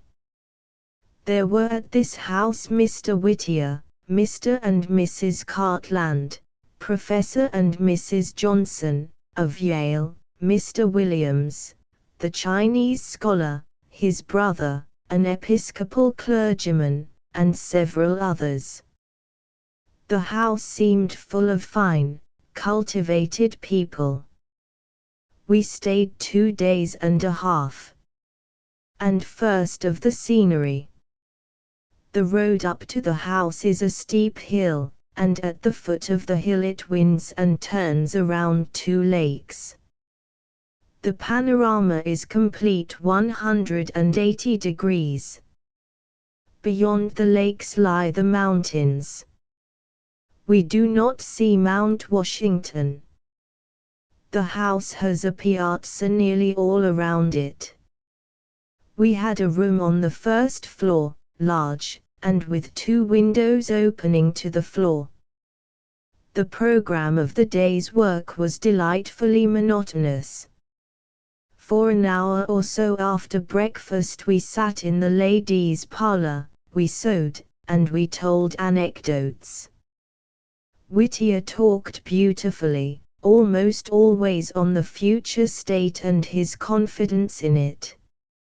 Occasionally he touched upon persons. He seems to have loved Lydia Maria Child greatly. When the cool of the morning was over, we went out upon the piazza, and later on we went under the trees, where, it is said, Whittier spends most of the time. There was little of the old-time theology in his views. His faith has been always very firm. Mr. Cartland asked me one day if I really felt there was any doubt of the immortality of the soul. I told him that on the whole I believed it more than I doubted it, but I could not say that I felt no doubt. Whittier asked me if there were no immortality if I should be distressed by it, and I told him that I should be exceedingly distressed, that it was the only thing that I craved. He said that annihilation was better for the wicked than everlasting punishment, and to that I assented. He said that he thought there might be persons so depraved as not to be worth saving. I asked him if God made such. Nobody seemed ready to reply. Besides myself there was another of the party to whom a dying friend had promised to return, if possible, but had not come. Whittier believed that they did sometimes come. He said that of all whom he had lost, no one would be so welcome to him as Lydia Maria Child. We held a little service in the parlor of the hotel, and Mrs. C. read the 14th chapter of John. Reverend Mr. W. read a sermon from The Pure in Heart Shall See God written by Parkhurst, of New York. He thought the child should be told that in heaven he should have his hobby horse. After the service, when we talked it over, I objected to telling the child this. Whittier did not object. He said that Luther told his little boy that he should have a little dog with a golden tail in heaven. The 26th of August, 1886. I have been to see an exhibition of a cooking school. I found 16 girls in the basement of a schoolhouse. They had long tables, across which stretched a line of gas stoves and jets of gas. Some of the girls were using saucepans. They set them upon the stove, and then sat down where they could see a clock while the boiling process went on. At one table a girl was cutting out doughnuts, at another a girl was making a pudding, a layer of bits of bread followed by a layer of fruit. Each girl had her rolling pin, and molding board or saucepan. The chief peculiarity of these processes was the cleanliness. The rolling pins were clean, the knives were clean, the aprons were clean, the hands were clean. Not a drop was spilled, not a crumb was dropped.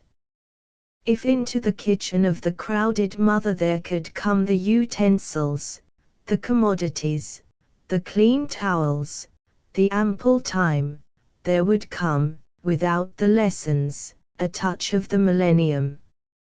I am always afraid of manual labor schools.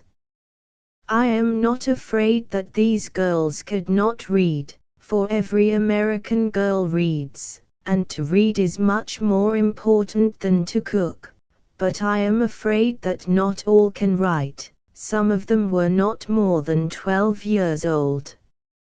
And what of the boys? Must a common cook always be a girl? And must a boy not cook unless on the top of the ladder, with the pay of the president of Harvard College? I am jealous for the schools. I have heard a gentleman who stands high in science declare that the cooking schools would eventually kill out every literary college in the land, for women. But why not for men? If the food for the body is more important than the food for the mind, let us destroy the latter and accept the former. But let us not continue to do what has been tried for 1500 years, to keep one half of the world to the starvation of the mind, in order to feed better the physical condition of the other half. Let us have cooks, but let us leave it a matter of choice, as we leave the dressmaking and the shoemaking, the millinery and the carpentry, free to be chosen. There are cultivated and educated women who enjoy cooking, so there are cultivated men who enjoy Kensington embroidery. Who objects? But take care that some rousing of the intellect comes first, that it may be an enlightened choice, and do not so fill the day with bread and butter and stitches that no time is left for the appreciation of Whittier, letting at least the simple songs of daily life and the influence of rhythm beautify the dreary round of the 3 meals a day. Miss Mitchell had a stock of conundrums on hand, and was a good guesser. She told her stories at all times when they happened to come into her mind. She would arrive at her sister's house, just from Poughkeepsie on a vacation, and after the threshold was crossed and she had said good morning in a clear voice to be heard by all within her sight, she would, perhaps, say, "Well, I have a capital story which I must tell before I take my bonnet off, or I shall forget it." And there went with her telling an action, voice, and manner which added greater point to the story, but which cannot be described. One of her associates at Vassar, in recalling some of her anecdotes, writes, "Professor Mitchell was quite likely to stand and deliver herself of a bright little speech before taking her seat at breakfast. It was as though the short walk from the observatory had been an inspiration to thought. She was quick at repartee. On one occasion Charlotte Cushman and her friend Miss Stebbins were visiting Miss Mitchell at Vassar. Miss Mitchell took them out for a drive, and pointed out the different objects of interest as they drove along the banks of the Hudson. "What is that fine building on the hill?" asked Miss Cushman. "That," said Miss Mitchell, "was a boys' school, originally, but it is now used as a hotel, where they charge $5 a day." $5 a day, exclaimed Miss Cushman, "Jupiter Ammon." "No," said Miss Stebbins, "Jupiter Mammon." "Not at all," said Miss Mitchell, "Jupiter Gammon." "Farewell, Maria," said an old friend, "I hope the Lord will be with thee." "Goodbye," she replied, I know he will be with you. A characteristic trait in Miss Mitchell was her aversion to receiving unsolicited advice in regard to her private affairs. A suggestion is an impertinence, she would often say. The following anecdote shows how she received such counsel. A literary man of more than national reputation said to one of her admirers, "I, for one, cannot endure your Maria Mitchell." At her solicitation he explained why, and his reason was, as she had anticipated, founded on personal pique. It seems he had gone up from New York to Poughkeepsie especially to call upon Professor Mitchell.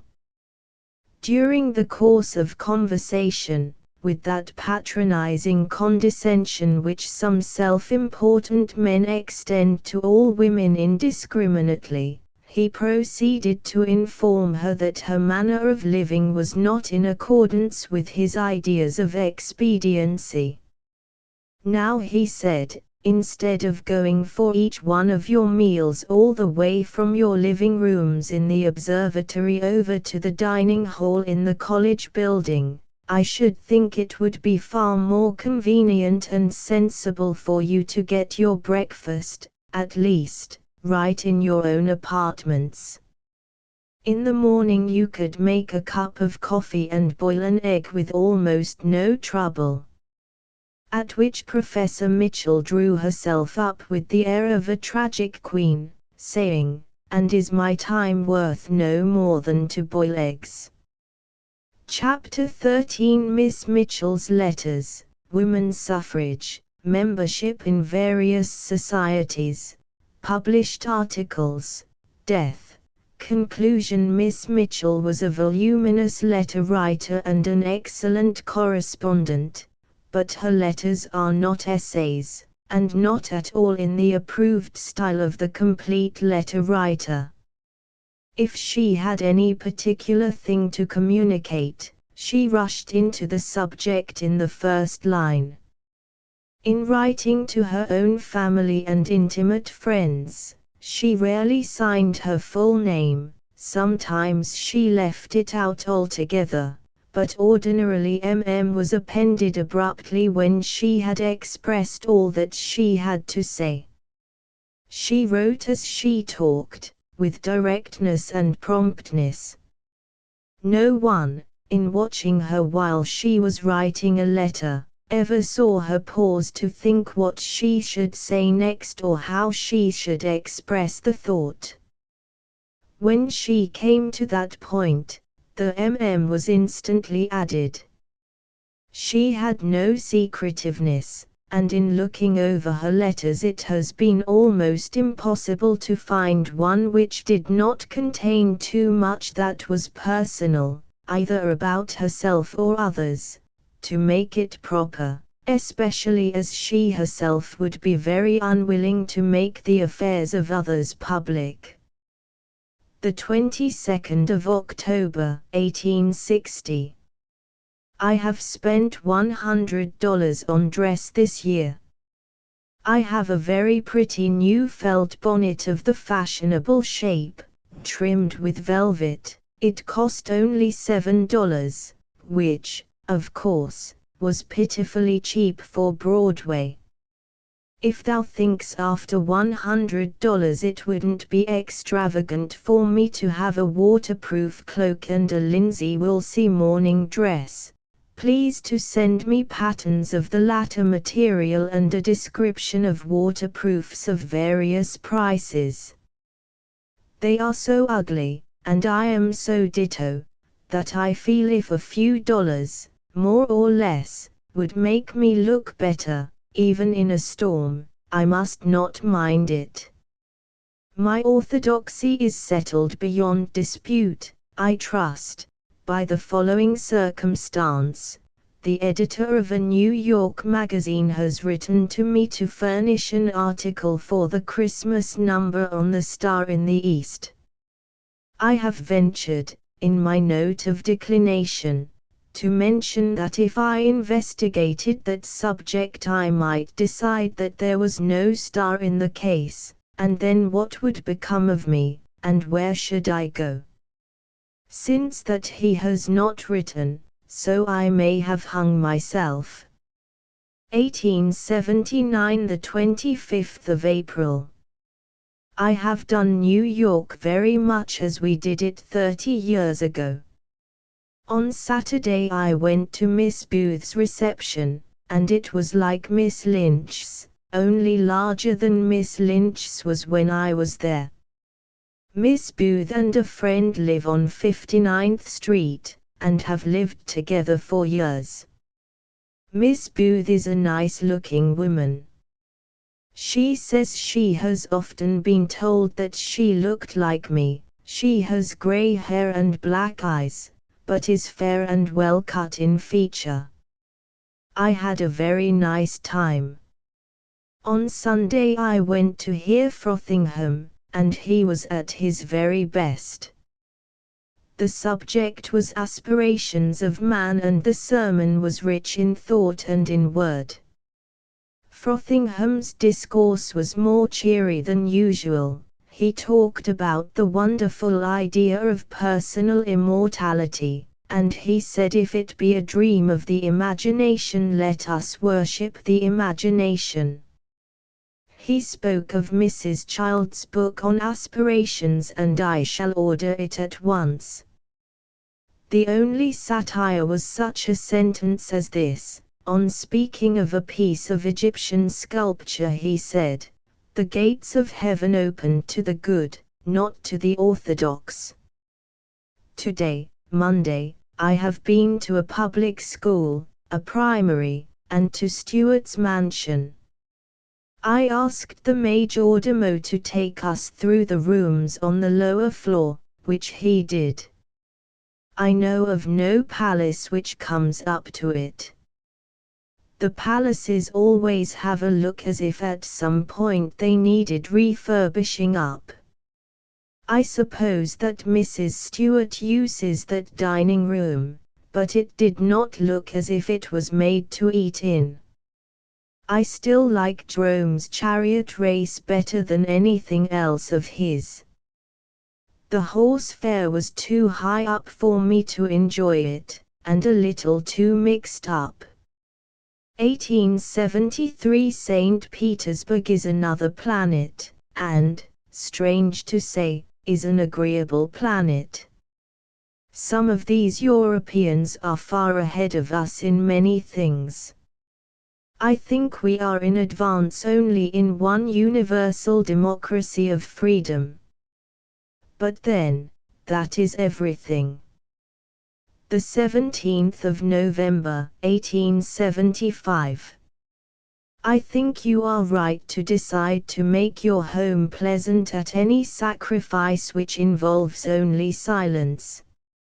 And you are so all over radical, that it won't hurt you to be toned down a little, and in a few years, as the world moves, your family will have moved one way and you the other a little, and you will suddenly find yourself on the same plane. It is much the way that has been between Miss and myself. Today she is more of a women's rights woman than I was when I first knew her, while I begin to think that the girls would better dress at tea time, though I think on that subject we thought alike at first, so I'll take another example. I have learned to think that a young girl would better not walk to town alone, even in the daytime. When I came to Vassar I should have allowed a child to do it. But I never knew much of the world, never shall, nor will you. And as we were both born a little deficient in worldly caution and worldly policy, let us receive from others those lessons, do as well as we can, and keep our heart unworldly if our manners take on something of those ways. The 25th of October, 1875. I have scarcely got over the tire of the Congress. Footnote: the annual meeting of the Association for the Advancement of Women, of which Miss Mitchell was president. It was held at Syracuse, NY, in 1875. Yet, although it is a week since I returned, I feel as if a great burden was lifted from my soul. You will see my speech in the Women's Journal, but in the last sentence it should be Eastwood and not _Earth_Ward. It was a grand affair, and babies came in arms. Schoolboys stood close to the platform, and schoolgirls came, books in hand. The hall was a beautiful opera house, and could hold at least 1,700. It was packed and jammed, and rough men stood in the aisles. When I had to speak to announce a paper, I stood very still until they became quiet. Once, as I stood in that way, a man at the extreme rear, before I had spoken a word, shouted out, "Louder!" We all burst into a laugh. Then, of course, I had to make them quiet again. I lifted the little mallet, but I did not strike it, and they all became still. I was surprised at the good breeding of such a crowd. In the evening about half was made up of men. I could not have believed that such a crowd would keep still when I asked them to. They say I did well. Think of my developing as a president of a social science society in my old age. Miss Mitchell took no prominent part in the women's suffrage movement, but she believed in it firmly, and its leaders were some of her most highly valued friends. The 7th of September, 1875. Went to a picnic for women's suffrage at a beautiful grove at Mead Field, Mass. It was a gathering of about 75 persons, mostly from Needham, whose president seemed to be vigorous and good-spirited. The main purpose of the meeting was to try to affect public sentiment to such an extent as to lead to the defeat of a man who, when the subject of women's suffrage was before the legislature, said that the women had all they wanted now, that they could get anything with their eyes as bright as the buttons on an angel's coat. Lucy Stone, Mr. Blackwell, Reverend Mr. Bush, Miss Eastman, and William Lloyd Garrison spoke. Garrison did not look a day older than when I first saw him, 40 years ago. He spoke well, they said, with less fire than he used in his younger days. Garrison said what everyone says, that the struggle for women was the old anti-slavery struggle over again, that as he looked around at the audience beneath the trees, it seemed to be the same scene that he had known before. We had a very good bit of missionary work done at our table, at Vassar, today. A man whom we all despise began to talk against voting by women. I felt almost inclined to pay him something for his remarks. A group from the Washington Women's Suffrage Association stopped here today. I liked Susan B. Anthony very much.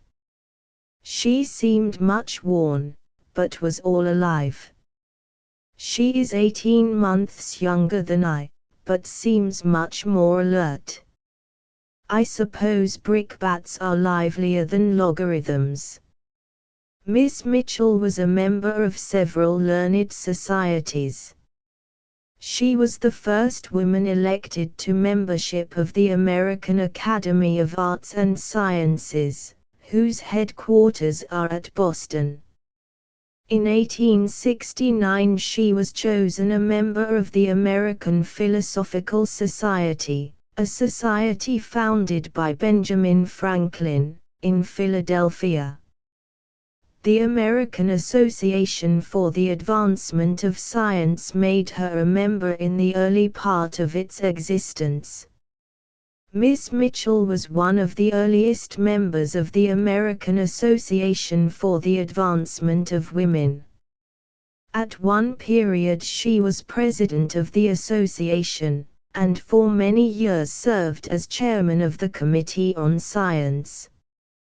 In this latter capacity she reached, through circulars and letters, women studying science in all parts of the country, and the reports, as shown from year to year, show a wonderful increase in the number of such women. She was a member, also, of the New England Women's Club, of Boston, and after her annual visit at Christmas she entertained her students at Vassar with descriptions of the receptions and meeting of that body. She was also a member of the New York Sorosis. She received the degree of Ph.D. from Rutgers Female College in 1870, her first degree of LL.D. from Hanover College in 1832, and her last LL.D. from Columbia College in 1887. Miss Mitchell had no ambition to appear in print, and most of her published articles were in response to applications from publishers. A paper entitled Mary Somerville appeared in the Atlantic Monthly for May, 1860. There were several articles in Silliman's Journal, mostly results of observations on Jupiter and Saturn, a few popular science papers in Hours at Home and one on the Herschels printed in the century just after her death. Miss Mitchell also read a few lectures to small societies, and to one or two girls' schools, but she never allowed such outside work to interfere with her duties at Vassar College, to which she devoted herself heart and soul. When the failure of her health became apparent to the members of her family, it was with the utmost difficulty that Miss Mitchell could be prevailed upon to resign her position. She had fondly hoped to remain at Vassar until she should be 70 years old, of which she lacked about 6 months. It was hoped that complete rest might lead to several years more of happy life for her, but it was not to be so. She died in Lynn, the 28th of June, 1889. It was one of Miss Mitchell's boasts that she had earned a salary for over 50 years, without any intermission. She also boasted that in July, 1883, when she slipped and fell, spraining herself so that she was obliged to remain in the house a day or two, it was the first time in her memory when she had remained in the house a day. In fact, she made a point of walking out every day, no matter what the weather might be. A serious fall, during her illness in Lynn, stopped forever her daily walks. She had resigned her position in January, 1888.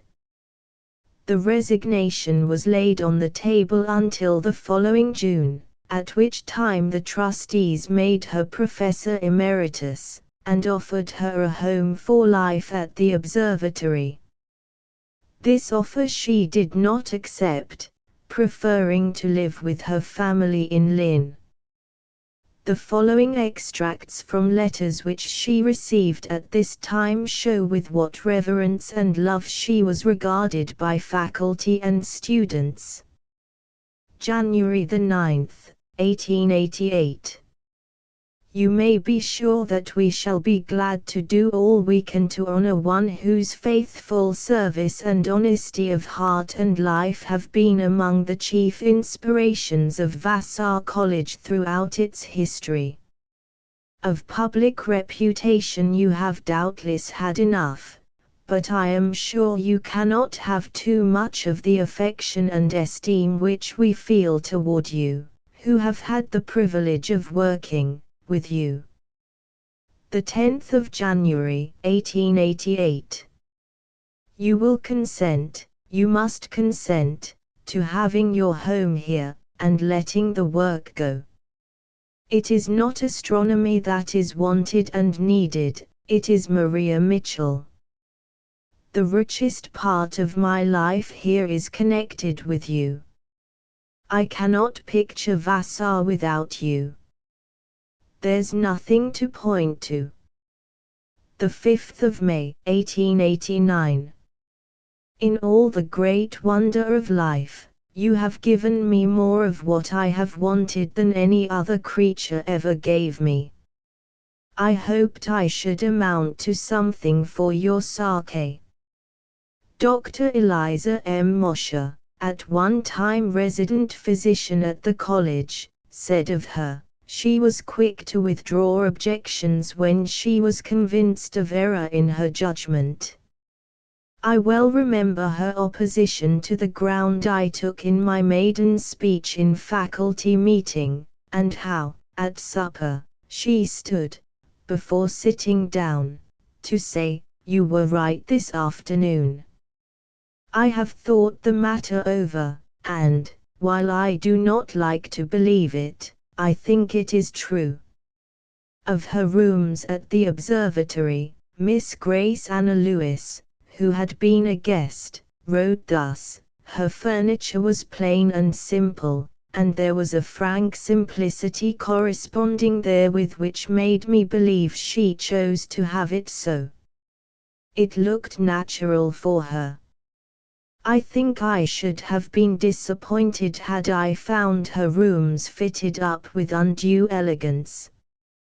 Professor Mitchell's position at Vassar gave astronomy a prominence there that it has never had in any other college for women, and in but few for men. I suppose it would have made no difference what she had taught. Doubtless she never suspected how many students endured the mathematical work of junior astronomy in order to be within range of her magnetic personality. From Wide Awake, September, 1889. A graduate writes, her personality was so strong that it was felt all over the college, even by those who were not in her department, and who only admired her from a distance. Extract from a letter written after her death by a former pupil: I count Maria Mitchell's services to Vassar and her pupils infinitely valuable, and her character and attainments great beyond anything that has yet been told. I was one of the pupils upon whom her freedom from all the shams and self-deceptions made an impression that elevated my whole standard, mental and moral. The influence of her own personal character sustains its supreme test in the evidence constantly accumulating, that it strengthens rather than weakens with the lapse of time. Her influence upon her pupils who were her daily companions has been permanent, character-molding, and unceasingly progressive. President Taylor, in his address at her funeral, said, "If I were to select for comment the one most striking trait of her character, I should name her genuineness." There was no false note in Maria Mitchell's thinking or utterance. One who has known her kindness to little children, who has watched her little evidences of thoughtful care for her associates and friends, who has seen her put aside her own long-cherished rights that she might make the way of a new and untried officer easier, cannot forget the tenderer side of her character. But it would be vain for me to try to tell just what it was in Miss Mitchell that attracted us who loved her. It was this combination of great strength and independence, of deep affection and tenderness, breathed through and through with the sentiment of a perfectly genuine life, which has made for us one of the pilgrim shrines of life, the study in the observatory of Vassar College, where we have known her at home, surrounded by the evidences of her honorable professional career. She has been an impressive figure in our time, and one whose influence lives. Introductory note: on the 17th of December, 1831, a gold medal of the value of 20 ducats was founded, at the suggestion of Professor Schumacher, of Altona, by His Majesty Frederick VI, at that time King of Denmark, to be awarded to any person who should first discover a telescopic comet. This foundation and the conditions on which the medal would be awarded were announced to the public in the Astronomische Nachrichten for the 20th of March, 1832.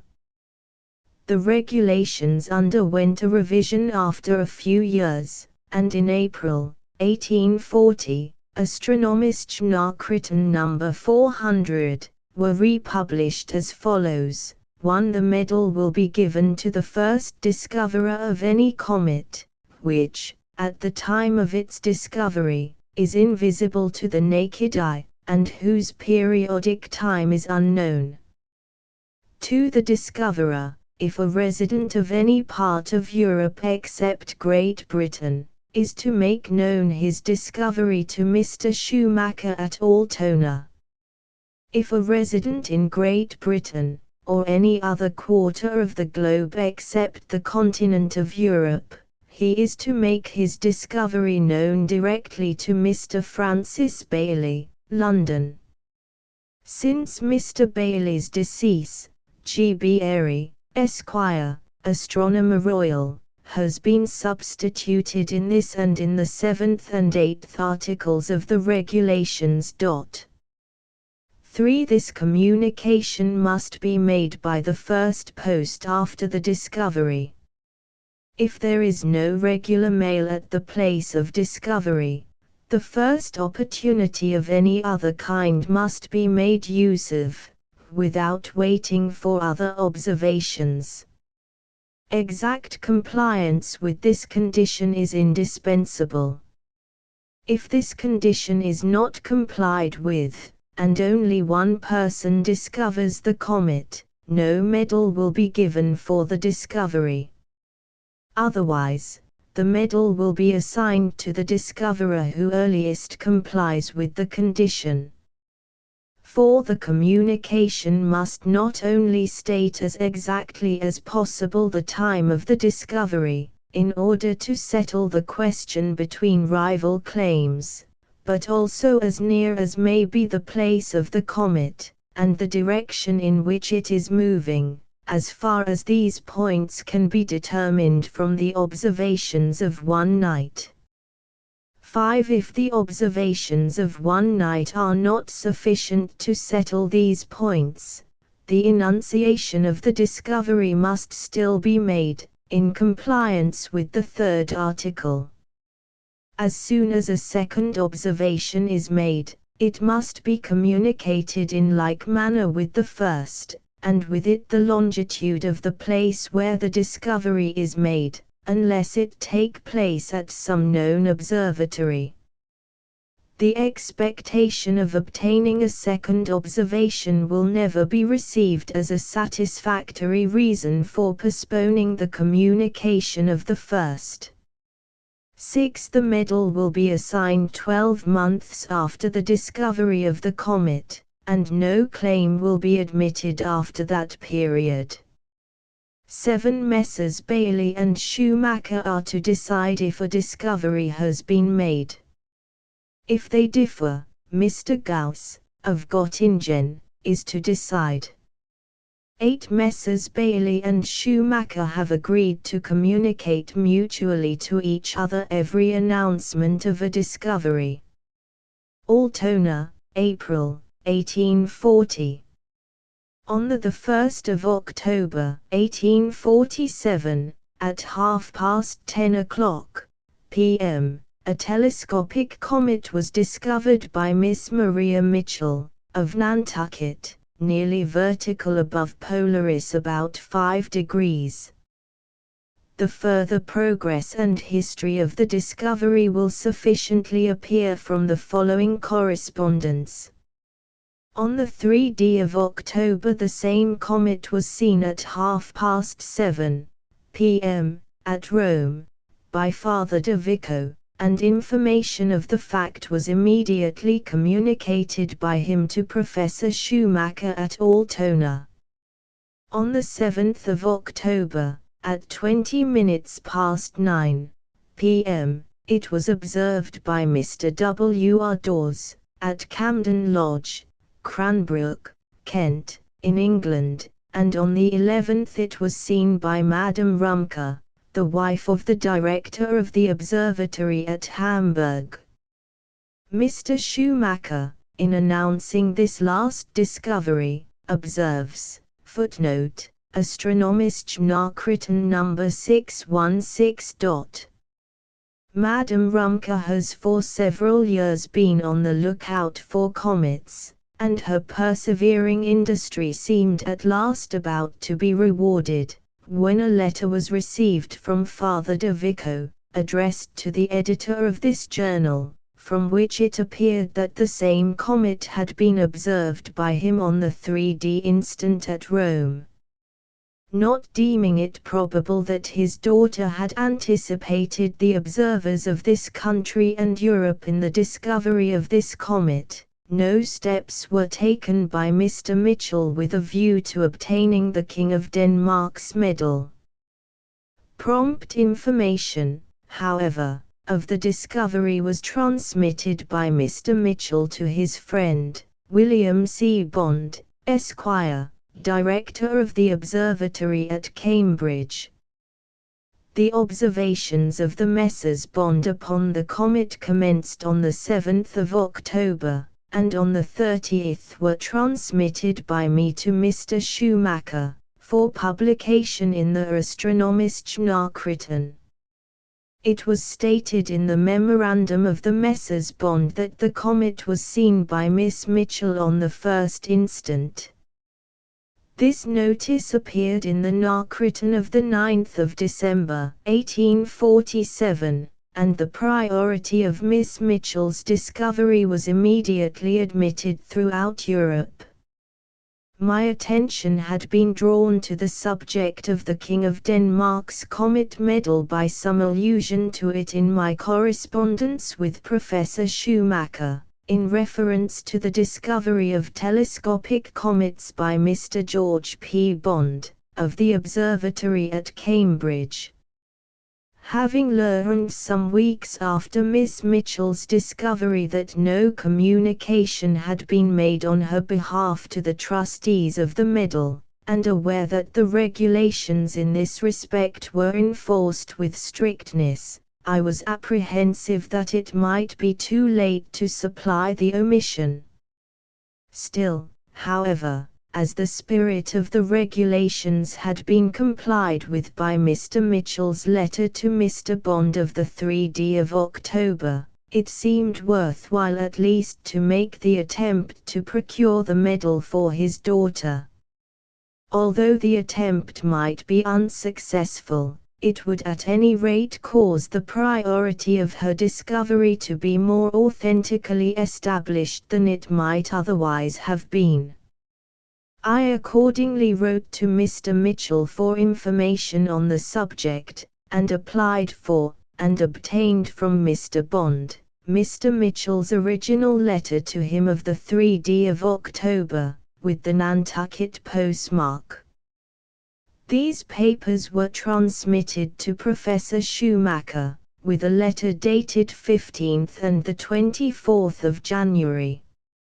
On the 8th of February I wrote a letter to my much esteemed friend, Captain W. H. Smith, R.N., formerly President of the Astronomical Society at London, requesting him to interest himself with Professor Schumacher to obtain the medal for Miss Mitchell. Captain Smith entered with great readiness into the matter, and addressed a note on the subject to Mr. Airy, the Astronomer Royal, at Greenwich. Mr. Airy kindly wrote to Professor Schumacher without loss of time, but it was their united opinion that a compliance with the condition relative to immediate notice of a discovery was indispensable, and that it was consequently out of their power to award the medal to Miss Mitchell. Mr. Schumacher suggested, as the only means by which this difficulty could be overcome, an application to the Danish government, through the American legation at Copenhagen. Conceiving that the correspondence could be carried on more promptly through the Danish legation at Washington, I addressed a letter on the 20th of April to Mr. Steenbill, charged affairs of the King of Denmark in this country, and sent with it copies of the documents which had been forwarded to Professor Schumacher. Mr. Steenbill, however, was of opinion that the application, if made at all, should be made through the American legation at Copenhagen, but he expressed at the same time a confident opinion that, owing to the condition and political relations of Denmark, the application would necessarily prove unavailing. It was at this time that the difficulties in Schleswig-Holstein were at their height, and it seemed hopeless at such a moment, and in face of the opinion of the official representative of the Danish government in this country, to engage its attention to an affair of this kind. No further attempt was accordingly made by me, for some weeks, to pursue the matter. In fact, a report reached the United States that the medal had actually been awarded to Father de Vico.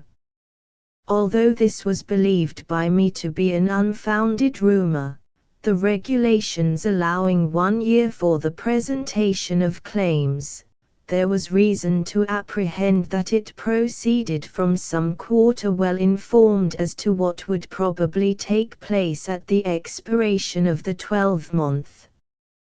On the 5th of August, Father de Vico, who had left Rome in the spring in consequence of the troubles there, made a visit to Cambridge, in company with the Right Reverend Bishop Fitzpatrick, of Boston, and on this occasion informed me that he had received an intimation from Professor Schumacher that the Comet Medal would be awarded to Miss Mitchell. I was disposed to think that Father de Vico labored under some misapprehension as to the purport of Professor Schumacher's communications, as afterwards appeared to be the case. I felt encouraged, however, by his statement not only to renew my correspondence on the subject with Professor Schumacher, but I determined, on the 8th of August, to address a letter to R. P. Flanagan, Esquire, charged affairs of the United States at Copenhagen. This letter was accompanied with copies of the original papers. Mr. Flanagan entered with great zeal and interest into the subject. He lost no time in bringing it before the Danish government by means of a letter to the Count de Nuth, the minister at that time for foreign affairs, and of another to the King of Denmark himself. His Majesty, with the most obliging promptness, ordered a reference of the case to Professor Schumacher, with directions to report thereon without delay. Mr. Schumacher had been for a long time in possession of the documents establishing Miss Mitchell's priority, which was, indeed, admitted throughout scientific Europe. Professor Schumacher immediately made his report in favor of granting the medal to Miss Mitchell, and this report was accepted by the King. The result was forthwith communicated by the Count de Nuth to Mr. Flanagan, with the gratifying intelligence that the King had ordered the medal to be awarded to Miss Mitchell, and that it would be delivered to him for transmission as soon as it could be struck off. This has since been done.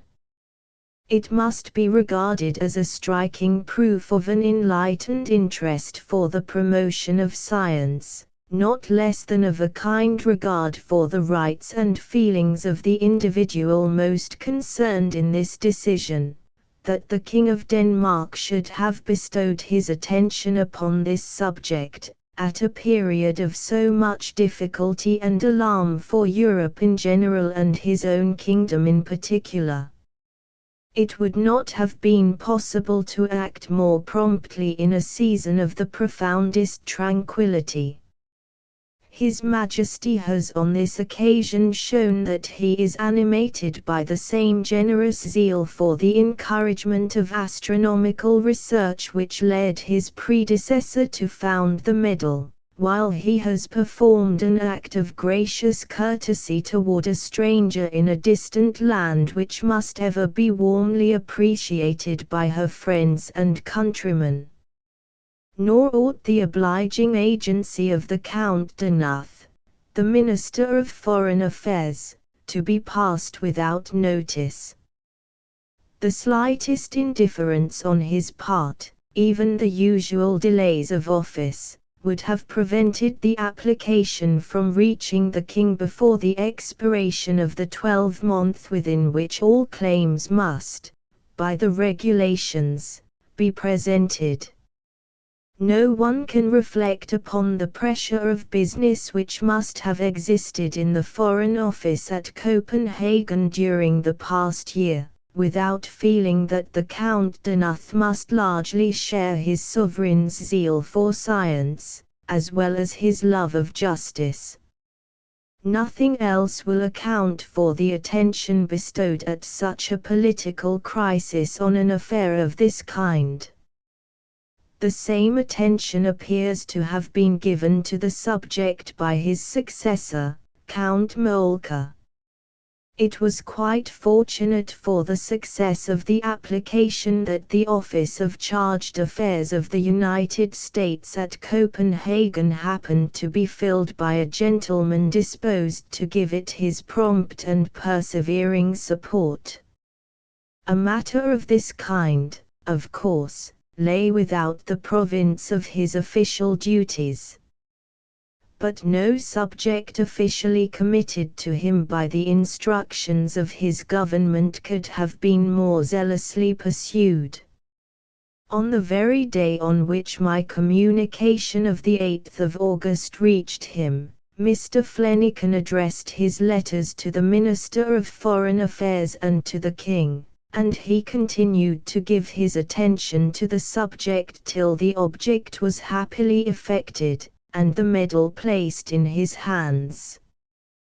The event itself, however insignificant in the great world of politics and business, is one of pleasing interest to the friends of American science, and it has been thought proper that the following record of it should be preserved in a permanent form. I have regretted the frequent recurrence of my own name in the correspondence, and have suppressed several letters of my own which could be spared, without rendering less intelligible the communications of the other parties, to whom the interest and merit of the transaction belong. Edward Everett. Cambridge, the 1st of February, 1849. Correspondence Hun William Mitchell to William C. Bond, Esquires, Cambridge. Nantucket, 10 Mo. 3d, 1847. My dear friend, I write now merely to say that Maria discovered a telescopic comet at 10:30 on the evening of the 1st instant, at that hour nearly vertical above Polaris 5 degrees. Last evening it had advanced westwardly, this evening still further, and nearing the pole. It does not bear illumination, but Maria has obtained its right ascension and declination, and will not suffer me to announce it. Pray tell me whether it is one of George's, if not, whether it has been seen by anybody. Maria supposes it may be an old story. If quite convenient, just drop a line to her, it will oblige me much. I expect to leave home in a day or two, and shall be in Boston next week, and I would like to have her hear from you before I can meet you. I hope it will not give thee much trouble amidst thy close engagements. Our regards are to all of you, most truly, William Mitchell. Hun Edward Everett to Hun William Mitchell. Cambridge, the 10th of January, 1848. Dear Sir, I take the liberty to inquire of you whether any steps have been taken by you, on behalf of your daughter, by way of claiming the medal of the King of Denmark for the first discovery of a telescopic comet. The regulations require that information of the discovery should be transmitted by the next mail to Mr. Airy, the Astronomer Royal, if the discovery is made elsewhere than on the continent of Europe. If made in the United States, I understand from Mr. Schumacher that information may be sent to the Danish minister at Washington, who will forward it to Mr. Airy, but it must be sent by next mail. In consequence of non-compliance with these regulations, Mr. George Bond has on one occasion lost the medal. I trust this may not be the case with Miss Mitchell. I am, dear Sir, with much respect, faithfully yours, Edward Everett. Extract from a letter of the Hun William Mitchell to Hun Edward Everett. Nantucket, 1st Mo. 15th, 1848. Esteemed friend, thy kind letter of the 10th instant reached me duly. No steps were taken by my daughter in claim of the medal of the Danish king.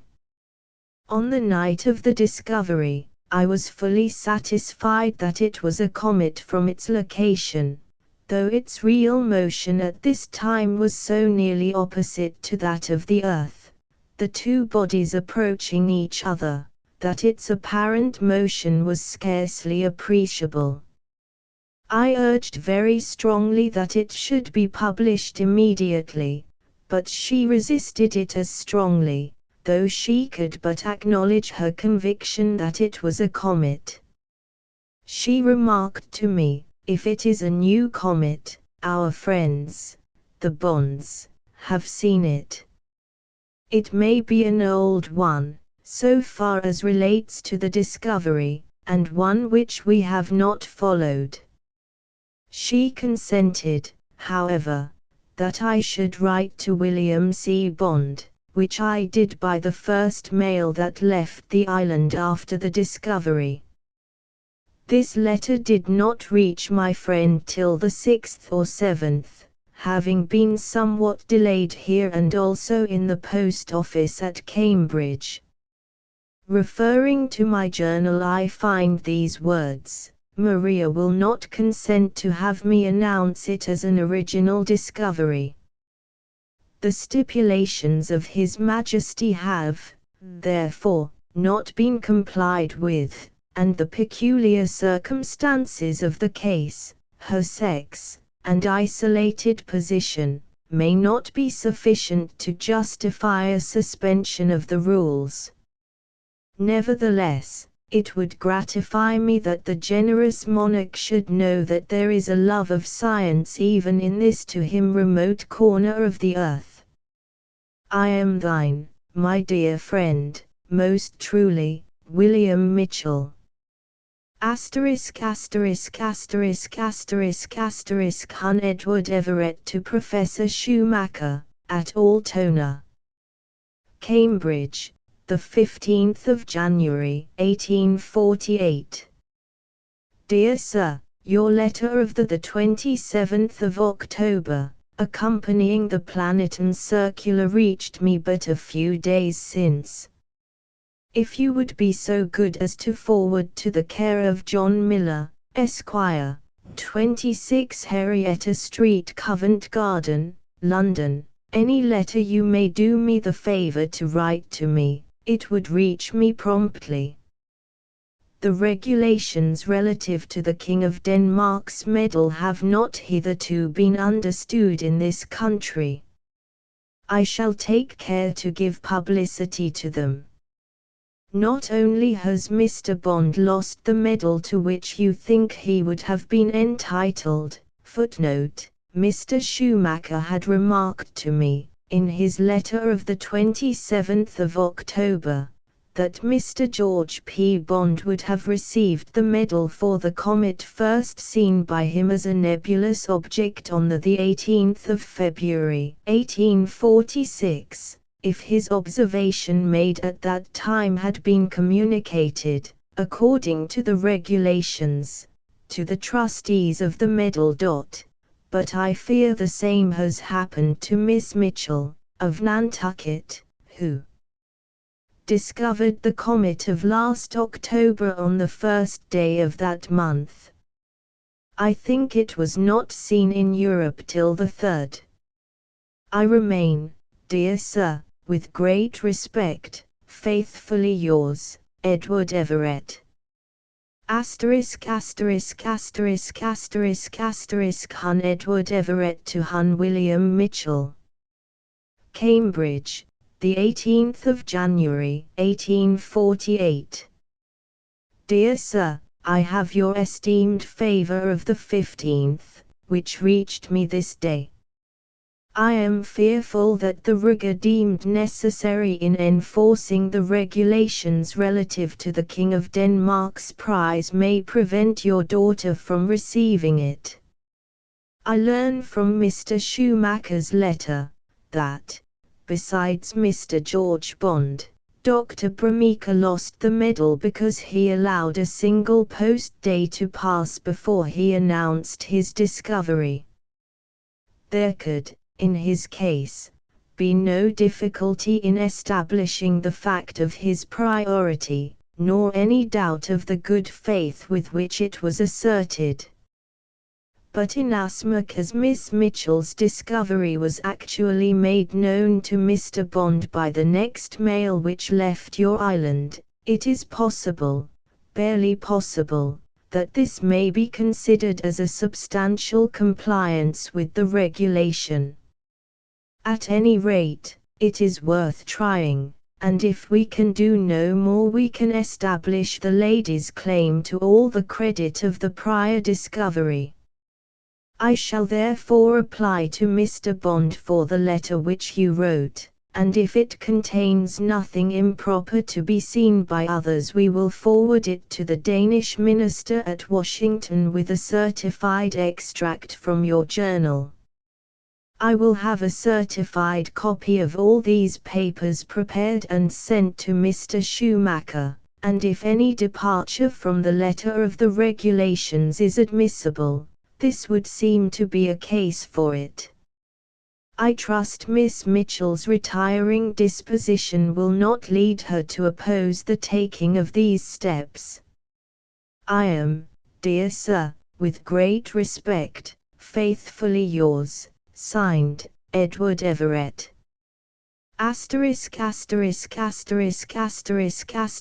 Postscript to Mr. Everett's letter to Professor Schumacher of the 15th January, 1848.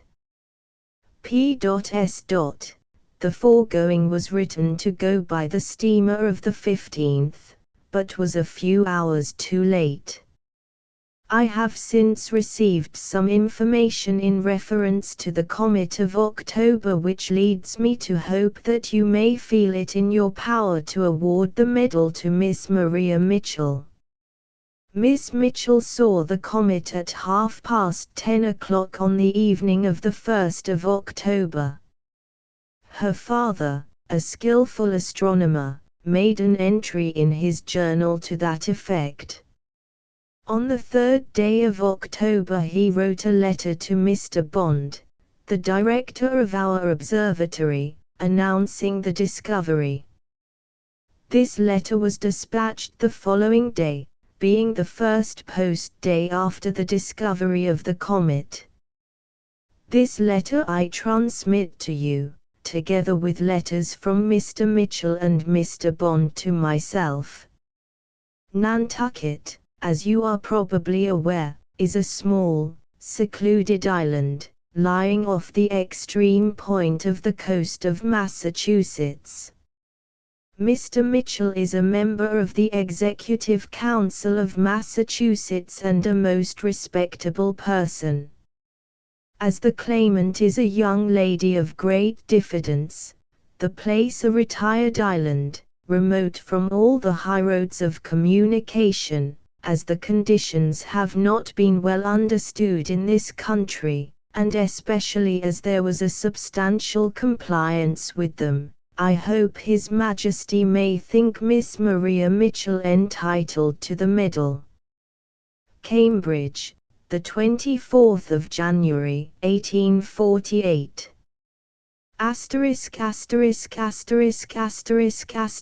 Extract from a letter from Mr. Everett to Captain W. H. Smith, R.N., late President of the Royal Astronomical Society, London, dated Cambridge, 8th February, 1848.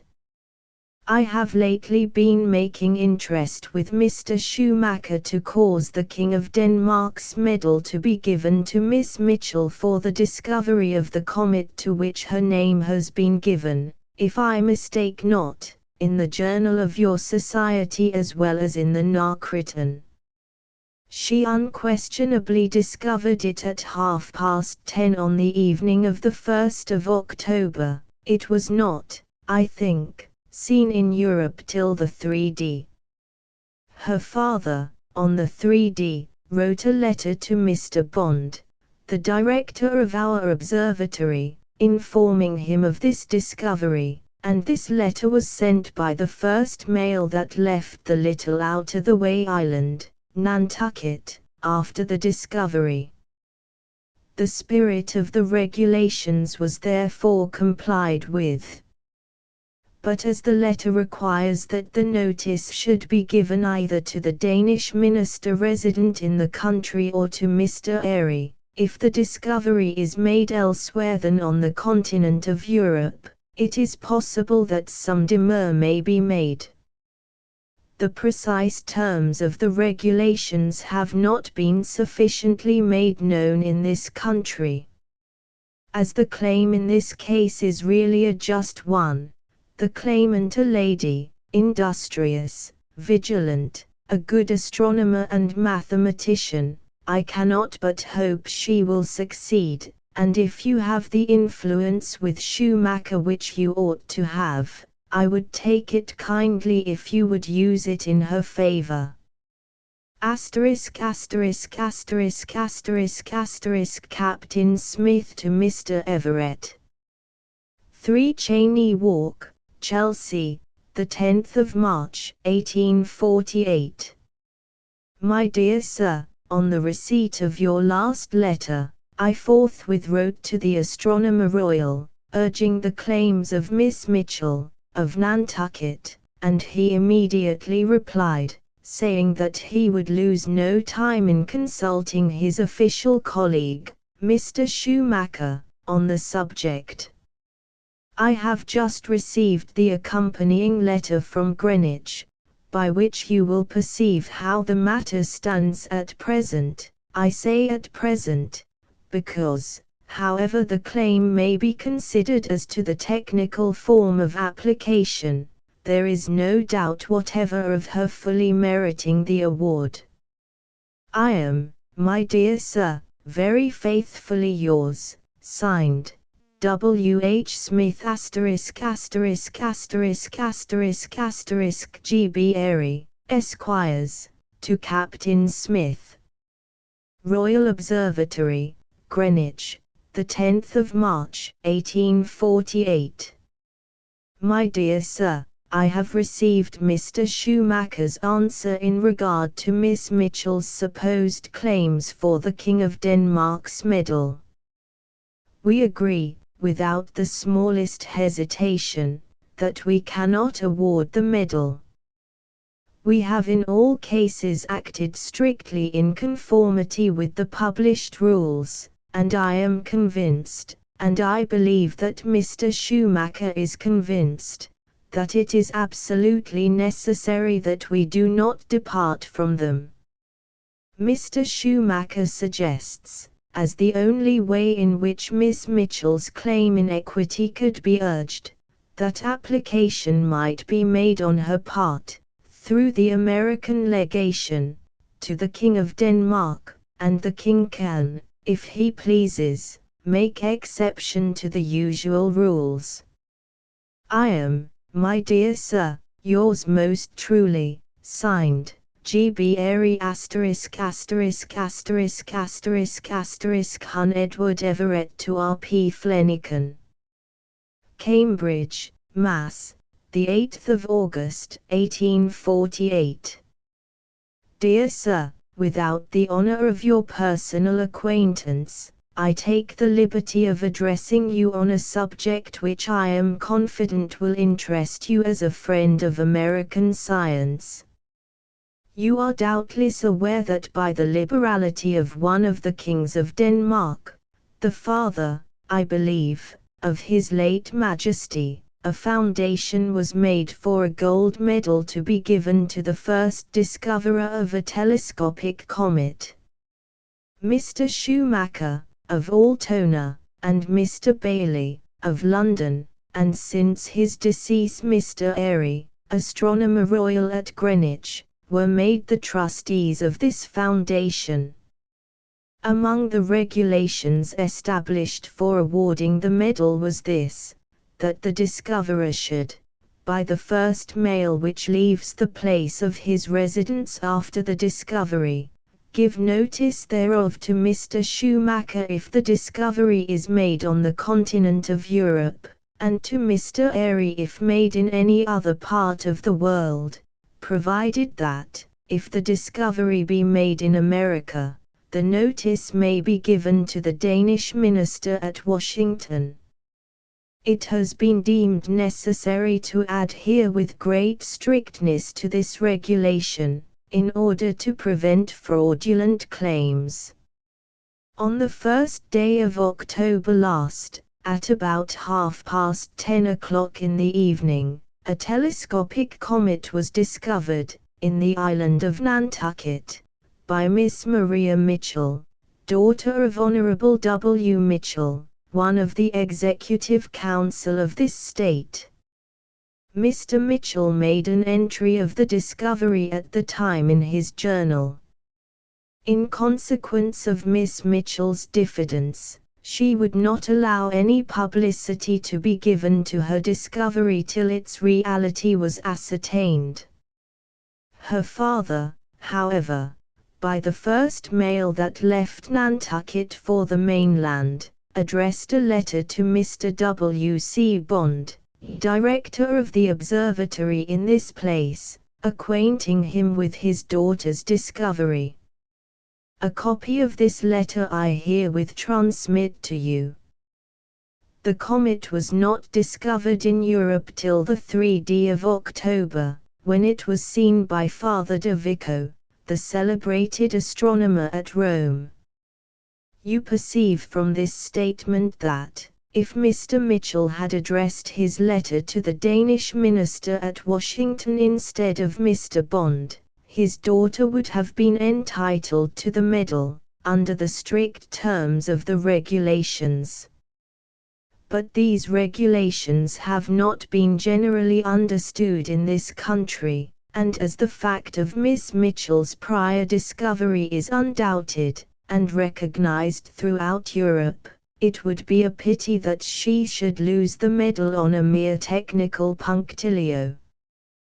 The comet is constantly called Miss Mitchell's Comet in the monthly journal of the Royal Astronomical Society at London, and in the Astronomische Nachrichten, the well-known astronomical journal, edited by Mr. Schumacher himself, at Altona. Father de Vico, who, with his brothers of the Society of Jesuits, has left Rome since the Revolution there, was at this place, Cambridge, 3 days ago, and spoke of Miss Mitchell's priority as an undoubted fact. Last winter I addressed a letter to Mr. Schumacher, acquainting him with the foregoing facts relative to the discovery, and transmitting to him the original letter of Mr. Mitchell to Mr. Bond, dated 3 October, bearing the original Nantucket postmark of the 4th.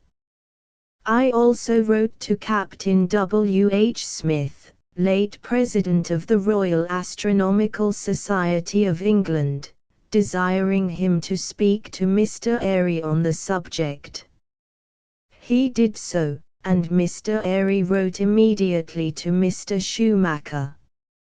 Mr. Schumacher in his reply expressed the opinion, in which Mr. Airy concurs, that under the regulations it is not in their power to award the medal to Miss Mitchell.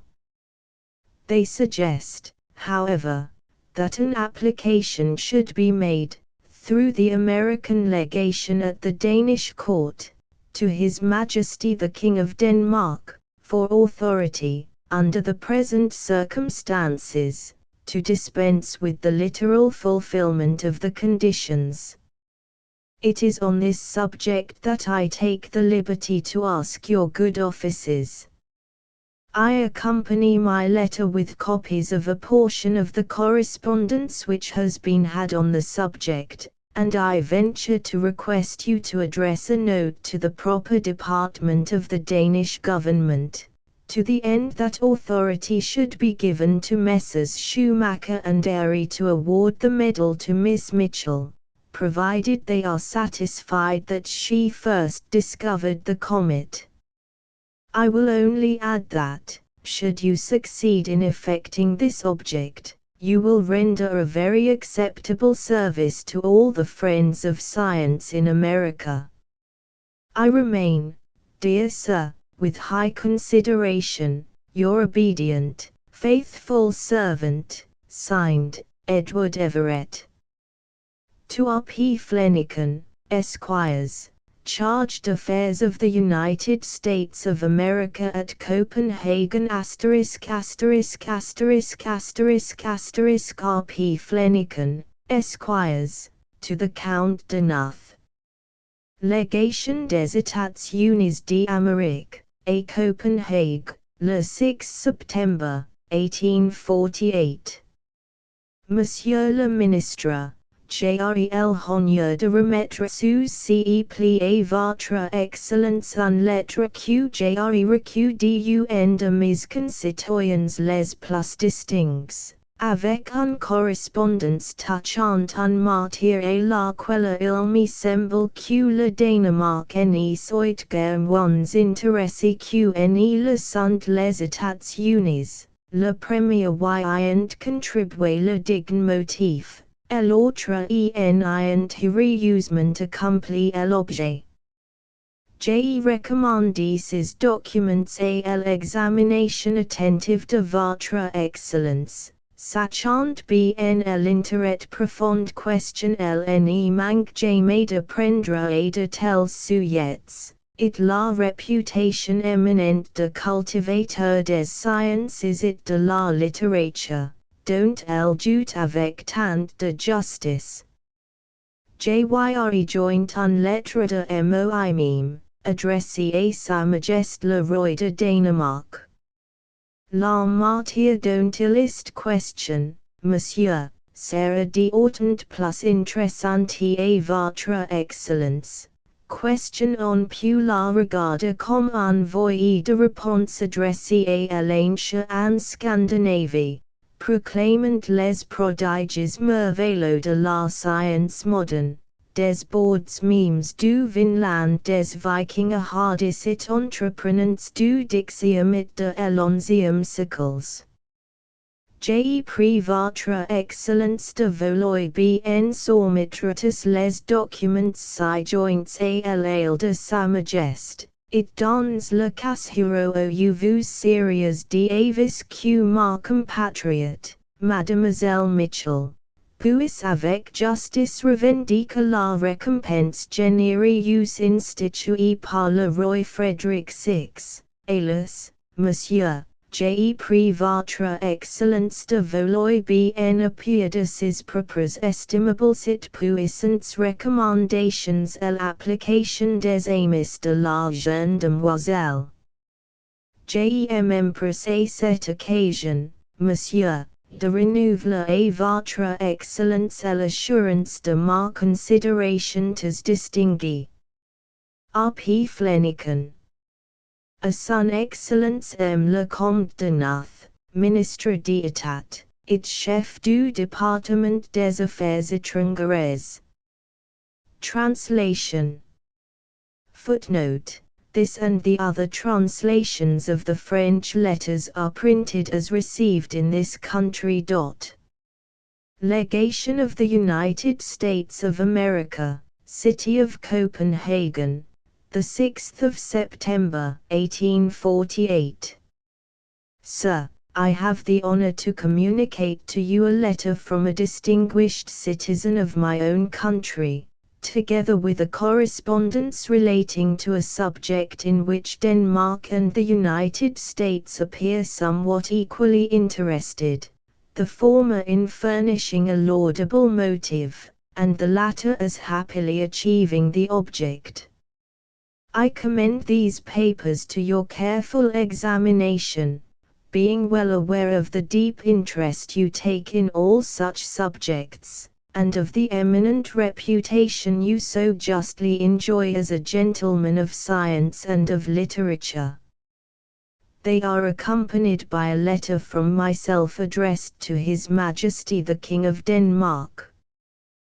This subject will not be the less interesting to you, sir, as it would appear to be a returning voice addressed to ancient Scandinavia, speaking of the wonderful achievements of modern science, from the Vinland of the hardy and enterprising Northmen of the 10th and the 11th centuries. I beg, therefore, that you will obligingly lay them all before His Majesty, and should they happily impress you that my countrywoman, Miss Mitchell, is fairly entitled to the generous offering of King Frederick VI, be pleased, sir, to accompany the application of her friends in her behalf by your own very valuable and potent recommendation. I avail myself of this occasion to renew to your Excellency the assurance of my most distinguished consideration. Signed, R.P. Flanagan. To His Excellency the Count de North, Minister of State and Chief of the Department of Foreign Affairs. *********R.P. Flanagan, Esquires, to the King of Denmark. Legation des États-Unis d'Amérique, à Copenhague, le 6 septembre, 1848. Sire, le soutien el honneur, par l'intermédiaire de votre ministre d'État et chef du département des affaires étrangères, de soumettre à votre majesté une lettre d'un citoyen distingué des États-Unis, accompagné de la copie d'un correspondance contenant un martyr à laquelle votre majesté, souverain également distingué par la libéralité généreuse question elle fait voir dans ses rapports sociaux et politiques, et par l'admiration ardente question elle manifeste envers la science et la littérature. N'est plus manque de prendre un vif intérêt. Le souci s'y félicite beaucoup d'être l'intermédiaire par les mains duquel ces documents arrivent sous l'aile de votre majesté, étant persuadé que la lecture en fournira à votre majesté à l'occasion de recourir avec une grande satisfaction patriotique.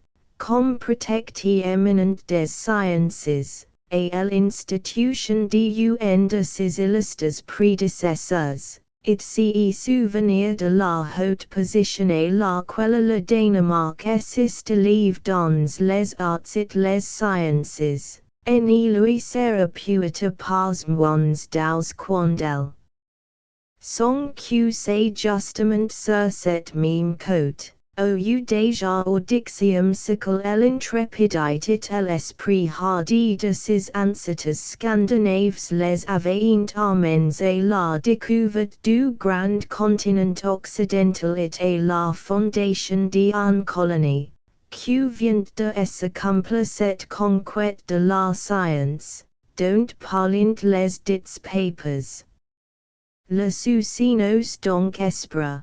Questionner la suite d'une examination attentive des lettres ci-joints, et desquelles il paraîtrait être généralement reconnu questionner Mademoiselle Mitchell des états unis d'où elle honneur d'y avoir la première découverte la comète télescopique qui aujourd'hui porte son nom. Que votre majesté n'y trouvera point dans la réserve louable qui empêche cette jeune demoiselle de s'y précipiter à la poursuite d'un renommé public, une cause suffisante de lui refuser le prix de sa brillante découverte, mais question au contraire elle donnera l'ordre de lui expédier la médaille. Autant comme en récompense due à ses éminents talents scientifiques, que pour témoigner combien votre majesté sait apprécier cette modestie charmante qui s'oppose à ce que Mademoiselle Mitchell recherche un célébrate public et scientifique, avec le seul but de remplir une forme tout à fait technique. Le souci. Charge d'affaires des États-Unis de l'Amérique, c'est avec empressement cette occasion d'offrir à votre majesté l'expression de sa considération la plus haute et la plus distinguée. R.P. Flanagan. À sa majesté Frédéric VII, roi de Danemark, duc de Schleswig et de Holstein. ******* Translation. Legation of the United States of America, City of Copenhagen, the 4th of September, 1848. Sire, the undersigned has the honor, through your Majesty's Minister of State and Chief of the Department of Foreign Affairs, to communicate to you a letter from a very distinguished citizen of the United States, together with copies of a correspondence relating to a subject in which your Majesty, alike distinguished for generous liberality in social and political affairs as a sovereign, as well as an ardent admirer of science and of literature, will doubtless feel a lively interest. The undersigned is happy to be the medium through which those papers reach the eye of your Majesty, feeling sensible that their perusal will furnish occasion to your Majesty to recur with much national pleasure to the act of one of your illustrious predecessors as a distinguished patron of science, and this recurrence to the eminent position that Denmark has attained in the arts and the sciences may perhaps not be the less pleasurable from the fact that the trophy of science to which the papers allude was achieved on the very coast where, as far back as the 10th century, the intrepidity and enterprise of Your Majesty's Scandinavian ancestors first discovered and planted a colony upon the great western continent.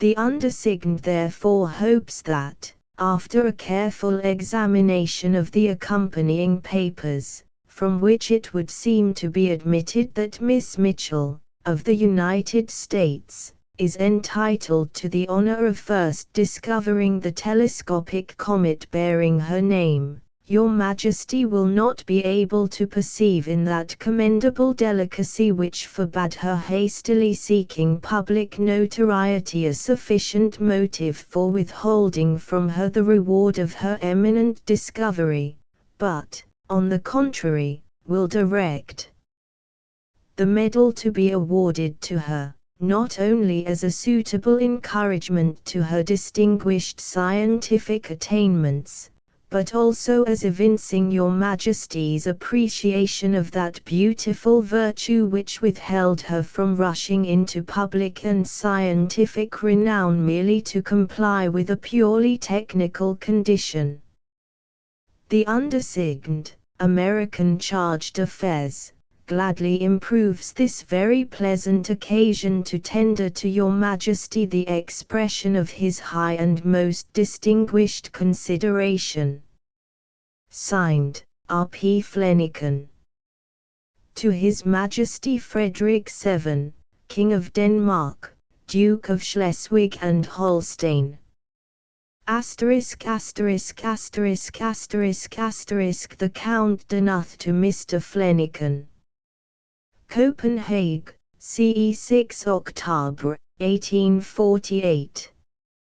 Monsieur, J'reul honneur de recevoir votre office du 6 du pass, par lequel vous avez exprimé le désir que la médaille instituée par feu le roi Frédéric VI, en récompense de la découverte de comètes télescopiques, fut accordé à Mademoiselle Maria Mitchell, de Nantucket dans les États-Unis d'Amérique. Après avoir examiné les pièces justificatives que vous avez bien voulu me communiquer relativement à cette réclamation, j'en serais que partage votre avis, monsieur. Question il paraît hors de doubt que la découverte de la comète en question est effectivement due auxiliary savants researches de Mademoiselle Mitchell, it QCen est que faute de n'avoir pas observe les formalités prescrites. Question LNA point jusqu'ici require un marque de distinction à laquelle elle paraît avoir de si justes titres. Le savant astronome, le professeur Schumacher, ayant également recommandé Mademoiselle Mitchell à la faveur question elle sollicite maintenant, me suis empressé de refaire cette question au roi, mon auguste maître, en mettant en même temps sous les yeux de sa majesté la lettre que vous lui avez adressée à ce sujet. C'est avec bien du plaisir que je me vois aujourd'hui et même de vous faire part, monsieur, que sa majesté n'a point hésité à satisfaire à votre demande, en accordant à Mademoiselle Mitchell la médaille question l'ambition. Aussitôt que cette médaille sera frappée, m'empresserai de vous la faire parvenir. En attendant j'exerce avec bien du plaisir cette occasion pour vous renouveler, monsieur, les assurances de ma considération très distinguée. F. W. Nuth. A Monsieur Flanagan, Charge d'Affaires des États-Unis d'Amérique. ********* Translation. Copenhagen, the 6th of October, 1848. Sir, I have had the honor to receive your communication of the 6th ultimo, in which you express the desire that the medal instituted by His late Majesty, Frederick VI, as a reward for the discovery of telescopic comets, should be granted to Miss Maria Mitchell, of Nantucket, in the United States of America. On examination of the justificatory pieces which you have been good enough to forward me, relating to her claim, I cannot do otherwise than participate in your opinion, sir, that it would appear to admit of no doubt that the discovery of the comet in question was really due to Miss Mitchell's learned researches, and that her not having as yet received a mark of distinction to which she seems to have such a just claim was entirely owing to her not having observed the prescribed forms. The learned astronomer, Professor Schumacher, having likewise recommended Miss Mitchell to the favor which she now solicits, I hasten to refer this question to the King, my august master, at the same time laying before His Majesty the letter which you have addressed to him on this subject, and I have much pleasure in being now enabled to inform you, sir, that His Majesty has not hesitated to grant your request by awarding to Miss Mitchell the medal which she desires. As soon as this medal is struck, I will have it forwarded to you, and meanwhile have much pleasure in availing myself of this occasion to renew to you, sir, the assurances of my most distinguished consideration. Signed, F. W. Nuth. To Mr. Flanagan, Charged Affairs of the United States of America. Mr. Flanagan to the Count de Nuth. Legation des États Unis d'Amérique, à Copenhague, le 7 octobre, 1848.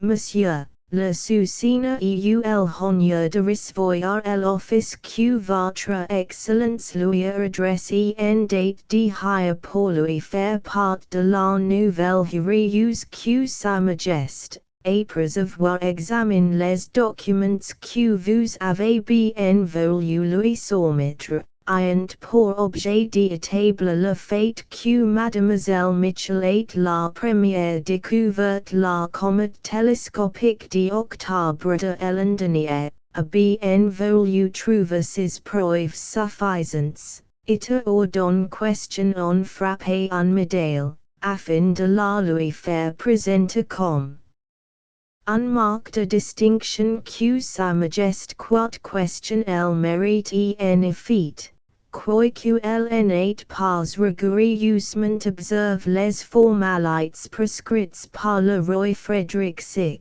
fondateur de ces dons. Le souci n'est sempre donc d'assurer votre Excellence et en même temps de vous prier, Monsieur, de vouloir bien faire parvenir cette assurance à Sa Majesté, que cet acte signal de libéralité n'est plus manqué d'être dignement et hautement apprécié par les institutions scientifiques des États-Unis, par Mademoiselle Mitchell qui est l'objet de cette distinction généreuse, et par les nombreux amis scientifiques de cette dame, enfin, par tous ceux qui prennent de l'intérêt à la réussite heureuse des recherches astronomiques. Le souci n'est plus terminé cette communication sans exprimer à votre Excellence, et en la priant de porter aussi ses sentiments à la connaissance de Sa Majesté, sa vive appréciation de ce noble et éclatant acte de justice, si promptement si generi usement rendu a sa jeune compatriote par le roi de Danemark, il si sit avec empressement cette occasion de renouveler à votre excellence les assurances de sa considération très distinguée. R.P. Flanagan. A son excellence M. le Comte de Nath, ministre d'État chef du département des affaires étrangères ****** translation. Legation of the United States, Copenhagen, the 7th of October, 1848.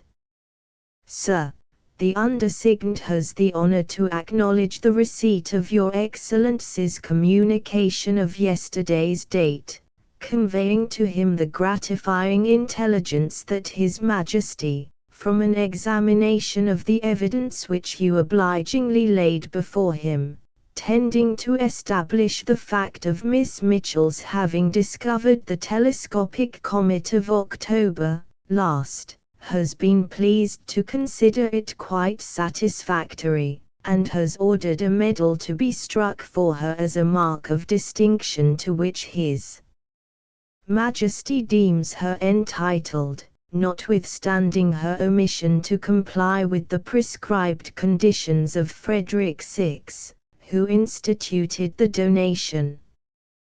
The undersigned, therefore, begs to express to you, Sir, and through you to His Majesty, the assurance that this eminent act of liberality cannot fail to be duly and highly appreciated by the scientific institutions of his own country, by Miss Mitchell herself, who is the object of this generous distinction, and by her numerous scientific friends, as well as by all who feel an interest in successful astronomical achievements.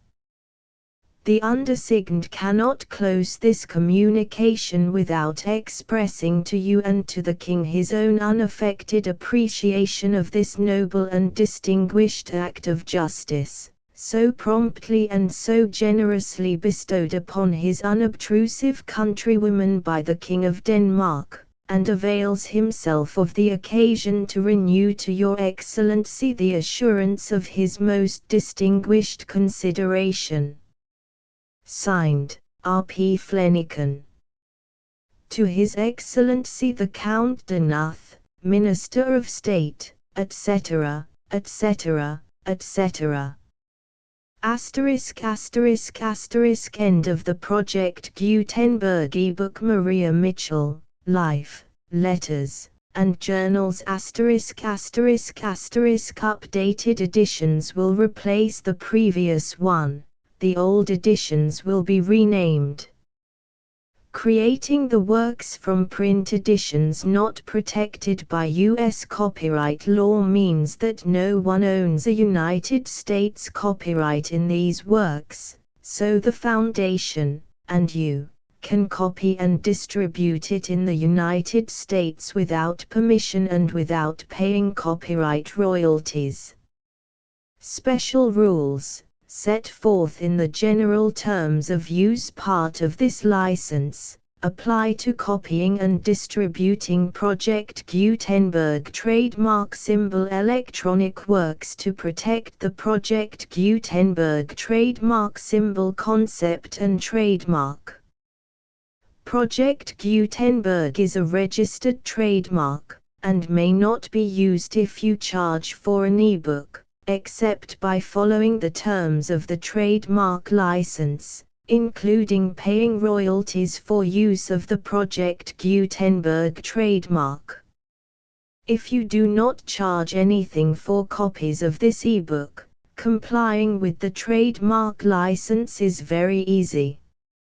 You may use this ebook for nearly any purpose such as creation of derivative works, reports, performances and research. Project Gutenberg ebooks may be modified and printed and given away. You may do practically anything in the United States with ebooks not protected by U.S. copyright law. Redistribution is subject to the trademark license, especially commercial redistribution. Start. Full license. The full Project Gutenberg license. Please read this before you distribute or use this work to protect the Project Gutenberg trademark symbol mission of promoting the free distribution of electronic works. By using or distributing this work, or any other work associated in any way with the phrase Project Gutenberg, you agree to comply with all the terms of the full Project Gutenberg trademark symbol license available with this file or online at www.gutenberg.org/license. Section 1. General Terms of Use and Redistributing Project Gutenberg Trademark Symbol Electronic Works 1.0. By reading or using any part of this Project Gutenberg trademark symbol electronic work, you indicate that you have read, understand, agree to and accept all the terms of this license and intellectual property, trademark/copyright, agreement. If you do not agree to abide by all the terms of this agreement, you must cease using and return or destroy all copies of Project Gutenberg trademark symbol electronic works in your possession.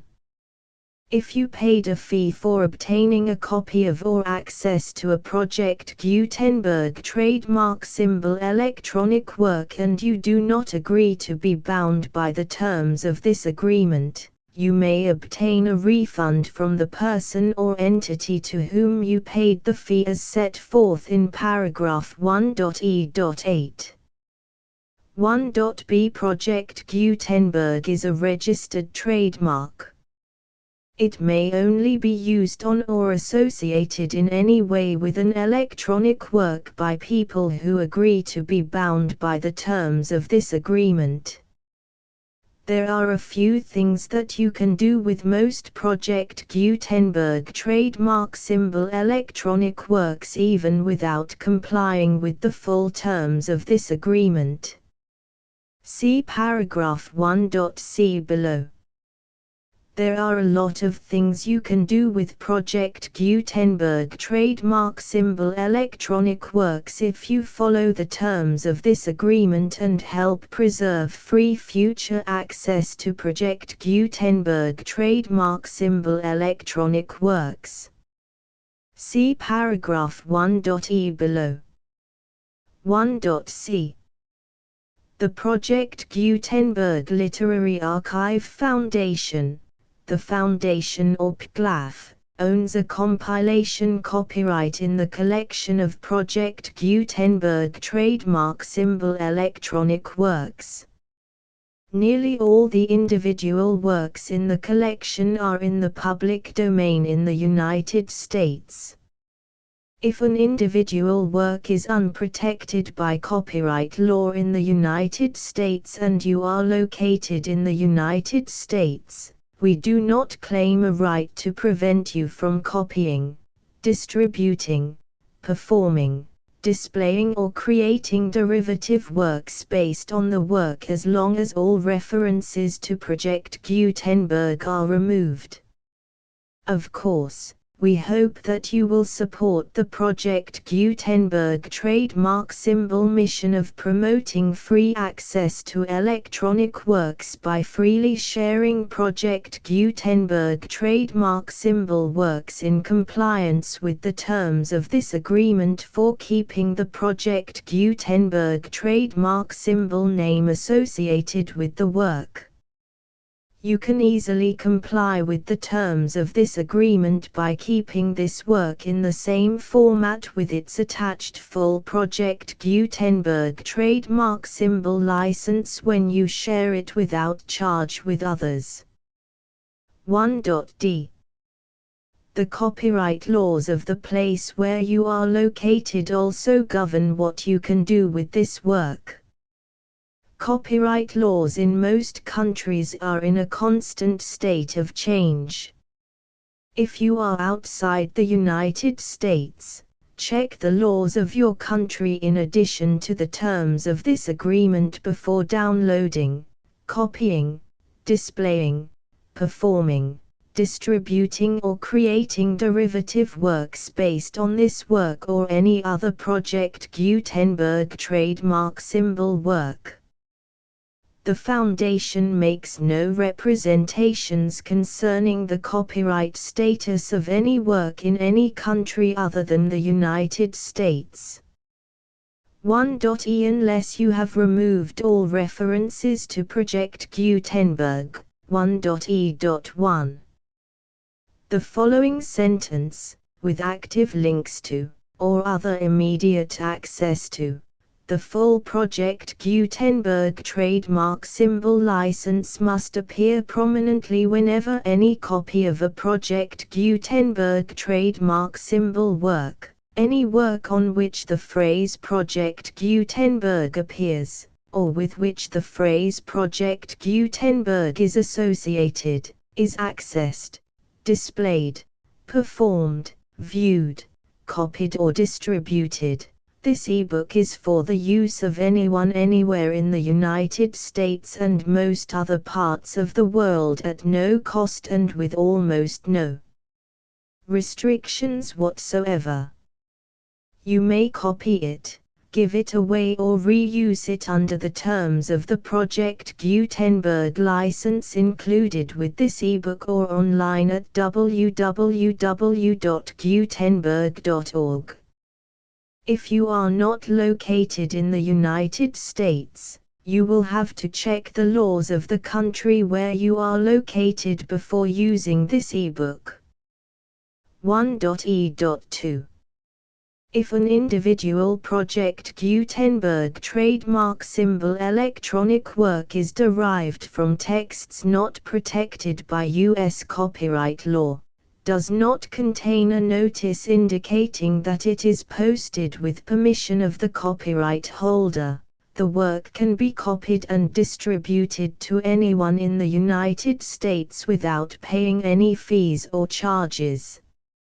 If you are redistributing or providing access to a work with the phrase Project Gutenberg associated with or appearing on the work, you must comply either with the requirements of paragraphs 1.e.1 through 1.e.7 or obtain permission for the use of the work and the Project Gutenberg trademark symbol trademark as set forth in paragraphs 1.e.8 or 1.e.9.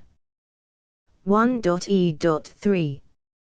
If an individual Project Gutenberg trademark symbol electronic work is posted with the permission of the copyright holder, your use and distribution must comply with both paragraphs 1.e.1 through 1.e.7 and any additional terms imposed by the copyright holder. Additional terms will be linked to the Project Gutenberg trademark symbol license for all works posted with the permission of the copyright holder found at the beginning of this work. 1.e.4. Do not unlink or detach or remove the full Project Gutenberg trademark symbol license terms from this work, or any files containing a part of this work or any other work associated with Project Gutenberg trademark symbol. 1.e.5. Do not copy, display, perform, distribute or redistribute this electronic work, or any part of this electronic work, without prominently displaying the sentence set forth in paragraph 1.e.1 with active links or immediate access to the full terms of the Project Gutenberg trademark symbol license. 1.e.6.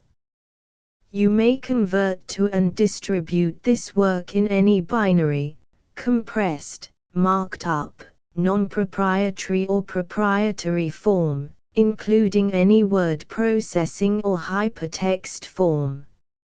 However, if you provide access to or distribute copies of a Project Gutenberg trademark symbol work in a format other than plain vanilla ASCII or other format used in the official version posted on the official Project Gutenberg trademark symbol website, www.gutenberg.org, you must, at no additional cost, fee or expense to the user, provide a copy, a means of exporting a copy, or a means of obtaining a copy upon request, of the work in its original plain vanilla ASCII or other form.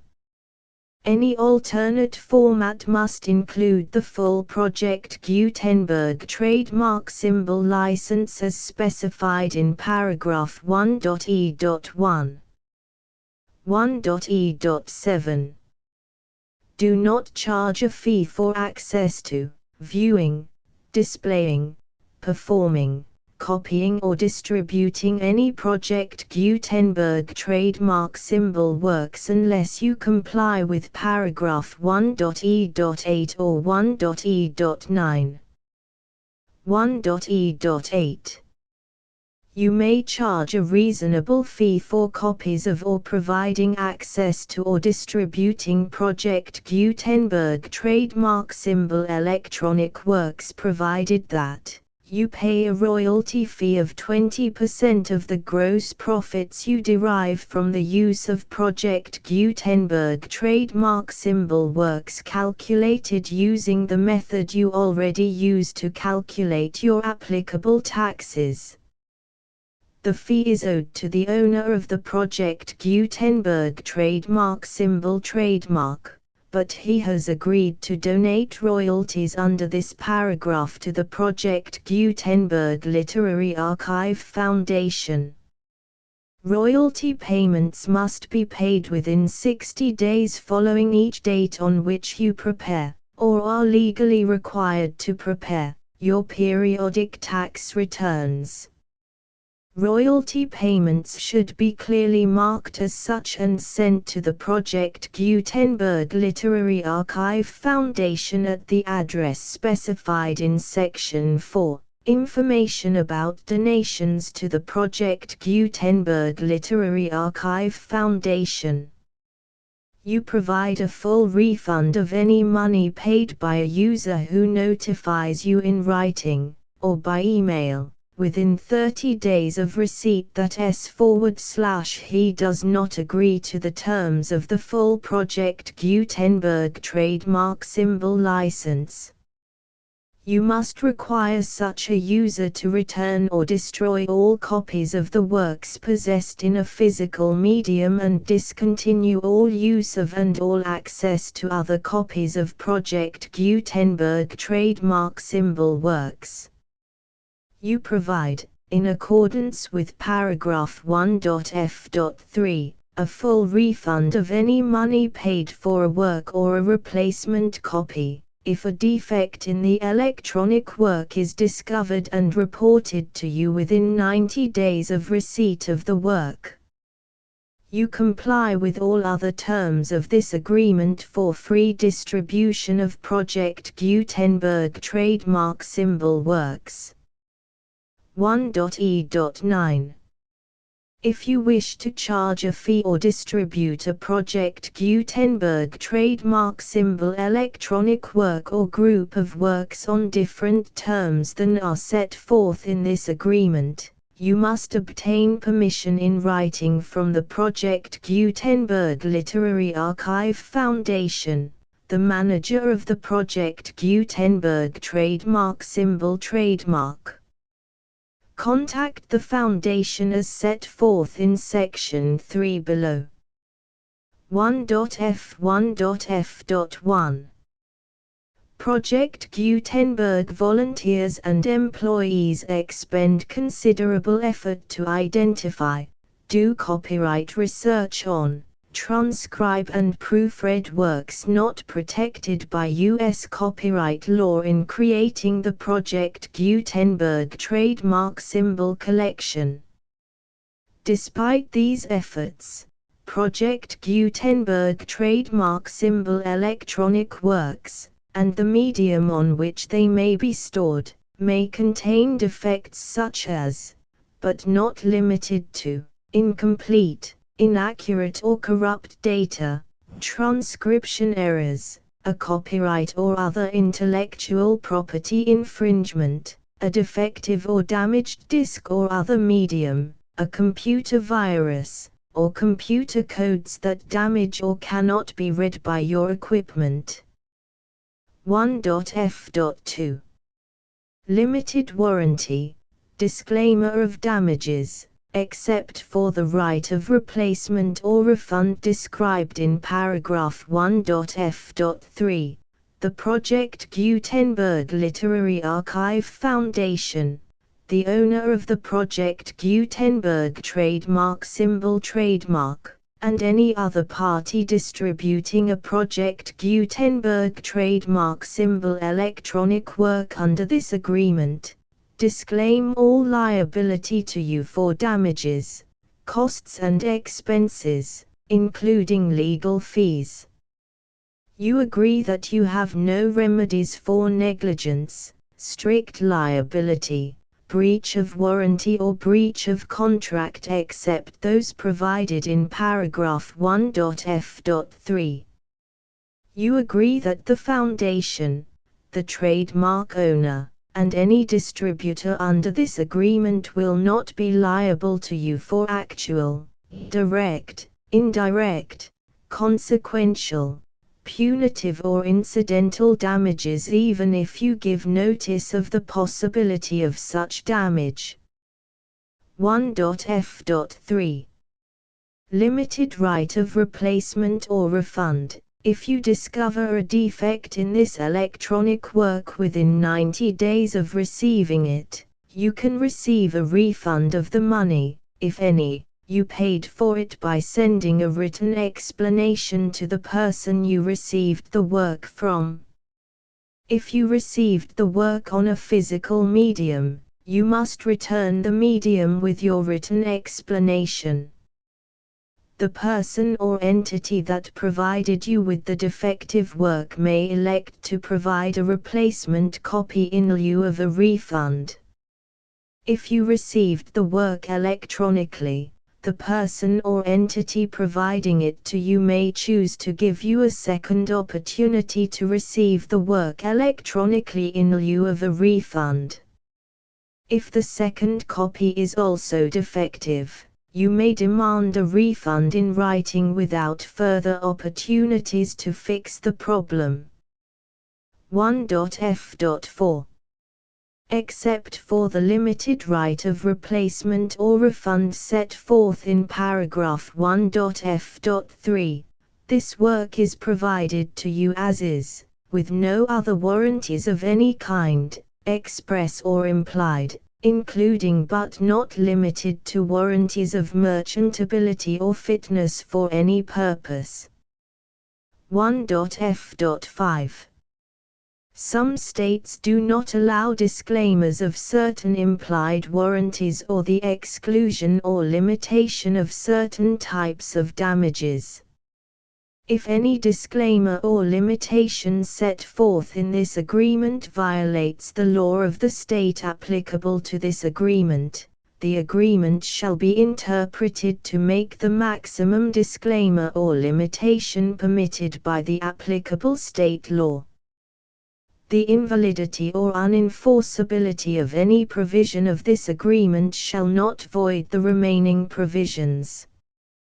1.f.6 Indemnity. You agree to indemnify and hold the Foundation, the trademark owner, any agent or employee of the Foundation, anyone providing copies of Project Gutenberg trademark symbol electronic works in accordance with this agreement, and any volunteers associated with the production, promotion and distribution of Project Gutenberg trademark symbol electronic works, harmless from all liability, costs and expenses, including legal fees. that arise directly or indirectly from any of the following which you do or cause to occur. A. Distribution of this or any Project Gutenberg trademark symbol work. B. Alteration, modification, or additions or deletions to any Project Gutenberg trademark symbol work, and C. Any defect you cause. Section 2. Information about the mission of Project Gutenberg trademark symbol. Project Gutenberg trademark symbol is synonymous with the free distribution of electronic works in formats readable by the widest variety of computers, including obsolete, old, middle-aged and new computers. It exists because of the efforts of hundreds of volunteers and donations from people in all walks of life. Volunteers and financial support to provide volunteers with the assistance they need are critical to reaching Project Gutenberg trademark symbol's goals and ensuring that the Project Gutenberg trademark symbol collection will remain freely available for generations to come. In 2001, the Project Gutenberg Literary Archive Foundation was created to provide a secure and permanent future for Project Gutenberg trademark symbol and future generations. To learn more about the Project Gutenberg Literary Archive Foundation and how your efforts and donations can help, see sections 3 and 4 and the Foundation information page at www.gutenberg.org. Section 3. Information about the Project Gutenberg Literary Archive Foundation. The Project Gutenberg Literary Archive Foundation is a non-profit 501(c)(3) educational corporation organized under the laws of the state of Mississippi and granted tax-exempt status by the Internal Revenue Service. The Foundation's IN or Federal Tax Identification Number is 64-6221541. Contributions to the Project Gutenberg Literary Archive Foundation are tax-deductible to the full extent permitted by U.S. federal laws and your state's laws. The Foundation's business office is located at 809 North 1500 West, Salt Lake City, UT 84116. 801-596-1887. Email contact links and up-to-date contact information can be found at the Foundation's website and official page at www.gutenberg.org/contact. Section 4. Information about donations to the Project Gutenberg Literary Archive Foundation. Project Gutenberg trademark symbol depends upon and cannot survive without widespread public support and donations to carry out its mission of increasing the number of public domain and licensed works that can be freely distributed in machine-readable form accessible by the widest array of equipment, including outdated equipment. Many small donations, $1 to $5,000, are particularly important to maintaining tax-exempt status with the IRS. The Foundation is committed to complying with the laws regulating charities and charitable donations in all 50 states of the United States. Compliance requirements are not uniform and it takes a considerable effort, much paperwork and many fees to meet and keep up with these requirements. We do not solicit donations in locations where we have not received written confirmation of compliance. To send donations or determine the status of compliance for any particular state, visit www.gutenberg.org/donate. While we cannot and do not solicit contributions from states where we have not met the solicitation requirements, we know of no prohibition against accepting unsolicited donations from donors in such states who approach us with offers to donate. International donations are gratefully accepted, but we cannot make any statements concerning tax treatment of donations received from outside the United States. U.S. laws alone swamp our small staff. Please check the Project Gutenberg web pages for current donation methods and addresses. Donations are accepted in a number of other ways, including checks, online payments and credit card donations.